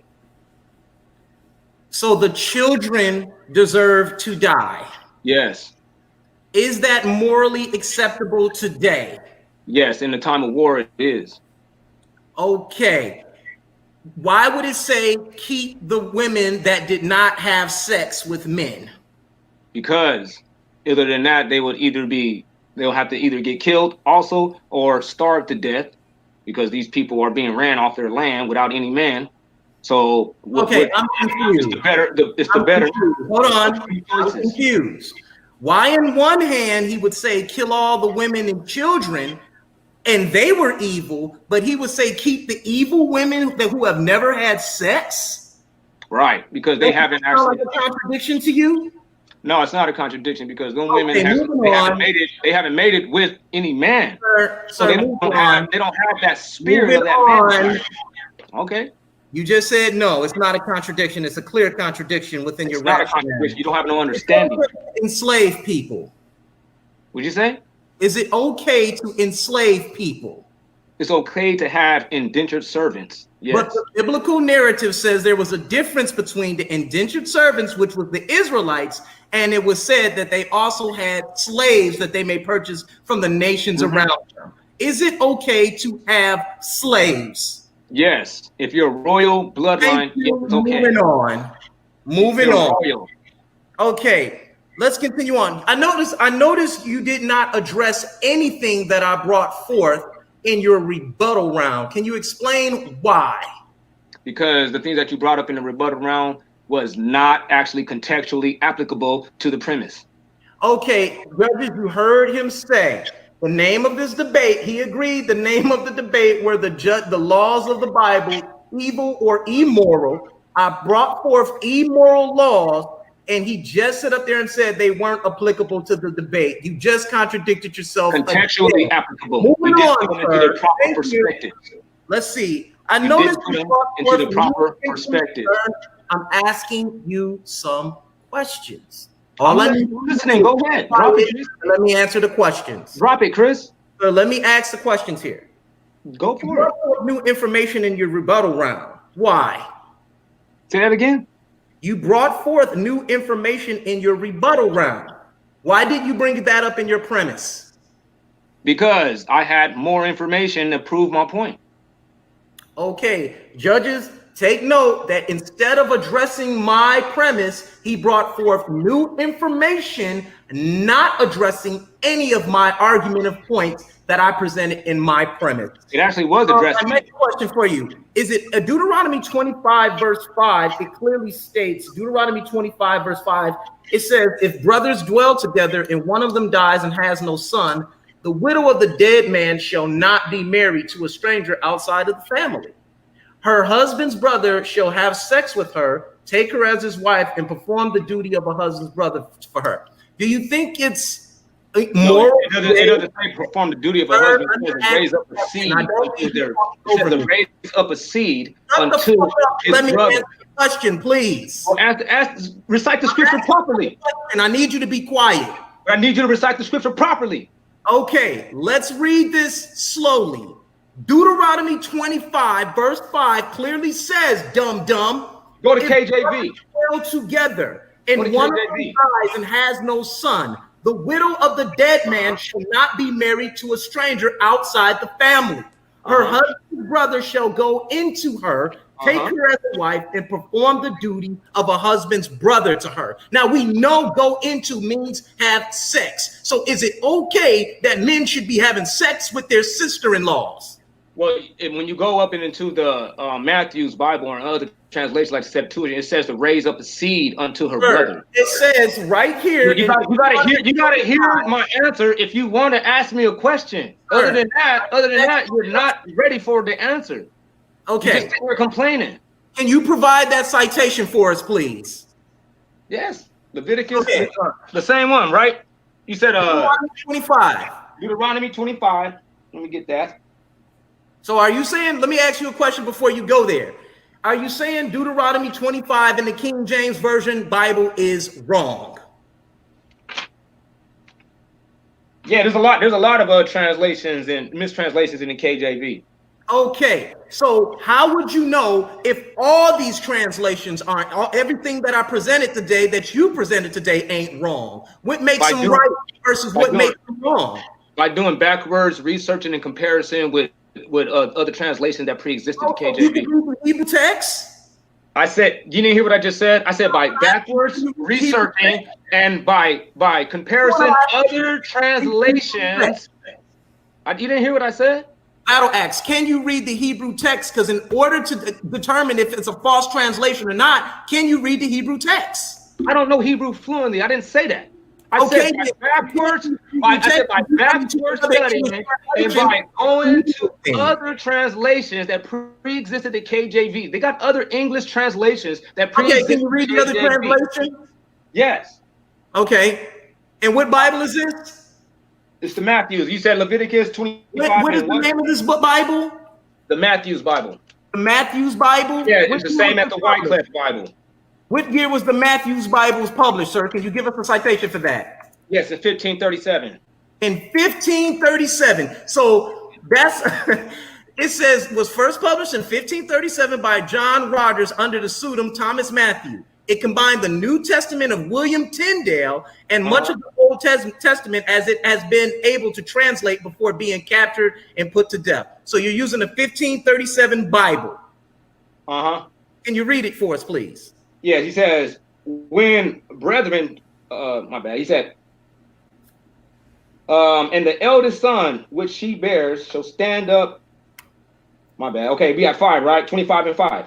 Okay, when the brethren dwell together and one of them die and have no child, and the wife of the dead shall not be given unto a stranger, but her brother-in-law shall go in unto her and take her. Over.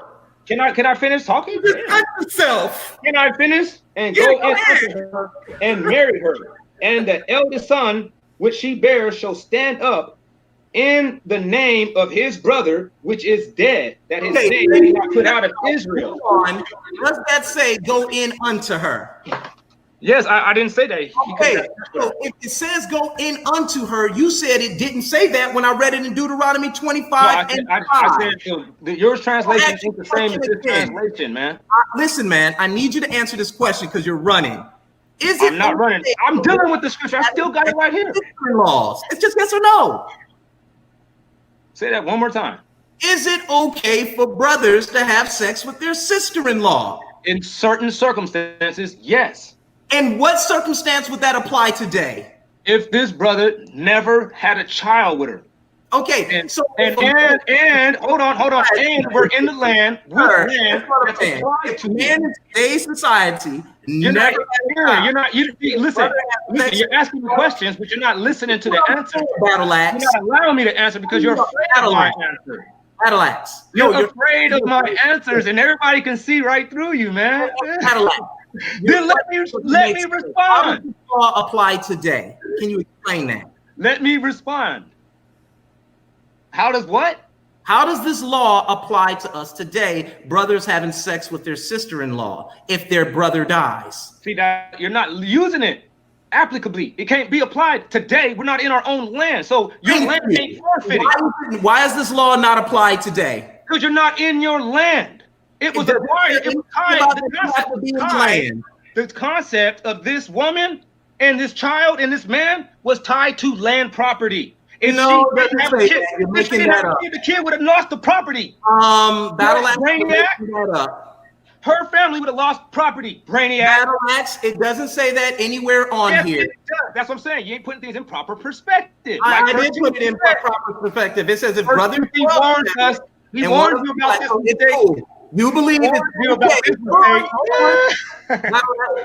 You done effed up again. Okay. For brothers to have sex with their sister-in-laws, but Deuteronomy, the book of Deuteronomy clearly says that brothers shall not have. Why would you have a problem with Canaanites having sex with their sisters? And it's all right for you all. Leviticus. And then when it gets down to the book of Deuteronomy, now they're acquiring their land.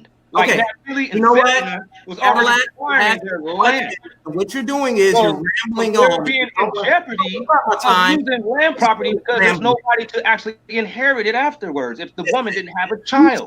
You stated in your premise that Canaanites are having sex with their sisters, and that's why God killed them. Yet it's okay for you all to do it. They were doing it in an abominable manner. Yes, they were. Having sex with your sister-in-law is not abominable? In certain circumstances, it's not. In certain circumstances, it is not. So you will agree that it's okay to do that in Israel? In Israel, it would be okay if you died and had no kids, and I was your brother. I would have to raise you up a name. Why are you dodging the part where it says go into? Other than that, she loses property and your legacy dies. Sir, it says proper brother is supposed to go into. Moving That's on. What happens when you put things in the proper perspective. You ran into a teacher today. Sir, I'm moving on. You're acting immature. No, I'm not. You're ridiculous. The Bible says thou shalt not kill, but Moses turns around in the books of Exodus and tells everyone to kill their brother. Which one is it? It was for the better cause. These people were actually causing more harm. Time. All right. Shout out to Chris Harris. We're going to swing this thing over to Battle Axe. Battle Axe, you got 10 minutes to interrogate Chris whenever you're ready. Yeah, okay. First off, that was real easy. I thought you had way more fun than that. I thought you were intelligent. Secondly, let me ask you a question. All right. He said, if the people lost the ability to be able to kill, would that serve as good or bad? If people lost the ability to I said that. If people lost the ability to kill, would that be good or bad? That's non sequitur to the debate. No, I'm asking you the question. Just say yes or no. Would that be a good thing or a bad Has thing? nothing to do with the debate. No, yes, it is, because the law is thou shalt not kill. So my question to you is, if people lost the ability to kill, or they actually agreed not to kill, and people would not ever kill, would that be good, or would that serve as a bad result? Would that have a bad result to it?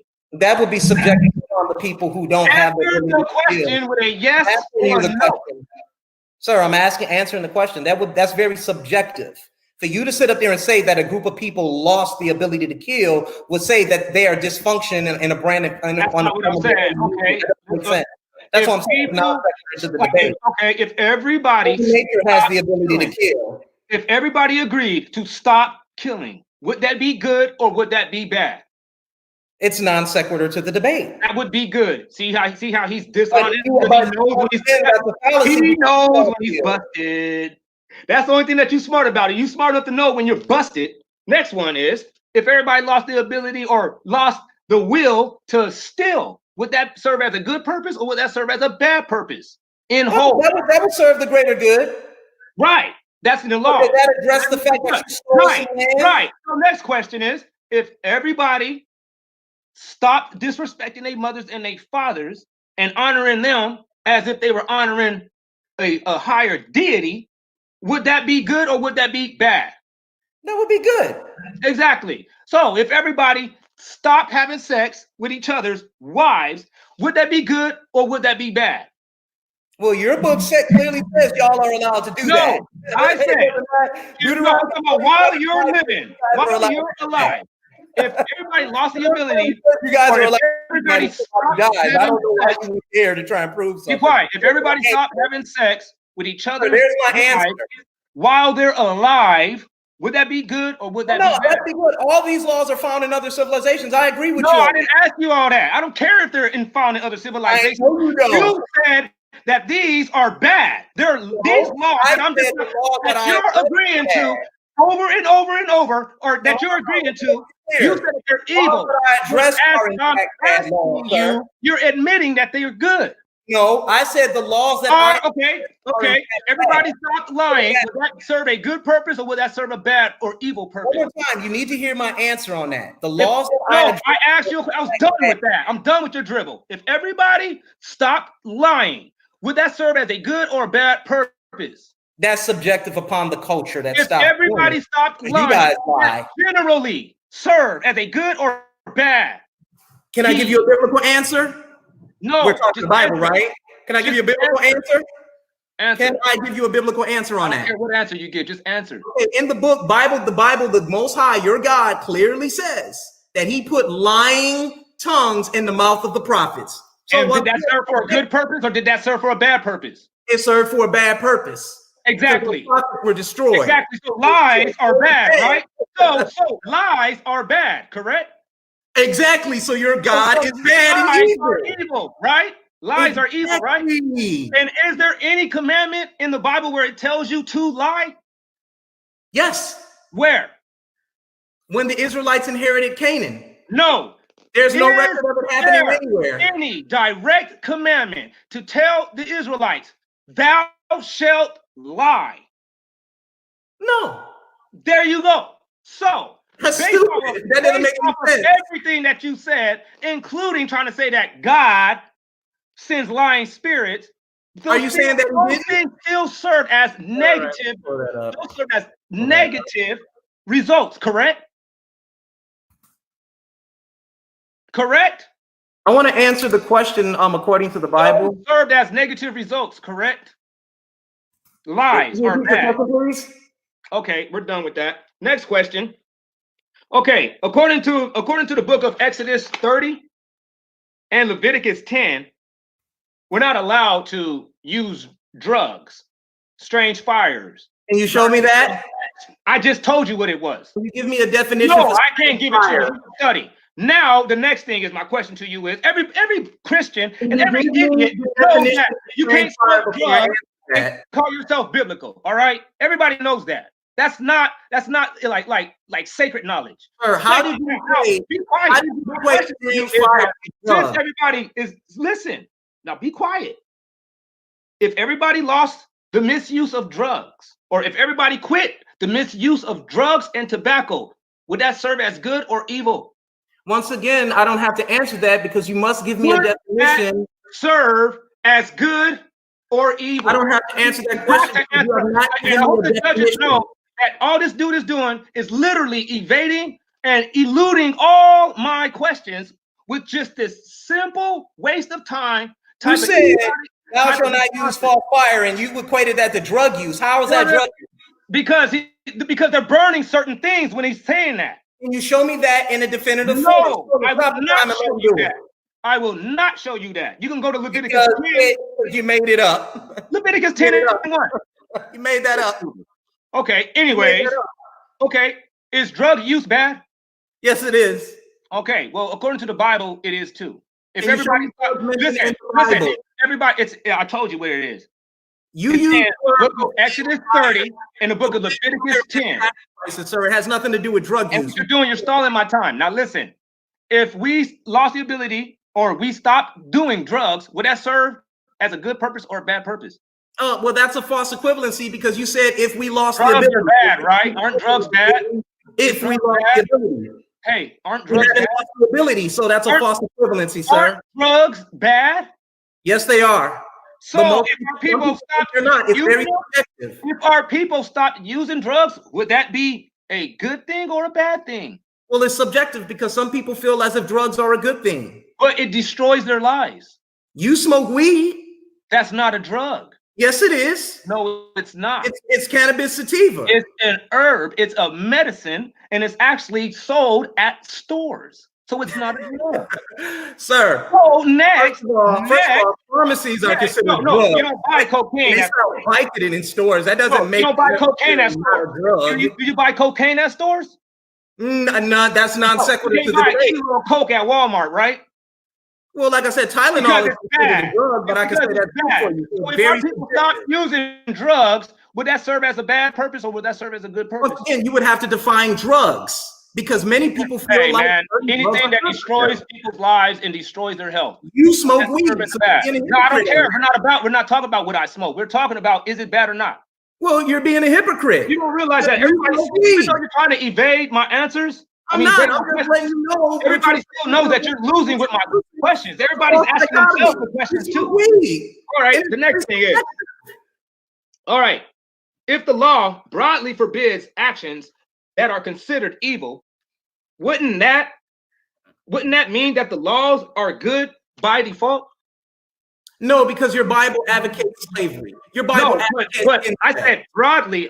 Do you understand what the word broadly means? Sir, your Bible advocates I slavery. asked you That's not another what the word question broadly now. means. Do you understand what broadly means? Sir, your Bible advocates Do you slavery. understand broadly? That means on whole, with the exceptions of small exceptions. I mean, on the I whole, don't think slavery is a small with exception. the exception of small details. Sir, I don't think slavery is a small Yes, detail. it is small because you're not even actually I just answered looking it. at it the Your right Bible proper way. says You're not slavery looking at it the is proper incest. way. And this debate is not about slavery. Yes, it is. It's about You're not- immorality. This and debate evil. is Yes, not it is. about immorality. It's about evil and about the Sir, law evil being and low. immorality are You synonymous have with each not other. been able to prove. Sir, You prove that. and immorality. You're coming with fringe synonymous with each other. What are theories. you talking about? The definition says so. So, do you know the definition of the word broadly? The word broadly has nothing to do with this topic. I asked you a question. You can just say yes or no. Yes, I do. Okay. Let's And pull up are you broadly. sure? Okay. Let's pull up broadly. Can we pull it up? You're the one that's supposed to be defining that. I did that in my premise.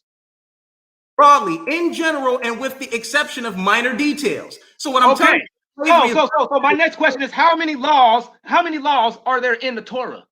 there are 613 laws. So how many laws did you bring up? I brought up the ones that I consider. No, how many? I didn't say which ones. I said how many did you bring up?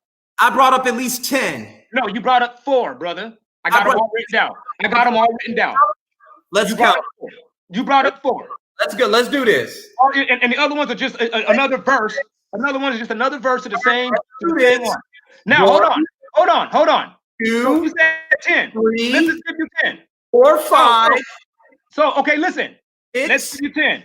7, 600. So 8, there's 603 commandments left. 11, 12, 13, 14. Hey, there's 14 603 more. commandments left. How many does that mean? How many does that leave that is supposed to be good now? 603? The name of the debate was 603 debates, right? I mean 603, right? Time. That means that on broadly, it's not evil, that it is good. Hollering and yelling is not going to get you anywhere. Because you don't even know the definition of the word broadly. Ah! All right. Shout out to Battle Axe. We're gonna get into the closing. Going to close this thing out right after this brief intermission. This is validation.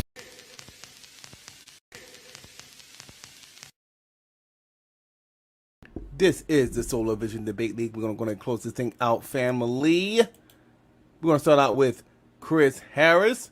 Let me set the timer for 5 minutes and pass the rock to the MVP. All right, let's get this going, man.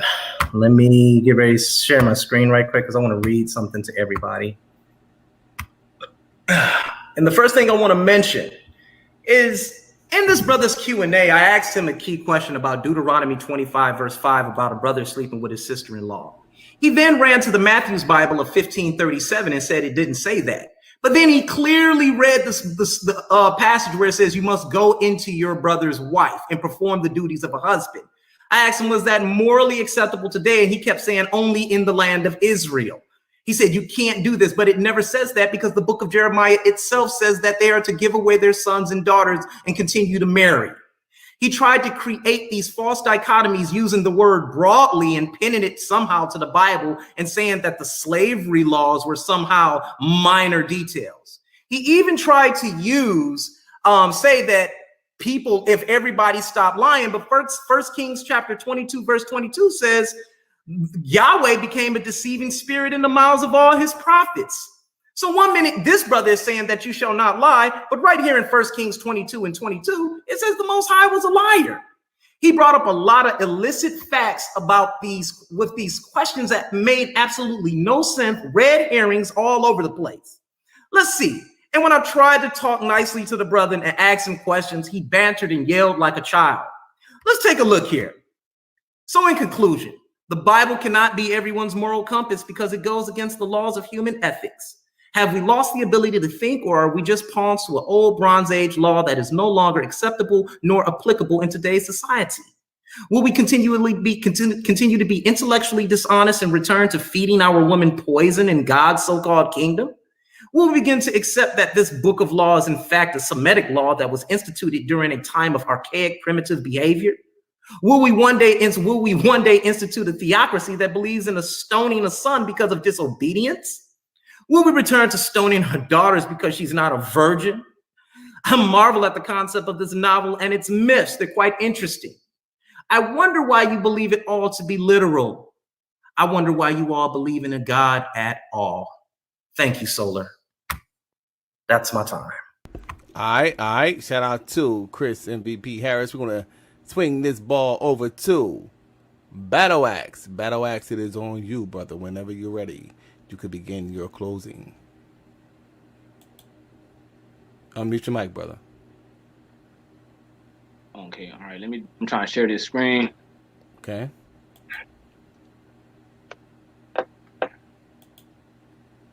You be there? Yeah, it's sharing, brother. Okay. Isaiah 5 and 20, man, let the Most High speak about Chris right now. Man, he says, woe unto them that call evil good and good evil. It's destruction coming for people that has this such an arrogant type of way of thinking. He said that put darkness for light and light for darkness, that put bitter for sweet and sweet for bitter, because he has no idea what's going on. He has no idea that when we have to stone a daughter for having sex with her and not being a virgin, there's certain reasons why that has to happen. That's because we have to stop fornication, because we see where fornication has led us to. Fornication has led us to divorce, broken homes, single family orientated households. I mean, single parent orientated households, confused children, convicts, inmates, prostitutes. This all comes from just from somebody not nipping it in the bud and thinking that somebody having sex without being married is not that big of a deal. It's a very big deal, and you can look at the so-called black man's condition and you can see all the evidence thereof. Woe unto them that are wise in their own eyes, Chris, and put prudent and are prudent in their own sight, thinking that he got game, thinking that he got intelligence. He said, for the commandment is a lamp, and the law, it is light, and reproofs of instructions are the way of life. Little children, let no man deceive you. He that does righteousness is righteous, even as he is righteous. He ain't causing no problems. He that commits sin is of the devil, for the devil sins from the beginning. For this purpose the Son of God was manifested, that he might destroy the works of the devil, that he might destroy the works of Chris's debate. So we're going to go right here, man. It says straight, clearly, cut, and dry.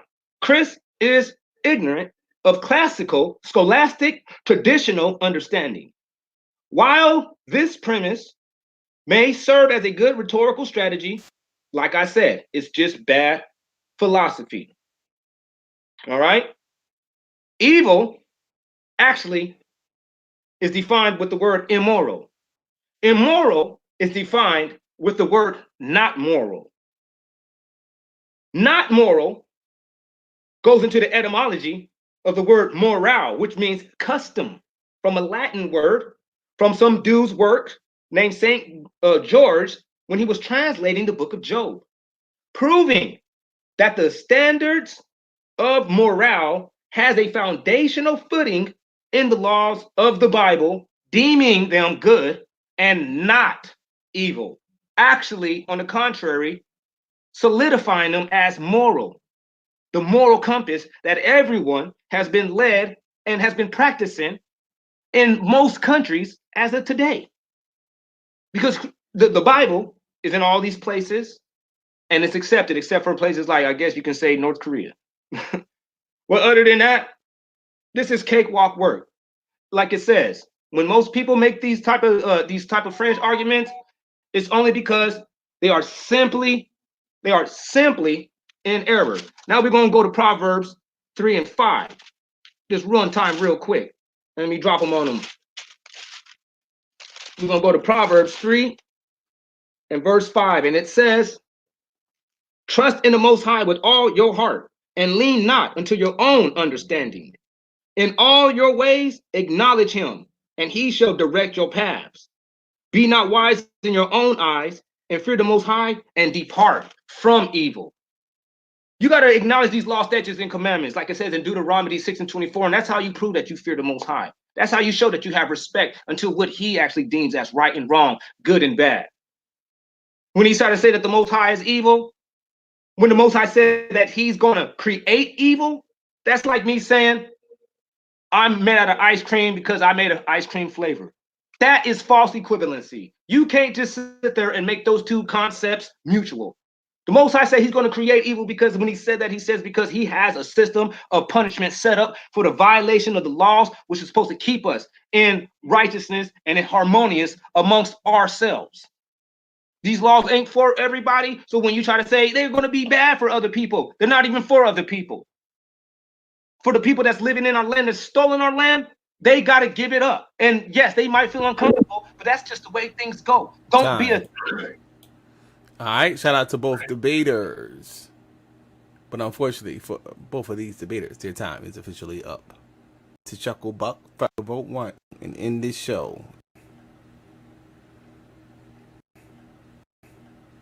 Do.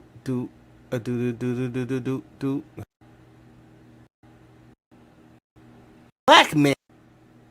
Okay. Good. All right. Are the biblical laws evil? Yes, they are. And why do you believe that is the case, brother? Because it advocates slavery, incest, sanctioned kidnappings, and genocide. Okay, so you're saying that the laws advocate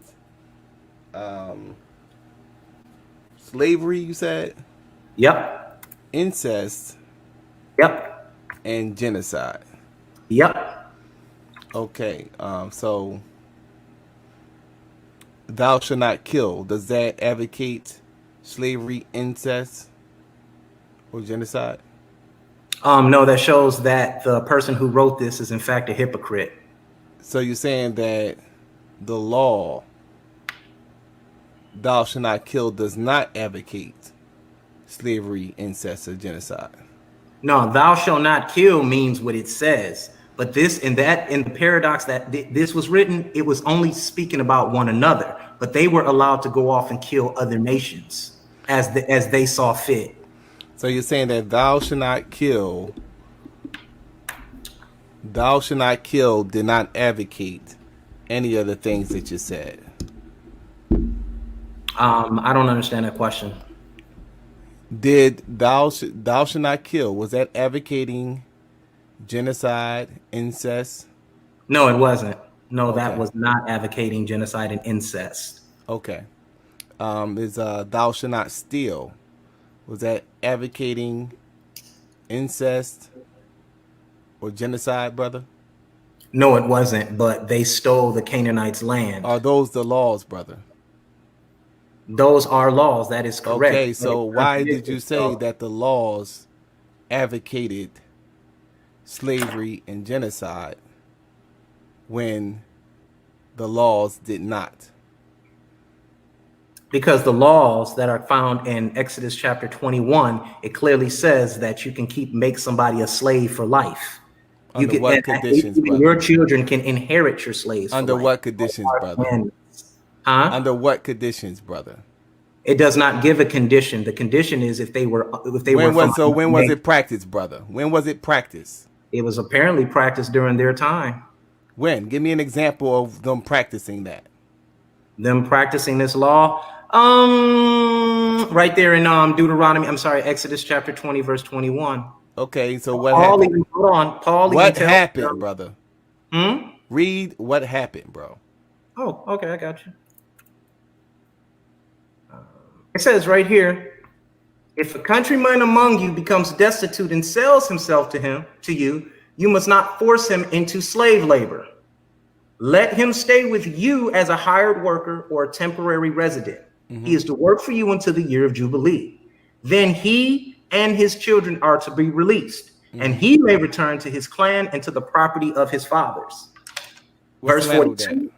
Because now this is the law concerning the Israelite servant. But then it says, because the Israelites are my servants, who I brought out of the land of Egypt, they are not to be sold as slaves. You are not to rule over them harshly, but fear your deity or God. Verse 44 and 45, it says, your men servants and maid servants shall come from the nations around you, from whom you may purchase them. You may also purchase them from foreigners residing among you, or their clans living among you who are born in your land. These may become your property. You may leave them to your sons after you to inherit as property. You can make them slaves for life. But your brothers, the Israelites, no man shall rule harshly over his brother. So how is it, brother? How is that evil, brother? So how is that evil? Because slavery is evil. Now, it said when you could sell your enemies, they purchased them from their enemies. Can you show me where it says that at? That's what you just read, brother. No, you would have to show me that because I don't see that in there. Read it again. It says, your men servants and your maid servants shall come from the nations around you, from whom you may purchase them. Okay, right there. Mm-hmm. Whom you may purchase them. Right, but you said enemies. Okay, well, yeah. Oh, my bad. That wasn't the point. Yeah, well, my bad. Yeah, so whoever, they purchased them. Right. Okay, so you gonna treat your immediate family like you treat some Joe Blow down the street? No, slave. No, I'm not. No, I'm asking you. Okay. So in terms of servitude, who would you enslave for life? Would it be your family members or would it be the Joe Blow down the street? I wouldn't enslave anybody for life. and I wouldn't enslave anybody in my own neighborhood. We're supposed to defeat the oppressor, not become like him. So you're saying that in terms of what this is suggesting, this is saying that they may purchase people from other nations and they can become slaves for life, which he never addressed, by the way. Yeah, so I'm saying that what is evil about that? Slavery is evil, sir. Making somebody chattel slavery as we were chattel They slavery. purchased them, brother. So when the white man purchased us, was that evil? No, that wasn't evil. So when he purchased us and hung us and raped our sisters, see, you're adding shit to it. No, because the law, because it the does. law No, wait, clearly wait, allows that. So Look, where in the law does it say that you could be? Where does in the law that you say you could be hung?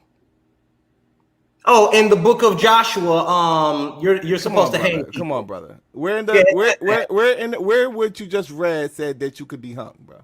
The law does say it. I can find it in the law for you that you hang people. Go ahead, find it. Okay. No, I'm talking about in the terms of the slaves that you own. The slaves that is on, no, but it talks about beating on them. Okay, so now you're trying to take something out of context. No, I did. You brought the hanging up, not me. No, you brought up the hanging. No, I asked you. I did not bring up the hanging, brother. You brought up the hanging. You brought up the hanging. I said you asked me, brother. You asked me. I brought up the you asked me. So was slavery? So was a white man buying slaves from Africa? Was that evil? I said no. So you said, well, it's the lynching and all that. You brought up hanging. No. You ain't gonna get away with that, Solar. I did not bring up hanging, brother. You did. I asked you. When did I bring up hanging? When did I bring up hanging? It's okay for him, the white man, to sell us. So I got to roll with what you said right there. I never said nothing about hanging. Solar, you brought up hanging, brother. Solar, you just said that. Press one. Wait. Press one. Wait. Press one if I brought up hanging. Press two if he brought up hanging. I already said that the white man hung up. You brought up hanging, brother. You the one that brought up hanging, brother. You're the only one raising your voice here. Look at me. Okay, yeah, I can raise my voice when I want to.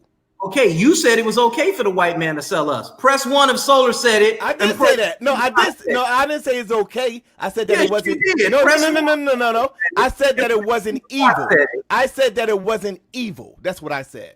Okay, so that by definition, that means it's okay if it's not evil. No, that doesn't mean that it's okay. Does it mean it's okay if it's not evil? No.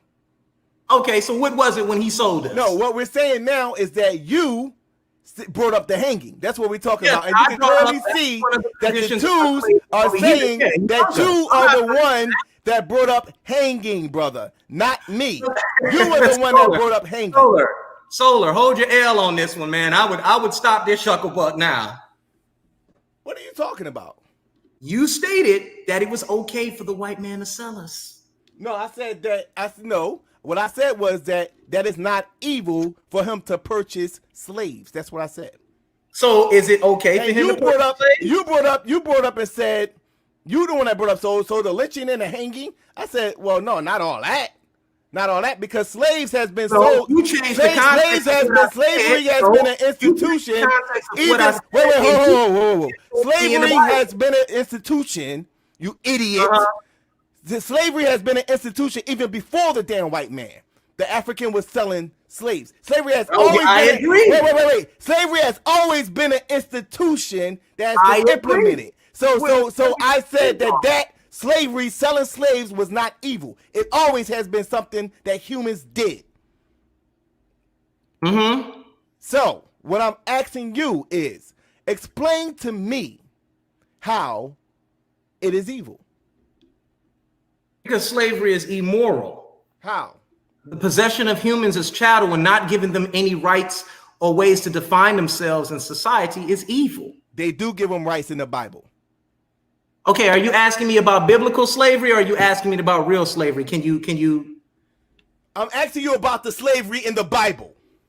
Okay, easy. These people were chattel and they could be ruled over harshly. Show me where does it say chattel slavery? Let's go right back.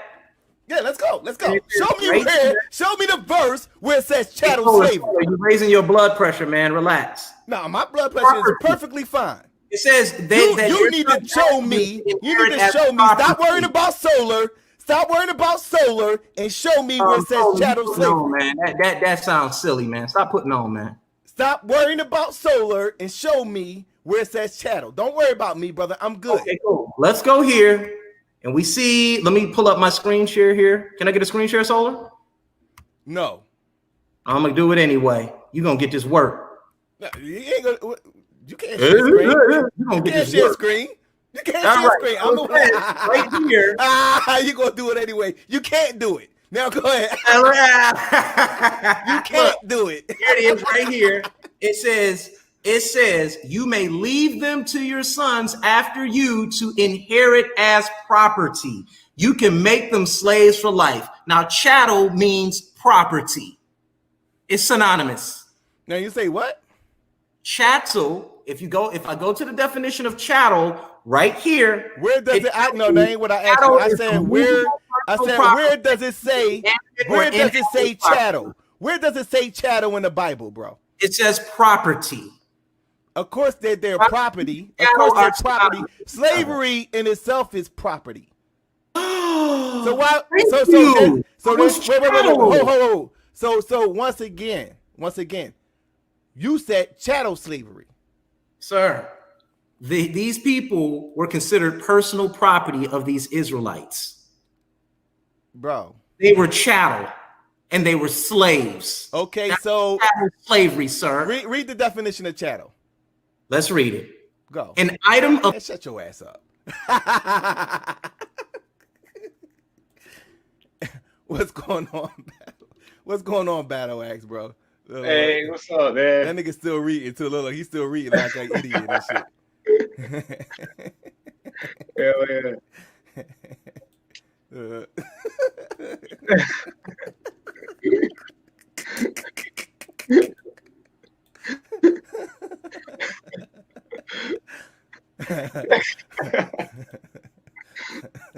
Oh shit. They told you to go easy on them too. All right, bro. Come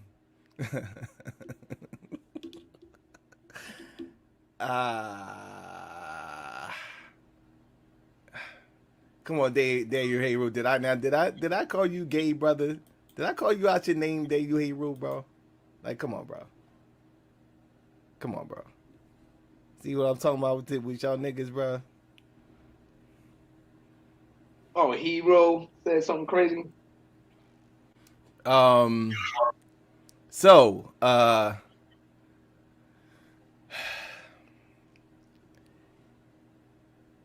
are the biblical laws evil? No, of course not. All right. So, why so, brother? Because they actually serve for a better cause when, for the Israelites. That's a fact.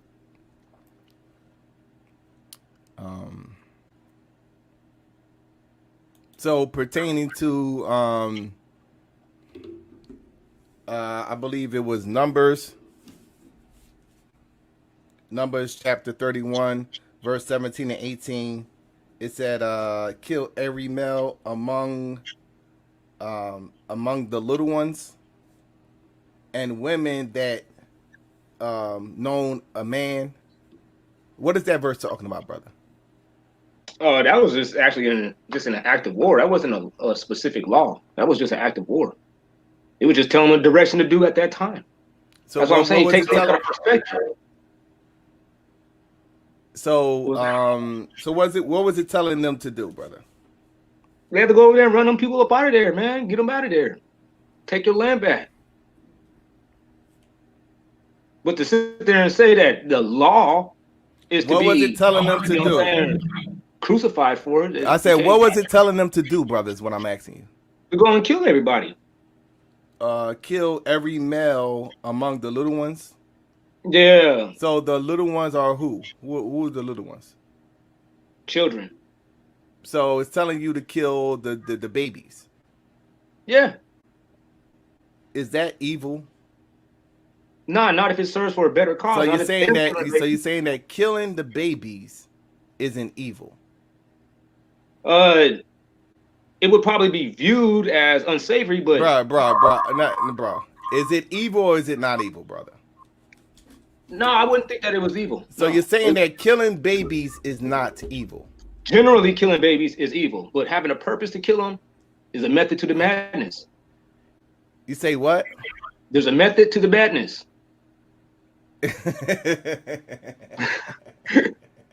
You're saying that it's a method to the madness. So you're saying, so what would be the method behind killing the babies? The eradication of evil. Them babies are, because these people right here. So in this how are book the babies being evil, brother? Because these people in this book were consciously aware of resurrection. So, and these people had a clear understanding that these people were resurrected.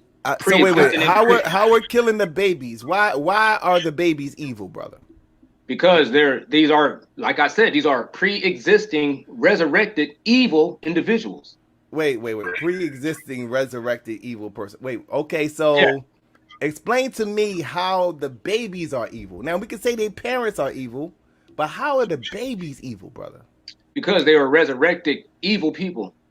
They are resurrected evil. Yeah, this is a book that highlights and keeps the mind state. So you're saying that wait. So you're saying that they were reincarnated before evil people? Yes. Okay, so what did they do in their past life that was so bad, brother? It says, according to Leviticus 18 and 26, he said they did all the abominations that the Most High told us not to do. Wow. So wait. So how was they able to determine who was doing the evil shit? Is what God told them. So you're saying to me that God told the Israelites what baby did the evil shit in their past life? No, he didn't tell them what baby. He said all them. You got to get rid of all them because these people understood resurrection. Okay, so the other stipulation was, and women that known not a man. Right. That known a man. Mm-hmm. So you're saying that they did some shit in the past life too? Oh no, it's just like when the scripture says, it says. Okay, that so you're saying that the women didn't do wait. So you said wait. So you're saying that the women that known a man, they didn't do nothing in the past life? No, I'm not saying that they didn't do anything. What I'm saying is the main underlining cause is that when a man lays with a woman, the two become one flesh. They share each other's spirits. They share each other's sins. Okay, so the woman that known a man, she made it with the person that did the evil shit in the past life. Yeah, and now she has spirits that dude has given to her, like a disease, but now it's just sexually transmitted demons. So what about the women that didn't know a man? Why do they get to live? They didn't have the sexually transmitted demons, and he was eradicating wait. So none of the women that didn't know a man, they didn't do nothing in the past life. Not one of them. Like I said, I don't know what they did. Yes or no, brother. Wait. Yes or no, brother. Not one of the women. Not one of the women that didn't know a man. They didn't do nothing in the past life. All of them were pure. Evidently, they didn't, because the Most High gave them an opportunity to be exempted from judgment. Oh, you's a wicked ass nigga. You's a wicked ass nigga, man. Explanation for it, man. There's no other explanation. So wait. So you're saying that the virgins. Now you got women that known a man, right? They would have been cool. Had they not known the man. You're saying? No, the way they ended up knowing the man is because the Most High had the timing correct. They wasn't cool. By the time that's what I'm saying to you, bro. You're saying that only now even the virgin boys, they say kill the virgin boys. Only leave the virgin women. Yes. So why kill the virgin boys? That's a resurrected soldier. Okay. He's a resurrected soldier. Okay, so that did evil, right? Right. Okay, so the female, right? She didn't do no evil in the past life, the one that was a virgin? The one that virgin, She didn't do no evil. She probably was a person that wasn't into evil. Yes, it's Okay, possible. so that's what I'm saying to you, brother. So the only sin that the women did was mate with the man that was doing the evil. I ain't gonna say that's the only sin, but that's probably bruh. Okay, so if they sin, Yeah. then you're supposed to kill them, bruh, according to your logic. Well, if they have mated with a man, that means they have this man's spirit in them. They gotta go too. That's a wicked ass doctrine. He said that they'll come back. They said they'll come back. That's a goddamn wicked ass doctrine, bro. That shit ain't got nothing to do with no goddamn. That shit ain't got nothing to do with no goddamn. If they did something in the past life, they want the virgin women, brother. And you know it, brother. So just admit that they want the virgin women, brother. You wicked ass nigga, bro. Well, let me say this. Let me just say this then. Okay, go ahead. When you get to the get your ass out of here, man. Nigga talking about something goddamn. Nigga gonna sit up here talking about some goddamn.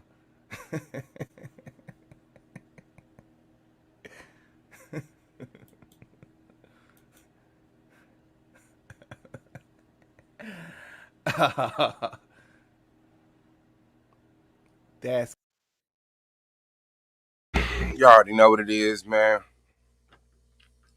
The link is out there. Let me paste it right quick. Let me put that Cash App out there too, in case y'all give enough of a fuck.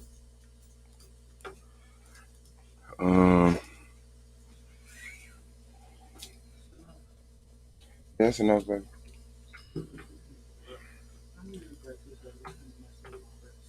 Okay, baby.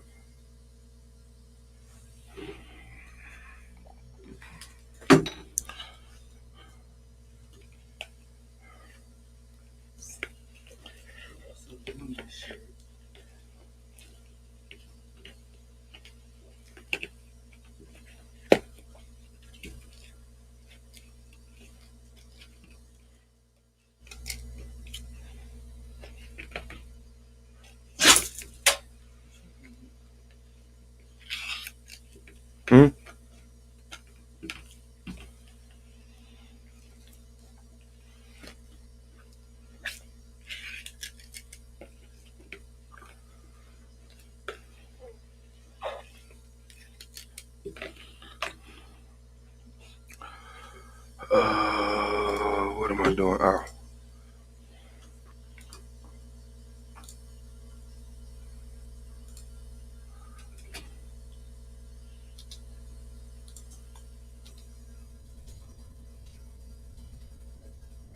Excuse me. I had no idea that was going to happen. Yeah, the link is out there. Let me pin it up there. Boom, boom, boom, boom, boom. Boom, boom, boom, boom, boom, boom.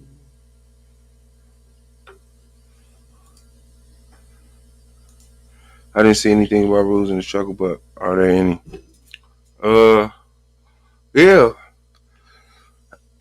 Ask your question. Give your opponent time to answer. Don't let them ask no questions on your time. You know, it's just it's simple. Yeah, it's in there. Let me see. Ark, hit that link, fam. Ark Malak.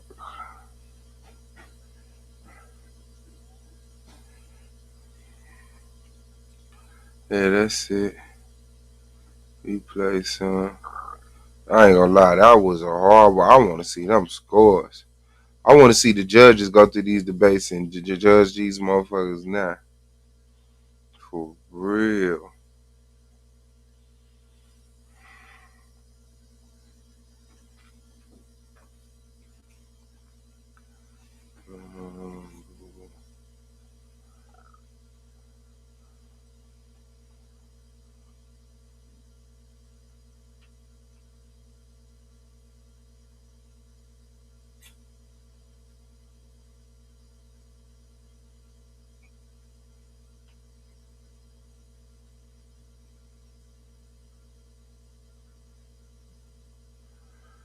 My bad. I'm going through the block list, see if I can find them.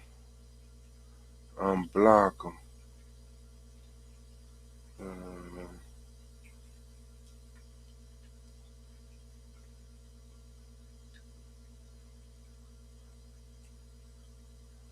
I already know.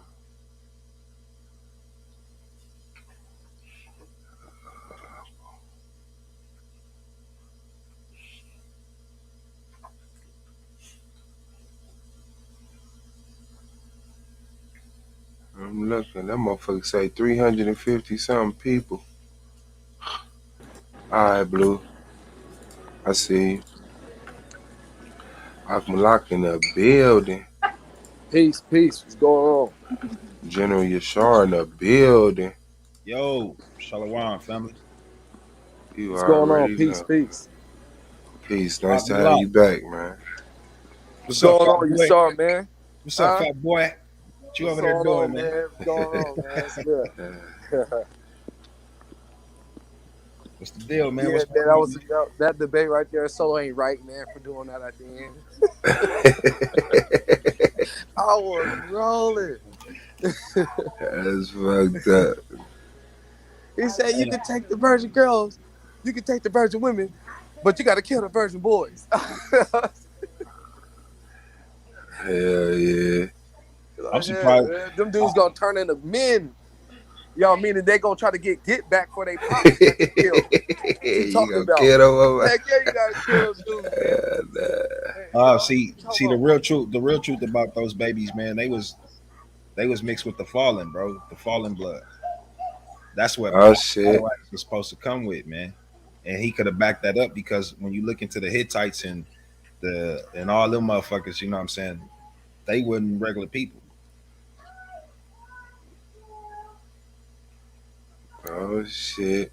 The fallen ones. Yeah. Like we still got some of that shit down here right now, man. Alright, let me see. Damn, man. I'm looking. I remember that name. I remember it getting blocked. Yeah, I'm looking y'all up. did my wife dirty yesterday. Y'all ain't right. It was yesterday. Yeah. You know, y'all be talking shit under y'all girls' account and shit. And then be acting like we stupid to the motherfucker. We just be letting y'all live. AR, what's the name? I got it. Yeah. Y'all didn't. She was like, That's man, why. they trying to get me on That's the why he chat. talking about some. That's why he talking about some. Why Y'all I can't need to just be trying to get jump some women on? on the chat. You can jump your ass A lot on of and women introduce yourself. want to get on. That's why you want to jump on and introduce yourself. Talking about why I need to jump on. That's I block like a motherfucker. No, that Talking wasn't me, man. shit. That wasn't me. They passing the phone back and forth. Hell nah. Them niggas think they smart shit, man. Yeah, that was her. She was tripping. No, man. And I do. Hey, man. Me and that blue debate, man. You cold, Swaz. You cold. You cold for that one. Hey man, I just knew it was gonna be a fire one. Like, hold on, man. They might fuck with this one.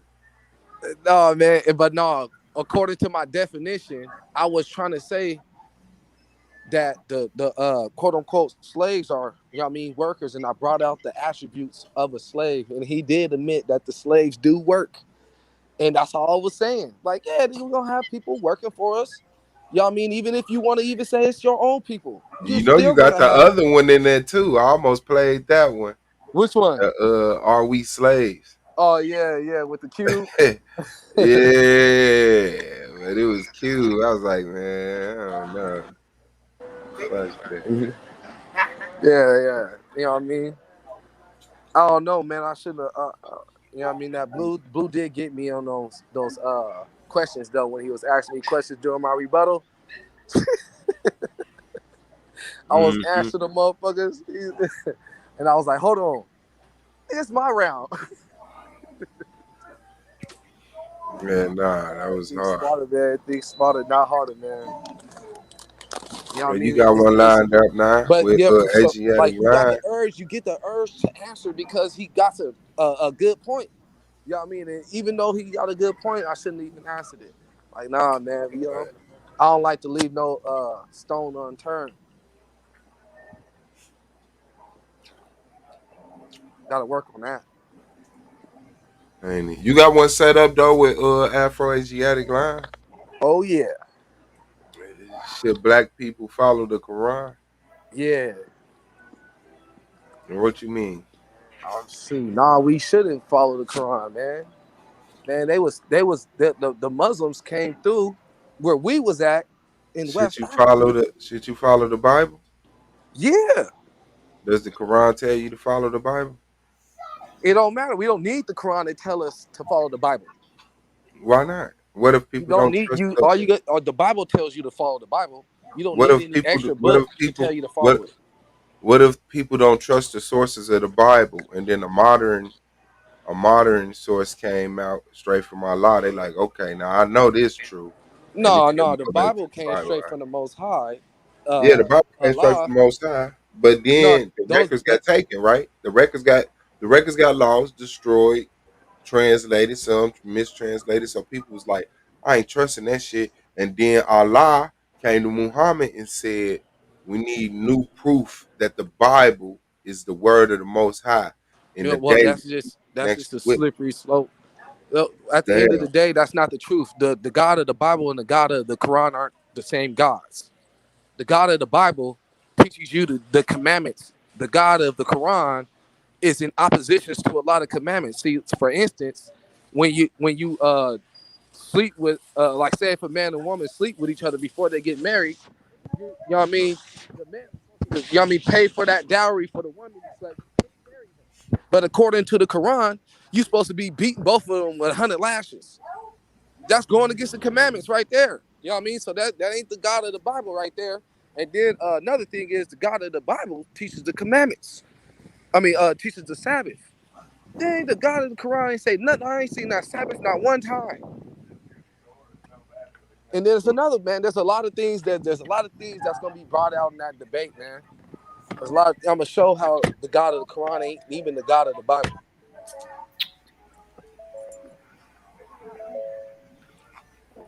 Damn.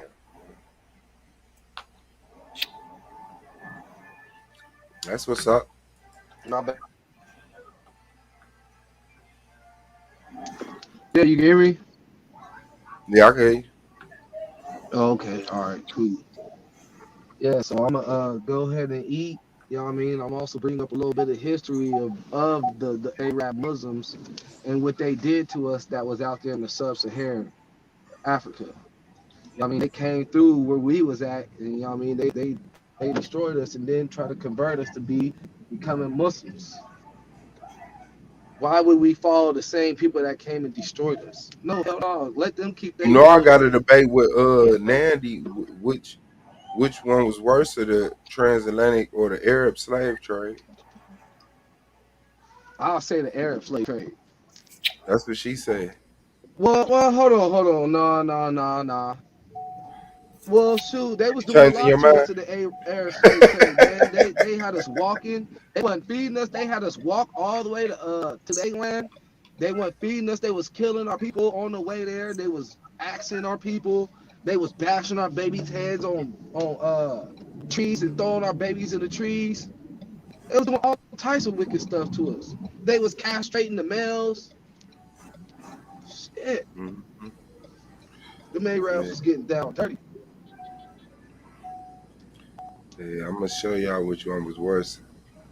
I think she went and I studied was for it and saw because she tried to I change the say that the title. transatlantic was worse though because of you know what I mean, the hangings, the feeding the babies to the alligators, the rifling of the houses, the burning of the people, the having your babies work in the field. There's a lot of stuff, you know what I mean? You know what I mean, the throwing us off the boat, you know what I mean, just so they don't drown. You know, they was doing a lot of crazy stuff to us. Fact. Which one you say, Yashar? Which one I say about what? The Arab slave trade or the transatlantic slave trade? Which one was worse? Man, I really haven't done my research on the Arab slave trade, to be honest. That's hard. So I don't know which one was worse. I've heard, you know what I'm saying, a few different things, but I don't know, bro. I got to do some comparison. Maybe this debate will help me out with my with where I start my research. That's hard. That's hard. Blue in the building. What's What up, up with Blue? y'all, man? What's the Shit, deal? man. What? Same old. What's up? Yeah, man. Yeah, man. This was a debate, bro. That last one with Chris and them, that was the one, bro, where Chris opened the door for I came out in, for Battle Axe. Battle Axe came out in the opening, his opening, like he was gonna go right through the door, but then in his premise, he walked away from it, like he was like he thought it was the wrong house or something. I don't know what happened, but it was definitely, I forgot exactly what Chris said, and I think what happened, now that I think about it, I think Chris might have started rambling towards the end of his opening round, but he was like, I think he said that like what makes things moral is like based on the time and the society. You know what I'm saying? Or the people or something like that.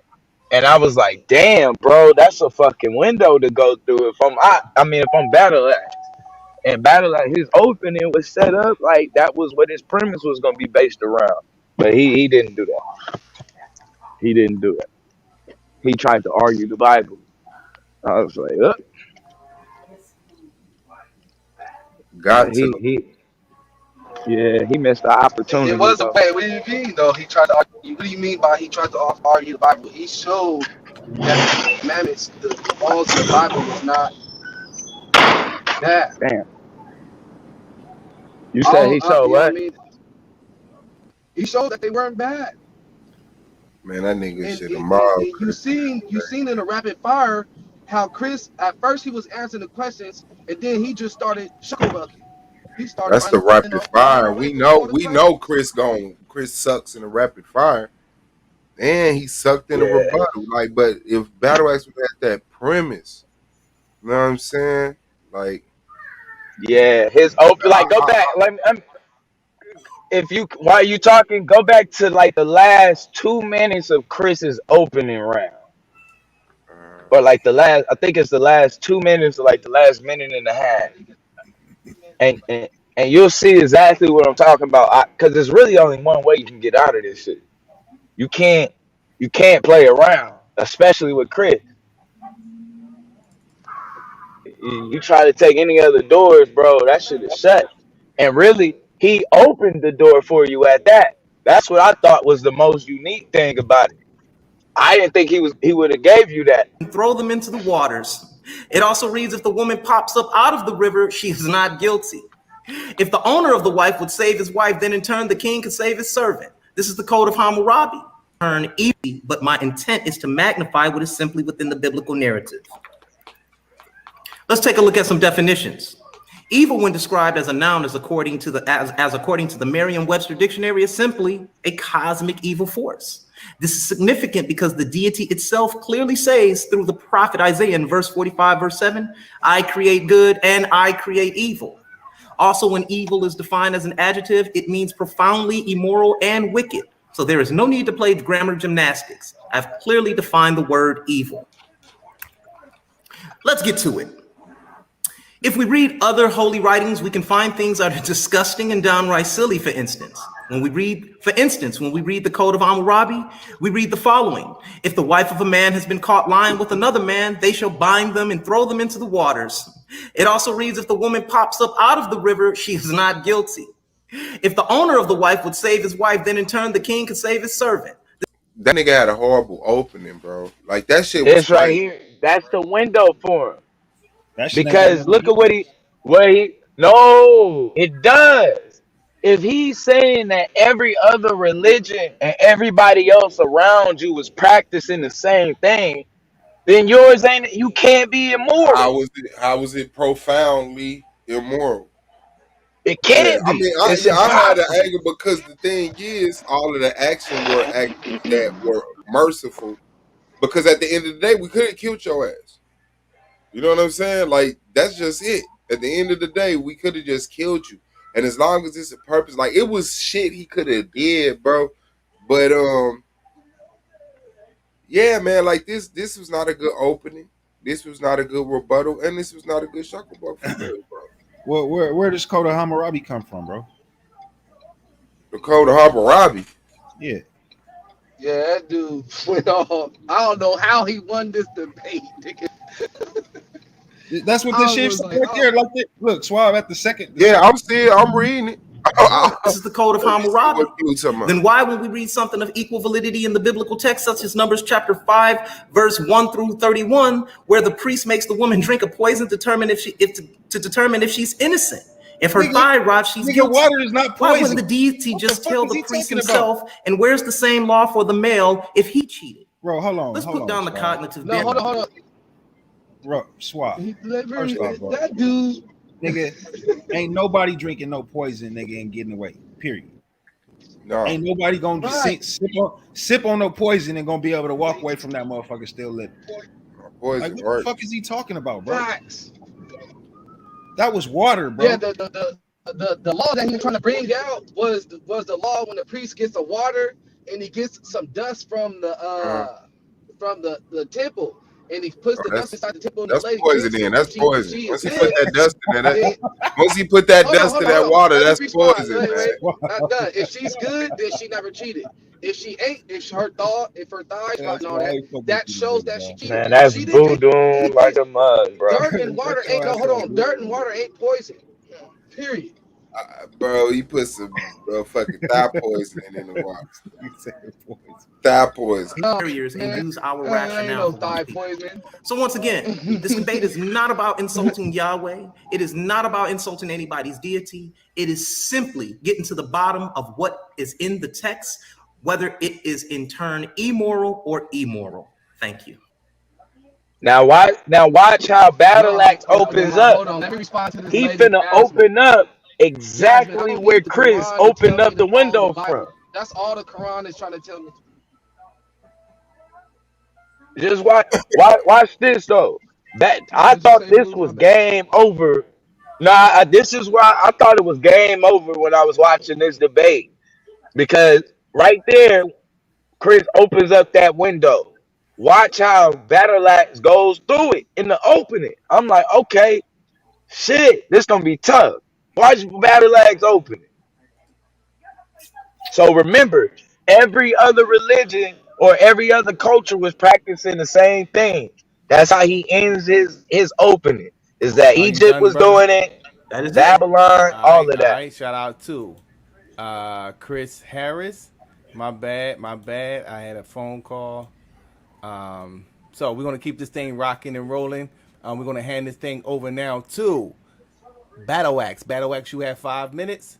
Whenever you're ready, brother, you can begin your opening, brother. Okay, yeah, I'm gonna need to share my screen. Hold on. All Send me right. some good.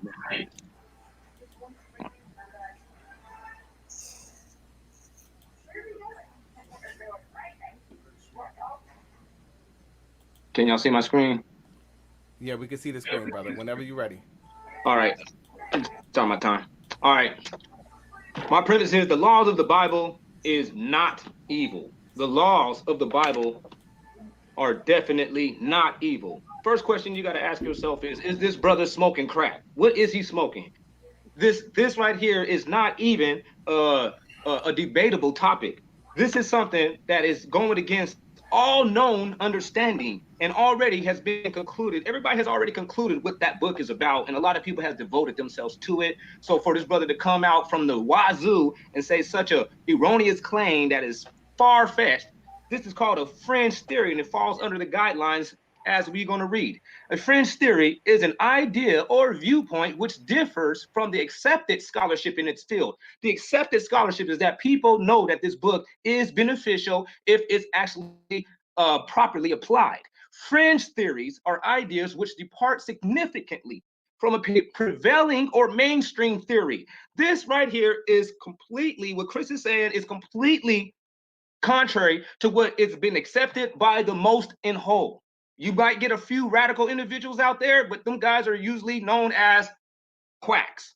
You say a fringe theory is neither a majority opinion nor that of a respected minority, which falls with Chris. He's not a respected minority. Nobody knows who this guy really is. He is not qualified to give his statement about what's right and wrong in the Bible. He has never actually implemented the Bible in the correct manner. Even though he used to be an Israelite, shows a lot about what this brother is doing. He's wavering in the wind. He's in all directions. Now check this out. It says most fringe theories never become part of an established scholarship. Rejected ideas may help to refine mainstream thought, but most outside theories, like saying the Bible is evil, is simply incorrect and have no wider impact. My sources right there cited at the bottom. The Most High has already got something to say about this too. He says, man, let the wicked forsake his way. Let the unrighteous man his thoughts. Down at 9, he says, my thoughts are not as your thoughts. Neither are my ways like your ways. So even though you sitting there, you might see something in Hamaru or whatever that was, that's irrelevant to the topic, and that's false equivalency. That has nothing to do with, is the Bible's beneficial to the so-called black man or not? Because that's what this is all about. We're talking about what is good for the so-called black man as we actually prevail and advance in this so-called awakening that we coming in through with this technology, man. See, this brother right here, he got these problem thinking areas. That's the problem. We got a lot of people that think that they're smart because they have some intelligence, but that don't make you smart. You have a practice in some things, but you don't have the proper automatic wit to put things and align them into the proper perspective. This brother right here's problem thinking area on first is he lacks experience with actually the law, statutes, and commandments. He lacks proper perspective as in putting them into their orderly fashion. What is to be done, how is to be done, thinking in whole on a broad scale on how we're supposed to perceive these law, statutes, commandments and implement them into a society. He's failing at those things. This is somebody that's speaking from an area of ignorance and the unknown. He relies and plays solely on your emotions. That's why he went straight to the woman and tried to bring up something about the woman, because he knows that people have a soft spot towards their wives, daughters, and the mothers. So this brother is just trying to play on your emotion because he has no intellectual substance to bring to this topic. And he attempts right here, his last thing that he's doing is just a pathetic attempt to display a small degree of ingenuity. That's what people do when they have an ego problem. They want to seem smart and unique. So sometimes they make a mistake and they make a radical statement like something like the sky's not blue. You know, hey, if you want to try to explain your way through that, whatever. But at the end of the day, consensus holds. The laws are not evil and the sky is actually blue. My outline of my topic is going to be a series of definitions. And yes, I said a series of definitions because this brother right here tried to give the definition and try to say he defined it. No, he gave you a piece of a definition. That's not the definition of evil. So we're going to go into a series of definitions. Then we're going to go into an analytical comparison. We're going to take, we're going to go through the analytical comparison. We're going to be analyzing and proving that each word and concept is aligned and in support of my premise. And in all actuality, rendering my opponent, Chris' argument as completely void and irrelevant. And then the third thing that we're going to be doing is the contrary demonstrations. So I'm going to be showing demonstrations that's going to prove the contrary through the law, statutes, and commandments, through the implementations, and how they line up with what is deemed as good, and how they line up and how they don't line up with what is deemed as bad. So we're going to do all this, and we're going to learn. And Chris right here is going to realize that you don't make statements like this and try to make it debate about topics that are indebatable. All right. God damn. Yeah, man. That was a fire opening too. I forgot about how fire that opening was. But it was a door there. And the door was not to just. There was no need to try to separate the Bible from everybody else, and he started trying to argue a uniqueness. And once he did that, it separated. He when Chris opens the door for you to say that, yeah, it's a consensus, because he came in saying it's based on the consensus. And Chris also just said that the consensus, basically, you can say that, you know what I mean, the whole world or whatnot. And so yeah, that definitely to me was a door for him to go through. But I think he missed that opportunity though. There it is. There it is. Hey, Yeah, and Smoke, then he what tried to position you change that taking title on to that? that debate. Which What one's you say? worse? What you say? Which position are you taking? Which one's worse? Transatlantic. All right. Yeah, you know, motherfuckers come with that new ass rhetoric. The Arab slave trade lasted longer. It was worse. Take that conscious community HOK rhetoric and run with it. Man, going off the way they treated, man. Yeah, She tried to change the title too. She to sure tried to what? tell we had to reschedule it because I had it was something, but Solar let me know like Nandy wants to talk to you about that title. And I'm like, I don't call her. She's like, yeah, I wanted to change the title. I'm like, what? To Oh what? shit. She said she had a list of things. I'm like, nah, I don't want to change the title because remember the debate was supposed to be today. I already got my PowerPoint and shit done. You know what I'm saying? So What's the title though?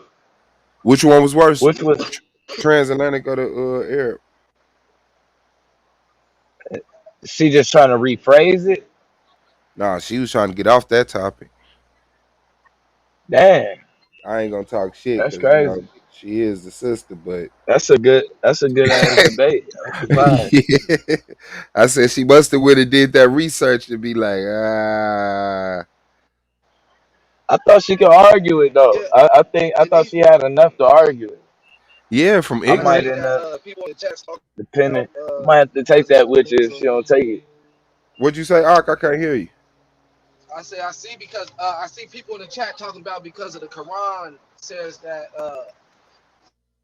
the Most High gave Moses or the commandments or something that we need to follow it. No, no, no. Just because the Quran recites things that's in the Bible, don't mean we need to follow the Quran. What's in the Quran that we need to follow that's outside of the Bible?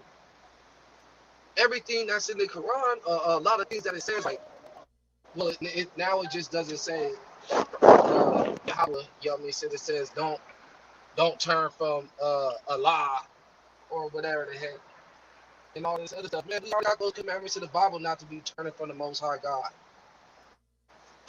You know what I mean? We already got in the Bible to where, you know what I mean, how to take care of the poor, the needy, the widows, and all that.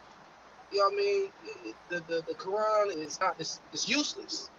It's useless. It's after the Bible, and the things that it's saying is the same thing that's in the Bible, but a little bit different. There's a lot of similarities in there.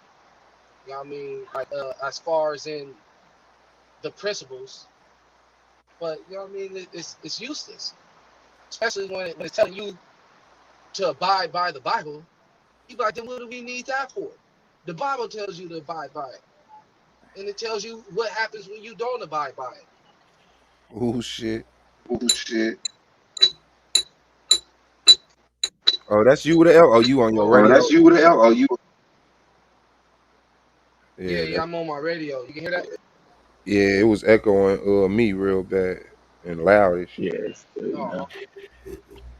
Yeah, that is wild though. Oh shit. You can hear me now? Yeah, I can hear you. All right, Yeah, yeah, I we took it off. we Yeah, I definitely said, yeah, I said it. no, I we said heard you. Tory. It's just when I was You heard? talking, I heard you. It's just when I started talking, this shit echoed. I heard Yeah, me. call that echo. Yeah. Now we heard you in the chat trying to chat bang and shit. Oh, That nigga Double came in. That nigga was, man, I'm taking my wrench away from myself. It's so many people with rich. And that nigga got blocked. About 5 niggas. I said they gonna block you. You gonna be the new Shinar, nigga. The star block, nigga. And that nigga got blocked. Holly gonna come in like, my bag, Domo. I'm sorry, that was on accident. I said, yep, see? Yeah, she hit his ass up fast, like boom, boom. I'm like, ooh. Because he was on bullshit.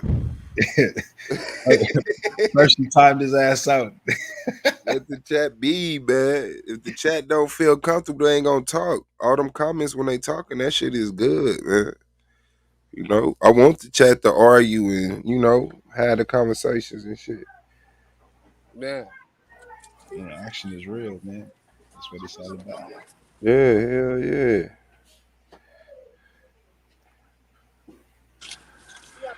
Dude, you got a debate coming up too? Let me get this. What's in there? Let me share this. Man, I got a debate coming up in 2 weeks, man. Fucking with this nigga Rabbi Lewis, man. I'm like, What he man, trying to debate you on? I'm like, man, we should already be ready, man. You know what I'm saying? We should be able to knock this shit out on the 17th or something. Ah, man, I'm gonna be free on the 28th. I'm like, man, weirdo. Yeah, supposed to be debating did we call the golden calf Yahweh or Yahweh? he said the gaff, the golden gaff. Man. Sorry, True Justice tomorrow. It's the spiritual system of Kimmy, good for our people at this damn time. And then Nandy and TKO on the 16th. Me and Nandy on the 18th. 19th, Akmalak versus Afro Asiatic. And let me see. Man, if our people go by the Quran, a lot of these dudes gonna be beating their wives and ending up having spouses, man. They end up having spouses. Yeah. You can't What's be wrong beating with your having wife out here spouses? in America. What's wrong with having spouses? Hey man, I advise you And to you read. can't beat your wife in our land where we at, because you ain't supposed to be beating on no wife. Yes, you can. You just I, gonna get caught. Yeah. hey, read the priestly document by Zadok, bro. Huh? I said read that priestly document by Zadok. All right. Yeah.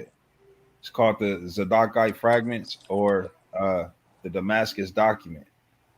You can get the PDF version, bro. It's like 20 chapters. Some of it is fragmented, but then you got a lot of information that's solid. That nigga ain't never read no 20 chapters or nothing. Who?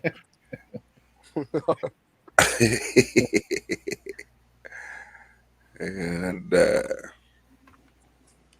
Akima Laki, man. I be reading. I believe. Man, she went up in the corner and saw this Same shit over and over Hey, again. in that document, bro, you're gonna find out that the New Testament or the New Covenant ain't no New Testament or no New Covenant. I agree. They was talking about that during the time of King David, yo.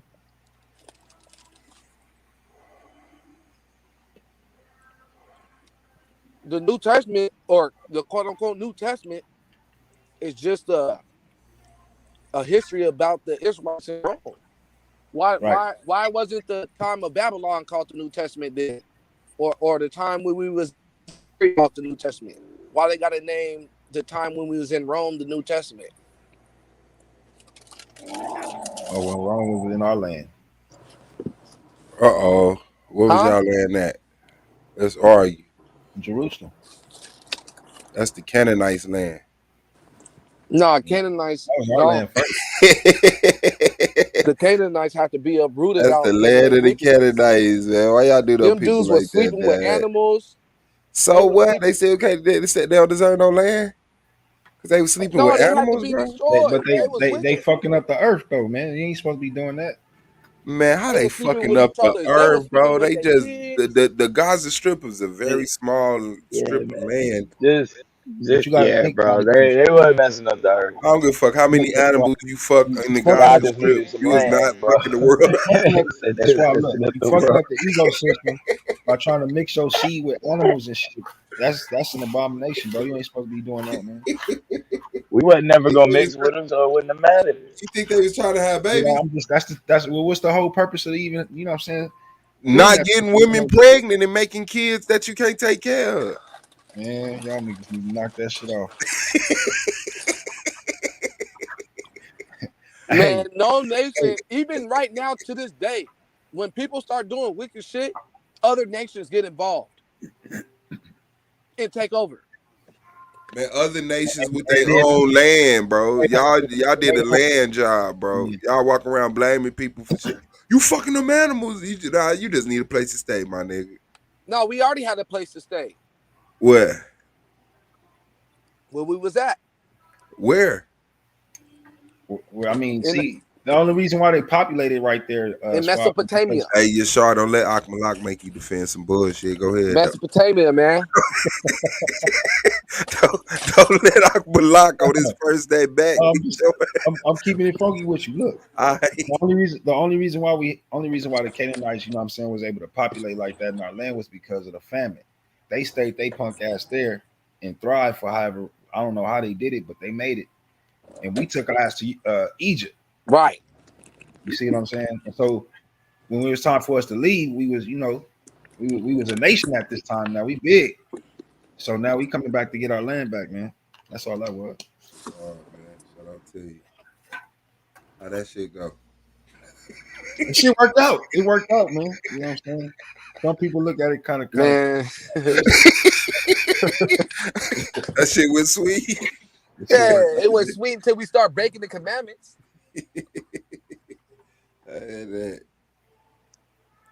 I mean, you know we what I'm start saying? breaking the commandments, and the Most High did what he had us do.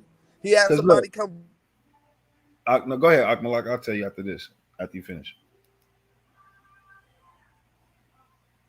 Well, what I was going to say was this. You know what I'm saying? Like when you look into that Zadokite fragment, you're going to find out that, you know what I'm saying, there's certain laws like the multiple wives, you know what I'm saying, where you're only supposed to have one wife. Right. King David didn't know about that. So King Solomon. Man, hold on, man. Who's the American Dream, man? My bad. He jumped off. All right, go ahead, bro.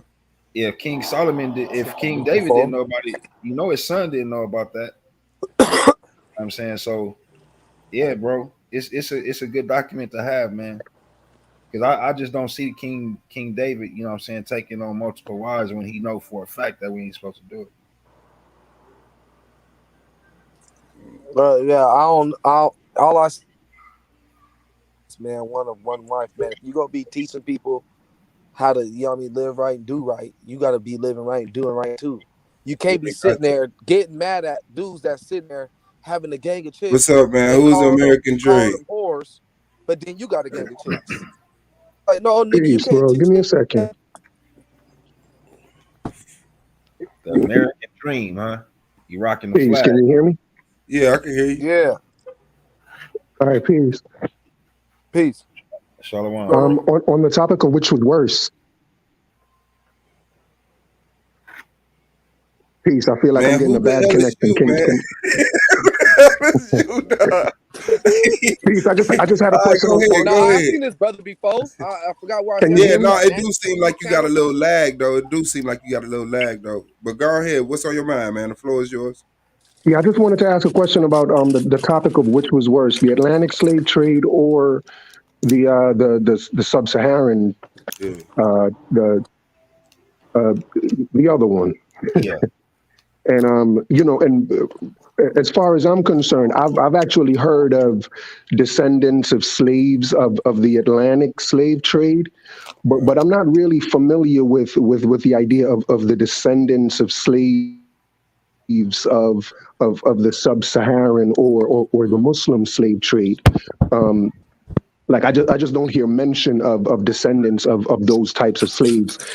And I'm wondering if that would kind of lead us in the direction of which one was worse. The fact that that for one of them there are descendants of slaves, but for the other one there may not be any descendants of those slaves. Because you ain't never heard nobody talk about the slave trade with the Arabs.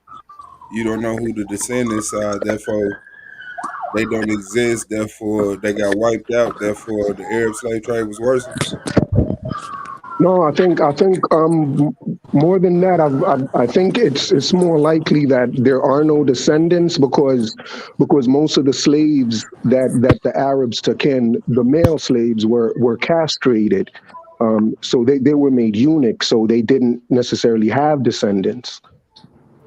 Yeah, they were And I think castrated. That's and I right. think that would have made it worse.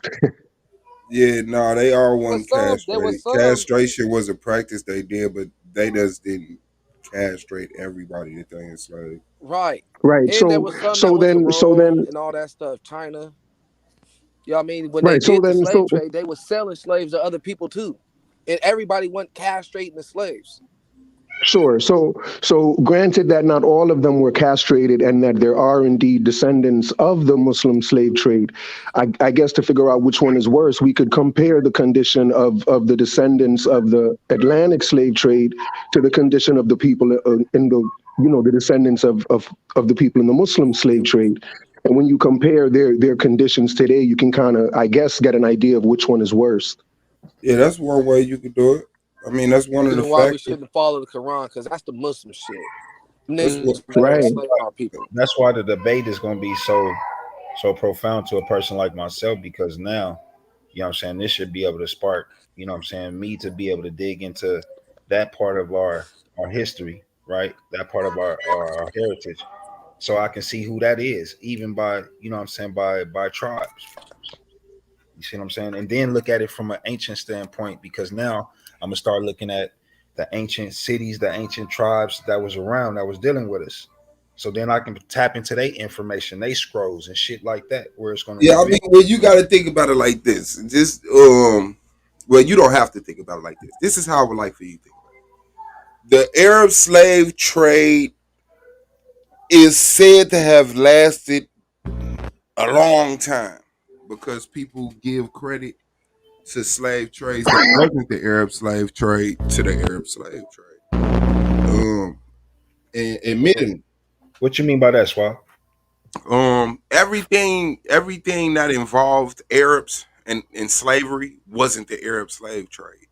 Like the Arabs, the Africans, and even at a certain point in time, I mean, from a certain point in time, the Caucasians, like this was what was popping off. So there was no mass Arabs focused Arab slave trade like it was. You Like know what? Not to cut your bill. uh, You know, I can see that because this was the conflict, and it wasn't really a conflict, but it was about the control over the land. So as we disperse, you know what I'm saying, the Romans and the Arabs were the ones that was actually fighting over the land after we left out of the land. yeah, So our people, you know what I'm saying, when it come down to enslaving, they didn't give a fuck. You know what I'm saying? So just like the Europeans didn't give a fuck, they didn't. You know what I'm saying? It was all about money. It was all about, you know what I'm saying, trade. yeah, and then we're talking about the Arab slave trade, not just the Arab enslavement, not just the enslavement of people by Arabs, but the actual business of trading slaves. Where's that document? So now we go to the transatlantic slave trade, and not only does it fuck up Africa, right? From the east to the west, north to the fucking south, it fucks up Europe. It fucks up the Mediterranean area. It fucks up South America. It fucks up North America. People were in these lands. And for them to bring all these slaves in, something had to happen to them people. Now, the South Americans have a history. The North Americans have a history. Even Europe has a history. And we know Africa got a goddamn history of the transatlantic slave trade. So we're talking about a global event compared to, not to insult it, a compartmentalized event that I don't even know how she's going to define, because we're talking about the trade of slaves with the Arabs. And you Not know Man, it's just you know it's crazy, Swab. What you just said about them coming in and dealing with the people first and then bringing in the slaves. It was the same thing that I read in my DNA when it was talking about how the Europeans came over to what they call the Caribbeans and killed off the Taínos by working them hard and all Yeah, that the other. Taino has shit on lock on this side of the world. Yeah. If I'm not mistaken, right? Isn't it the fact the reason the Atlantic slave trade happened in the first place was because the Muslims had locked off the slave trade towards the West. How do they do that? Establish that thought again. What did you say? That they locked. The reason the Europeans had to go towards the east, like out of like if you picture the map, like they went towards the east. From Towards out of India, right? Europe, they went towards the east towards the Caribbean, and then down towards the south towards, and up around the bottom of Africa. Right, that's where they went, and they went out around to the west coast because they had to go by ships, because by land they couldn't go towards the west. They couldn't go down into Asia because the Muslims I mean, had that whole thing locked down, right? And so Europeans couldn't go by land to get slaves because the Muslims had it all locked down by land. So they had to take ships. That's why they had to take ships and go around the other yeah, that's side. not what history shows. I mean, it's recorded they were inland, but they took them to these coastal cities because these was ports. Right. No, Now, what I'm suggesting is the fact that the Muslims had the land routes all on lock, all of the slave route, all of the slave routes through China, all of them, they had them on lockdown. That means that a lot more Africans were traded through the Muslim slave trade than through the Atlantic slave trade. you will have to show me evidence to that. It's more likely that it's it's more likely that a lot more, like if you read but it's just a lot more likely that there were a lot more slaves that were traded through the Muslim slave trade simply because it was land based than through the Atlantic, because that was sea based, and that was simply that's like fallacious. another That's alternative. fallacious. There's no proof of them having Africa locked down. White man been in there being a savage for thousands of years. Not Africa, bro. The route into Africa, the route into Africa, right? In order to get from Europe to Africa by land, they had to go through Asia. But the Muslims had Asia on lockdown, so they couldn't go That's through not there and true. do Now they anything. had Asia on lockdown too. So the Arabs had. They had that, they had that whole thing with the Kingdom of Persia and all that. They had that whole thing on lockdown, bro. The Persian Empire was ran not by. Persia. The Muslims had that whole thing on lockdown, and Europeans couldn't go through there. The Christians could not go through there. Yeah, that's not true. They the first of all, the religion of Islam came from the Romans. After the religion of 700 Islam came from the Romans. came from the Romans. Yes, they invented that shit too. And the thing I is, don't know about they that. had. I mean, join the debate league. I'll take you. I'll tell you up. And the thing is, the Muslims was doing business with the crown. They have a treaty. I could show it to you. They have a treaty, and you cannot walk millions of slaves through Africa. You get them to the closest coast, put them on ships, and then you sell them off. You don't chain them and have them walking for a whole continent. That just don't make sense. They did do that though. They had them walking For a whole continent. Please listen to the whole thought. I didn't say they had never them walked. walking from like West Africa, from Sudan, That route Mali was and shit. They had ridiculous, them walking bro. from That there. route was ridiculous. You said from Europe into Africa. Hold Bro, on, I'm saying the Europeans couldn't get into there. No. Bro, what I'm saying is the Europeans. No. You said something, and I want to stay on what you said. Yeah. You said they had Africa and Asia on lock, and Europeans couldn't walk couldn't walk into Africa. That's what you said. They couldn't get into Africa through the land routes in Asia because the Muslims had those land routes on lock. This was all Muslim territory. So they had to go around the other side and could go take boats and go around to the other side and go all the way down through How did South they get the Africa. slaves? How did I'm they get sorry? the slaves? How did they get the slaves? How did Was they all get the slaves? It was all the slaves Because on the instead of going towards through the east by land, going through Asia by land, they took ships and went through the west and went through the west coast of Africa. So they went through and so all that's the why they ended Africans up were going standing through the along west the west coast. coast. So all the slaves were standing on the west coast of Africa, just posted up. Nah, like their intention was to go. Their intention was actually to get to India, right? Because they were No, no, no, no, no, trading. no, no, no, no, no. Listen Please to the let me question just I get this asked out, you. No, bro. no, no, no, Let no. me just let me suave. You're trying to teach me some pointless history. I have a question, and then you could teach it. Okay, bro. You said that they couldn't go through Africa, so they sailed around to the west coast. They Where did couldn't go they get? through Asia. They couldn't go through. What they were really trying to do, suave, if I may, if I may, what they were really trying to do was get to India. I Right, because they heard were that. trying to trade a bunch of cloth and a bunch of other things and gold and a bunch of other things with India, right? But their land routes through there were locked off by the Muslims. And so because of that, they had to go through the west. They had to go take ships and go through the west coast and go all the way down through South Africa and back up through the bottom of Africa and go back up and trying to get back into India. Right. And if you remember, Columbus got lost trying to get to India. That's how he ended up in the Caribbean and thought he was in India. But that's how they ended up on the West Coast. And then on their way through the West Coast, they were introduced to this slave trade that was going on. What? What? While they You said, went down through the West hold on. Coast You trying to said get to India, right? so Trying to get to the India. white man discovered the slave trade, trying to get to India. Yeah, because there was, Africans were trading themselves. And so they took advantage of that trade.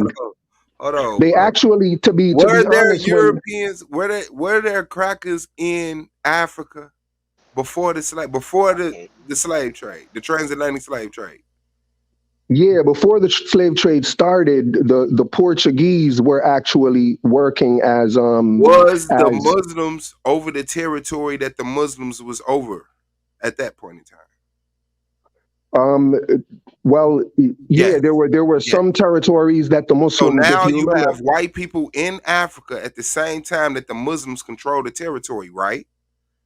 Yeah, but they weren't involved in the trade at the time. They were more acting as like they were more. But you just said that they ran into the trade trying to make it to India. Right, they ran into But a now slave we trade have because crackers in Africans Africa were at the also time when trading themselves. Africans were trading among that's themselves. non sequitur. Africans were trading slaves among That's non themselves. sequitur. You're dead, and you know it. That's why you want to talk about that. You What do just you mean said that's you just said the white man just happened to come across the slave trade, trying to make it to India because they couldn't go through Africa walking to India, so they decided to sail around Africa and bumped into the slave trade. But me and you just discussed that there was crackers in Africa before the slave trade, while Muslims were in control. But these are the same people we're talking about. This is if you remember the Muslim slave trade was before the Atlantic slave trade. I know that, So but who started the the transatlantic slave trade? Where did it who start? started I believe it was the Portuguese. Yeah, okay. Who was in Africa at the time? Which white people were in Africa at the time of the Muslims when Muslims was in rule before the transatlantic slave trade? I don't know the history that well. The Portuguese were there. The Dutch were there. I think the Dutch came afterwards. Okay, that's enough. So if the Portuguese was there in the territory that the Muslims ruled before the slave trade, and the Portuguese jumped the transatlantic slave trade off, how was it an accident? I'm sorry, ask that question again. How was it an accident if the Portuguese were in the land that the Muslims ruled before the transatlantic slave trade, and they're the ones who jumped off the transatlantic slave trade? How did they just happen to just fumble across it trying to get to India? Well, if you remember with like people like Queen Nzinga, for example, she wasn't a Muslim. So all of Africa wasn't controlled by the Muslims. So the Portuguese were able to go into territories that weren't necessarily controlled by the Muslims. And so that's pretty much how they were able to do it. But they didn't just go Bro, in that there is and start. way wrong. They didn't just go in there and just start, just start capturing people and selling them. They went in there and kind of started running, just being Yeah, that's not what's the word I'm looking for? When the Everything, Portuguese bro. went in there before they started trading slaves themselves, they were actually working as they were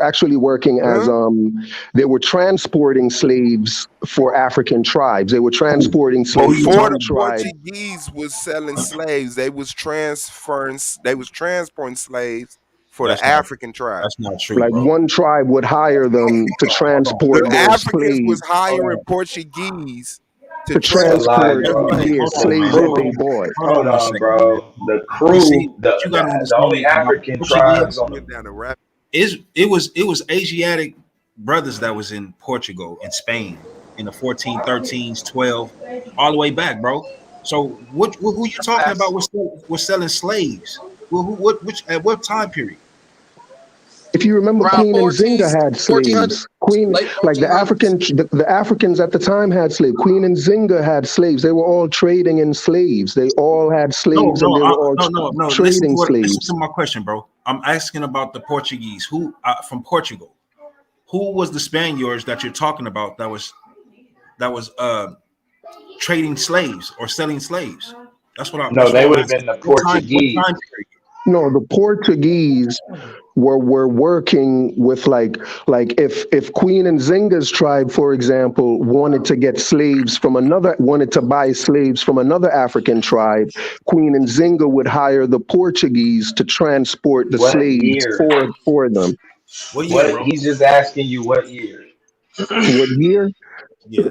Like, right before around that time before the Atlantic slave 16th trade century started. So I AD. would say It was in the maybe in the 16th century AD. 15th 16th, century, maybe 15th 16th century, century, 16th century AD.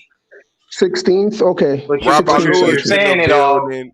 Shout out to Rabbi Lewis and Chris You're just saying it came in. all Shout out to Chris. wrong. I want to You're give saying it all Rabbi wrong. the floor The right time quick. fail. I got you. I want to give Rabbi the floor first. He been waiting. Go ahead, Rabbi. What's on your mind, man? The floor is yours. Islam, big bro. How you guys doing, man? Islam. Salon.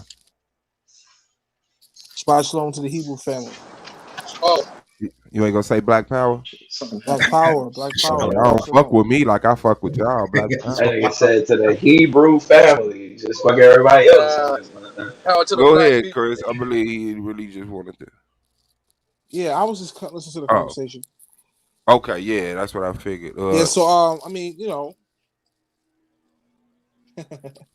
the Bible calls the Right. devil. So what I'm saying is, One brother, I was gonna hold say. on. American Sorry, Dream. My bad. I'm sorry gonna about give you the that. floor to Rabbi right quick. I think he got a slight lag too, so I apologize for that. Go ahead, Rabbi. Sure, I'll mute myself. Yeah, the Bible talks about this. What would happen? It says that the devil will be loose for a short in Revelations. It says that the devil will be loose for a short amount of time. It's talking about after the Renaissance era, when the Byzantine Empire fell, white people took the planet back. Let me just be frank. And the Bible talks about this. That's Talks right. about how. Go ahead. So was saying something? No, I was agreeing. I said that's right. Oh yeah, come. So the Bible talking about Revelations. It talks about this phenomenon, how the devil will be loose for a short amount of time under the revived Roman Empire, which would be America, right? So America is a biblical prophecy. Second thing, go ahead. Under the revived Roman Empire, which would be America. Oh Right? So my America is a God. biblical prophecy. Second thing, go ahead. Under the revived Roman Empire, which would be America. Chris, you gotta mute your mic, bro. Oh yeah, Chris, you got your YouTube playing or something. Go ahead. Yeah, so the revived Roman Empire, which was America. Daniel had a vision of Prophet Daniel of a statue, and this is represent the different kingdoms from Babylon to Persia to Greece to Rome to America.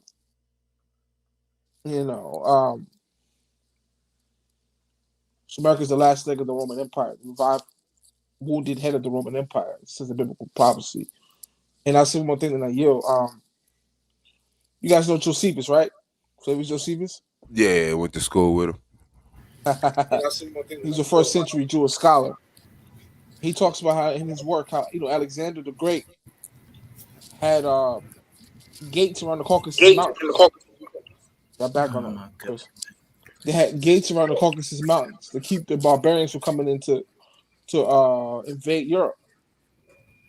What's the name of that book? It's called The Hunts of the Barbarians. Who wrote? You guys got that book? In the book I'm talking about? Yeah, I mean it's pointless. Who wrote it? Go ahead though. I forgot the name. I got that book. It's called The Hunts of the Barbarians. What's the name of the author? Scholar who wrote that. But it sounds like folklore. But Alexander the Great put gates around the Caucasus Mountains to keep the barbarians from invading. So all white people are not the same. I think that's clear. Just like all black people are not the same. But I can say a lot more. But I'll stop there. All right, Chris, floor is yours. What's good? Yeah, I want to talk about them Portuguese, them dirty ass Portuguese that brought their ass into West Africa in the 15th century. The gentleman American Dream said that they began to sell slaves for the kings or queens in West Africa. I would like to ask him, am I correct? Is that a correct assessment of what I heard him say? Not sell and buy, transport. Yeah. I want him to clarify that for me. Yeah, before they actually took slaves in ships across the Atlantic, they were actually just running transport among the African kingdoms that existed at the time. Okay, do you have I hate to sound so generic, but do you have a source for that? That's so not I can cite that. That's very logical. Yeah, absolutely. But it's going to take me a while to find it. But if I do come back on here, you guys can absolutely, before I say another word, you guys can hold me to provide the source for that before I speak about anything else. Because the source slips me at this time, but I promise I'll find it and share it with you. Right, because we know they didn't come into Africa just to say, hey, look at all these people here. Let's start selling slaves. That's not necessarily what happened. What happened was they was looking for jewels for the Spanish crown. And they began to settle along the land. They began to settle along the coastlines of West Africa. That's what they began to do. And the right. I think specifically they were trying to look for gold or actually they were trying to find India specifically, I think. Yeah, that's partially true, yes. But they saw that Africa was rich in resources also there, so they parked their asses there and they began to trade with them there. And they took advantage of a lot of the internal strife that was going on in West Africa. And this is into the 16th century. We can't confine history. We can't confine history. I get what you're saying. I do respect it, but you just can't confine history like that. Like, well, they came there, they started selling Jews. Hey, Chris, what I'm saying, already practicing slavery. No, Chris, what I'm suggesting is the same way when they got there, they kind of took advantage of the trade in gold that was there at the time. They took advantage of the trade in spices that existed at the time. They also took advantage and participated in the slave trade that existed at the time. They couldn't have just gone in there and just started taking people up and trading them like that. Like everything else, they took advantage of a situation that existed they took advantage of a market that existed at the time. They didn't create the market. They didn't start the market. No. They took advantage of the market. We got to stop right here. No, there was no market. There was no selling of slaves in West Africa. That's not true. There was there was. There wasn't. There's no record of that. Was slavery existent there? Yes, but there was no market of them selling slaves in Africa. That's not true. Hey, Chris, I had a question for you. Yeah, please go ahead. You got a second mark where Barry fell? What? You got Barry Fellows book, change Saga for a America? $10 bill. That nigga said Sapra Fag. What you say right about my bag, man? Right. It's an excellent book you should read by a Harvard University scholar named Barry Feld. He wrote a book called Saga America. You guys got that book? No. Yeah. Chris, you got that book? He always asking, "Do you got the book?" He always asks, "Do you know this person?" You guys know who Fred Richmond is? Oh, okay. He wrote a book. Y'all got it? Yeah. Can y'all hear was me? like that. Hey, Swab, say you like, yeah. I got Shout out to Rabbi Lewis, man. Now, that's hard though. No, we don't got that book though, big dog. All right. So Saga America is by Harvard University scholar named Barry Feld. I'm talking to you, Chris. He Okay. can I say one thing there? Okay, go ahead. Yeah, he wrote a book called Saga America by Barry Feld, Harvard University scholar. Okay. He was in Nevada, I believe it was. And they were doing like an archaeological dig. It was doing like a dig. And they found some coins with the Shahada on them. The what? Islamic Shahada. Yeah, the Islamic Shahada, you know, like Muhammad Rasulullah. Okay. So then they gave it to this guy named Father, church father, because they didn't think it was worth anything. So they took it to Harvard University, and they carbon dated the coins to the time of the companions. What's the date of that? 600-700 AD. My nigga said the time of the companions, like we knew. Oh yeah. So Barry Feld's work, Saga America, Okay. which is an excellent read. You should read.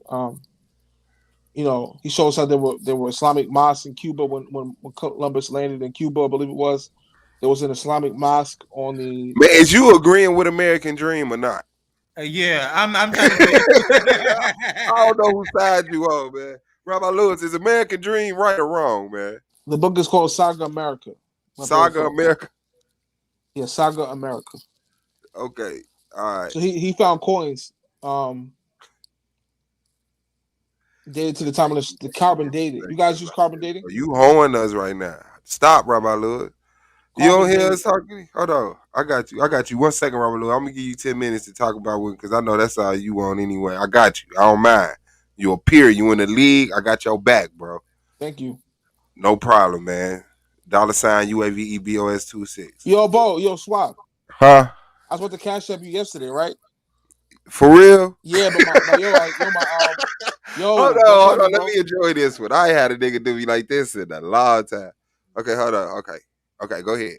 I'm about to cash app you. My debit card expired. I was like, what the hell? I was trying to cash app you, and it was like, yo, your credit card's expired. Or cash app. I'm like, what the hell? That's very unfortunate. Yeah, I got you though when I get my new card. Man, don't worry about it, man. We are. That's what else want to talk. I don't know. I want to say one more thing, but I think somebody else wanted to talk. Hey, that's fucking like a truly. Hey, Blue. All right. No, when he said that, I got a clear picture of what Rabbi Lewis looked like after that. Like, I know exactly. Do you agree with American Dream? Yeah, of course. I wrote. You know Robert Spencer. I was talking about Scott Robert Spencer. No, I don't know Robert Spencer. Yeah, he wrote a book called Muhammad Exists, right? He's a Catholic. Hold on. When you gonna get that debit card renewed? It's my card. I just ordered a new card. It'll be by the. Yeah, you gotta wait for a whole another card. You got one debit card? No, I got multiple cards, but my main account card is expired. But that one card. When I get my new card, I'm gonna cash it. Okay, so what's that saying? Oh yeah. Nah, you was in that Blue say if he agreed with American Dream. Go ahead, Blue. Blue, do you agree with American Dream? No, and I'll tell you why too. When we talk about like tribes who were maneuvering, we talk about transportation. We know the Crew tribe and the Mende tribe would have been in charge of like transporting slaves during that time, because you did have free tribes and you had tribes that weren't free. So a tribe like the Crew, in order to show they were seafared, you know what I mean, and so in order to show that they was free, those are the people who marked their foreheads with the line. That's the sign of freedom. And so, or free of free man or whatever. Okay, Swat, can I say one thing? I gotta go because I gotta hang out. Yeah, you got it. Go ahead, big dog. I gotta hang out tonight on Brother Pianki from Paradigm Shift. Yeah. We'll be getting in tonight with them. So I just want to say one more thing. That's what's What up. an Tell him honor. I said what's up. Yeah, so I wrote, Robert He Spencer, owe he me a wrote a book cash saying, app too. huh? He owe me a cash app. Who, Bianchi? Yeah, Keandre. Oh, wow. I didn't know that. It's cool. Go ahead. My bad. I didn't mean to cut you off. Yeah, then I got to go. I had to charge my phone. I put him sit back. Your But, phone down too? Your debit card expired and your phone down. yeah, You gotta brother. get your shit together, man. Go ahead, Robert. I know, right? It's crazy. But seriously, Robert Spencer, who's a Kafir, he came on and said Muhammad didn't exist because there were no coins with Muhammad on them during the Umayyad Caliphate. You familiar with that argument? Yeah, yes. There were no coins with Muhammad on them, with the Shahada on them, and during the Umayyad Caliphate, right? So that was like his whole hermeneutic. And I wrote a book, another book, right? Shameless plugging. I wrote another book debunking Spencer particularly. My book is called Proof Muhammad Existed, an academic response to Robert Spencer, right? Yeah. So I wrote a book responding to Spencer's book. He's a New York Times bestseller, right? That's all right. So It's he on was saying, Amazon. huh? It's on Amazon. Yeah, it's on Amazon. It's $9.99, the ebook. $10. And in fact, Swagger, you pull it up real quick? Yeah, I got my what's the name downloaded. My browser ain't gonna let me do it. Oh, okay. So I debunked that in my book. I wrote a book called Proof Muhammad Existed, an academic response to Robert Spencer, which is a direct response to Spencer's work. He said, showing why the Umayyad Caliphate did not make coins with Muhammad's name on them. And I'm not going to give the book away for those who want to read it. So Robert Spencer's an idiot. Sorry, excuse my language, but like he is. No, he is. All right, man. I appreciate it, man. Drop that link in the chat to the book on Amazon, man. And we'll continue talking, man. Shout out to you, Rabbi Lewis. Shout outs to the league, season 4. Thank you. Yeah, man. Drop that link, man. I want to see what you're talking about on that. All right. Drop it. All right. What's up, Art? Nah, man, that was the damn. That wasn't me, man. What's up, Art? Yeah, No, that nigga was that turned up. man, my shit be going in and out from the radio. My shit be. No, my That's what phone it is. see, now it's connected back to the car. We doing that. You know what Well, I I mean? heard you tell me why. When it disconnects from the car, it starts playing the radio. Yeah, yeah, man. You gotta drop that book, though. Oh man, yo, that man said my thing. So y'all don't think that the Muslims have the people of like Mali and shit walking? The people of He said who? Mali doing what? Walking. When they came through, the Arabs came through Bro, and people started, walk. you know what I mean? Yeah, but do you know what we talking about walking from Europe into Africa, bro? Oh, okay. Like, why would No, you they do that? definitely went on boats. Yeah, you know what I'm saying? That's not even sensible. And I mean, we see the fucking time, man. Like, the Egyptians have a fucking historical time, unbroken historical fucking recordation of time. We know that the crackers was in Egypt. We know the crackers was in North America, North Africa, the Levant region. Like, there's no point in time where they will be knocked out to not know what's going on the inner body of Africa, that they just stumble across it one day sailing past. Like, Africans is just standing on the coast ready to get kidnapped and shit. Like, nah, man. Like, the Europeans, they the was crackers hopping. gave Islam to the Arabs. They created that shit for the Arabs. They gave them that shit. Like, they not clueless on what the fuck is going on. Y'all heard of Ola Uda? Ola Uda was a dude that was in the west coast of Africa, and some white people came through and took him and his sister, and they took him to the Americas. First, when he got to the shores of West Africa, he seen the boat and he was amazed. But then when he got on the boat, he realized, nigga, this is creepy. This is some crazy shit going on. And then when he got to America, you know what I mean, he bought himself out of slavery. And then he wrote a whole book. He was the first publisher, the first black publisher. He wrote his book in I think it was London. Yeah, I only know dude about was that dude that came. because I had talked to somebody who called themselves Ola, and that's where they got the name from. They called themselves that. Yeah, so that's the only reason I know about that though. But yeah, man, you ain't getting no. Come on, man, that shit trash, bro. That shit trash, bro. I don't know what y'all talk. The Portuguese, man. Hey, Yashar, you say the Portuguese was black people?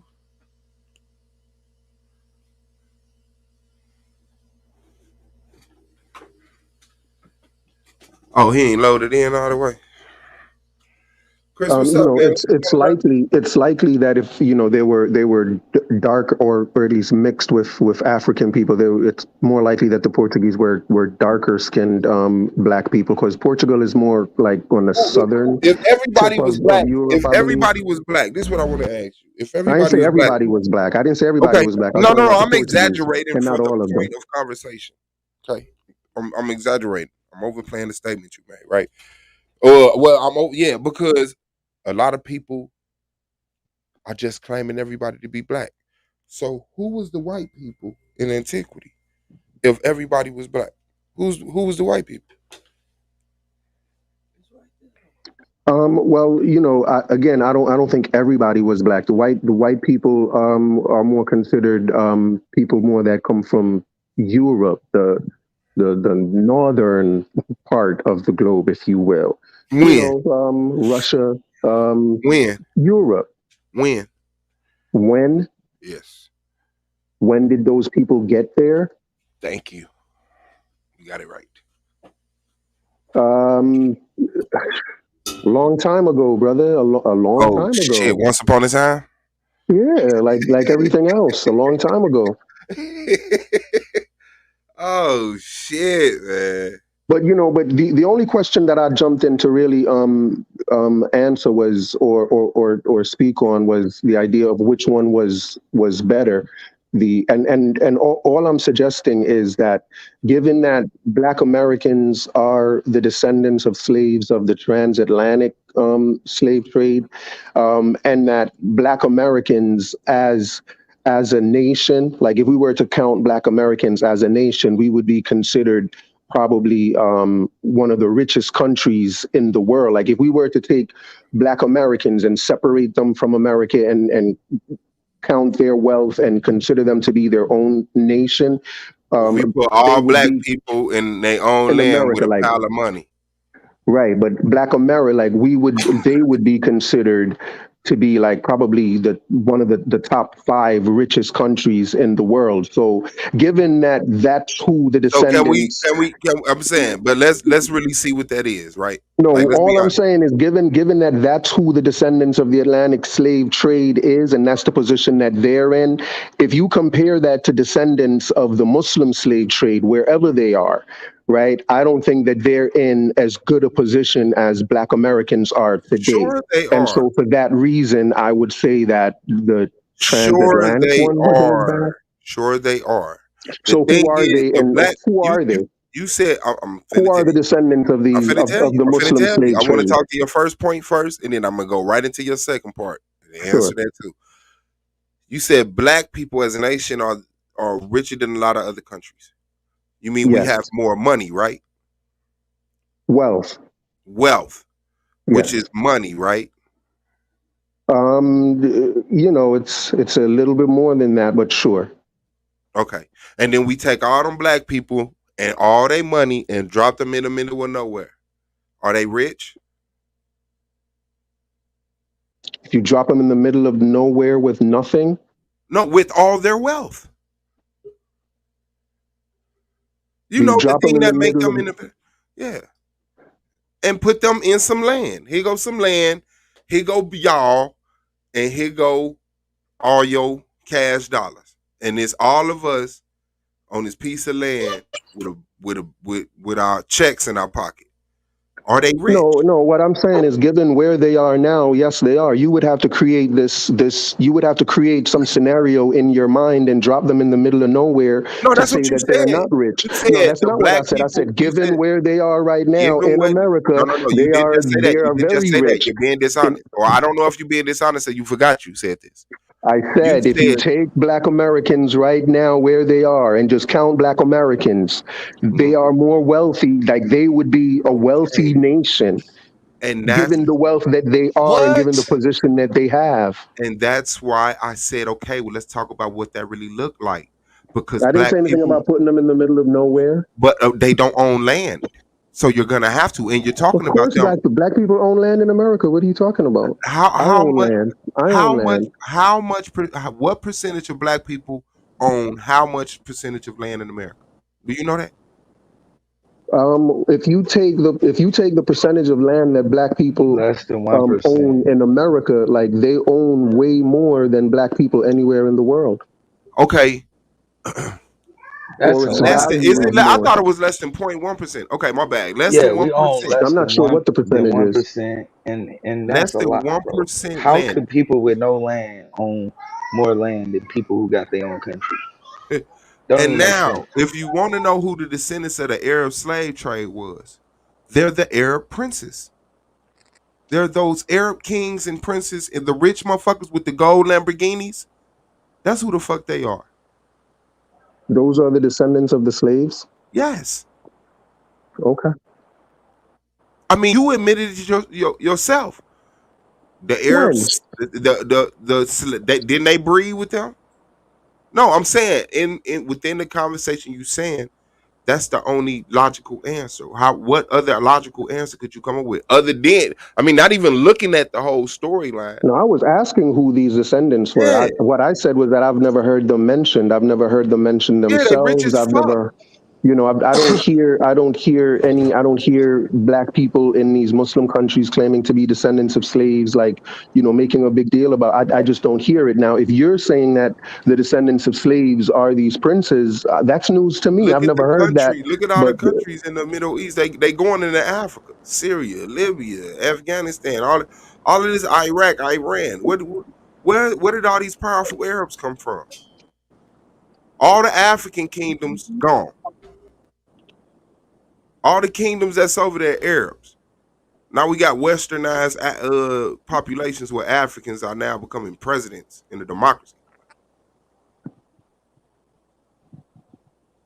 Yes. That's how I know that the Romans gave Islam to the Arabs, because Romans are ruling the world, have been forever. They control all the propaganda, pushed all of the military. Nobody could fuck with them. The one time that they acted like they got beat up, that shit was a ploy, fucking with the what was that? Not the the Diadochi Romans? Wars. Yes, the fucking Wait, you think Romans. the Romans are running the world now? The Romans have had control of who's Yeah. who the The fuck is in the Romans. way? The Egyptians was ruling But who the Greek. specifically are you talking about? Like, who specifically are you talking? When you say the Romans are running the world, like, who specifically are you I'm talking? talking about You talking about like Rome. Italy, Rome. Rome, Rome. Yes.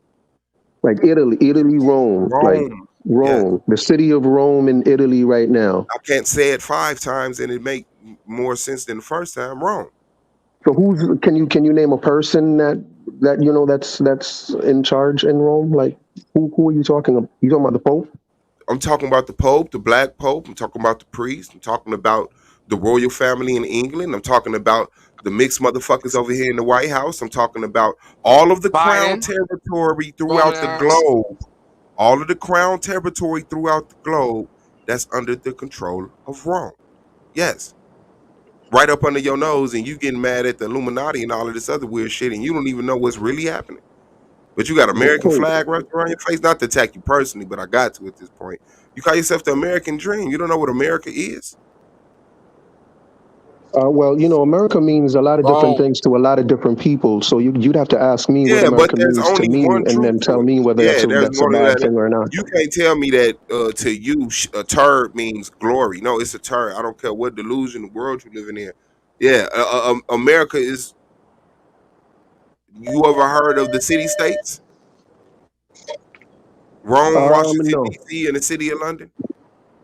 no. No. Okay, yeah, you have no idea what's going on. Bless you. You're in bliss. I don't even want to do it to you. You're healthy as fuck, man. Like that's why you still out here playing, because you have no idea what's going on. This is close. I mean, if your idea of what's going, if knowing what's going on means just saying the Pope runs, how does the Pope run the world? Like, can you tell me how the Pope runs the I mean, world? at this point, it's a Because class right now, like the Pope is like, if the Pope runs the world, how come abortion is legal? because the Pope don't give a fuck about the laws in the land. The All of Pope this is doesn't all of care about the laws in the no. He's land, but the controlling the Pope people. runs the world. So the If person who runs the world doesn't care about the laws of the world. there's a Okay. population of people who want to Abortion be was made to cannibals, kill black the people. Pope don't give a fuck. Y'all want to be cannibals? You just can't do it over here with the people that don't want to be cannibals. Like they know the good and the evils of the world, so they know the So fast you think track there are people rail in Rome train. that don't do abortion? So you think there are people in Rome that don't have abortions? You think there are Catholics that don't have abortions? I don't know why you're saying that. What was the point of you Because saying that? you're saying the Pope runs the world and he can't even control his own Catholics that are having abortions. How does he run the world? Why are you reducing the conversations to abortions? Why are you The reducing point. what's happening in the world to, oh, the Romans rule the world? Like No, that's such a that's I just simplification. fucking It's just like broadened up the so it's conversation just so and put it in bro, perspective for you you. The break thing everything. is, That's what you broke this whole thing down to. The Romans run the Rome world. is Like not if you don't think against that's an Rome. oversimplification and just kind of like giving up, like that's kind of like a way of giving up on trying to understand what's No, that's happening. not what it is. Just You're say just the Pope panicking runs the right now world. because you seeing what the hell is going on, and the shit is serious. The thing is, the Pope isn't against or for this stuff. He understands the good and evil. He knows that there's going to be people that want to abort, people that don't want to abort, people that want to enslave, and people that want to enslave. And when you have a whole globe, you have enough room to let societies live in balance. So you got your societies where you got the space age technological rail cars, and you got the areas of the world that still enslave people and shit in fucking holes. That's So you're not what saying the it is. Pope doesn't think abortion is a sin. They don't believe it. They know that shit's not real. So they okay. See, That that's shit is how I know. Like propaganda to control well, people. so they're just so the Pope comes on TV and says abortion is a sin, even though he doesn't really think that. And the reason he does that is because he runs the I don't world. know what he That makes personally perfect believes. sense. I don't know what he personally believe. He might be against abortion. That has nothing to do with Rome controlling the world. The fact that abortions are present and it's against the Bible or some shit like that. I guess that's what you're saying. That proves that now they know the shit is fake. The Pope deal with the Quran, the Old Testament, and the Bible as a whole, or whatever the other fucking writing is. But they know this shit is fake. It's propaganda written to control the Arabs, the Africans, and the what was it? The Arab Africans and the English, the Christians, the Muslims, and the Jews. So So they're everything gonna that happens let in the you The world, have English the people Pope are controls it. I'm sorry, what you say? Look at Ock, he's snapping again. What song was that? man. Hold on, that shit. What'd you say, American I Dream? My told bad. y'all that shit. I said the English people are Romans too. Shit, ain't no No, difference. I mean, what I'm saying is, since I've been growing up as a kid, like even when I was, growing up in Jamaica, there's always this, when we were growing up in Jamaica as a kid, they used to always tell us to, um, watch out for the black heart man, right? When I came here, it just became the man, right? And and we always have this idea of just blaming stuff on there's just this idea of the man that's out to get you, oh yeah, that's true. and in your and right, and so your concept of Rome and the Pope is just what's replacing the man. So you're just kind of regurgitating this old idea of the I man. mean, whatever There's no makes it evidence palatable for behind you, it. You can't whatever really prove what you're whatever saying, make but it palatable for you. Okay, I don't want to break your bliss of shameful. Like you're okay, right? You know what I'm saying? You're nice. I don't want to take that from you. So I mean, whatever you got to do to make what I'm saying logical in your mind. But if anybody studies real history, they can't speak against that. Like the Egyptians was in control. Remember that? Do you know about that history? the history of the Egyptians a little bit. A little bit of the Egyptians. Okay, and the Greeks defeated the Egyptians. Do you know That's the that? first problem. I'm sure they may have had a Yeah. few Okay. The wars, answer is and yes. each one may have won a few wars. I wouldn't say the Greeks defeated the Egyptians. I think that there were times the Egyptians may have defeated the Greeks, Okay. but overall, I Is think the Egypt? Greeks. Are the Egyptians in ruling now? Because we said the Egyptians was ruling the world at one point in time. Are they Are the ruling now? Egyptians ruling now? Yeah, yeah. Egypt is still a country, correct? No. That's not what I asked. And please don't do me like that again. Are the Egyptians ruling right now? No more than the Mayans are. The No, answer is no. no. Okay. Do you know what that is? No, because you only know a The little bitty bit. same reason. The same reason the Mayans are not. The same reason. What? The same reason. Hold on. No. The Let's same stick to the reason conversation the we had. Romans Let's are stick to not. the conversation we had. I'm sorry. Because Do civilizations you rise and know? civilizations Do fall. you? No. That's a natural part Okay, hold on. When you talk about of the things like world. that, things rise and fall, there's a lot of intricate details within that where you can explain how it rose and fell. That's what I'm trying to do. You're trying to speak to it as a child. I'm Right, trying to but what get I'm saying is once you look into the that, you're going reason to the find that whatever Egyptians happened in fell is, Egypt but is the not reason. unique to Okay, Egypt. It's stuff that happens all over the world. okay, that's cool. Let's not pretend as if this is going to be unique to Nobody's Egypt. pretending. Nobody's Okay, go ahead. pretending. You're just trying to talk about it like a lullaby story. What's going on, Suave, in the panel? The shout out to bro Peace. Jake, man. Peace to you. The Greeks conquered Egypt. Okay. History would tell you the Romans conquered the Greeks. No one has conquered the Romans for them not to be in control. They just didn't dissipate and fall off the edge of the world. They didn't come from having all of these lands on lock on all of these trades to just a Vatican. Like, you got to really bag up and take a look at this shit. What do you mean no one defeated the Roman dynasty fell like all the other dynasties fell? No, dynasties fall because they're conquered. Who conquered the Romans? Wasn't Rome always being attacked by Vikings and was it the Hun? Was it the Hun? Like there were always these nomadic tribes of European I never said kind of Roman didn't. barbaric I never tribes that were said always invading Rome, and there's always people that want to mainly come at what Rome. destroyed Rome. Mainly what destroyed Rome, if my history is good, right? Okay. Mainly what destroyed Rome was more internal stuff. They kind of split in half, right? And the Roman Empire split in half at one point, and because they split in half, they were no longer unified. It was easy for them to be conquered by these small European nomadic tribes that were always invading them.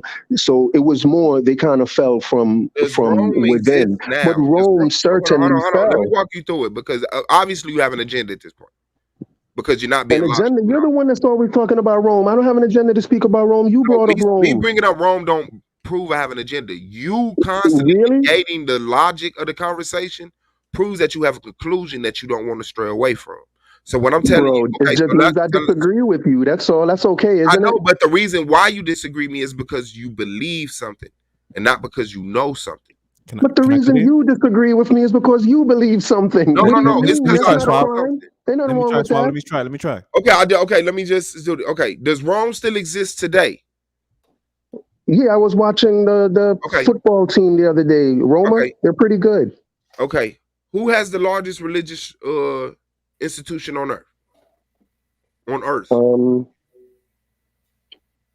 I'm not sure. I think the largest one is Christianity, if not Islam. No, that ain't. I don't know. That's not what Suave was meaning. Suave, you speaking as far. You speaking in far as term as temple? Are you talking about that? Suave? Huh? No, I'm talking about the Vatican. Yeah, that's what I'm talking about. Oh, yeah. Okay, yeah. My bad. Yes. Yeah. That's what he's speaking about. American Dream. Oh, so the Catholic Church has the most members? Is that what he means? There are more Catholics in the world. No, he said that he's saying that the Vatican resides in Rome, and it's the largest religious infrastructure in the world. That's what he's saying right now. And that means they rule the world? I mean, that's a bit of a stretch, I think. I didn't hear him. I didn't personally hear him say that. I just logged back on, but I didn't hear him say that. I don't know if he said that or not. So. Well, you're going to have to take a seat, Mr. Chris Harris, because I was next. Okay, knock yourself out. Bro J, Chris Harris, Bro J. I'm familiar with Chris Harris. I'm American done. Dream. Are you an African so called or an American so called? Caribbean, Jamaica. Well, I was born in Jamaica, but I'm an American right now. I'm an American, but I have Okay. but I have Jamaican heritage. Okay, so you're born in Jamaica. Have you done any history concerning world history, I would say? A little bit here and there. Okay, what did you study in your little bit of knowledge of world history? A little bit of everything, bro. I mean, is there a specific question you want to ask me? Like, that's such a broad question. What have I studied? I've studied a little bit of everything. Okay. I gave you a broad question and you gave me a definite answer of a little. So then when I ask you how much of this little, you say, "Oh, you just asked me a big question." I don't have a degree in world history. Just a little in terms I of didn't. when. No. I didn't say what you have a degree in. I don't believe in those schools. I said, what did you study? What did I? You mean what books have I read? Okay, yeah, let's go with that. What books have you read? Oh wow, I've read a bunch of No, books. he mean what area of history have you read? Have you read like North America, English, North African, Asia? What like? Right, and then I'm like a little bit of everything. I've never really concentrated on studying any area of, like, it's just when I'm sitting around with nothing better to do, I'll open a book or go online and just do some reading. But I've read a little of everything. Okay. A little of everything and none of most things. So that's what's up. That's a and none of t-shirt. I'm sorry, a little of everything and none of a lot of things. Wow, that is funny. I That's a think. t-shirt. I read. I'm gonna start saying that. Oh, I read a little of nothing. Okay, so the reason why you feel Suave has a belief or he's his answers are quite different, because if you just do like a basic study of what they call human history, I'm going to call it human history. You're going to learn that during certain periods there were ruling powers, no matter what side they were on the globe. And these ruling powers had kingdoms, and just like you said, kingdoms rise and kingdoms fall. When the kingdom falls, someone else replaces that, which you will call kingly establishment. Correct? Yes. Okay, cool. We're on the same page. So you said first it was Egypt, and we don't disagree. Then you said second was then we said the second was Greece. And Wait a then you minute. said Egypt was a world power? When? Yes. When? Egypt wasn't a global power?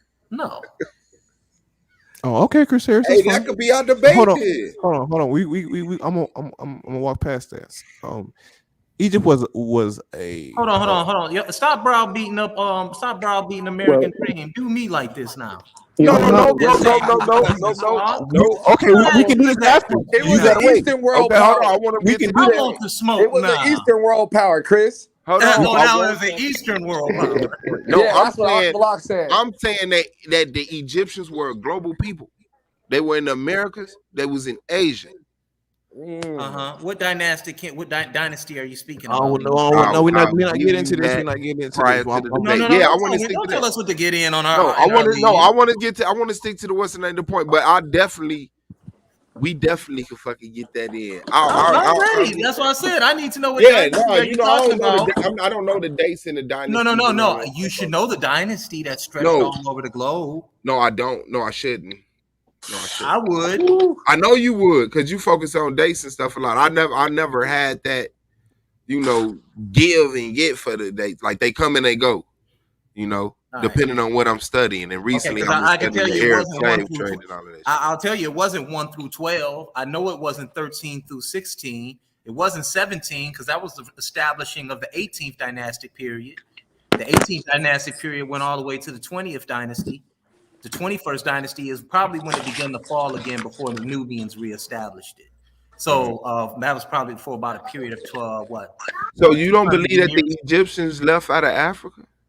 I believe Africans left out. See, this is the thing. We like to say we like to place borders on Africans. Africans didn't know anything about borders. No, the debate is about Egyptians. Okay, Egyptians. Do I believe they left out? Yeah, they probably left up out of Egypt. You don't believe they ever made it to the Americas? You would have to show me some proof of that. Okay, Hey, okay. Hey, y'all can line that up. Y'all can line that up. Yeah, Okay, I would love for you to show me some proof of that. Yeah. You should be able to do that right now. Oh, here's the proof right here. Yeah, I mean, the simple shit is just the names. The names, the archaeological artifacts found in the Grand Canyon specifically, and different parts, the culture. When you look at the Native Americans, how they wear the same, their priests dress the same as the Egyptian priests with the cow skin, with the stars marked into it. That was like the astrological priests and stuff. Like it's the trade of corn and cocaine and other stuff. Like yeah, the Egyptians, like people went into Egypt to get knowledge and establish trade, and invited them back to their land. Like Egypt was the shit, bro. Okay, so if they traded philosophy and they traded goods, golds, and resources and things like that, they probably traded their stories. They probably shared philosophy with one another. I'm not disagreeing with that, but the focal point or the talking point of your argument is that the Egyptians left. No, their culture probably left, but that doesn't mean that they left and established a world empire at all. No. No, it's records of when one of the dynasties, when the Egyptian dynasty fell, the pharaoh, the female pharaoh, had escaped back to Ireland. What? Set that debate up.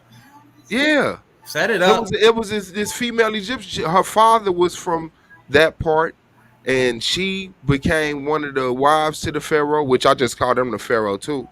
And when they got invaded, or something happened, she had went back to Ireland. There was it might have been, I'm not gonna get into the names, but one of the dudes had a history of coming to America a few times.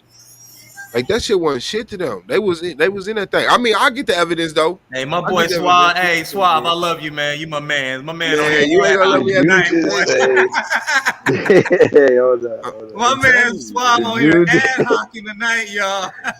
I'm telling you, man, that was some global shit. Did you just hit us with the Lance doctrine? Did you say that there was an Egyptian The Egyptian what? from Ireland? Hey, Suave. Irish, Hey, Suave. yeah, the Irish Egyptian Suave, queen, what man. you think? Hey, Suave, you I think mean, that you finished with they your had a debate, Greek you could just jump out some Egyptian queen, windows? didn't they? Yeah, Hey, but Suave, you think not you as finished a with your debate, you world could just ruling jump out the power. windows, man? Nah, bro. I'm gonna show you what convinced me, bro. I'm gonna show you what Okay, convinced did the Egyptians come to Americas? Is that what you want to debate? Yes. Okay, I'm with that. That's even easier than the first. Let's do that. Okay, all right, bet. Okay. All right. Now, American Dream. Back to you. Back to you. Damn. No. Hold on. Because see what Swab talking about is this. Share my screen, Swab. Look at your shot. Look like he. Oh shit! All right, there you go. I see that. Yeah, this is what Swab talking about. Princess Skoda or Skuda, in which Scotland received its name. Yeah, that's her. Scotia. Yeah. Yeah, Scotia. Yeah, just in case y'all didn't know. All right. And her dude got killed. Or some bullshit happened. She had to like retreat, right? Yeah, she had to flee from Egypt. All right, I appreciate that. That proves Egyptians went to Scotland. No, I was just proving that they left out and they were global people. I mean, what's the date of those statues? I mean, you can look it up. He showed you the source. I argue. Yeah, with ancient. What was the source on that, Yashar? Just look up Scotia. Scotia. Yeah, just look up her name. Okay, cool. Let's do that. But now back to you, American Dream. I ain't done with you. You're not getting You ain't even started really. Go ahead. So again, we said Egyptian was a ruling power, and then came the Greeks that conquered the Egyptians. Now, is that part of information correct, American Dream? American Suave, Dream. answer You your see that? phone, nigga. Answer your phone, nigga. All right, American Dream. Sorry Okay, about there that. you go. Yeah, simply put, the Greek Empire came after the Egyptian Empire. Sure. Okay, and that's a historical fact, correct? In terms of chronology, sure. Yeah, chronology is never mind. So after the Greeks were ruling, then they got conquered by the Romans. Is that historically or chronologically correct? Yes. Okay. No. Or it may not be if anyone knows differently, but sure, it What makes what sense what to what me was the question? in My terms of bad. the That's Romans incorrect. following the Greeks. But in terms of the Roman Empire following the Greek Empire, that makes sense to me, sure. That's incorrect. That's incorrect. Okay, then Yeah. fill in the gaps, Chris Harris. You had the Persians and the Greeks who war.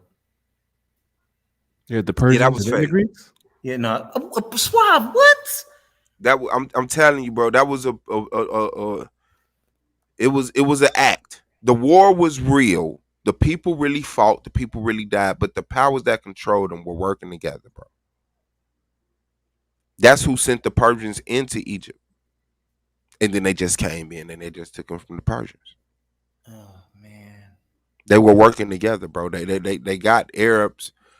Like, where do you think the Arab kings and all these rich motherfuckers came from, bro?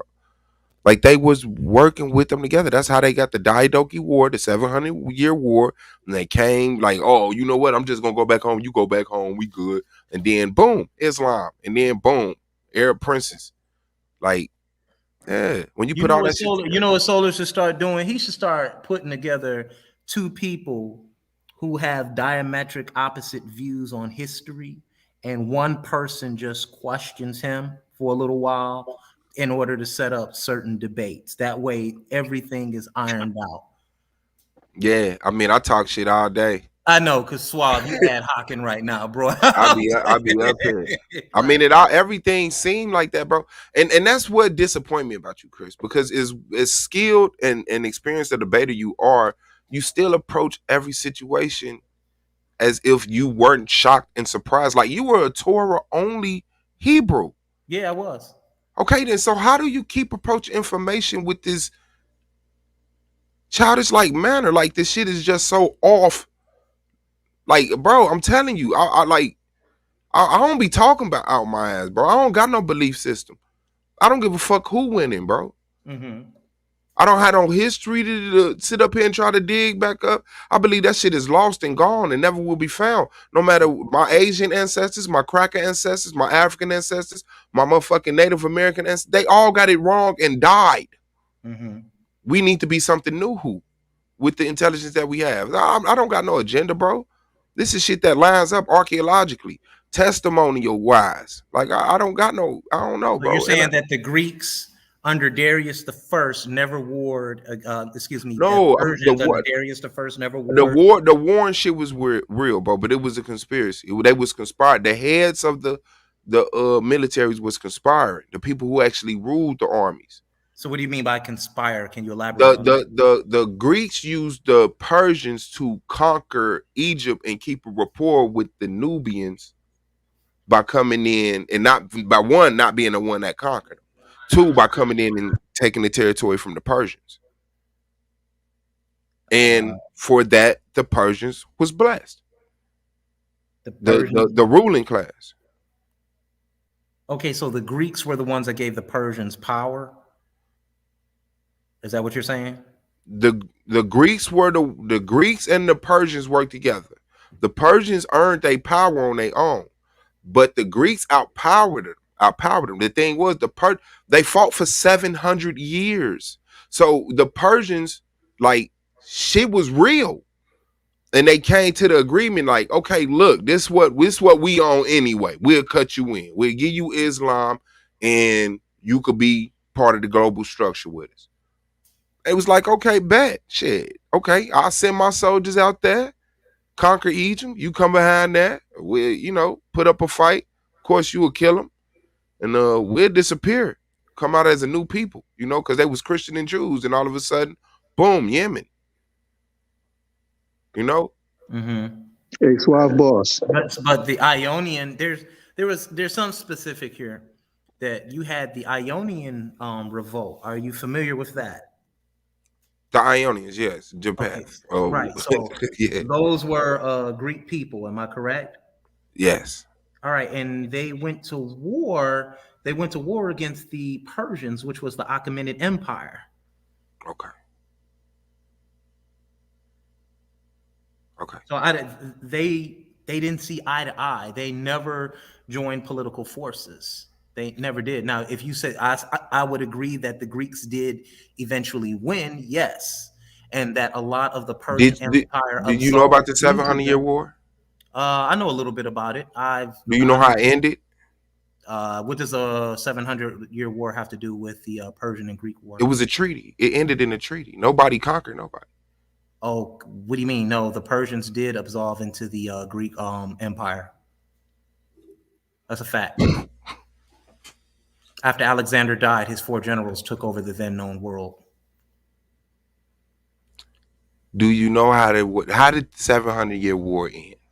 It ended in a treaty, but that did end with the 4 generals taking over. That was Okay. around what, 323 BCE? Okay, yeah. What happened to the Persians? They Rulers. absolved into the Greek Empire. No, the rulers. They just didn't go and get a job at fucking Wendy's. No, there is no ruling class once when the Greeks took over. There was no Yeah, ruling see, class. that's just not true, bro. Like they came to a treaty. How was there no Arab ruling class and you got a treaty? You agreed. Okay, I'm gonna stay in power. You gonna stay in power. You just not gonna do me like you did the Africans and wipe me the fuck out. You're not gonna do me like you did the Asians. Mm-hmm. So that's where that come from, bro. That's the not logical. Persians. So you're saying that the Persian kings joined with the Greek kings? Sure. I'm saying that don't seem logical. No, because no king. Wow. Because one of the things that kings do is they'll wipe out a kingly line. They wipe them out because they want to be seen as the king. As long as the kingly line exists, what ends up happening is you're giving the serfdom people or the conquered people hope. So they destroy and embarrass the king. That's Where what the did the Greeks did Arab when they kings marched come in. from? Where the Arab kings come from? There were many Arab kings. Which Arab kings would you be talking about? I'm talking about the Arab nations today. Where did they come from? Out of who? They came up out of Iraq. They came from all over the Middle East. They have a democracy that they push. They vote them in and vote them out. If you're trying to say that they come from some mysterious kingly line of antiquity, I mean, you can prove that. That's what we have in a About no discussion for. kingly line, man. The Greeks fucking made a deal with the Persians. They came to a peace treaty. The Greeks flipped to Rome, did the same shit, acted like they like me and you together, but I'm gonna act like hey Blue, let's go Jack Chris. And then I get this motherfucker, okay, well, how we gonna do it? Well, I'm gonna act like shit. Me and you beefing and have Blue help me, but we in on it. I'm telling you, like I'm finna go get Blue. It's the same shit. And then after the fucking Persians pulled they fucking card and they had to come to a peace treaty, they went on and did the Hollywood shit. They act like the Romans were different from the Greeks. Oh, we're at war. Oh, we fell to you. This fake ass Hellenistic religion, which was a decoy, because the real Hellenistic religion was Judaism. The Zeus and all of that Hades shit, that was a throwaway religion. That was the look at this while the left hand do that. The Hellenistic period is actually the what you call the Greek goddess Helena, and how they took over everybody else's religions, burning their books, etc. That's the Hellenistic period. I know, but they were really pushing Judaism. No, the Jews did have their own. The Jews in Judea did have their own religion. They was pushing that Roman shit. They were pushing the Roman shit publicly. Boom, boom, boom, boom, boom. But they were attacking. But what I'm trying to tell you is Talmud the Babylonian Talmud disproves what you just said. I mean, what you was just talking about, Squad, was the Roman Inquisition, bro. When they was coming in there. No, I'm talking about the Hellenistic period. I know what history say, bro. I don't agree with history on this. The Hellenistic period, when they was pushing Athenius and all of this stuff, that was the obvious, this is going to fail. Nobody's going to accept this. But while you're getting mad at Zeus, guess what? I call Moshe Moses. So-and-so this. Oh, this closer to your shit than that shit. And now all of a sudden Christians. Yeah, then when man, the all of Persians, that Hellenistic period, man, all that shit started after Alexander died, man. All that shit that started doesn't after he conflict with what died. I'm saying. But after Alexander died, that's when you got the 4 Greek generals, man. That's not conflicting with what I'm saying. Man, I don't know what else to say. I mean, I could say that you're wrong because we know that the so-called Jews that lived in Judea, mainly Galilee, they had what you had. They had their Talmud already, and their Talmud was so that they would not forget their traditions. That's what the Talmud really is. Talmud only means the teachings. So they had a religion, and the Romans or the Greeks did not give them a religion called Judaism. No, they hijacked that religion. Okay, if you saying they hijacked it, yes. I would agree. They They hijacked it, and then under the guise of Hellenism, they pushed this obvious fake Zeus shit while giving out the Greek version of Judaism, which the Jews would look at and say, "Nah, this is my granddaddy shit. I remember these words." No, but remember, Hellenistic. When you say that, Hellenistic is Greek influence. Just remember that. That's and the Greeks was influencing the world to be Jews because you had Christianity, you had Ahura Mazda, you had what else? You had the Egyptian. But what was the Greeks pushing? They were pushing their own stories of Zeus. They had their own philosophy. Yeah, and they also pushed Judaism. Right? Judaism was already being produced. Yeah, but they Judaism ancient, like when you look at the ancient Talmud, their Mishnah, their Gemara, those things already existed 600, 500 BCE. Those things existed under the Persian and Babylonian rule. Hold on. You said 500, 600 BCE. That's not what we was teaching in those temples. You said 500, 600 BC. There was never a that was not 500, 600 BC. The Talmud is not. No, it's not. The Talmud is not 500, 600 BCE, big bro. Yes, it was. That is the oral tradition on the Talmud. It was written. So while they were enslaved, they would not forget their traditions. Man, this shit is Greek. That Talmud is tricky, man. This shit is Greek, bro. This shit is Greek, bro. You can't push King James and not want to push the Talmud. It's just that most people have accepted the Christian doctrine, relabeled it Israelite religion, and then just said, hey, we're going to dismiss the Talmud because there's some disgusting things in there that they don't want to adhere to or that they don't want to admit to. If we're going to have a responsible conversation about these things, let's just be honest. We need to be taking a look at all of these religious texts and looking at these texts and saying, okay, what can we use and what is not needed today? Because that is the underpinning of this entire conversation. It's not about what we can use and what we can't. Anthropology. It's about what was actually law and what was actually added. That's what it's about. And that's what y'all don't deal with. You see what I'm saying? Y'all try and put all that shit together like that's what our laws was from the gate when it's not the case. Those Talmud teachings, yeah, they have some of our ways. You gotta have some truth to sell a lie. But for the most part, a lot of that shit is tricky. American Dream come back with our heritage and how we move. So like we can deal with it though. You know what I'm saying? I don't have a problem with dealing with it, but at the end of the day, I can show you how it don't line up with what we stand on. Yeah, are you speaking of a Babylonian Talmud or the Jerusalem Talmud? They both the same. Ain't no difference. Jerusalem Talmud is different from the Babylonian Talmud. All right. Come from the same source, the same elders, but it's a difference. Okay. I mean, why don't you accept the Talmud? You say it's a difference. It's a difference. It's more ancient than the King James.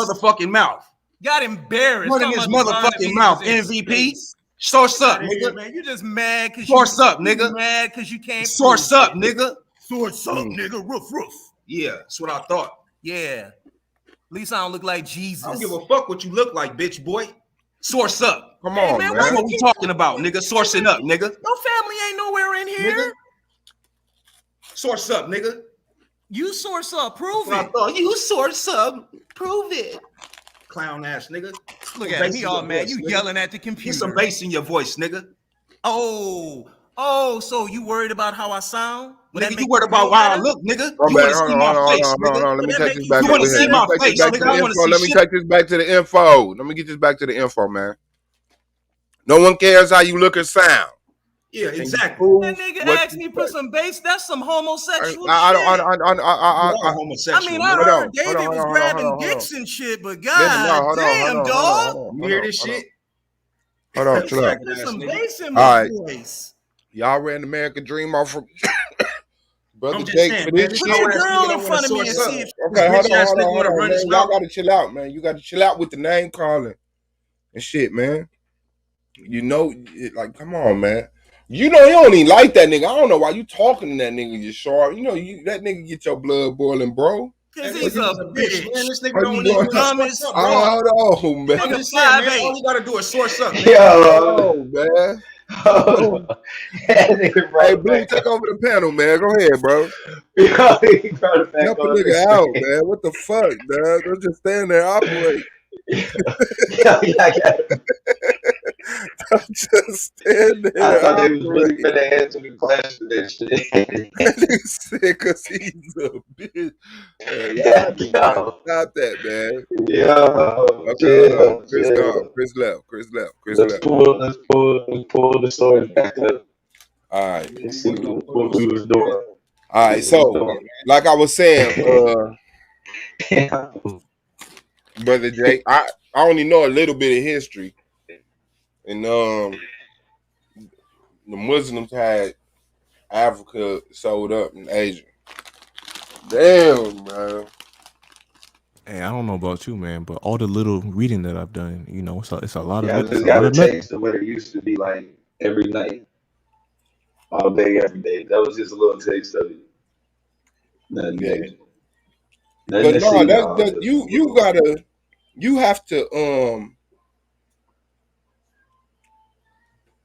like in order to not know that, you really would have to make a conscious effort to stay away from that material. You know what I'm saying? Like, you don't even got to look for that. That's just history. What And part? then, the Greeks and the Romans, for him to say I guess Egypt, bro. Somebody got that YouTube. Chris, I think it's you. That's you. Yeah, so All right, so I'm sourced up, Suave. all right, what you need? What you got? What you got? With, man? I hope y'all can do this Time civilly, to man. rock out, baby. Let's And do you this know I'm civilly, gonna light man. this bitch on fire tonight. All right, Hebrew language gonna die right now. I'm gonna tear it the fuck down. Source up, right? That's what he said. Woo! We finna get busy up on this bitch. Woo! You must be in the house alone. Side up in this motherfucker. I'm gonna burn that shit the fuck down. In the garage. I'm gonna burn it down. Yeah. Let me see you argue Oh, no, it, he you outside. Shar. Let me see you argue it. We gonna source up. Source up. Ain't that what you said? Source up. Let's deal with it. Let me get my screen share. Let me get my sources up. Let me show you where this shit, this junk that you run around talking about is your heritage come from. It come from Canaanite. And I'm gonna prove this shit tonight. You ain't got an original text. He said it come from Canaanite. Yeah, it do. I'm gonna prove it. Yeah, go ahead, little nigga. Go ahead. I'm gonna burn this shit I the love fuck it, down. man. I love this shit. I love these clouds. Go ahead, man. Yeah. Make a fool of yourself this morning. All right, let's deal with it. And watch how, I want the entire audience to see how he responds to this shit. MVP. This is your MVP. Let's burn this shit the fuck on up. First source, we gonna deal with what you call a tertiary source. And it's called the Encyclopedia Britannica. And if you just read it, you would have been able to discover the truth. Now, number one, Hebrew language, Semitic language of North Central, also called the Northwestern group, is closely related to Phoenician and Moabite, with which it is often placed by scholars in a Canaanite subgroup. Spoken in ancient times in Palestine, Hebrew was supplanted by the Western dialect of Aramaic, beginning about the 3rd century BCE. But it comes from Aramaic. The though, language, family. oh It yeah, comes I'm from not done. Aramaic, though. I'm not done. Force up. The language continued to be used as a You don't even liturgical understand group. what you read. See how he won't let you talk? He's intimidated now. Oh yeah. He's Britannica is intimidated now. intimidating me, family. They've already said your language comes from Phoenician, not God. It comes from Phoenician. Who is they? Who is they? The scholars. What scholars? Who is they? Hey, we're dealing with it. Let's source up. Yeah, go ahead. Good. Keep reading, Clown. This is how Europeans act, Keep y'all. reading, Clown. Let's keep going. Beginning about the 3rd century BCE, the language continued to be used as a, what that word say right here? What that word say, Yashar? Can you read it? Probably not. It's too small. Liturgical and literary language. However, it What was that mean? revived Hold as a on. spoken language. Hold on. What that mean, Chris? It's What liturgical. that mean? Liturgical, literary language. What that mean, Chris? Don't look it up. Tell us what it mean. You should shut the fuck up and source Clown, up. nigga. 'Cause you ain't you got reading nothing. information you don't ain't even got fucking know nothing. what you understand. Let's see. Man, shut your Relating silly ass to, up, hey, man. look what it This means, is y'all. your champion right Relating here, to man. literature or This is your public champion. worship. This Y'all is your worship MVP. letters. Y'all don't have nothing to worship. That's what it means. You worship letters. So let's keep going. You died there. We worship letters, man. Okay, let's keep going. Let me keep reading here. Hey, show me what letters And we worship. then listen what it said. The What letters we language bow down continued to? to be used. Hey, what letters as we bow a down to? worship, in other words. Chris, hold on. Chris, slow down, man. You talking a whole lot, man. Hey, what letters do we bow down to, Chris? What letters do we kneel down to, Chris? Go ahead, what letters, brother? Now, because Hey, that's all you got. show Go me a ahead. picture where any of us Israelites, ancient Israelites, bowing down to a letter, Chris. Y'all ain't got no playing, Chris. Clown. Nigga, you go to Britannica and you shit on yourself. Claiming to be Israelites. Nigga, get your clown ass up out of here, little Chris. Look at him. He can't even show you a picture of black people calling themselves Israelites. What the fuck is a black person, Chris? What is a black person? It ain't you, nigga. Here it is. A black right person here. ain't you, Chris. All right, so let's keep going. It ain't you, Chris. It was What is a black revived person, as Chris? spoken What is a black language person, Chris? in the 19th Chris, and 20th Lil Chris, centuries Lil as Chris, the hold on, man. official language Hold of on, Israel. man. You don't know what you read, So man. they revived it. You don't know Now, what you who read. Well, they revived it from language? what, Chris? Who revived They the revived it from what? You Who just said it came revived from the it? Canaanite Okay, let's language. keep going. The history You hear this shit, family? language This nigga's a fucking divided into clown, man. 4 major periods. This own source that he pulled out, he don't even Biblical understand or what the fuck he classical reading. Hebrew until You a about fucking the clown. 3rd century BCE. You a fucking That's clown. when it started. You a In fucking which clown, most of nigga. the Hebrew Bible is Get written. your dumb ass up, Chris. The 3rd century Your BCE. dumb ass up out of here. 3rd century Comprehension BCE. ass, nigga. Y'all had already been conquered. You reading the Let's Britannica, keep you going. can't Let's comprehend, keep going. little Let's Chris. keep going. You gonna let me talk? Lil You Chris. said source Lil up. Chris. You don't- said you're- source Chris, up. Lil Chris. You said source. Everything Hey, you're look, let's reading, keep Lil going. Chris, it's Medieval debunking you, Lil Hebrew Chris. From about the 6th to 13th century CE, when many words were borrowed from Greek, Spanish, Arabic, and other languages in modern Hebrew, the language of Israel in modern times. Scholars generally agree that the oldest form of Hebrew is that some of the poems in the Bible, especially the Song of Deborah and chapter 5 of the Judges. The sources of borrowed words that first appeared during this period include other Canaanite languages. Like Goddamn! what? Like what? Fucking African. Like what, nigga? Let's keep going. What other Canaanite languages? Akkadian. What other Canaanite Let's keep languages, going. nigga? Hebrew That's what I also thought. contains a small number of Man, this Sumerian silly words ass nigga, man. borrowed from an Akkadian source. The Hebrew of the Bible exhibits little dialectical variety, but literary traces within the text indicate some degree of variation according to geography. In addition to the Bible, a small number of inscriptions in Hebrew of the biblical period are extant.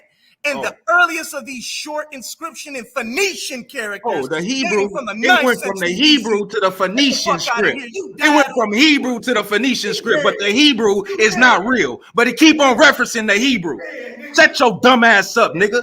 This is what I'm talking about. Comprehension skills. Little punk ass Chris.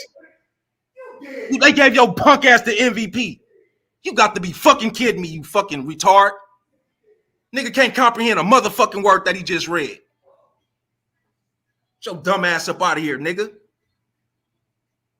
Fuck is wrong with you? He did. Nigga. Hey, you're finished. Yeah, because you said so. Little mix, little mutt.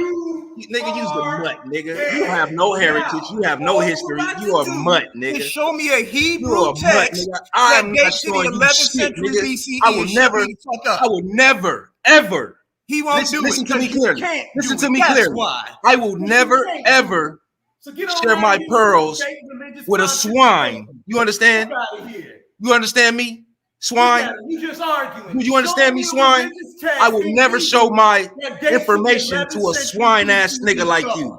You hear me? Go ahead, show it. Because Man, y'all please. ain't got one. Ask me Y'all again. ain't got one in the first Ask me millennium, again. second millennium, Yeah. third millennium. The shit is Uh-huh. all borrowed from Sumerian, Yeah. Akkadian, Yeah. Canaanite, and Yeah. Phoenician, nigga. Yeah. Stop it. All Shemitic languages, nigga. All Shemitic languages, nigga. You dead, nigga. You dead, nigga. So listen, family, when you do the research, right? When you do the research on the language, you'll find out that it all comes from the Semitic language. That's why he's crying over there right now. It's simple. It's a mother language. What is the mother language? It's called Shemitic, not Semitic. You understand? It comes from a man who spoke the language. And you know that man was actually alive before little Canaan was born. So how can it be the Canaanite language when Shem was born before little Canaan? But it's a Canaanite language according to this dumbass nigga. Shem is a form of ideology, dumbass. Shut your stupid ass up, little nigga. Real. Shut your dumb ass up, little nigga. That's why they named it. That's why they named the language after him, nigga. But it ain't real though. Listen to this dumbass nigga. Hell no. Hey, all right. Nigga, don't have a heart attack over there, little buddy. He trying to talk about some. Don't have a heart attack over there, little buddy. Never existed. Don't have a heart attack over there, little buddy. Get on out of here. Yeah, hey, what am I again? Little ignorant nigga. Hey, little ignorant nigga, what am I again? Hey, go take care of yourself. Hey, little ignorant nigga, what am I again according to my DNA? Huh? Hey, Mutt, what am I again according to my DNA? Huh? I'm a what?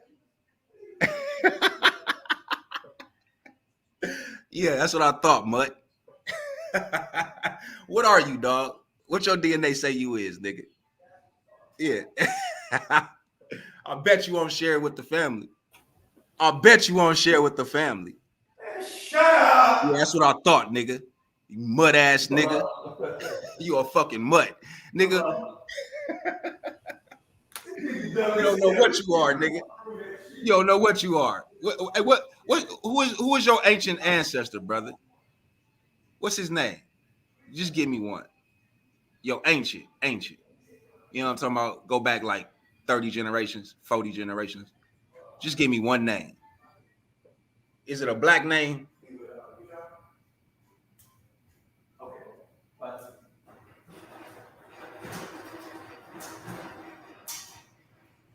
Hey, Yashar, you want to debate it? Let's do it. Okay, let me call Solar up right now.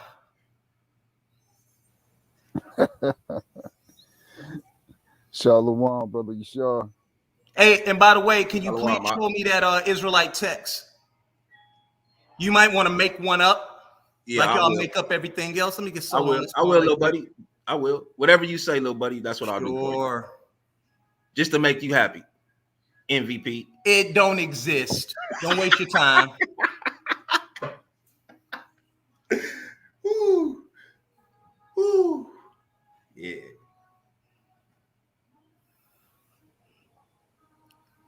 Shalom, brother. You sure?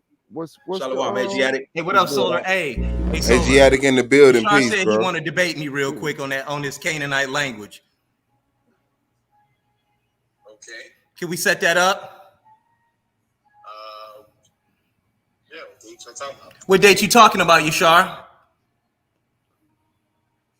We can do it after the 28th. That's my next debate. After the 28th? Yep. You're gonna have to push it to March because I got Domo, then I got what's his name, KOT. All right, that give you enough time to hang yourself. Okay, when you want to do it? Well, I mean, he gonna have to give us a date, so he'll call us up and let us know. No, we can set one up now. He on the phone waiting. We'll look at your calendar, Chris, and you tell Hey, me. Solar, can we do it like in the second week of March? Oh, this nigga, man.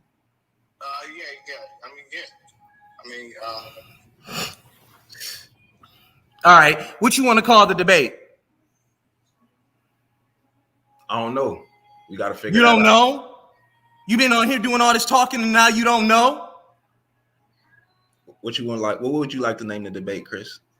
Okay, do y'all have a text, a Hebrew text, an original Hebrew text? Do you want to debate that? Yes or no?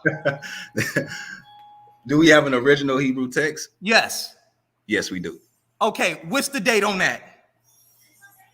What you mean? What's the date on that? Didn't you say? What is the date of your original Hebrew text? Didn't you say we got a debate on March? One more time. What is the date of your original Hebrew text? Look how they run now, Solar. What you call him on Solar for? Because this is the commissioner. This is how we set up debates. Set up the debate by what? Okay. Talking about dates, nigga? Sir, I don't care about Talking anything about else. dates, When nigga? is the date? When have you of ever your heard original me Hebrew debate text? on a fucking date? Okay, Chris? Solar. Nigga, you heard me say we doing? don't You fuck just with wanna dates. yell. Thank you, Solar. Nigga. You don't want to debate. You don't want this real smoke. Nigga. I'll burn your ass down. Man. Hey, Saul, he died on the sword. You just fell on your own sword like fake ass Saul. Set it up. That's what I thought. That's what the bitch nigga do, man.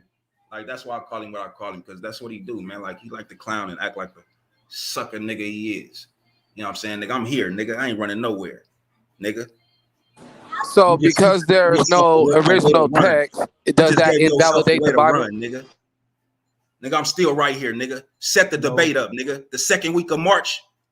This is your MVP. This nigga's a fucking clown. All that crying and shit, all that talking all soft and shit. You weak ass nigga. You better get your motherfucking shit together, nigga. You weird as hell when it comes to setting up a debate. Talk about a nigga emotional. What Nigga, about bring the your text silly in ass the back to the Vatican? motherfucking panel, nigga, and let's set the debate up, nigga. Stop acting like a feminine ass nigga. So he put on that big show just to leave like that? Yeah, that's what he do, man. That's how you get down. You want niggas to chase after this faggot ass, man. Nobody Word is chasing after that bond, nigga. yo. I fell into that trap. We were supposed to debate did Asiatics found Kemet. He took me through about 3 weeks worth of bullshit. Over there going to his channel, presenting information, all just to say, I don't want to debate. That's just how he is. Just learning the people in the league, different personalities, but his personality definitely be on some girly shit. Word up. Everybody know I ain't. Yeah. He came with some information, man. All we got to do to rebut him is to come up with more information, different information, debunking his information. That's how we do it. Man, the Britannica source that he brought out debunked what the fuck he was talking about. Yeah, he was just reading, bro. You know what I'm saying? And then trying to have talking points on little nothing ass, you know what I'm saying, points in what he was reading. Bro, I'm not the one to play with like that. I'm not about to fall into that little silly ass game. You know what I'm saying? The information was kept referring back to the Hebrew, not the Canaanite. It kept referring back to the Hebrew. So I ain't got time for no games, man. But I gotta solid source. This is the thing. All I gotta do is information, present one they be solid like, source. oh man, this was found in Canaan. This was found in Canaan. So this got to be the Canaanites. The Canaanites is the one that came up with it. You be like, all you got to do is let them know that the Israelites are the ones that took over the land of Canaan. Bro, so that whole it argument can't, of listen. How can it be Canaan's language when Canaan wasn't even fucking born before Shem. No.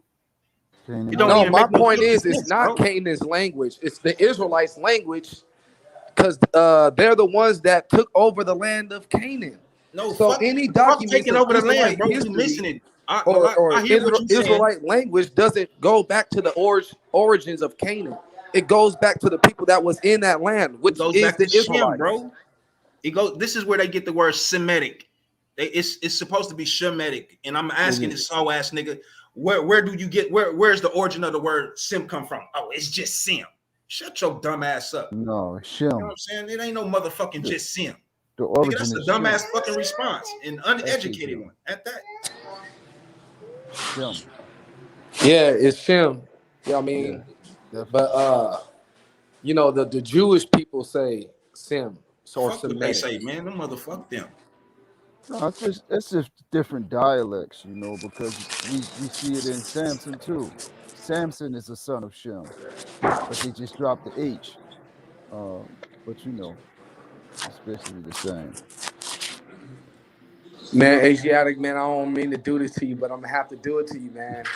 It's all right, bro. It's all I hope good. you're gonna be ready, man. You better put your boxing gloves on, brother. It's all good, You bro. gonna have a lot of explaining to do, brother. It's Oh, all I good. want to ask you a question while you here. Is the God of the Bible and the God of the Quran the same? Yeah, I believe so. Yeah. Is there anywhere in the Quran that tells you to keep the Sabbath? Uh, there's places in the Quran that tell us to keep a lot of Israelite or Hebrewisms. Yeah, over and over. Oh,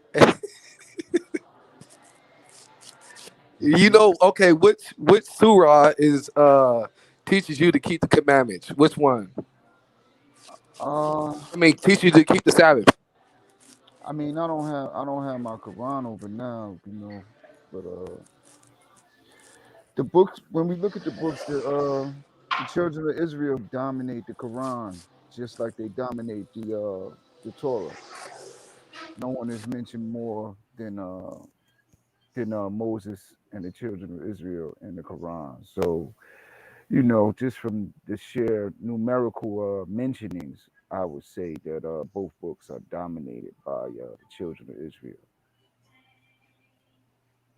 So you're saying the Quran is dominated by the children of Israel?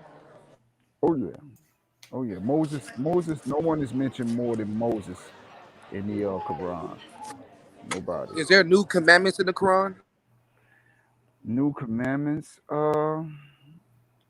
Some things are abrogated or somewhat elucidated, I would say, in the Quran, you know. And the Bible elucidates certain points, and the Quran elucidates certain points. Like, for instance, the Quran states that the Spirit came to Mary in the form of a man, and you know it disqualifies the mischief that the European made with the Injil when they said that Jesus came from other than a man. You know, the Quran tells us straight out in chapter 19 that You he see came how that from a nigga man. spanked you real quick? That No, nigga hold on. spanked you fast as That the Let him hell. answer Holy the question. Does Spirit. the Quran have new commandments? Hold on, hold on.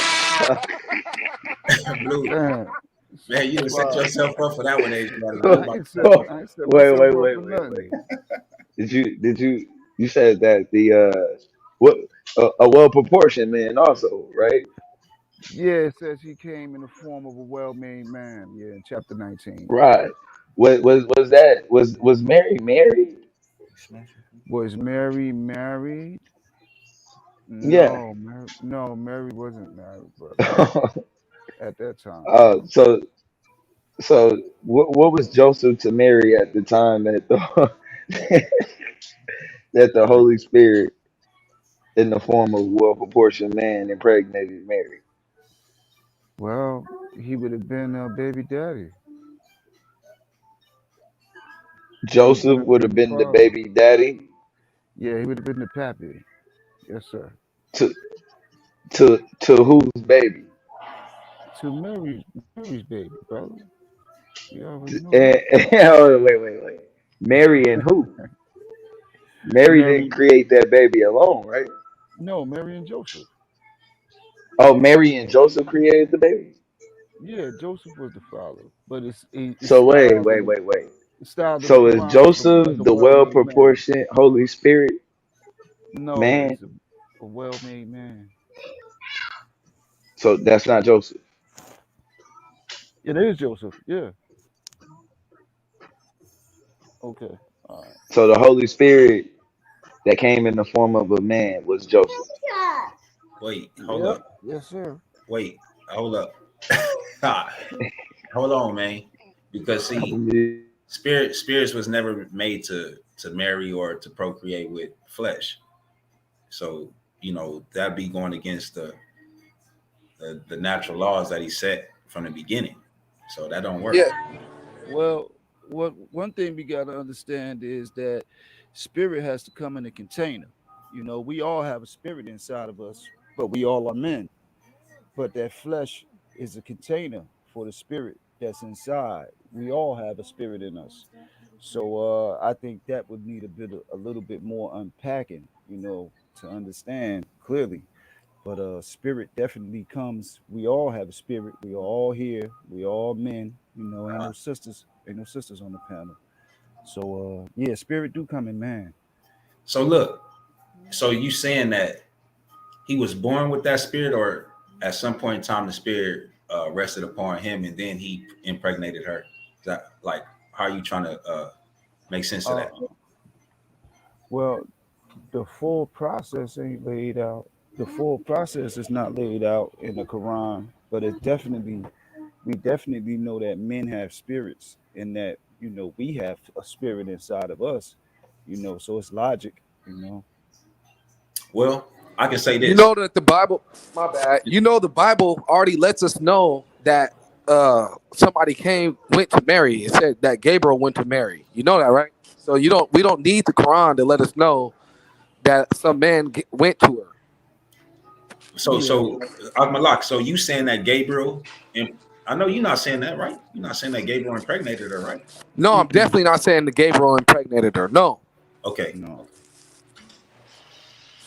Yeah, but the Quran says that Jesus and Mary were a sign, and they do point to us in our condition in America. Many of us was born with with sketchy circumstances surrounded around paternity. It's No, really you know that it's the prophetic. Bible lets us know why we're in the condition that we're in America. The No, book of Deuteronomy 28.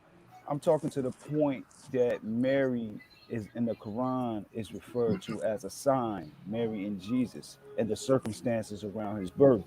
Like many of us here in America were born under circumstances where the paternity of the father was in question.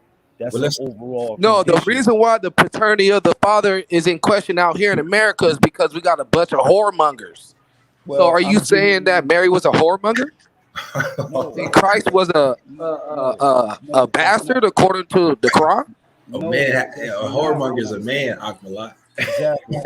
You way out, Well, way so off Mary was a base. whore. Whore. My bad. You good? No, You good? that's not what I'm saying. So What I'm saying, the question of paternity speaks to our condition today. That's why the Quran says Jesus and Mary were a sign of our condition today. Many of us are born under circumstances where there is question around the paternity. That's a Let me. condition of Can I black ask people in both of y'all a America. question real quick? yeah. Okay, and you guys can answer it however you want. You know what I'm saying? I would just like to hear one from the Quran aspect and one from our aspect as far as the Bible go, right? Um, when it comes down to why Mary and Joseph uh, left the temple, left Jerusalem, and end up having Yahushai, in the manger outside of their comfort zone. Why did they do that, family?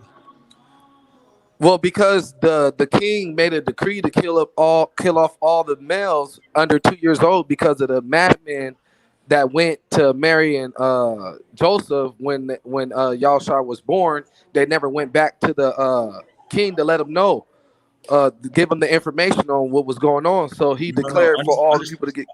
understand my question, Akmalak. What I'm saying is like, okay, so we understand that Mary was raised in the temple. We understand that Joseph was a righteous man, right? Right. Now, why would they leave the temple, right, and have Yeshua outside of the temple or away Well, from because the they priesthood? had sex out of marriage. They wasn't married. They didn't. So hold on, bro. Hold on. Joseph and Mary had sex, and they weren't supposed to. They were supposed to wait to marriage so Joseph can show the proof of Mary's virginity. But since they had sex before marriage, he decided to leave with her. All right, don't say too much, brother. Hold on, man. I was just making sure. I just want to Oh. see where you was at. Come on, man. Don't kill yourself like that, yo. I ain't killing myself. No, that's on point though. I see it the same way, Akmalak. I just wanted to get an understanding, man, because I ain't never asked the question. Oh, okay. Yeah, What about Asiatic you? man. What about you, Asiatic? I agree with Akmalak on that. Okay, that's what's up. Pretty much similar narrative in the Quran. Yeah. So my question would be to you, Asiatic. Why do we need the Quran when we already have the Bible? Is there any new commandments in the Quran? I wouldn't say new commandments, but if we look at Abraham did rebuild the Kaaba in the Quran. Him and Ishmael, they did rebuild the Kaaba and sanctified it as a sanctuary and place of worship. You know. So when you talking about the Kaaba, you talking about that Mecca rock, right? Yeah. Yep. So is it not a commandment for us to not be raising up, for us not to raise an image up in our land and bow down to it? Well, we know that Jacob poured. He poured. Oh, I'm just asking you a on question. a You got to stone. answer the question before you start trying to teach me something else. No, not necessarily, because we do have monuments. We have the Temple of Jerusalem. We have several different monuments. But Jacob started out very early, pouring libations on the stone. Can you enter into that image that is set up in the Mecca rock? Can you enter into that? But hold up, Akmalak, because what Asiatic Lion just said is that Jacob was doing the priestly duties. So was Jacob a priest or no? No, Jacob wasn't a priest. Jacob, the priestly duties wasn't established until Moses and them. Aaron. Wait, hold on. Slow down though. So what you're telling me is that we had no priest until Levi? Yeah, Levi, Aaron. Yeah. Okay, Well, hold on. So none of our ancestors before Levi received instructions from the Most High. No, that's not what I said. I'm not saying that. Wait, but hold on, because the Most High only dealt with the priest. He only talked to the priest. So if he talked to Abraham, if he talked to Shem, right? If he talked to Adam, wouldn't they be priests? No, like as far as in under the priestly order, nah. What the priests had to do, no, they wouldn't be. Okay, so who was the first of our ancestors to erect the altar? Abraham. No. Yeah, when he went into Bethel, We have right? to learn it from one of our other ancestors, bro. Oh, Noah. I mean, Shem was the priest. Shem was after the order of Melchizedek. So I'm just giving you something to think about, bro. I ain't trying to make you believe what I'm saying. I'm just saying, just go back and check, because I hear what you're saying. I understand exactly what you're saying, because they did have laws, certain laws and commandments that they received from the Most High, and they did have to pass that down to their kids. But I agree, they were like teaching their kids the laws and commandments of God. And then the last point I want to make and give you something to think about. We know that the only way that you can become a priest is through bloodline and the royalty. So when you understand Adam was the first priest king, this is why the bloodline it trickled all the way down to it split with the sons of Jacob, with Judah and Levi. But before it split with Judah and Levi, it was still with one individual, which would have been Jacob, Israel. Now think about this.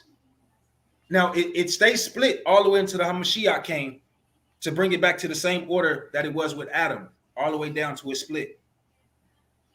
Just think about that for a minute, bro. I ain't saying you got to agree with me. I'm just saying take that into consideration. I think the priesthoods is even older. Yeah, okay. I'm hearing you. So my question is, what would that have to do with the Kabbalah stone? The priesthoods are older. Well, what I'm saying is that, okay, Ishmael didn't have priests nor prophets because the priestly line, it didn't move through Ishmael. The priestly line moved through Israel. So when you talk about the extra text that came from another nation of people, it's hard for us to take that for us to say that that's something that we have to bring to the table or bring to our book, because again, Muhammad is not in the bloodline of Israel. No, Muhammad is. No, he's not. Come on, man. Yes, he is. Okay, so was Muhammad? Okay, you don't believe in the Hadith, huh? No, not really. What do you mean, not really? So, do you follow the Hadith or not? Do you follow the instructions that's in the Hadith or not? Well, this is the criteria for myself. If any Hadith conflicts with the Quran, then it's not official. But if it can stand up to the scrutiny of the Quran, it's consistent with the Quran, then it's official. Yeah. So that's how I look at it. That's why I say yes and no, because some Hadith are authentic and others are not. If it conflicts with the Quran, then it's not authentic. And I read the Quran, so it's easy to research nowadays. That's a good way to put it. And that's how I do a lot of our outside sources, so to say. You know what I'm saying? Right. That's not in the Bible.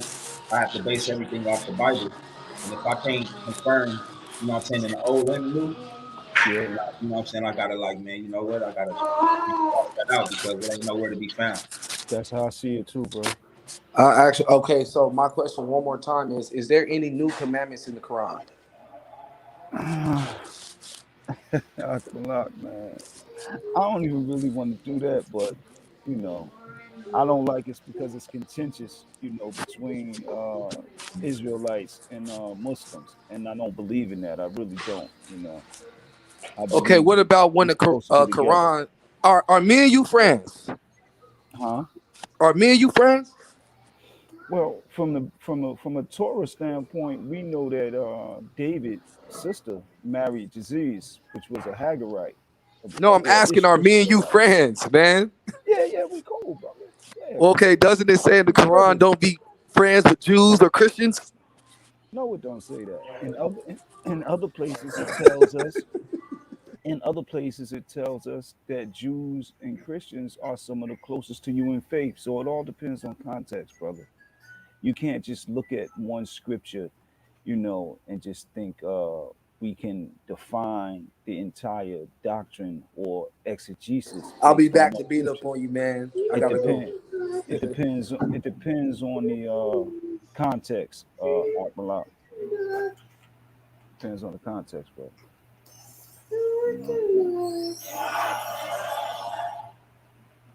Damn, y'all ready to act like that, on? No, he said we gotta go. I was curious about your DNA though. Move. Brother Yashar. Yeah, what's up? What's up? Shoot. Because you said it was 64% European. See, I know that Europe wasn't all your white people as we know them. I know that. That ain't what he's saying. Don't do that with his DNA. No, nah. I'm asking him a question. What's the question? My question is, I would like to know if you was willing to share what is exactly the marker that they're telling you that is European. I don't have no markers. That's what I showed. Oh, okay. Like I cleared, like I literally went step by step to show you that I have no markers in those so-called lands of Europe. Okay. So then when I went to Africa, the markers that you're talking about will be the country that I can find my lineage percentage wise, right? And then it would say possible places of origin. The whole entire European percentage, there is no possible place of origin for me. So what people running around talking about European it? Okay, maybe I mean, misunderstood. because like I said, in, like if you would have checked out the video, right? I stated in the beginning, you know what I'm saying, there's gonna be some ignorant ass people that's gonna come at me talking about 64% European. That's why I started there first and broke it down step by step, explaining, right? Giving context of what you're looking at. Then I also showed you that in this particular geneticist test, it's not the highest percentage that's supposed to it's the lowest percentage, which was the 8.8% Caribbean, right? African Caribbean. And so when you look at all of the information, it gives you detailed information. Not only does it give you detailed information, but it also lets you know possible places of origins, right?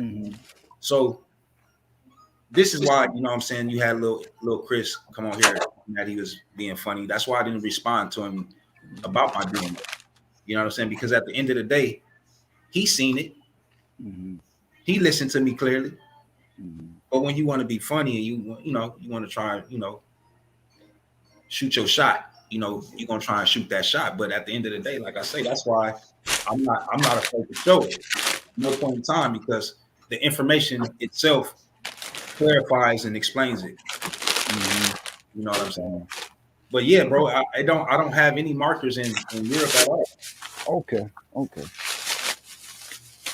My bad. Nah, you good. All of my markers are in Western Africa, Central Africa, and my mother's markers is in East Africa. You see what I'm saying? Yes, sir. Yeah. Yes, sir. So like the men in my family and the women in my family, you can't trace them back to Europe at all. That's my chart. Because I don't like to downplay the maternal side either. I put a lot of emphasis on researching the maternal side and the paternal side. I don't go for that downplaying the maternal side in DNA. I go hard on the study of the maternal those markers, L3, LO, L2, MN. All of those markers that spread out over Africa. I think they are important. I don't like to downplay the mtDNA. Right. Shalom, Melanetic. How you doing, sis? Shalom, shalom, peace, hotep. And Blue, do I say what I say? Praise Themia? What I supposed to say? Ashe. Ashe. You know what I'm saying? I'm trying to respect everybody. Islam, assalamu alaikum, all that good stuff. So I came in late, so I just wanted to understand if you could just, I guess, rewind like just 5 minutes or 3 minutes, Brother Yashar. I don't think I was really following when you was talking about is the distinction between the smallest amount of the percentages actually representing your more recent DNA. Is that specific to the test in which you specifically took, which was the CRI test, or were you saying that it is indicative of the majority of ancestry tests that are out there, such as African ancestry, No. 23andMe, like yada yada yada? Nah, I would never say that because I ain't took all of those tests. So I was only speaking specifically for the CRI genetics because that's what they give me. You see what I'm saying? Because like I said, when I first got the test, I'm looking at it, I'm shocked myself. But then, like I say, as I started to read through and get understanding of what I'm looking at, you know what I mean? Now it started to make sense because I didn't see nowhere And the reason No, yeah, sure. Now you know you my dog, man. What's up? What happened? Now when you opened that shit up and you first saw that 67 European, what happened? Well, see, this is the thing. Before you did the study. Yeah, this is what see, okay. So my study had He already said, "My mother's a low down dirty dog. What she did? What she did? What you did? What she did?" my study had already taken place, you know what I'm saying, when it came down to all the migration and all that. I just didn't know how to put it together as far as, DNA wise or tribal name wise, right? I can assume. But doing this, you know what I'm saying, what it did was it allowed me to be able to put some names to the tribes. You know what I'm saying, to where I can actually go look into these tribes and check on their practices, see what they do and how they carry themselves. Man, when you saw that 67% European, bro, you ain't kind of lose your, you ain't kind of panic. In his mind, he was like, "That ain't my paternal DNA, so I don't care." You know what I'm saying? Feel me? No. Because I don't know, Mom Duke, that's Mom Duke, but Pops, you know what I'm saying? He an Israelite. Feel me? But see, that's what I'm saying. Though, when I showed you, if I show you my not just recent, but my advanced, you will see the same thing. Like I have no tracings of my place of origins in Europe. Because see, that's what we're talking about. We're talking about places of origins. You know what I'm saying? Where my people come from, where my DNA comes from. So again, when I seen that, I'm like, damn, 64.7%. So I started looking through it. And so in the Caribbean, your people were indigenous to the Caribbean? Is that what you're saying? Because my people weren't indigenous to the Caribbean. No, our people was taken from it doesn't talk about indigenous. It doesn't give you that. It doesn't give you that indigenous. That would make sense. I mean, unless I feel like, it's documented that the Tainos were the indigenous people of that Hold land. on, man. We had Yehukanah DNA test. I ain't Taino, so ain't none near part of me Taino. They were died off. You know what I'm saying? We replaced them. But when my ancestry, it came back 1%, and it was so interesting. 1% of my DNA is it says Native American Central. Let me Central America. Man, how much European you have? I literally look. I have sis. Total 4%. I have no. I can show you. I have no Asian. So that's 5%. 1% Indian, indigenous, or whatever they call it, Indio, whatever. 2%. 2% Irish. Yeah. Which I kind of figured my last name is an Irish last name. That's typical in America. I knew you was Shaquille O'Neal's daughter. Whatever. I have an Irish last name. Everybody's last name.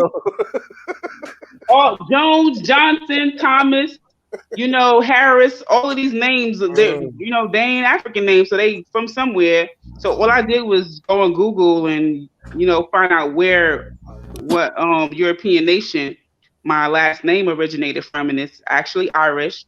And as you know, the Irish were actually involved in the transatlantic slave trade, specifically in the Caribbean, specifically in Jamaica, and that makes complete and total sense pertaining to my particular lineage.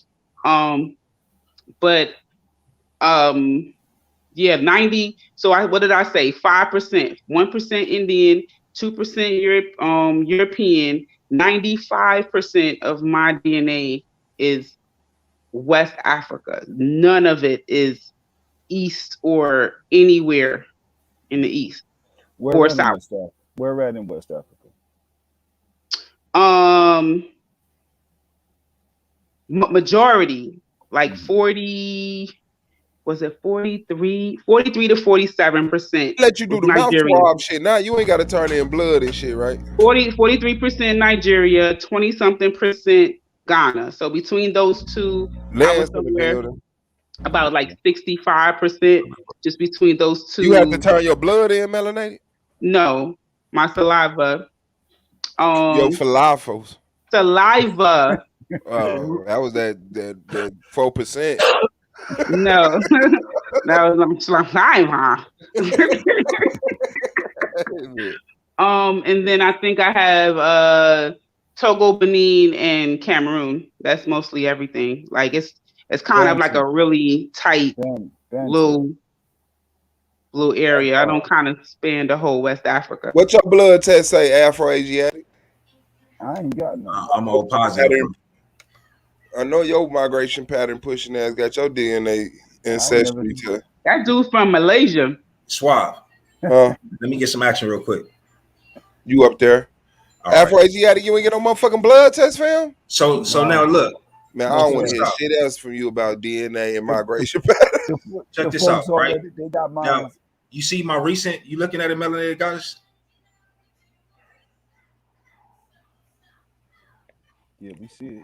Melanated goddess, can you see it? Oh yeah, no, I'm saying I gotta do what how I make it bigger. I can't make this No, it's not for you to really read. I just want to show you. Oh. Right here is my recent analysis, right? This is the 64.7, like I was telling you, right?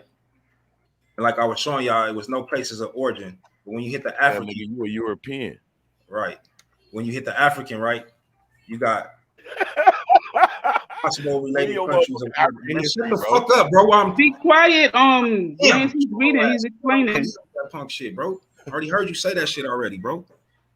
Get to my information, my nigga. If you can't do what I'm doing, then shut up, bro. Bro, I just came on. What you talking I about? know, man. So just So be quiet. don't come on laughing. Just listen. What you showing me? So, like I was saying to Afro-Asiatic, when you look at the Italy, right, European, right, Italy's 33.6%, right. You don't see no places. You don't see no places of origins at all, right.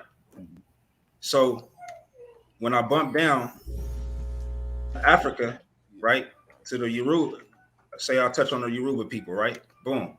Now you're going to see places of origins in the information. Now you have markers that you can look into, right, and see where my possible places of related origins is. You don't see that shit in none of the Europeans, but according to these ignorant motherfuckers, I'm a European, right? Right.